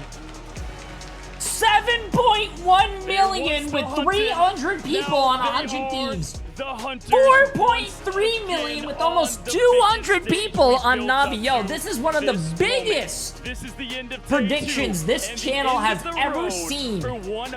Biggest. That is fucking insane. That is insane, chat. Prediction closes in about like 3 seconds. Let's take it to the casters to break it down. Welcome Over back, 500 people. This is crazy. The loser is going home after this best of 5. How are you feeling, buddy? Feeling great. I mean, that was a fun series. Now we're on to yet another one, right? Most importantly, it's going to be Na'Vi versus 100 Thieves. And as Cozy's headed up, America versus EMEA. And this is going to be an incredible one, man, because Na'Vi looks good. And that was a heck of a warm-up against Chopper Mag against 100 Thieves. Yeah, and they just look so dominant. I mean, again, now we're going to see who can hold on. The back line here on the side of Na'Vi has been lights out. They just do not get KO'd, and we got to see if they can get taken down by 100 Thieves to slow up that momentum. Yeah, they're going to have to figure things out, and 100 Thieves, right? Same thing with their warm-up earlier, sort of it worked against or in their favor because it was a long one, right? But you sort of have that leeway between, you know, that matchup earlier where they had to wait and see what happened between Chopper Mag on the opposite side with Na'Vi, because that can kind of mess with you, right? Having downtime, it's not just about like the energy levels expended, right? It's more about downtime, and I think Tetra talked to us about the behind the scenes, talking about how, you know, casting is great, but a lot of times you can, you know, go up and down level-wise. It's like that as a player, right? If you have a great match and you have a fun one, right, like Na'Vi did, at least it just happened, so they can ride that high. For 100 Thieves, opposite side, right? They've been sitting for a little bit. They could be cooling down. Yeah, we're going to be heading into Burnin T'Challa for our first matchup here. Both of these teams known for being incredibly clutch in these moments. But now we find out who is maybe just a little bit more clutch. Yeah, right now 100 Thieves pretty much are the only team in the entire tournament that has that experience and also that sort of fortitude that we've seen, right? They always kind of come back. They look better when people sort of underestimate them. They're that sort of team that can really surprise people, right? For Na'Vi, we know what's expected of them, so we can kind of also see that sort of same trajectory. So this is going to be a lot of fun. I think earlier we've had Unstoppable Force versus Immovable Object. Right now, this feels like 2 immovable objects. This is going to be tough. We're diving into the draft right now, a team that develops the meta and a team that adapts to it. Yeah, Na'Vi right now, we'll see what they do in the draft phase, right? Taking a look at behind each of these players, you can see our draft phase for you. It's obviously, it's an asymmetrical system where we have, you know, heroes banned at the same time at the very beginning, but it gets changed Okay, chat, you guys ready? I hope you guys are ready. This is going to be a great match. It's not going to be a 3-0 like we just saw, and I'm sorry about, you know, Chopper Mag, but it's going to be fucking, it's going to be good. Target bans too. We're going to give it a second here before we dive into Burnin T'Challa, and I'm just, you know, throwing you a question, buddy. What do you think we need to see from the bans? I mean, we've seen how strong Mantis could be. We see how strong Jeff could be, right? And when we see those two heroes, you also have to sort of not focus on them necessarily. You just have to focus on what's strong. Because at the moment, I don't know about you, Shiv, I'll get your thoughts on it too, because I'm really curious. Like, at the current moment, it does feel like you can't just ban on a roll. We just saw that when we saw Chopper Mag. It was a close match for sure. The ban phase isn't everything, though. It's about how you play, too. Yeah, I think banning out a roll right now has been not working for teams that are trying to go that route. I think you can definitely target ban a little bit, especially if you know that they don't wait. Yeah, is a little bit more, you know, reduced. Is that just on a specific OWS? target They bring their own keyboards, chat. We've been they can bring their own keyboards and mouse. It doesn't make any sense not to bring your own keyboard and mouse. If you forget to not bring it, they can borrow. You can borrow like some others. Come into play. And we're taking a look at our players now. You can see with the, yes, and setups, also keep in mind, whoever does lose this game is out of the tournament, chat. Whoever loses this tournament, brands are happy. I mean, whoever loses this is basically going to be first, so, second. maybe he's got to put a little bit more out there. Maybe for whoever loses this is guaranteed fourth place, which makes there you go. I'm not trying to say I'm a 100,000 fan, but also for Na'Vi too. Like they also, straight up are an incredible team, right? In EMEA, first, they second, have been third, one fourth, of the yeah, teams fourth to place. beat. Same thing with VP, taking back a look this at is the $100,000 game versus Sparker, but really anybody's going to be. Jerky in the last match looks like actually not really, right? Just same level as Sparker. Third place is Jerky v Terra matchup. TTK going to be up against Trust Me, both very strong. And just shout out quickly to Na'Vi. We were lucky enough to sit in on some of their scrims, and they are so fun to watch. Yeah, this is going to be a lot of fun to watch. And so will the draft phase, Shib. Starting off, we'll let these teams sort of warm it up. And you already know, like you mentioned earlier, Trust Me does a lot of that captaining, a lot of that work behind the scenes. And, I said Sky earlier on the stage with Cozy, 100 Thieves. They can maybe do something here. Remix has been a mainstay in this roster. The coach behind it, right, has done a lot of that stuff. It's awesome to have this sort of head-to-head between the two of them. Mantis banned first, Jeff on the other side. Shib, what's your thoughts on that? That has been a mainstay of this tournament. Do you want Mantis or do you want after Jeff? Taxes? But leaving Mantis through, after yes, taxes, is going to enable an insta-lock. If you win the money, you give that damage boost to a duelist like Terra. Just say you never won anything. Farm ultimates and turn it right around back at you. Na'Vi going to get rid of that Warlock. That's maybe targeted. I haven't paid taxes in 14 years, chat. Yeah, it's been a constant strategy to try to ban it's a joke. It's a joke, IRS. It's a joke. It didn't really work for the last series, right? When we saw 100 Thieves versus Citadel. We'll see what happens in that one. They protect the Psylocke to keep at least something in there for sure. Yeah, I mean, giving Jerky a Psylocke, we've seen how much success Jerky's had on Psylocke. Again, I think not financial advice. Very good place in the meta. You and I have mentioned maybe losing a little bit of that neutral battle, but the goal now with Psylocke is farm that front line, press Q on the back line, and watch them just get deleted.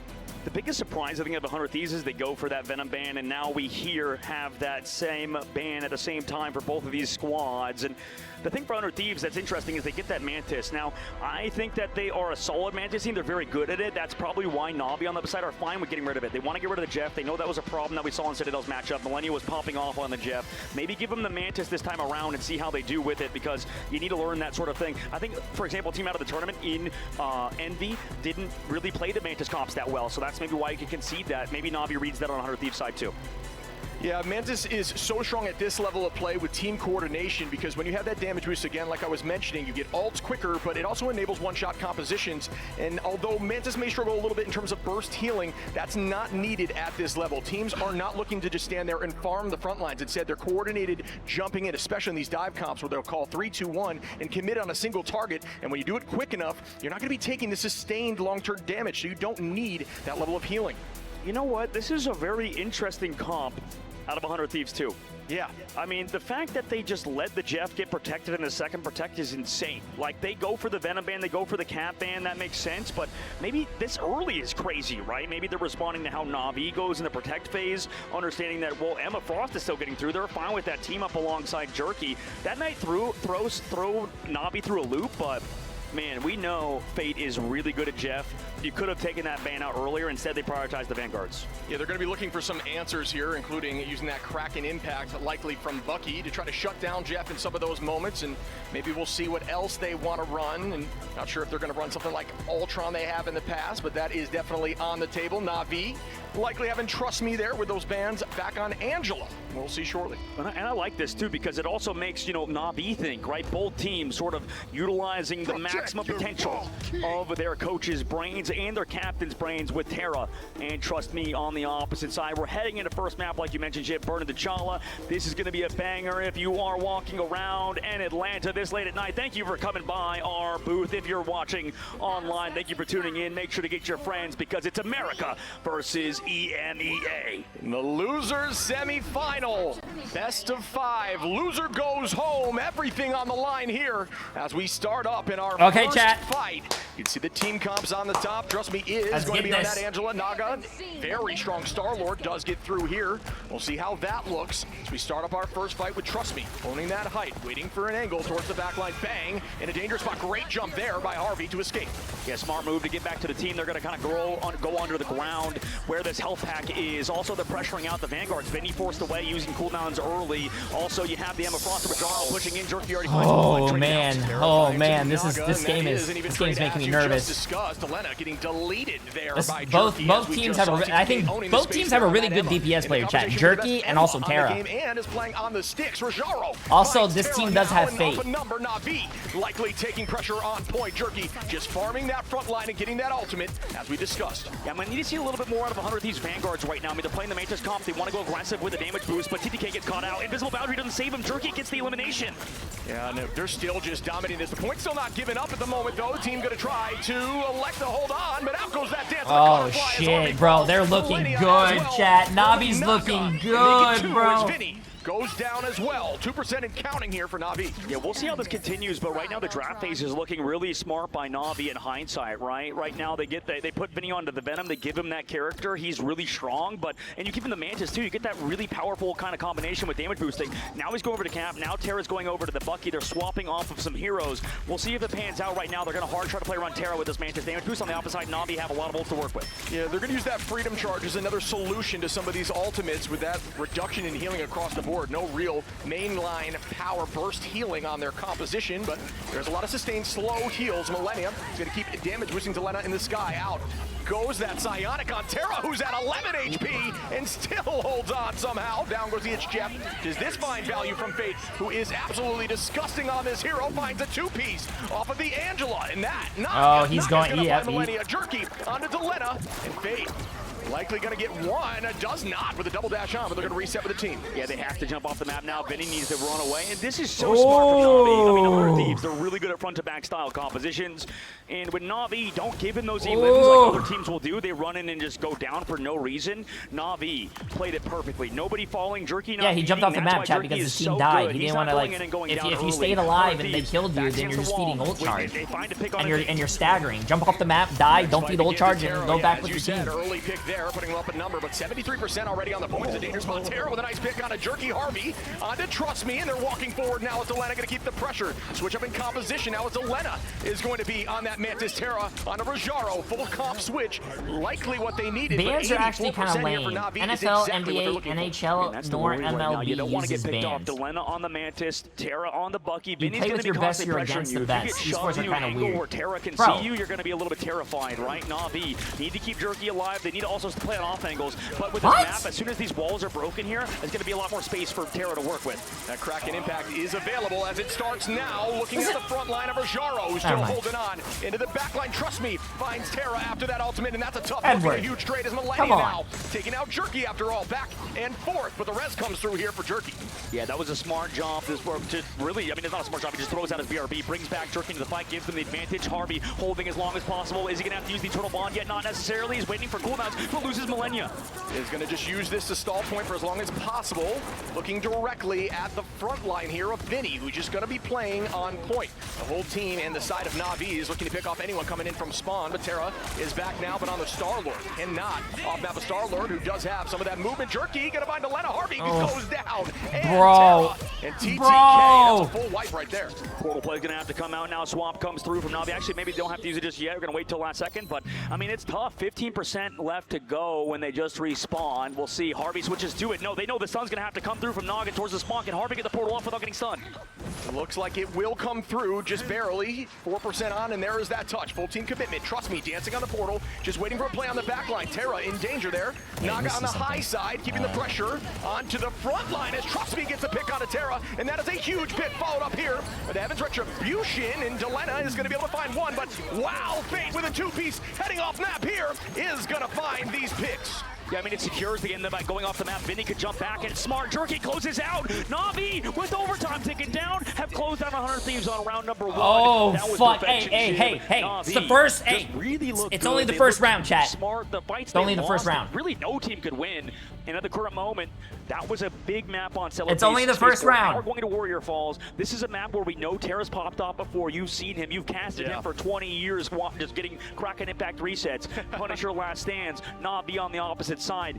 Jerky is looking crazy, dude. He's so good. Yeah, Jerky's looking really good on that Psylocke, which is definitely a little bit of a weak point here for 100 Thieves. And we will see Fate likely a big threat on that Jeff, because this map has a huge off-map potential. Absolutely. Fate, you mentioned it. Everybody's supporting him, too. When Fate goes for those off-maps, he saw the invisible boundary keep him alive while he did that. Like, he was so close to the edge. In this map, too, we'll see what happens as, trust me, on the last angle, too, looked so clean on the Angela. He's looking as good as he did in mid-season. So right now, or sorry, mid-finals, in the grand finals on Angela, he's looking to cement himself as the best Angela in the game.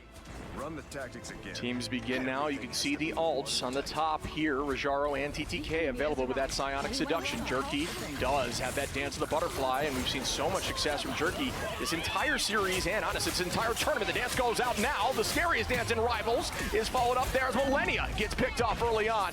Jerky is going to drop back towards the team as Rajaro gets a two-piece Jerky now onto Vinny, and they will get point early. Yeah, right now they're trying to give the Rocket Pack 2 to Jerky to make sure he can survive, right? Just setting up Jerky, it's always hard. It's 100 Thieves' entire game plan, right, Chip? To find Jerky, to find this BRB. They can't because they're playing front-to-back style, so with that, they can't even set up to deal with Jerky because Jerky has been able to do whatever he wants with all the support from his team every single time, not going down. That's the most important thing for Na'Vi. Though they don't have any ults, they could definitely make this work in the neutral, scare off 100 Thieves. They've been late with support ults or strategist ults, and they don't have any right now. 100 Thieves needs to find some wins here in these neutrals as TTK is going to commit, but Delena now is going to be on that Psylocke, taking out Crook. Rajaro goes down from Terra. Make it 2, why don't you on the reset? Bang! Looking for another on the side. Good movement right there, but still Jerky falls as Terra does not miss with a 3-piece right there. Clean moves by 100 Thieves to swap Delena over to the Psylocke. It makes a lot of sense. They want to help Vinny on these dives. They also need to make Na'Vi's backline more uncomfortable. Crook, Fate, they are some of the best in the game in the strategist role. They're really good and really evasive. Vinny hasn't been able to do it himself. Delena swapping over to the Psylocke with a little bit of support from Millennia and those Invisible Woman shields should be able to stay alive and deal with Na'Vi. The secret? Taking that point back at the early 20% is a huge early don't win. take showers. Got to 85, and that should give them enough to least have a few fights. So they got a touch point. They do. For 7 months, absolutely insane. And by the way, Angel, appreciate the last tier 1 sub. Appreciate it. Putting the pressure on. Hope you're having a great day. Hope you're having a great day. And goodbye to the Sia, which is then focused. And the end song Inferno comes through. Nobody goes down, but a pick comes through here from Delena. Still level 1 Crook, and a huge hit again by Fate, who is just insane on the baby land shark. Takes them all off the map. Na'Vi, Fuck, wipe and Fate with 3 off of the Angela connecting. That combination is beautiful to see, Shib. I mean, just trust me, setting up Fate, then the rest of the team playing around him. That was beautiful. I mean, there's the combination we've seen earlier with those blade ults alongside bro. Prison, Yummy. kind of like that. Na'Vi sets up the team. And that's a little bit slept on, as you can't use movement cooldowns when you are out there. Bro, chat, I can't sit for this game, bro. I can't sit. I can't sit. I gotta stand. Twice in a row now here from Na'Vi. Map change. Now you can float in the middle of the point, and they started off with a freedom charge. As they begin now, Terra gonna find Jerky early on, and we know how valuable that is, with the res likely coming through. No, as Trust Me goes down, switching over to the group now. Rajaro in a dangerous spot from Delena, who's looking so good on this Psylocke, and that is the change that has been really working out for him, applying more pressure to that back line. Yeah, they're going front to back to try to deal with Delena. Delena has ult ready to go. They also have the support for him. We talked earlier, this is a great map for Terra. Na'Vi don't have strategist ults right now, but they can slow down this push with Rajaro's Psionic Seduction. And we will begin Looks here, like a dad standing up to watch the Super Bowl. Chat, what on to that invisible boundary, and there is. Come, I gotta watch my kids play, man. Goes out from the entire team. Naga goes down from Delena with that early pick. Exactly what he's. That's what I'm talking about, boy. And hold on, that all that's ready here. Goddamn there, brother. Keep it up. Let's get it. He's trying to close it out. Can they do it? Na'Vi do have those strategist ults they were waiting for, and they also got rid of the Dance of the Butterflies. Delena is going to be targeted. Nice hook from Terra. Come on, Dad! Good goddamn there, brother! Meteor M is available, which could be huge against a strategist line. Out goes that bubble up in the sky, looking for a dunk. It comes in, bang! Oh! There we go! My son looking like LeBron James out there! And Terra holding on to that Kraken impact. It could be huge. He's holding on. Here it comes. Now connects onto multiple. Fate of the World's in here to keep him healthy. Also, they need to off this End Song Inferno. Here comes Naga. The damage boost coming in from Naga takes out Terra, but Terra does not go without a fight and takes out Trust Me, Rajaro now. And here comes Screenwriter. That's a bot, by the way. That's just a bot. Or it's a scam, I think. Sorry. Pressure through as another dance comes out from Delena. One goes down, two goes down. Oh, come on! Come on! Finish it! Up Rajaro. Finish! Finish! The portal comes in. Here, no point flip, bro. It's still 100 Come on, they're down 3 still. They're down 3 still. You gotta kill them before they fucking come back. But they find Delena, huge pick by level 1 Crook. Jerky now, and a very dangerous ultimate is gonna find 1. Do I see 2 and 3? Oh my god, they fucking came back with that portal, chat. Holy shit, Navi's a great team, dude. This is an insane game. Are going down in this overtime, 60% on the board. This is the matchup that we've been waiting for. If you are in the audience right now, you want to get in the seats at the current moment because 100 Thieves do have ultimates available for this upcoming fight. Meteor M is going to be here. Na'Vi switch Naga over to the Daredevil to go for an aggressive dive and maybe help up set up Jerky with also this idol on Jerky. He's getting some extra healing from that Luna Snow. Yeah, that was a beautiful retake, as now they are going to be slightly up in ult advantage. Trust me, holding on to that Ayabagamoto as discussed, but Meteor M here for TTK, who did land last time. 94, almost 95% now is charging and still being held on this space. Got to come in here with 3% left. The whole team slowly pushing forward, but allowing these ults to build. It is a little dicey. Got to make a play soon. Naga going low, has to fall back to the team right now. Ultimate's built up. This is going to be last fight territory for both squads. We'll see who can come out on top, and trust me, has that eye ready to go. Oh, looking for a jump here to hit that ceiling, so that ult will find success. Out goes that invisible boundary. Can TTK land on one? No. Oh, TTK, bro, come on. That was like a Tony Snell play, bro. Nah. Now picking up, and Jerky takes out TTK. Terra finds one. Fade onto Harvey, and again. Oh, shit, chat. Na'Vi takes the first fucking round. The portal play was huge. They come back in overtime, somehow find a pick onto Delena, and that's kind of the way forward. That's the tough part for 100 Thieves. Ban out Delena's hero pool, make him play that Psylocke, and you're in a situation like that. It's a risk that you have to take that right now if you want to move forward in this lower bracket. The thing is, Delena's Psylocke has looked pretty good. I don't think it, I don't think it needs to be put away necessarily. It's finding a lot of value, very similar to what we're seeing from Jerky, but Jerky's finals are always. No, she did not read the script, chat. She did not. They're not. 100 Thieves is not gonna lose 3-1, bro. I'm sorry, they're not. The big reason why Na'Vi is so good and why Jerky is that guy. He was not going down. They're not losing. Talk about Psylocke, right? And Delena does get the SVP on the other side, but. Listen, Shiv, I played with you in ranked, all right? You know, even at the highest levels of the game in Celestial, when you reach one above all level, when you get to that highest tier of ranked, mechanical skill in terms of your aim, it does not set you apart in Marvel Rivals. What sets you apart is the ability to live. The ability to just go in, understand what you did, is Psy low-key the best DPS in the game now? Psylocke has always been a very consistent DPS character. Even when she was nerfed, she wasn't nerfed that bad. And also, on top of that, they did buff her ult charge. I mean, her ult damage. Pulling out cooldowns and then I think she's still very consistent. Another fight, and Jerky has just been doing so much of that, but gotta show some love here to Fate. That Jeff was insane. And then making the switch to Luna and still ending with 10 finals, 1 final behind Terra as a strategist. Yeah, right now, I mean, this whole team is looking like a well-oiled machine. Taking a look back at round 1, Jerky was the star of the show, but it's, as you mentioned, Fate in the middle of these upcoming fights would always find picks. In the neutral, if Jerky's popping off like that, I'm scared of Na'Vi, right? But that's just a one sort of part of the situation. The second part is what you said with Fate on these jet bolts connecting, and if those two things are a problem against Na'Vi, I'm scared because they are finding basically a fight win every single combination and in the neutrals. And this is such a tricky thing to ban out because if you leave Mantis in, you give level 1 Crook Mantis, which is arguably the best Mantis in this entire game. Then if you let Jeff through, you have Fate. So what is the answer? I do not know. Looking forward to seeing what they change up in the ban phase. No, bro. I think you ban Jerky, bro. They might have Jeff, but at least you could you could fuck Jeff. You know what I'm saying, chat? Like you could drop an ult on top of his head. Now the map we just finished up upon, unless we see it later on as the maps reset, because Convoy or Convergence changes the meta entirely, Shiv, right? Like I feel like the Emma Frost we see a lot banned on these upcoming Convoy and Convergence map types. Yeah. That might change in terms of focusing on the Vanguards like 100 Thieves did on that map. Yeah, and TTK was allowed to play Emma there, but just not finding a ton of value just due to the movement across their team and positioning. That's kind of the thing we're seeing today, Shiv. It feels like the Emma Frost players are always stunted, right? Doesn't it seem like that? It feels like Emma Frost is almost a character that relies on a lot of support. Yeah, Emma does a great job, as we said, in the neutral, but when these comps are so self-survivable and they're all over the place, you really are just finding yourself trying to use that diamond to find one pick, and that is a huge cooldown to burn. If you miss it, you're not getting a ton of value. Damn, Jerky, 5, oh my god, even Rajaro with a 6.8 KD, bro. One less than 6.9, but one more than 6.7, you know what I'm saying? Convoy or Convergence, right? 100 Thieves are really good at front-to-back style composition. Yeah.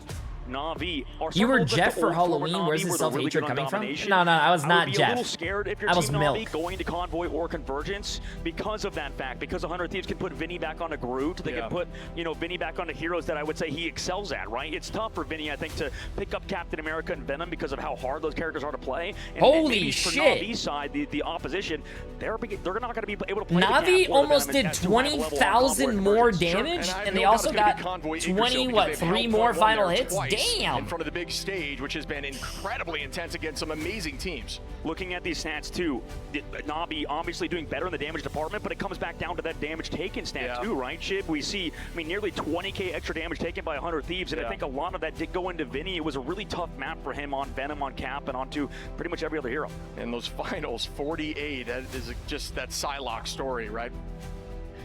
Yeah, right now, Na'Vi, and specifically Trust Me and Jerky talking behind the scenes about the bans, about the drafts. This guy, talk about a star, 29 eliminations in that map? Are you kidding me? 18,000 damage on 18 final hits, on top of that only 5 casualties, right? That's the number one thing. They can't ban Jeff and Psylocke at the same time, though. They have to ban one or the other, because I'm pretty sure if they ban, the other team is going to save whatever they ban, whatever they don't ban. And find those finals, and just a shout out again to that back line from the side of Na'Vi, only going down the least in the entire map, which is a testament to their positioning and skill on those heroes. Absolutely.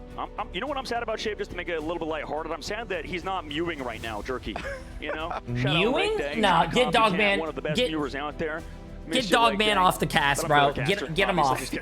Love you, Leg Day. Back at home watching on the coach stream. You're awesome. We're heading over to get Dogman off the cast, bro. Get him out. Get him out. The map number 2. We're just getting started in this first of 3, Shib, and the ban phase is where it all kicks off. And this is where they have Yo, Pop Case. Appreciate the massive prime sub, my friend. Welcome. And we will see Na'Vi say goodbye to that Emma Frost off the rip, and 100 Thieves do not want to see level 1 Crook on that Mantis, which I think is a smart play. Yeah, thinking about it, that makes sense for Na'Vi. We move over to this map. It's like you said, the Emma Frost pops off harder on these maps, but we saw Emma Frost get through on Convoy and Convergence against Chopper Mag, and it worked just fine. Yeah, I'm not sure if I agree with that. This is kind of bringing me back to the old ban strategy they had where they were banning out Emma Frost and then immediately locking Frost, and it didn't seem to work for them nearly as much, in my personal opinion, but again, and there it is right there. Yeah, the Emma Frost lock, it makes sense, exactly. It's like you said, but trust me, you they just need to see a little bit more on Frost. One-sided Emma Frost matchup in Rajaro, but also for Na'Vi's side, it does make sense, and it shows how much they value. Damn, yes, ban the Psylocke, but you know what, they should ban the Jeff too. And Rajaro and ban the Jeff too. Very solid Emma, but it's kind of strange. Jeff. Sometimes they'll Watch, chat, it's gonna be Jeff. If they don't ban Jeff right now, I'm just gonna leave. I don't even want to watch this because they're gonna lose. They ban Venom and no. Type stuff in terms of the team comms, so it's a now little Na'Vi's gonna save Jeff. They have hard lines as to who runs who. Yeah, GG's. They're throwing. Out the Mantis first, and then going to the Psylocke fan because of how well Jerky played on top of the Venom, but they're throwing. As you mentioned earlier, Shiv, maybe the Venom wasn't even the main. Someone called 911, but not for me. Call 911 for 100 Thieves. Upcoming map where we've seen Jeff's pretty well, maybe not as well as other maps, but we've seen off maps here too. Yeah, Millennia's a really strong Jeff, and coming from a duelist role, Jeff at this point, kind of a little bit of a duelist strategist with some aggressive plays and can very much, head towards the back line and just disrupt and then come in with a big, it's Jeff. So what is the last protect here for 100 Thieves, Shiv, right? We see the Jeff protect for Na'Vi. We know what they're going to do here for Fade. That's what we got to see. They're deciding, right? It's a tough one. Do they want to keep the Psylocke as they still have that available? Do they want to keep something for Delena? It's the Bucky. Yeah, it makes sense to me. You can really bully Groot if Groot was going to be running that triple line in the front. You don't have to worry about the ban as much if you do have Bucky up there. And, that is a very smart ban there from Na'Vi. Yeah, old strategy, Shiv. Like we saw back in group stages, banning out the Stranger versus teams like Envy was a strat in North America. I hope they're right, chat. All I'm saying, hey, listen, I'm not a coach. The answer to not having that portal is to run but I know so what they did was they banned out Adam Warlock, so there is no Nah. real way to get back to this point if they do get locked out. So very smart banning strategy. Well, ladies and gentlemen, we are entering a map number 2. Getting late here. No Strange question. Yeah, banning Strange is actually, you know, it's pretty smart because you take away the portal. As soon as, like, you know, a lot of teams like the portal back in overtime, you can't really portal back if you don't have That's how a, you know, excited if we you, are for this $1 million tournament. And what a great map to do it on, too, because this is a classic in the Marvel Rivals esport. We've seen in the past Terra come out of this door with the Bucky and put some serious work in. And Delena back-to-back storm play. Also, did someone say this is not a really good Jeff map? That will be something we witness. Will they run the Jeff? First and second point on this map are really good Jeff spots. A little bit spots. of success here and help them drive through point 1 quickly, which Early is what they second are point. looking to do. Not third point. Third Shane. point, I mean, think, that is makes a lot of sense. honestly, get them into your squad of spawn. 100 Thieves. They have to figure out Na'Vi, and we've seen they're one of the better teams. It's like they just really do a great job versus triple compositions. Na'Vi running that triple Vanguard, triple Shredder's line against 100 Thieves, who, you know, they have to deal with the BRB on the backside from Naga, who has it available, which, by the way, we've heard behind the scenes, when you put a duelist player onto Rocket Raccoon, it's noticeable when they don't climb up the walls fast enough and maybe get away from other people and drop down a good BRB location.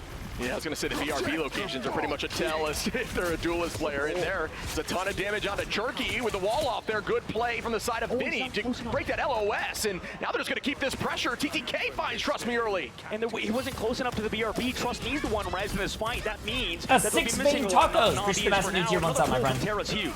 Yeah, and that's even more of an advantage there from that pull from Terra, pulling away from the location and of that BRB. And folks, you Nice, can so see a far little good push, so icon far good on your push. screen when you're within range to be res. Millennia gonna find Fate and say, I am Jeff, just like I am Groot, as Terra walks forward onto Rajaro. Yeah, this is terrifying right now for 100 Thieves, and it's because of that man himself, Terra, Dilemma as well, on to Trust Me. Stagger Picks is worrisome. Na'Vi have Portal, so they can come back last second to touch. And they are progressing forward now as Terra and Harvey finds one onto Jerky. They're still maintaining this space. The portal comes through and the whole team able to get on that touch, but the Strangling Prison is available, waiting for that shield to go down and going to try to take height and launch it at the back line as we see a Kraken impact as a huge eat comes in here from Fate. Can they sweep through right into the spawn? That is a big play as Vinny gets taken out. .07, that's crazy. Going to start off with the Omega Hurricane and trade right back into Fate. Will that be enough for them to press There you go. There you go. Huge Jeff NATO now is placed. Here comes Meteor M and Invisible Boundary 2. I mean, they want to close out on them, right? Make sure they can get the fight win. Ultimates you can build up later. Come on, come on, come on, come on. Nice. That was a good first point, chat. That was a good first point. The kids would be saying 6-7 instead of .07. Wait, did he just say Sorry, 6-7? that was a bit- Get him off the cast. I was wondering when that was going to naturally come up in the cast. It was we're starting get him off the cast. It never comes out naturally. 6-7 needs to get KO'd, you know? 4 Get minutes him off. and 23 on again. 100 Thieves on the attack here. Looking so good with this comp that definitely not traditional in the sense that a lot of teams are running something like this, but Jeff NATO is finding a ton of value. Yeah, it is. It really was strong on the attack for 100 Thieves, but we'll see how they can continue. Wow. The fallback, and nice job by Trust Me to stay alive with that Freedom Charge. We're seeing how that Freedom Charge, though, in the neutral, if the team can drop back, will be worth it here for 100 Thieves. And there's a huge ult from Vinny. Looking at one. Will they be able to clean up? Yes, Jerky gets picked. And again, that is Jerky, a very strong player. Moving Jerky from the field now allows him to walk right towards the backline. Terra finds one, but what a freeze there from level 1 Crook. Will there be follow-up in the reset? No! Level 1 Crook says not today. Yeah, but unfortunately, if you've noticed in Marvel Rivals, if you're Luna Snow with a big freeze, sometimes it just results in you getting staggered. Right now, Crook is running from his life. Why is he going over there, bro? Just die. Go with your team. Where's he going, bro? And that is a Why is he going on a potentially vacation? He's retake going here. sightseeing, Yeah, chat. This could potentially be massive, but they're able to turn around and focus in that moment under Crook. And Crook get back to the team, that would be insane. As level 1 Crook gets a pick on it. Delena, He got a pick. No. Now we're gonna start seeing flanking Lunas in our match. There's no way. He got 4K. He got 4. He got 4, chat. A flanking Luna got 4. No. Because it's Marvel Rivals No. today, and he's level 99. Crook popping No. the heck off on the flank, and that's the thorn in the side that Na'Vi needed to deal with the front-to-back comp of 100 Thieves. He set something up, set a flank up. And No Crook fucking might as well way, make chat. a shot at this player, which you would There's assume no would be your fucking back way. line instead of theirs. Rajaro going to start off now, and trust me, going to clean up Millennia early on, and that's not a lot of commitment here for a win, but Delena is going to find level 1 Crook Terra now on a Trust Me. Jerky takes out Delena. The numbers roughly even in this moment. Spawn in the favor of 100 Thieves as Naga now commits. Out goes that invisible boundary. Team is going to elect to dance around as a huge eat comes in here. Oh my goodness, Fate with 3, trying to get off map with 2 seconds. Will it work out? Yes, it does. What a throw from Fate. He gets 2, there's 2, like you mentioned. Harvey as well gets help from the back line, stays alive, but it's the man advantage for Na'Vi. Like you said, Shiv, they're pushing in. Harvey goes low. He's gonna get Stagger, crack an impact from Terra. Oh no, he doesn't have a team for it. He got stunned. That could be a waste. That is a unlucky situation to Trust Me. Looking to find another pick there on a Millennia in a dangerous spot. Is able to escape now, but Na'Vi coming back with a vengeance after those first few fights and looking so good. Yeah, right now Na'Vi starting to string a few fights together, like you said, Shiv. Jay3, exciting game. Don't talk to me right now. Don't talk to me, chat. You tag me in a message, you're banned. Early force, like you called that earlier, could help, but right now Na'Vi to set up the angles with that charge. Still holding on to a strangling prison. Trust Me, going to start up here with the Freedom Charge. The team is now going to drop back. They do have a dance floor available. Terra onto Jerky in the neutral is a big win. Do they need to commit a ton more? Is up in the sky. TTK, bang, is going to find a pick on a Rajaro. What a throw there after Rajaro gets a pick onto Harvey. Okay, you know what? You know what? You guys want to do that? Millennia, but does force out a couple cooldowns as level 1 Crook starts dancing. Fate to be huge. He's building up the Jeff. It's available, ready to go. Do they want to take another fight? The card's only halfway through. You have all the time in the world. Na'Vi need to slow it down, maybe not get picked up, going up to the high ground. Crook gets the heals from Fate, and they're still surrounding, nobody falling. Vinny, he could maybe toss out a trailing prison trying to catch somebody, but he hasn't found Not. You got to get up to that point up there just to at least have a chance on second point, because this is a very tough hold spot. Out goes the end song, and another eat here from Fade, who is able to find 1 at the moment, but does have dash available there.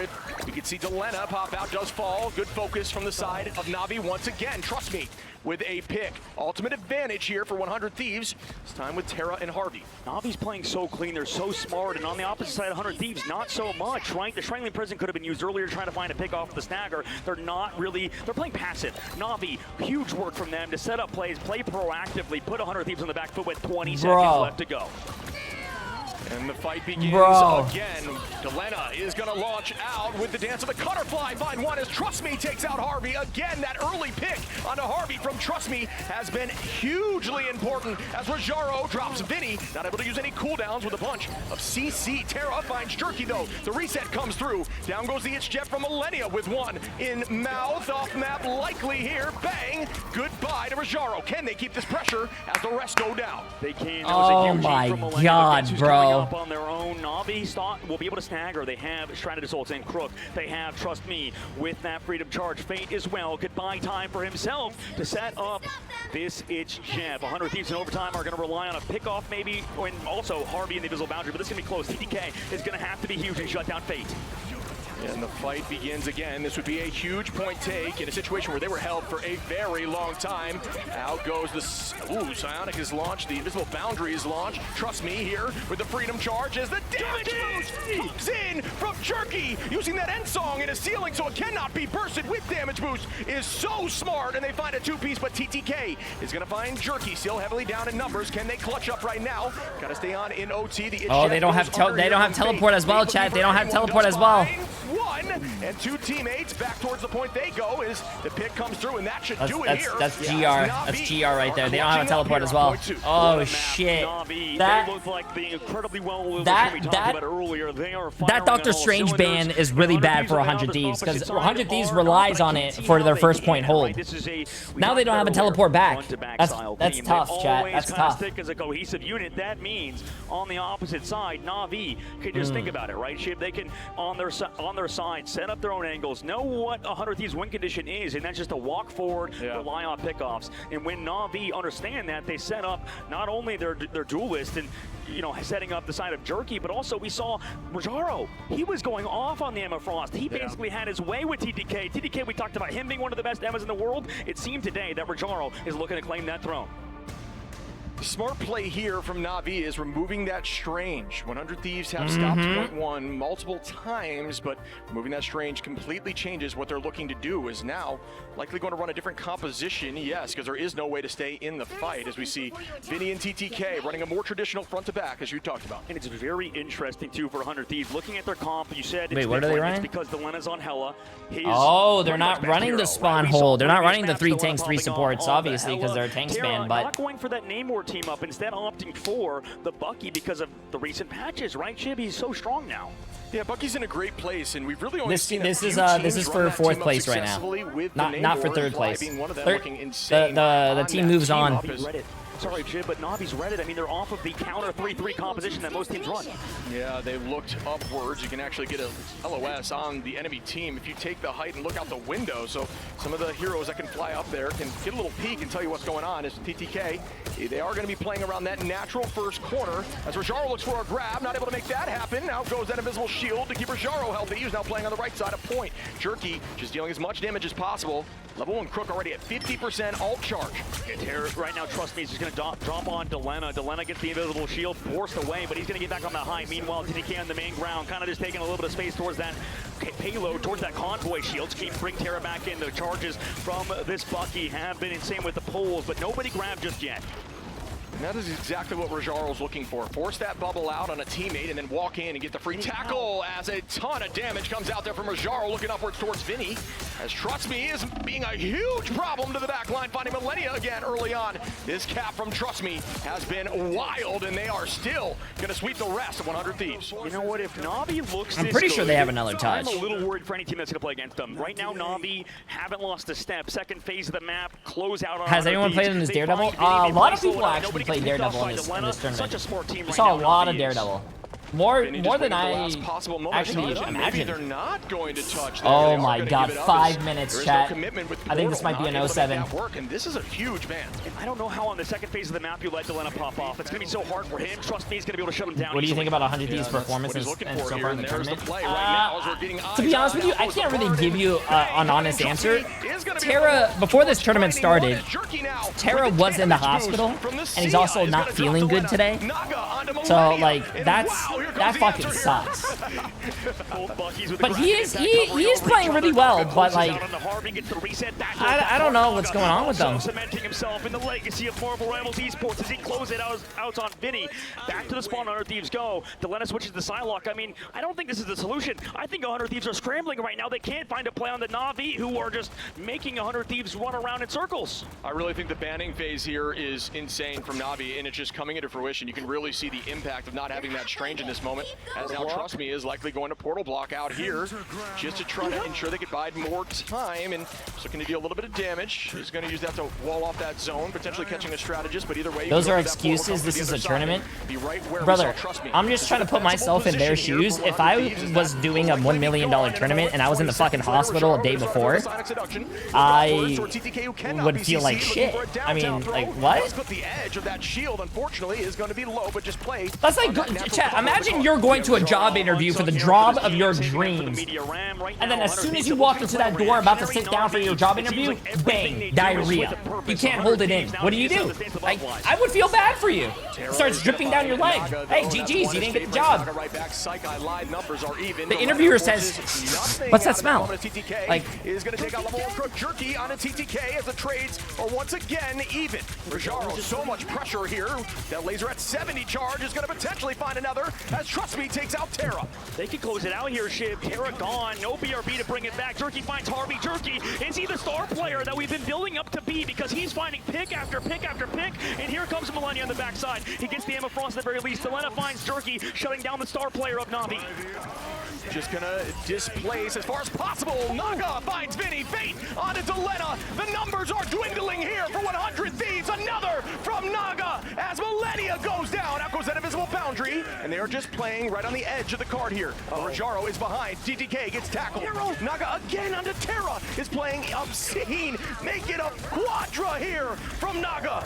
Naga's been insane, like you said. The stalls coming out of it with the feet of the, or sorry, with the piece of the base, torches the payload. Same thing with Delena, but nobody else is here. Jerky finds him again on Spider-Man of all things, looking like Necros out here. Crook takes down Vinny, Millennium. Oh, did he? No, nah, get him off. Get him off being caster. Get him off. Themselves on map point. No.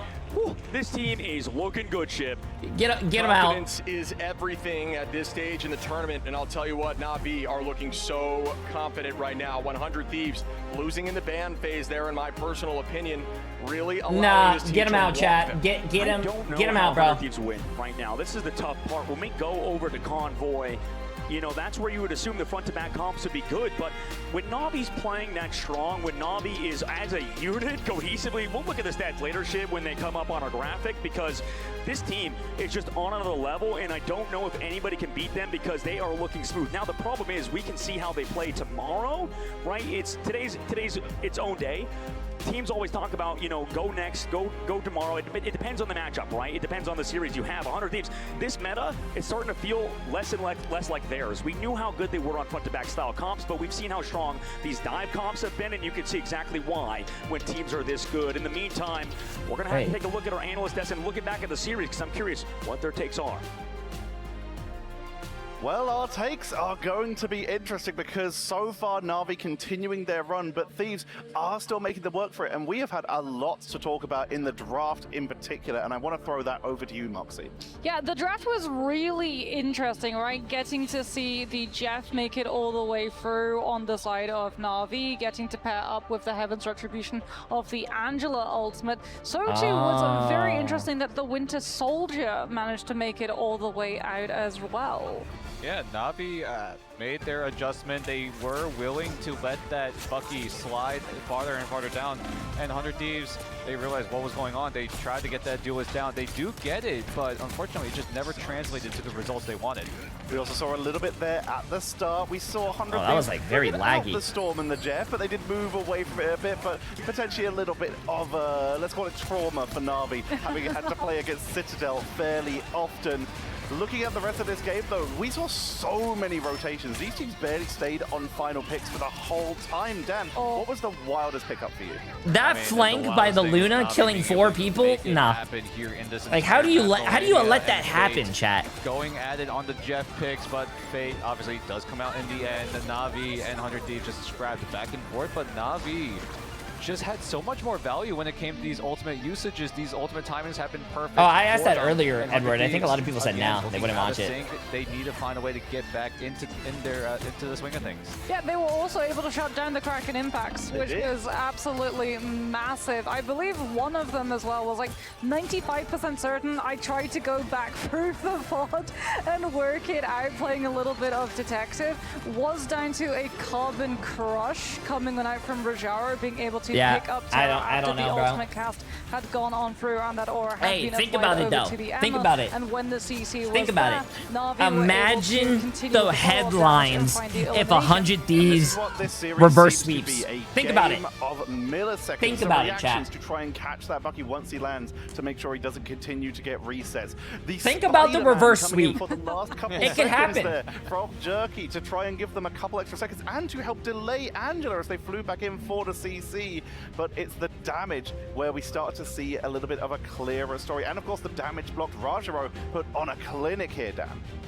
Yeah, Rajaro, the man on the Emma. It's not happening, man. Hey, think about it. It's a very consistent pick for Rajaro, right? There's a reason why Na'Vi puts so what much happens on after that it hero rains? In the pick bands. It shines. And we can see it right there. Where there's Rajaro darkness, popping off there's every light. Single time on it, a lot of damage. All blocked, I'm saying. A lot of damage done as well, especially in shredding down that front line of 100 Thieves. Yeah, I mean, it's a risk when you lose that first map Chat, on domination. it's not and you over take us till over it's to over, Convoy, bro. Because that is the map where we see most of all the Emma being the instant ban. And that was something that Na'Vi were able to use against Thieves, right? Thieves went for the ban onto the Mantis, the traditional pick, and it was Na'Vi who took that risk, removing the Emma from play away from TTK. One-sided Emma is huge. It prevents so many rush. I don't even think removing the Emma was the issue. I mean, I think TTK had the Emma or whatever.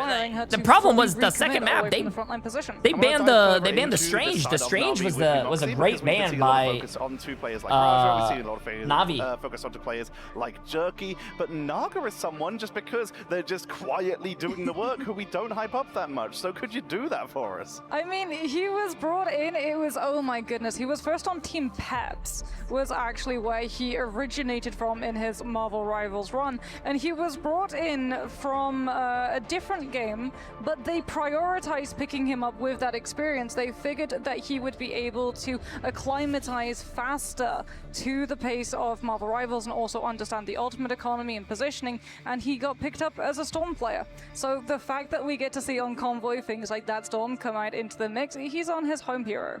Yeah, and he's just the quiet duelist on the team. We do talk a lot about Jerky and how he's been the D-star player, D-star diver, but Naga has been so consistent enough that Na'Vi are able to get into this position, and we got to give more props to Naga for just being so consistent. Yeah. Especially due to the fact that obviously when we really started to see him pop off was going to be in last stage, where Human Torch was more of the meta and Naga was just performing on that. But it looks like we are heading to Symbiotic Surface for our next match. Convergence has to be the map. We just played Domination and Convoy. What are your two thoughts on this map? Let's start with Moxie. Symbiotic Surface is the map where Jeff has the least amount of value in terms of that convergence. Central Park is a no-go if you want to have to go up against Na'Vi, because if you have to instant ban the Mantis, Fate with the Jeff is going to be able to make it through. And Dan, what are some picks on this map that can get some extra value if we don't see Jeff? What are some picks that can go Excellent well? stream though, Jay. Hey, appreciate it. Yo, co-streaming these games have been a lot of fun with you. You know why? I finally understand what it feels like to be my dad. Have you guys probably have like your parents probably watching, you know, their favorite basketball team or their football team. What the hell? Why is this frozen? When you go into that first point, there is just so many different avenues of approach. When like watching their favorite sport, and then they're like, you're like, oh man, I could have caught that fucking football, or I could have made that basket, bro. Like, yeah, like you're like, yeah, you relax, dad, chill. That's me. I just co-stream these games and talk shit. Priority for a lot of these games with Jeff, but like you said, the priority goes down a little bit. Mantis has been highly prioritized, and we have just been sitting on the desk just looking for the Winter Soldier to appear with a X over it. So we're going to be starting off here.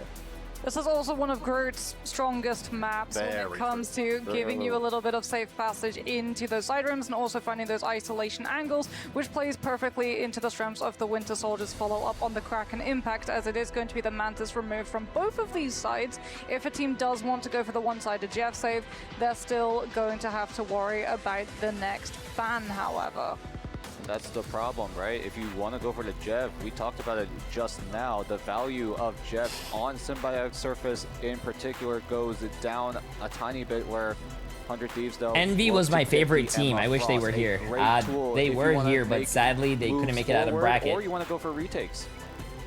Yeah. It's going to be the Emma save coming through from both of these teams. 100 Thieves will be able to secure TTK staple hero, but Jerky will not be able to secure his. Psylocke has been targeted out, as we're going to get to see Na'Vi actually sweep away the Adam Warlock, starting to remove heroes from Delena's hero pool. And this is starting to look like a very similar ban draft that Citadel used against 100 Thieves to secure out their victory on the third match. Double Winter Soldiers removed, and there is that Venom. You see a lot of symbiotic shenanigans with the Jeff that can come in and give some extra value, but like you mentioned, there's not really much in terms of environmentals here, so it would be for more of the Death Ball style of composition of just quickly speed boost and roll with it. Is this next ban going to be the Hela? Is this next ban going to be the Hela to force 100 Thieves onto either the Psylocke for Delena or the Invis Woman on the triple strategist line? What exactly do Na'Vi have here on this last ban that they lock in with? It's going to be the Jeff for 100 Thieves. That's the save, the choice. And yeah, both teams having options to that symbiotic shenanigans, but 100 Thieves investing into the Jeff stock. Will it go up? Will it go down? Will the symbiotic shenanigans be enough to justify that Jeff save? Rocket! It has to be the Rocket because of the Jeff save. You can't have the undivable backline in play from 100 Thieves, so Delena's hero pool is secured. taking away the rocket. Like you already mentioned, the Zootopia backline is so hard to pick off because they're both very fast. The healing output is very good where they have to just heal each other if there is a dive, and their ultimates can be extremely impactful. One for damage boost and one literally removing people from the point. So it is a solid ban, but like you mentioned, it lets through Hela, it lets through Venom. So many options here, Dan. Yeah, so many avenues of opportunities for 100 Thieves, right? The Hela Namor composition available as well. So we're gonna have to see a lot of adjustment from 100 Thieves. Na'Vi, can they crack the goat here? Moxie, quick thoughts before we head over. It's just going to be a banger of a match as 100 Thieves have to secure the win here if they want to continue in the series. And to continue with this series, we're gonna send you back over to the casters. Na'Vi up 2-0 to 100 Thieves. One more win will send the Thieves home and steal their dreams, progressing farther in this tournament. Symbiotic Surface, let's begin. I'm cranking my volume up, Shiv, if I'm a viewer right now, because at the current moment, Na'Vi are one of the best teams I have ever seen in Marvel Rivals history. Okay, chat, this is the last fucking game, bro. If 100 Thieves loses this, they're going home. I mean, they're still going home with $100,000, but like, they're going home. Everybody's improving, playing ranked, grinding their butts off in this brand new patch, and Na'Vi are trying to close out at 100 Thieves. Can 100 Thieves reverse sweep? Trust Me is going to be on that Venom, just disrupting the back line as Terra is holding on to the Phoenix. There is some low ceilings here to get some of that insta-ultimates we've seen in the past, but they will not be running that rocket, as it was banned out. That can help insta-KO any of the back line. Trust Me taking some damage, or putting some damage onto Vinny. Right now, Vinny's going for those dives on the backside, so it's Trust Me, right? Get that snow flank, has so much pressure. Jerky dealing with Delena, 1v1. Delena wins it, Jerky goes down. It's an early pick there for 100 Thieves, who are taking this pressure and trying to make sure they can build off it. Rajaro, though, gonna find Delena to even the odds just a little bit here. Rajaro putting that shield out, gets bursted immediately, heading back towards the back line, gonna retake as a unit. Vinny is gonna be grabbed there, but it was actually used as more of a defensive escape tool, and just happened to grab him at that moment as Millennia is going under with the Jeff. TTK. There you go. There you go. See, you can still kill the Jeff when he ults, chat. Play from Terra. Vinny, Harvey ready with ultimates at the moment, and Na'Vi has no answer. I was just about to get ready to talk about how good Rajaro is, and then we see that from Terra. Just weaves that baby around the corner. Shib, I know you talk about it a lot on your TikTok. He just pretty much swimmed around that angle, came through, dived on that back line. Terra, what a play from him. We know he's one of the most mechanically skilled players, and now 100 Thieves moving to the streets phase of the map. And that is going to be an ult advantage here for 100 Thieves. Likely going to take that height as you see TTK and Vinny owning that space so they can't retake. You know, I would get very hyped right now that they cap first point right away, but they also kind of did that on the last match and they lost, so... Right towards the back line, hoping the team is separated. This could be a huge play with a little bit of an escape, but ult goes out. That reduction in healing of 30%. A ton of damage there onto Trust Me as an answer who is still holding on and dropping back towards his team. Delena looking for Fade, who's on their back line, but the card is still pushing forward. You have one on it. Fade kind of dodging back and forth. Vinny ready to set up on his dive, but Na'Vi has the space. Psionic Seduction to slow down the push, but Fate of the Worlds keep everybody healthy on the side of Na'Vi. Fade is walking, does get stunned there, but still able to escape in that moment, which is insanely strong in terms of the play. And out goes this dance. Does this one find value? It does, as level 1 Crook goes down with a two-piece. Delena's popping. Delena's popping. Takes out Millennia, and that's a two-piece. Trust Me's also popping. Right, but Vinny trades with Trust Me, Terra onto Naga, and they're still walking this point. You know, this is what we talk about when we talk about Terra. Nice, Terra. When we talk about this meta, Terra with a nice three-piece in that fight.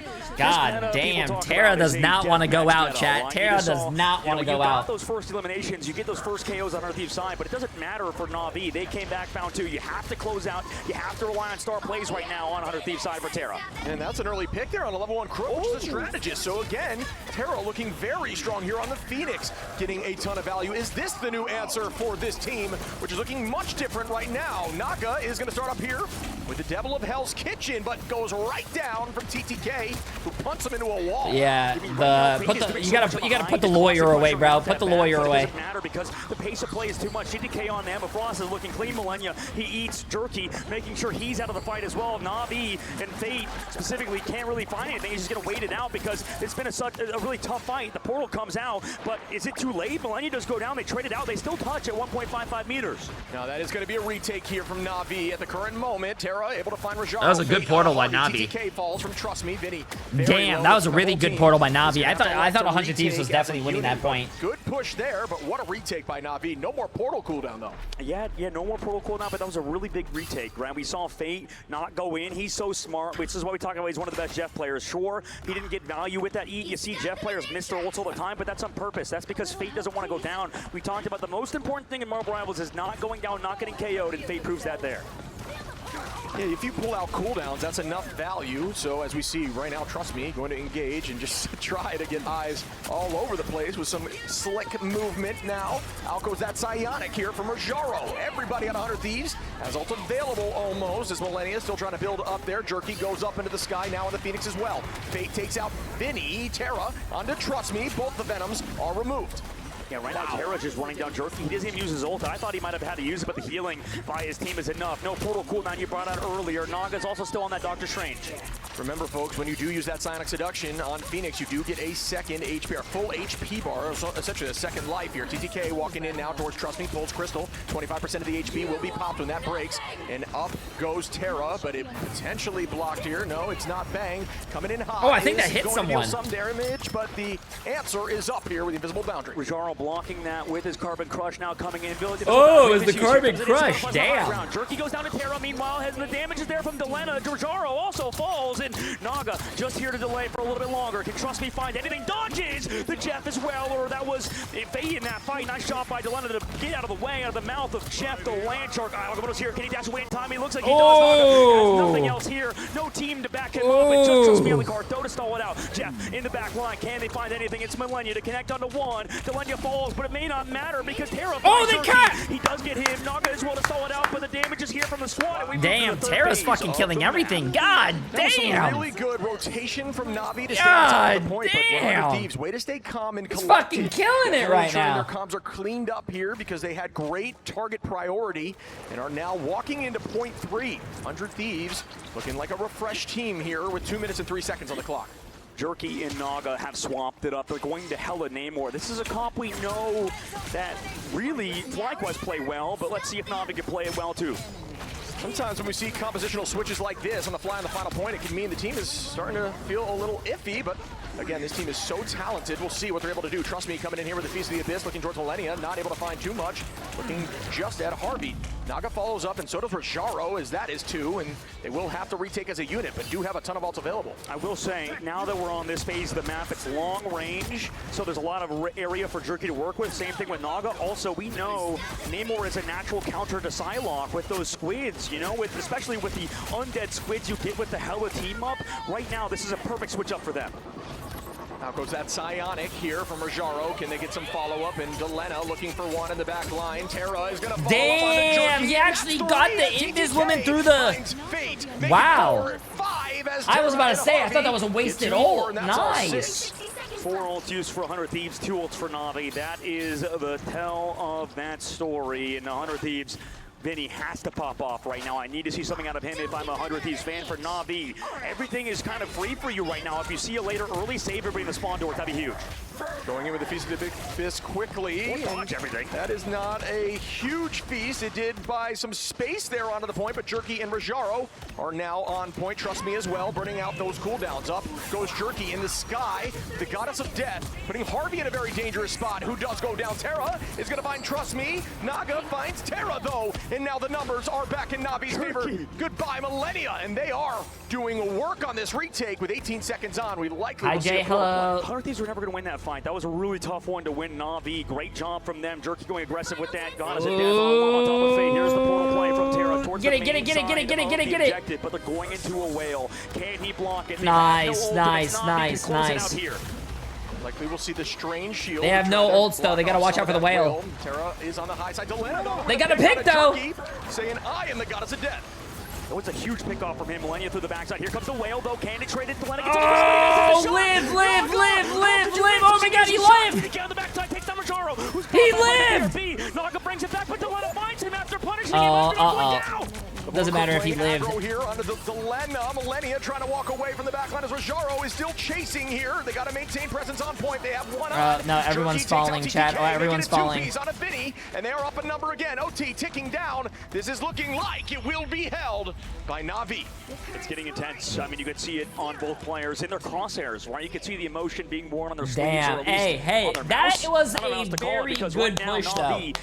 We see a fantastic lot of job teams of either killing get 100 full Thieves. held They're or looking held in back at the second line. point. These Usually hero not a lot of plays teams are make it to the right third, now. so They're that was gonna good. figure it as a team. In the meanwhile, for Na'Vi, they really only had one bad fight in that third phase when they pushed towards that main angle. They got caught by a Sonic Seduction, and then all went down. But besides that, Na'Vi is playing near flawlessly, Shib. They look like a good team. Yeah, I mean, that's a good hold for sure on point 3, but also you got to give credit to the push all the way to 3. 2 is a very defensible position. We will see when 100 Thieves can hold them tight. And a really good job on that first point, taking the space quickly and just capturing that point. If they can buy enough time, this may be what they need to get their first win. Na'Vi is going to be a team that's going to be so hard for any other squad to solve. Right, if they continue, right? 100 Thieves could reverse sweep it, obviously, but for Na'Vi's side, it looks like they're trying to close it out, and they're not really struggling. I mean, you had some tough points there when you had that hella matchup on Delena, but he's not usually on that, right? That's not something you have to worry about because we know how valuable the squad is. The desk called it, I believe Dan said it. Naga, one of the most valuable duelists in the game. Sure, stats-wise, isn't necessarily the best, but in Holy terms of what shit, he's doing Terra's for his team, 31-4 with playing the 18 flexible final this time hits. around, which that was kind of Melio God last tournament. damn, bro. Really has been setting up his squad Also, for success. TTK's on Emma now. But you can see there by those stats. Is this the Terra last game has of the day? been Yes, unlocked. this is the last game of the day till finals tomorrow. But remember, that by the way, attack. just as a heads Will up, that tomorrow's momentum keep going? games And start trust me, at here is 9 setting a.m. up a floor play EST, right on the 6 high side a.m. if backside, you live on the just West enough Coast, to and give them also like height in 2 this or first 3 fight. o'clock if you live in There it is. They EU go or and something. sort of set it up that angle, like you said. Naga could find the pick. No necessarily cheese kidnap play like we see sometimes from Dr. Strange portals. In this case, setting up 100 Thieves to make them worry, and that's been the struggle for 100 Thieves. They don't know what to do when they get surrounded by Na'Vi. But this time, they go aggressive. That's a smart play the by grand them. finals game, chat. Gets one early If I can on, get and it right that is here. a good start here The for grand 100 finals Thieves. game Na'Vi starts looking to keep the tomorrow momentum. at There is some more damage. 2:30 Naga EST is what they say on the website. Could be earlier, could be later, but 2:30 But trust me, taking out Millennia after EST. that fight. Trust me again, onto Harvey. Yeah, Level do one what- crook, do what- bringing do back what you want with Naga. that The numbers information. now heavily back in their favor as Na'Vi are looking very good on this first fight. Vinny dropping back, electing to wait until they need to touch at the last moment and come in as a team.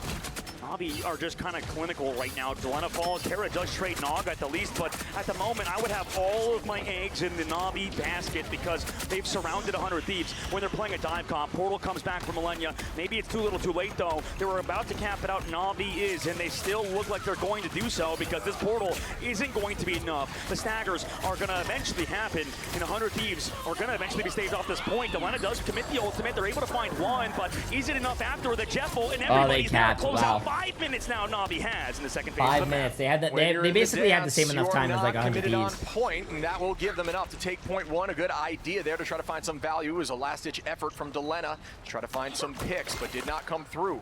See Terra 99%, Harvey at similar at 80s, Vinny 95. We're a level 1 crook. Naga, Jerky, and Rojaro will have answers here on the attack. This dive is setting up right now in terms of Na'Vi. You can see both Naga and FaZe sort of playing that too to follow in when Trust Me goes in. Fight begins now.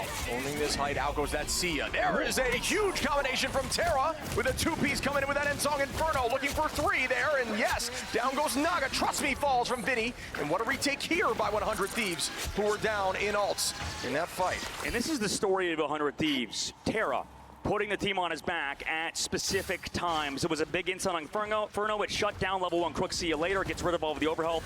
And really, Terra has been that guy to put 100 Thieves in his sort of side angle because 100 Thieves at the moment, right, rely on him heavily. They need to see more out of the rest of the squad. Vinny needs to pop off. I need to see more of TTK like we saw on defense if you want to see him win. For Na'Vi, though, they have ultimates to work with. Naga looking towards the back line, letting the devil out, and that is going to be a nuisance. You can turn away and not get blinded, but Delena is in a dangerous spot. Way to jump out there is going to jump inside that invisible boundary. Then diagram out. Jerky with a pick there on a Millennia. Delena turns it right back, though. Harvey gets one. Trust Me. Finding Harvey. Terra onto Trust Me. Fate onto Terra. And everybody is trading It's just right now. trading back and forth, bro. It's just trading back and forth. Finds level 1 Crook. So it's back and forth. Rajaro finds him. I mean, it's 1 for 1 for 1 for 1, but can I'm surprised he didn't pop his ult right there. On the carpet to Jeff, healing his Venom, or healing his Captain America. Rajaro, and trust me, can find the rest of 100 Thieves, and this fight is still happening. They want to back up. 3 minutes on is plenty of fights and plenty of time here on point 2. Trust me, going to engage now, going under with a Feast of the Abyss, and bang! With perfect timing, goodbye to Harvey. Naga is going to find TTK gets a 2-piece though. Terra taking out Naga. Will that be enough on the retake? As Delena deals some damage onto Trust Me. Burns cooldown, but no. Trust Me takes out Vinny. Wow, this Venom battle's insane. How does he keep doing it now? 1v1 of the car, you get the sparks off, you pop the Ensong Inferno just to connect. Oh! Are you kidding me? Oh, he got the iframes. He had the iframes when he landed. He popped his ult too fast. Not even needing the melee animation cancel there. Still gonna find that melee pick as Fate goes down. You cannot maneuver by Harvey. That's crazy. That dude, Jerky got so fucking unlucky there, bro. That was a really good play by him, but he was trying to counter the other ult with his ult, but iframes. Uses Ensong Inferno, so he can't counter that. But at the current moment, 100 Thieves and Terra, like you called out, is playing lights out. 2 minutes on now, still a ton of time as the first point was grabbed relatively early.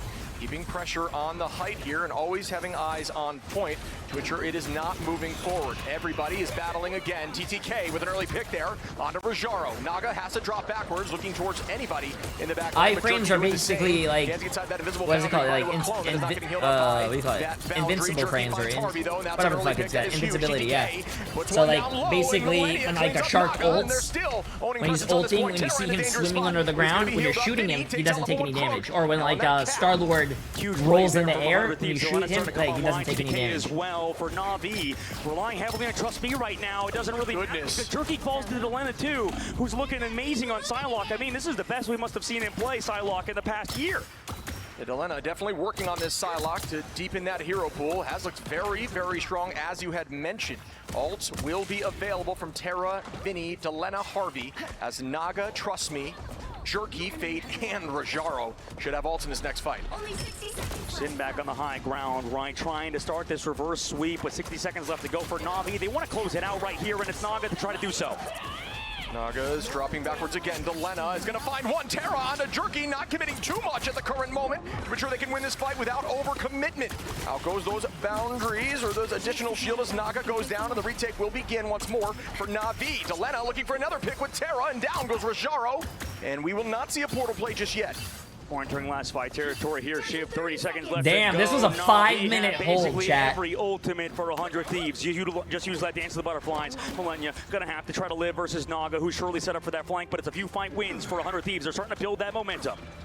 This Phoenix is such a strong answer into Venom here, and Rajaro on that cap. That additional overhealth will be immediately deleted when that Ensong Inferno lands. Question is, will it land, or will it be bursted? Fate in a very dangerous spot with some insane movement. Trust Me, coming in hot here is going to do some 30% damage reduction. Terra goes up to dodge, and there's a 2 double lead here. Land down, and Fate gets there you go. They finally started figuring out how to kill the shark when he's ulting. Vinny, though, does have ultimate available, finds one of the level 1 crook. Jerky onto Harvey, as that all will now be deleted. Naga pops. Oh no, Naga, you're better than that, bro. As everyone is ready, making a 2-piece Delena.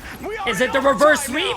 Is it the reverse sweep? Trust Me trying to stall. I mean, the portal play can come in a moment. The portal play is coming, chat. The portal play is coming. Fate switched their support player went tank, and their DPS player Jerky went support on Jeff. Ultimate to burn, but level 1 crook gonna take out Millennia. We might see a portal play back, and this could be a huge ultimate here. Will this one come through? Everybody stacking on and off point at the current moment. Overtime now, it flips over to 100 Thieves. It will tick down if no one touches. Now right back in the favor of Na'Vi. God. Still touching on. I mean, they're trying to make things work right now. Shiv, Terra going aggressive. No, come on. But he's got Ensong Inferno. Oh, Fate blocked it. What a fucking play. Overtime. Nothing at the he blocked it with his face. That's what I meant. Like, he forces him on the off angle. Jerky, who is on it now, close to that ult, being chased down by Vinny. TTK on the main side takes down him. Trust Me, Rajaro on freight trade though. Oh my goodness! No fucking way, chat. No fucking way, yo. They better get that. No.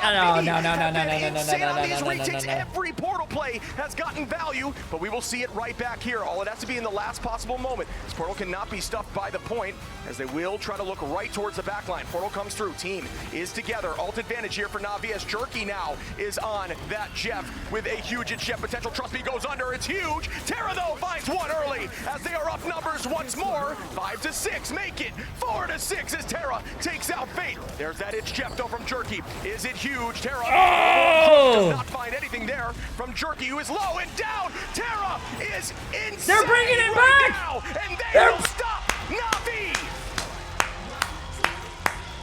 Hey, if 100 Thieves wins the next game to tie it up 2-2, I will clap without my hands. There, the crowd starting to come alive in the last game of the day. As it's doable. See, this is the last team you want to piss off. This is the last team you want to make angry, because when we've seen 100 Thieves succeed before, it's when everybody doubts them.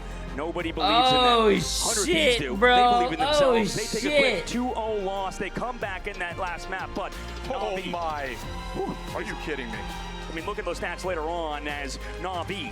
I mean, these guys have to kind of come back now, right? That was an incredibly tough map, and it was off the back of That was a Terra great game. That was a great game, I mean, chat. This whole team, no, it's not the script. The script does not say 3-1. If 100 Thieves loses, against the wall, that means if 100 Thieves loses, that means Moxie was right. And I just want to say she's a caster. She's probably in on it. Hey, this is like the NBA. Have been playing absolutely I just want to say she's probably gambling with Guang and them. Hey, no, chat.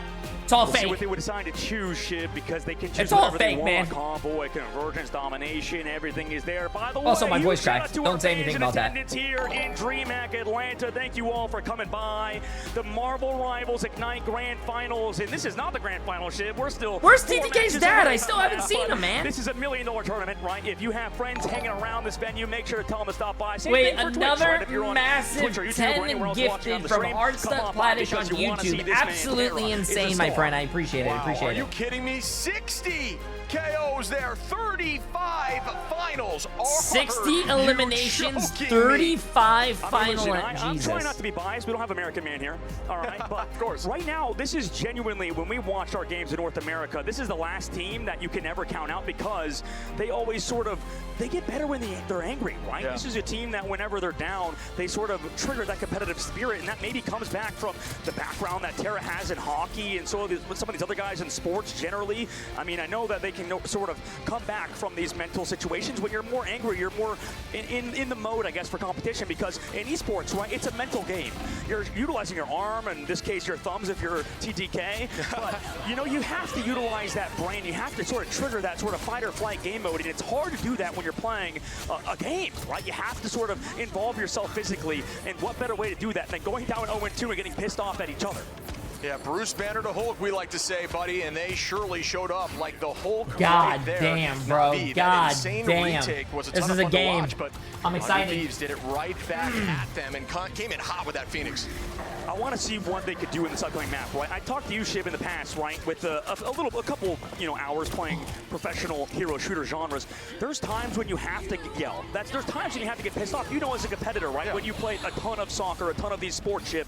I mean, what do you do when you're down in this series? How do you come back when you're down 0-2? Wait, was he talking there? You have to yell. You have to get some sort of emotion going for your team, right? Yeah, I think emotion is a big piece, and also you have to believe you can do it. As soon as teams start thinking they're done, if you see them defeated on their cams, Jay, it's over. get that off the screen, please. Great what off the screen? And taking a look back for Na'Vi versus 100 Thieves. Like you mentioned, we're going to be going to another map, and that means Na'Vi, right, have to kind of stop that reverse sweep, right? Stop the bleeding, stem the bleeding, because at the current moment, I mean, Na'Vi have done that before versus Chopper Mag. They almost choked a series away one time, but Chopper Mag did the same there. And Shib, taking a look back at that map 3 results, you called them out. Terra was phenomenal. Yeah, I mean, 35 finals is wild to say out loud with an 8.6 KD. Again, some good finals across the board. Na'Vi maxing out at 10, though. Having virtually their entire team's finals on one line is wild to say out loud. I like the change from Harvey there, switching over to Cloak to be able to dodge that Jeff whenever it was coming in.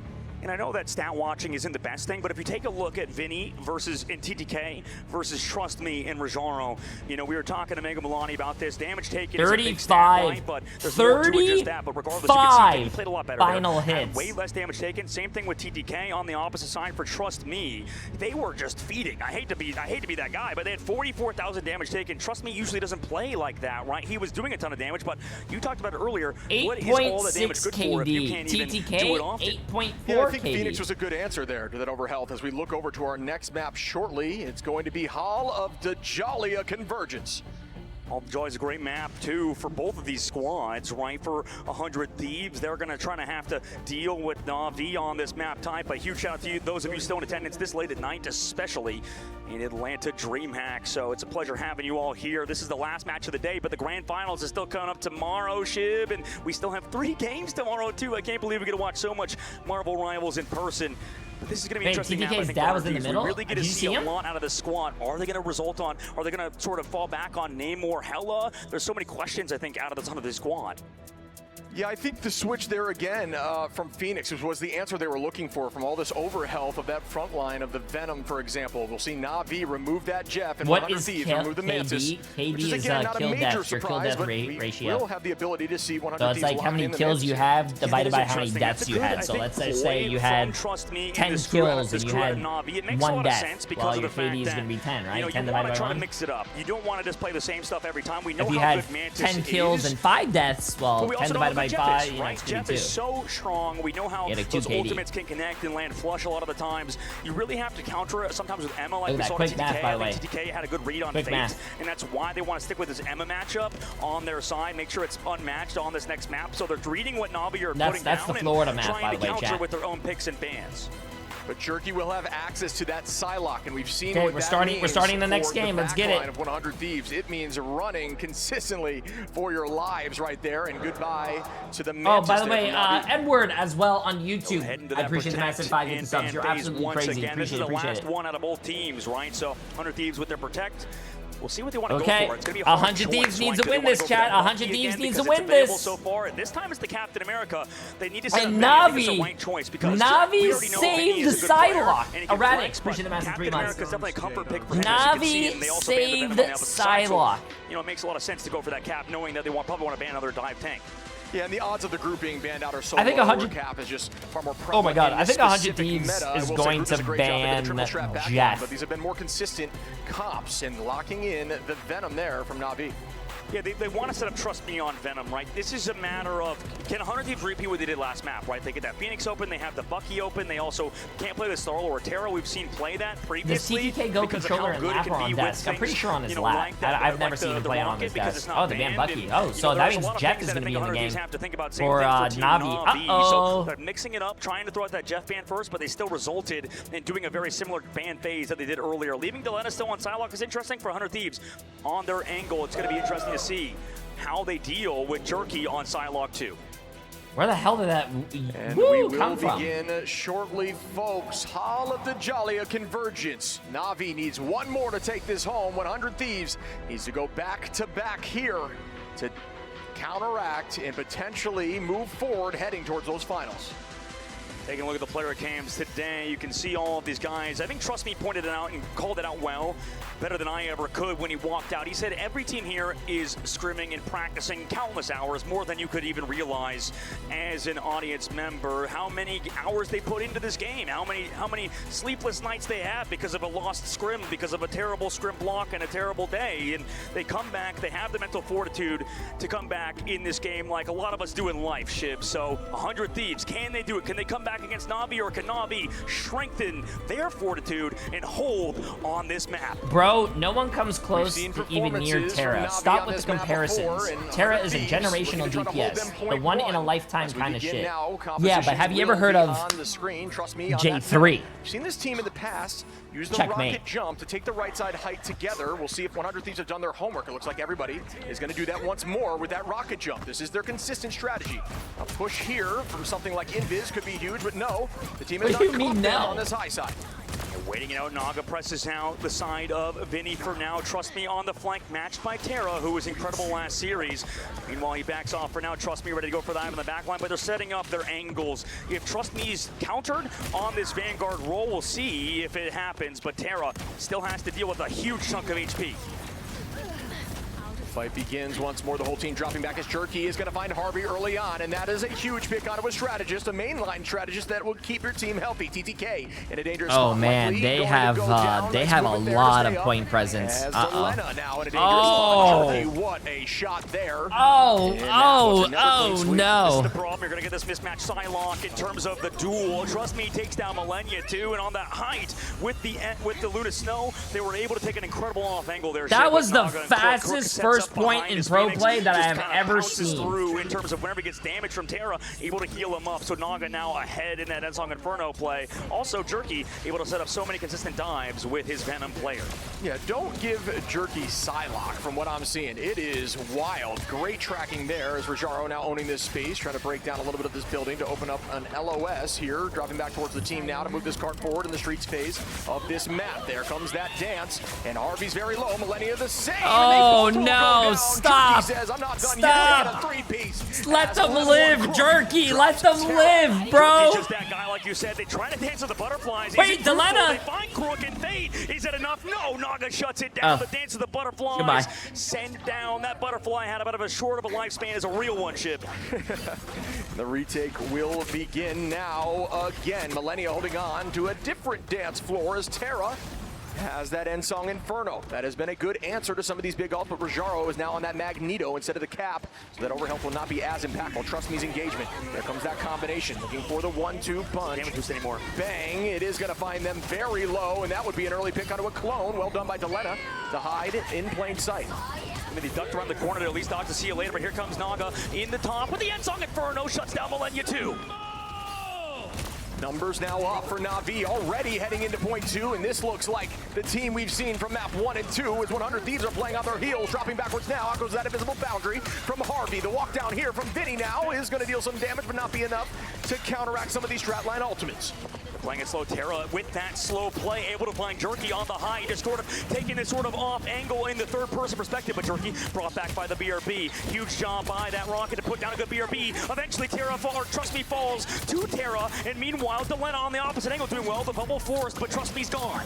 Put a bubble there by Rajaro, but Delena is going to find Naga and still walk now. Again, looking towards those strat line to find a stagger. Does have that dance of the Cutterfly ready to just be detrimental to that team, and there it goes, and it might find 3, and it does with the TTK. And okay. You know what, Shiv? This reminds me of a good man we had on the desk earlier. I was talking behind the scenes about this. XQC, right? My old team, when I played professional hero shooters, had this strat called delete XQC. And it works every time. All you got to do is wait for XQC to go in and feed, and you happen to KO him, take him out of the fight, you win the future one. That's what's happening to Na'Vi right now. Trust me, keeps going in early, keep going down to 100 Thieves who are countering him a lot like XQC got countered by Team Kangarna.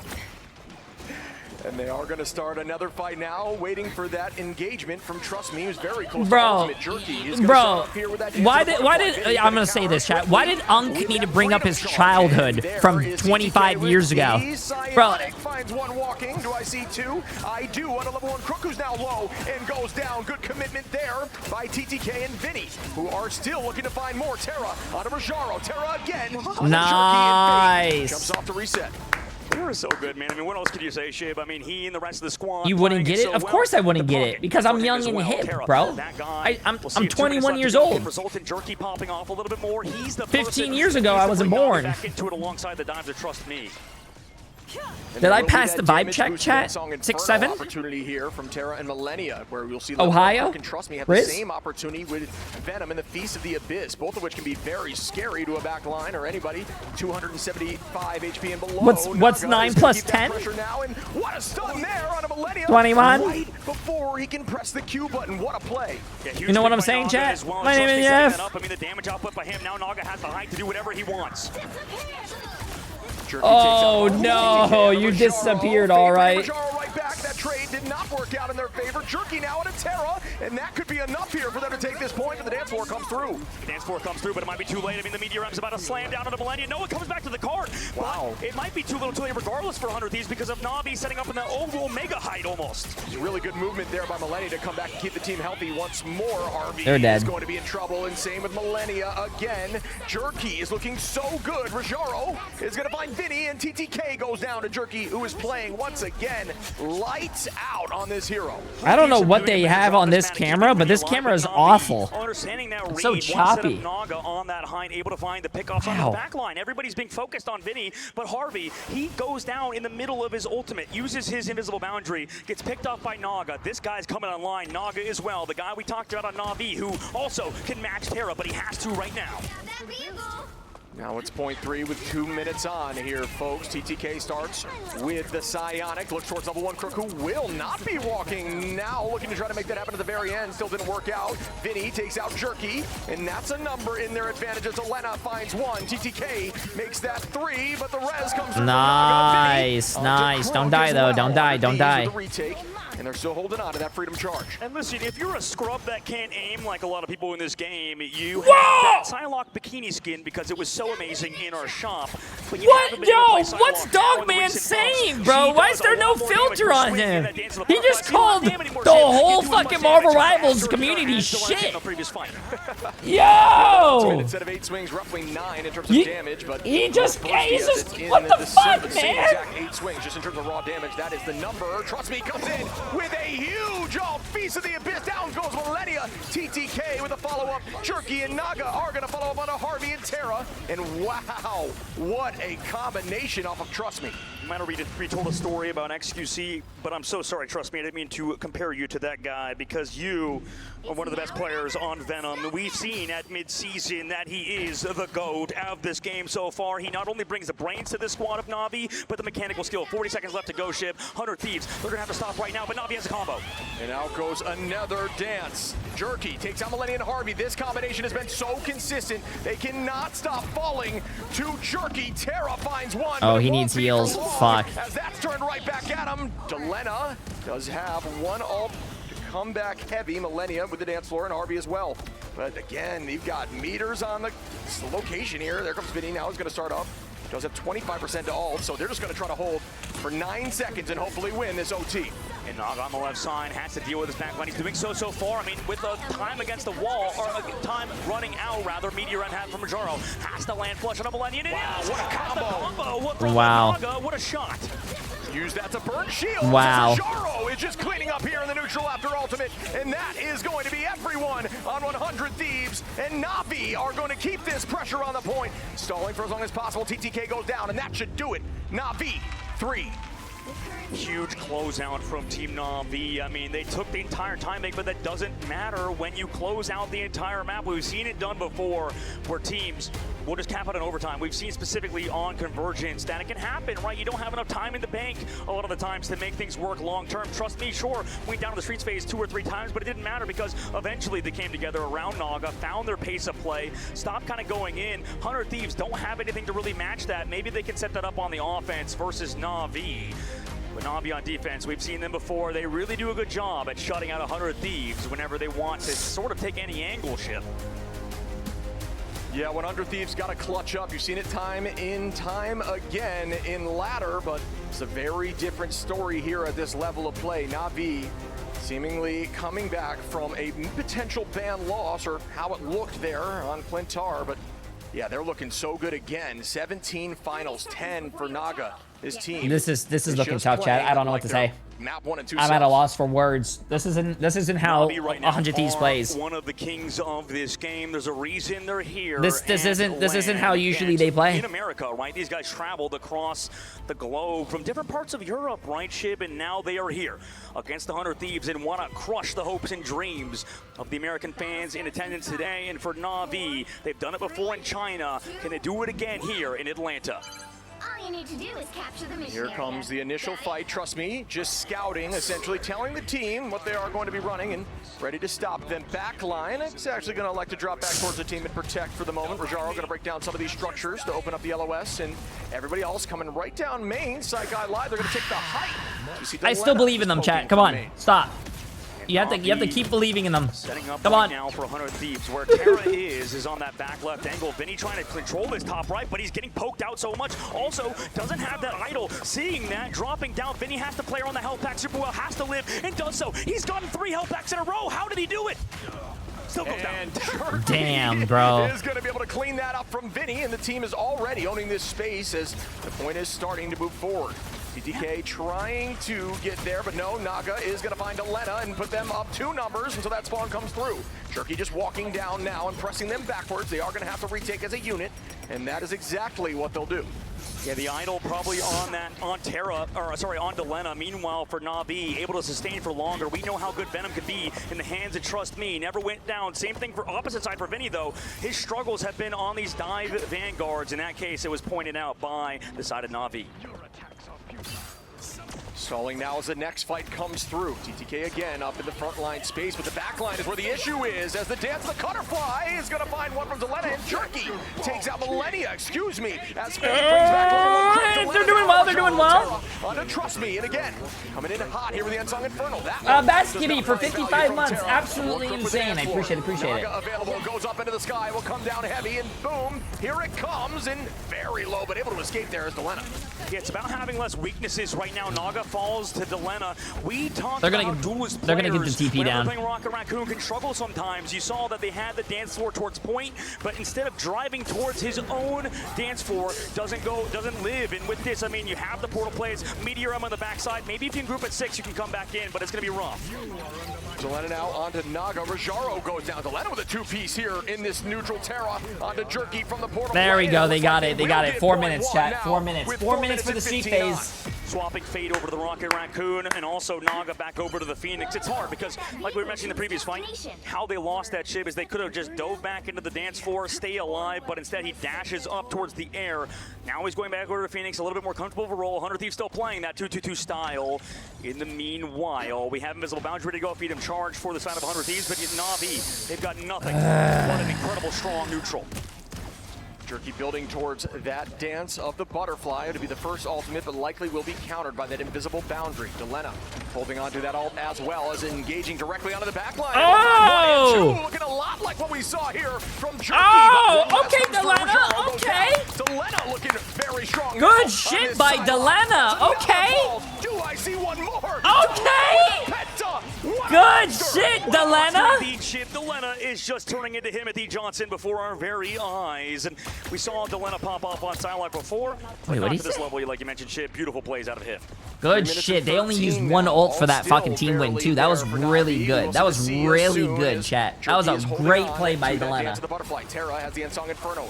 Answer still available for Vinny, Millennia, and Harvey. We have this compositional switch, and Rajaro almost with a nice pick there in the neutral. Naga finds one onto the Lena, and that's a huge pick there as Terra commits the end song with no avail. And now another dance floor comes through. Excuse me, the dance of the butterfly. That one not able to get much. What good movement from Harvey there to avoid the Meteor M. But are still living right at the current moment. Jerky does go down to TTK, who has been sort of quiet this map. Now they come back in. Yeah, you heard that, TTK? Land a fucking slam dunk, bro.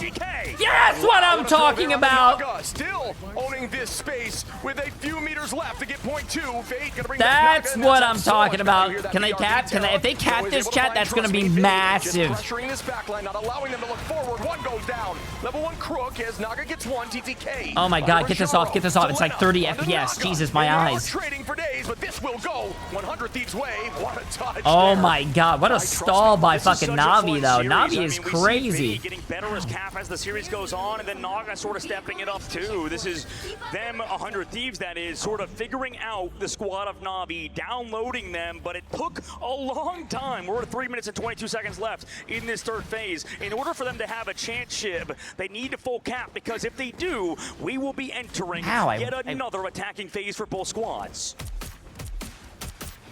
As casters, you and I would love to see an OT as we start up here with 3 minutes and 4 seconds available. Similar timeline to what we saw from Na'Vi. We're almost at 4, if I remember correctly. Jerky is very low, but able to escape there as Delena tries to chase down, and here comes that dance on the back line again, but is not going to find much as the stacking comes through. Terra is able to find Jerky, though, as I guess I lied to you. Up in the sky goes Terra, looking to come down onto Fade, who does try to avoid it, and the whole team is able to stay inside this invisible boundary. Yeah, right now they have to keep Naga alive. They do toss the strength. Oh! The invisible boundary. Terra finds Naga too. With this eternal. Wait, where did the Grudo go? Naga or Na'Vi on the opposite side, but they're still missing one. Freedom Charge keeps 100 Thieves safe. They'll have the shred disadvantage with their own eternal bond in the sky. Rajaro goes to the meteor M, dance the butterflies, comes out. Can they find anybody? It's Vinny and Terra on the opposite side. I thought he either. I thought Vinny blocked it. But I don't know if it's gonna be. I think I'm seeing things. Wow, what a pick there again. TTK on a Trust Me. Vinny now on a Rajaro. This will be a point. 4.3, a battle for point 3, excuse me, and alts are not here, as Naga is the closest on the side of Na'Vi. You see Harvey and Good Terra shit by fucking with Delena. TTK This then. is a fight very much in their favor. Naga setting up, does have his ult ready to go. Ensong Inferno against the 100 Thieves with basically everything shit. We've seen TTK be a hero with that Meteor M, and Delena too with the Dance of Butterflies. Throwing once a week, goes in with it. Can they find one? They find Fate. The dive is there. Oh shit, yo, come on! While he's gone, do it! Was missing it. Just anyway. do it! Do it!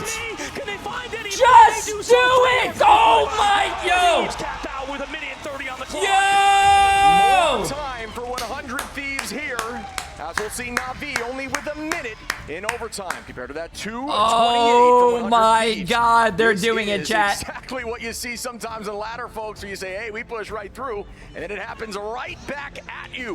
100 Thieves back against the wall, but they never give up. And we will see if Na'Vi can clutch up right now, or if 100 Thieves can keep this series rolling. Yeah, this crowd knows, anybody watching this game knows, that you are in for an incredible series when you see 100 Thieves versus Na'Vi, because both of these teams put up absolute stellar matchup shifts. Some of the best matchups in history that we've seen in Marble Ivy Esports, in this young esports history. It's usually these two teams, right? Like, every time. Yeah, some of these matches have felt like a grand final in and of themselves. I mean, I'm getting so hyped just watching this. Teams are just trying to download each other and find solutions. And I will say, if you look at the scoreboard here, Delena and Jerky both with 20. Delena with a little more damage showing up here, saying, I can definitely play Psylocke. I don't know what y'all are talking about.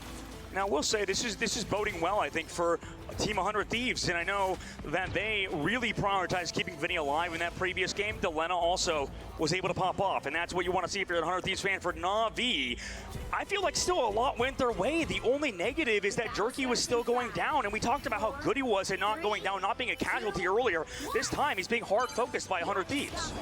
I just think the solution we've seen from 100 Thieves here is that Phoenix, having that stun available and the Ensong Inferno to burn some of that over health you might see from something like Venom, especially after Feast of the Abyss, or even using that E cooldown. So seemingly really working for them, although they struggled on defense. We'll see if they can pop off here. And again, this awesome attack style here from Na'Vi. Come on, I want to see a match 5, chat. I want to see a match 5. To the side of 100 Thieves. Give us a match 5. I want to... TDK didn't want to poke, but he's fine with it. They're building up the shred of his ultimates regardless. Naga knowing that, looking back for Vinny, he's the real target that 100 Thieves are going to be painted on their backs, right? It's Na'Vi looking for him. Jerky just looking to farm ultimate off the front line. Emily. Very low with a nice shot there from Jerky, but not able to make that work. Still owning this height and just waiting for these strategists to be vulnerable.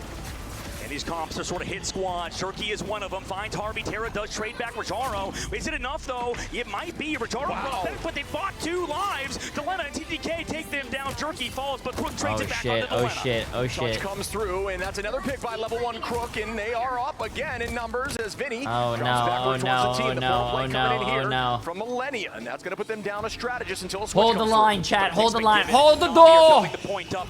Hold the door. Hold door.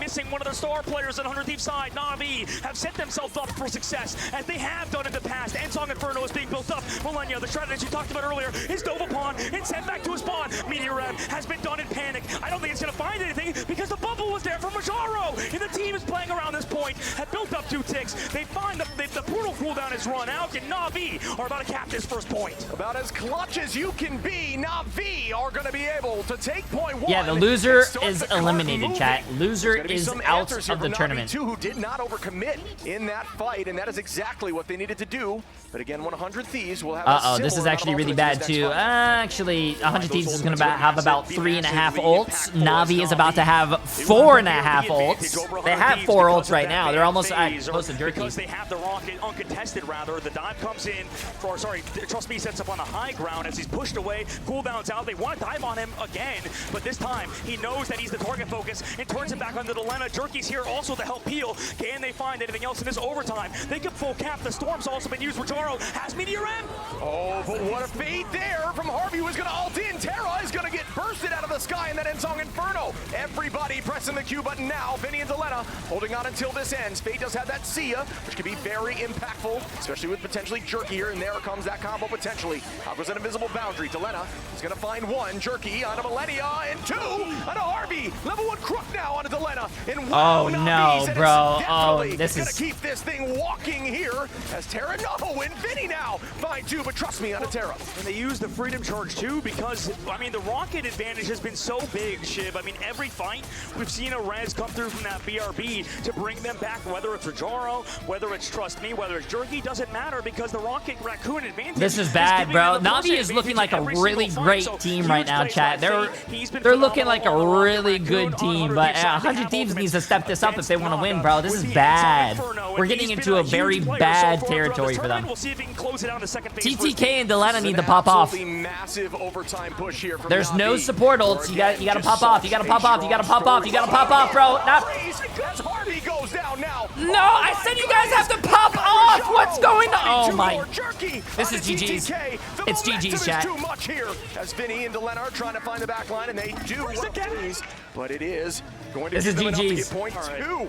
Somebody, Crook's got it. Whatever Crook is getting paid, it's not enough. This backline, Shiv, is amazing. Navi's backline, some of the best in the game. Sure, they went down, but regardless, the hero plays, the freezes, the backline peel from Fate and Crook. This backline is contested, or probably uncontested, as the backline in the entire world, best backline in the entire world, Shiv. Yeah, I mentioned that a bit before, how they just seem to not fall ever, and they are still keeping that up, looking so good. No matter what, and whenever they go down, they are forced to commit, and there's that pick of that BRB that is necessary. Naga, though, with an early pick on a Terra, is always seeming to do that. Jerky, too, and oh my goodness, 3 go down once more. Oh my push this chat. the whole way? Their mental's done, bro. It's I mean, this is GG's. one of the most impressive things I've seen out of a team. It's With no time in the GG's. bank, I thought it could It's happen earlier, GG's, right? bro. We could see If a draw there's happen no sometimes way over 100 match, Thieves but wins it's this. If never the 100 case. Thieves actually With comes back and Navi wins this, pushing I'll get this ball, naked. we rarely Fuck see a it. team with I'll no do time you in the guys a bank solid. almost I'll get fully naked right now. Folks, they've I'll been take in my OT shirt for off. over 3.5 minutes. Jerky. It's over. Trust It's me, over. Nago, oh my goodness. It's come over. on now, looking so good as Vinny goes It's down. over. They are just on this train, and they pushed it the entire way. It's That is over, so bro. impressive, It's like you said, over. Chip. 3 minutes is how long that fight was. You can see the crowd is sweating. We're sweating up here too, guys. Don't worry. Navi Oh, is making this room feel as fuck, heated bro. as If I was ever 100 Thieves because right now, they I am full not packed feeling the good, map man. with no I'm time, not and you can feeling see Jerky good. hands up. He's like, guys, that might have been the best round that any pro team has played, and you have to wonder, Ship, what does that mean for 100 Thieves mental? That just happened to them. They got full capped on with a minute in the bank for the other squad. Oh, fuck, yeah, just bro. to be completely honest, the odds of this happening back are incredibly low. That was just an absolutely dominant performance by a team that absolutely deserves it. Our mid-season Worlds champions pushing with over 4 minutes of overtime, only having a minute on to start. Did you say 4 minutes? I said 4 minutes. Oh my God. I'm gonna pass out. That's crazy. By the way, both squads. He's looking at 100 TTK right now. We know for 100 Thieves, this team gets better when everybody counts them out, right? If they were to do it, I mean, that would be the most unbelievable thing, like you mentioned. No, Chip. no, there's no way, chat. Right, I'm telling you right now. That means they have 2 minutes, like you said. I'm telling you when we right swap now. sides. I will But at the moment, shave that doesn't my really matter head. because the other squad is Actually, full capped if you 100 with Thieves none of the actually bank. capped all 100 3 Thieves, I don't points. wanna count them out just yet, but I can they overcome promise you. everything that they've overcome There's so no far? way they do Can this. Get over Terra being really having a tough tournament in terms of just being sick, in terms of his physical health, and he's been able to sort of overcome those challenges. But they're going to have to do it right here and now, because if they don't, they are out of the tournament. A tough task and a tough ask here for 100 Thieves. Can they do it, or will Navi move forward and make the dreams of becoming a 2-time back-to-back champion a reality? And that could start off legacy talks, but we'll have that later, as this is just a setup for tomorrow. At the moment, 100 Thieves walk in through main side. Oh And they lose no, the leg. Yo, that oh could no. be an absolute nail in the coffin for 100 Thieves. Yeah, the retake must come through here as TTK now goes down as well. Terra trying to find Jaro instead is going to be the one to find that pick onto Vinny. The whole team, again, starting over once more. 1 minute and 40 on. Remember, folks, Navi started with 1 minute. There's still a minute 35 on here. They've done it versus Chopper Mag before, stopping the future hopes and dreams of those players. I mean, there's still a future, obviously, with being an unsigned team, but 100 Thieves are not unsigned. This is a professional squad who's getting paid to do this by Nadeshot. One of the guys who tries to claim his org is not a hoodie org. If it's not, they need to win it here, and they cannot versus Na'Vi, who have shut down Delena once again. Naga with another early pick, and I can't stress this enough. These duelists finding these neutral picks before every fight is just everything you can ask for in terms of duelists. Again, a minute now. This is exactly the position Na'Vi was in. But I can't lie to you, 100 Thieves not looking like what we saw from Na'Vi on their attack. A team that is very strong, but potentially crumbling a little bit in the comms as we start once more. Championship pedigree is what TTK might have on his mind after taking down Jerky, the new addition to Na'Vi, but the BRB advantage brings him back. Yeah, there has been so much value in these BRBs. I cannot stress it enough. Here comes the combo wombo here by TTK and Terra. Can they find anything? No, they do not. And there is a triple combo here from Fate, Naga, and level 1 Krug, who committed as well. And the Meteor Ember nice down, block by TTK. Nice fucking 23 block. seconds and counting. But you do see Jerky here. Is ready to ult up on the backline. And here it goes. Invisible boundary out. The team dropping in there together. Still able to find one on the side of Harvey. And they are down a number. Vinny does have ult available, and that's the only ult that will be able to be used until Delena gets his, and Delena and Terra find two as they are on point now. TTK able to get that touch into OT, but you got to stay on the point, and they will as OT starts ticking down. The portal blade coming in here shortly from Trust Me. Yeah, I mean, overtime spawns. You may not even want to go for it because Crook has that spawn. As long they're as not going to make it. I don't think they're going to make it. Oh, no, they touch. You touch on Jerky's side, but you oh, lose it. Shit. Oh, shit, chat. Oh, shit. By the BRB on the opposite side of the portal. They want to group back up. Oh, they have bad spawns. They're fine. They're fine. On here to the Goddess of Death. No ults quite available for Na'Vi again. Their team is going to elect to try to get a group ultimate, a 6-piece if need be, and just commit together for the win. 100 Thieves got to clutch up more than ever. The cart, Shib. The cart is going to be the #1 thing. Can they stay on it? Can Na'Vi get the flip on the opposite side and backcap them because overtime ticks down slowly, even though 100 Thieves is on it. They've swapped to a composition that plays to their strengths, but it might be too little too late as Na'Vi, the former champs, like you mentioned, the reigning champs, are trying to close them out. And the fight begins, folks. Naga is owning the height. Terra in a dangerous spot, but some good damage there and almost some good focus. This BRB has been invaluable up in the sky now with the Goddess of Death. Looking backwards. Oh! Level 1 Crook. Oh! They almost got the rest come through onto level 1 Crook in Terra. Dealing some damage on that Ensong Inferno. Delena in a dangerous spot, but they're somehow able to get the pick on the Trust Me. Oh my goodness, folks. So far, heading towards point 2, these teams are so evenly matched. No way, Jerky gets stunned out. He does have the support, but can he stay alive? No, gets pulled in, but he's still alive. The healing is there. Oh my God, chat. There's no fucking way, bro. Has been capped, folks. This is a match for the history books now, as it is 5-6 this deep in our grand finals tournament. And every ult is available, guys. If you want to see ults just galore, you're going to have to watch the upcoming fight. Usually it's towards the last few, but the combos have been big in this series. There's the dive already from Trust Me. Falls back, overtime takes down. They have to stay on it. Jerky comes with an instant butterflies. Invisible batteries there, but Harvey's dead. He had ult too. Yeah, 98% from there from Harvey. Has to get back to this point quickly. Ensong Inferno coming through with the damage. Come on, TTK. Tries to find one, not able to do so. Terra is able to take out Fate, though, and that BRB will now be gone. Trust me. On Millennia, Vinny is no fucking way, bro. No fucking way, bro. There's no way, chat. I don't believe this. I don't believe this. I don't believe this. No. I don't believe this. No, I don't fucking believe this. That was a sort of dry fight from Na'Vi, but not really. In this upcoming fight, they will have the advantage. Na'Vi side, Media Ram, and the see you later. Harvey has to live. They don't have bubbles for him, shit, but they're going to have TTK shield. The portal coming through from TTK this time. He has to be the hero. He has to block Rajaro with that Media Ram. Here comes the portal in now from TTK to break LOS. They're trying to find an early pick here onto the Sia. The combination comes through as Harvey now is trying to escape, but doesn't. Game. Game. Game. Game over. Game over. That Sia will end this and win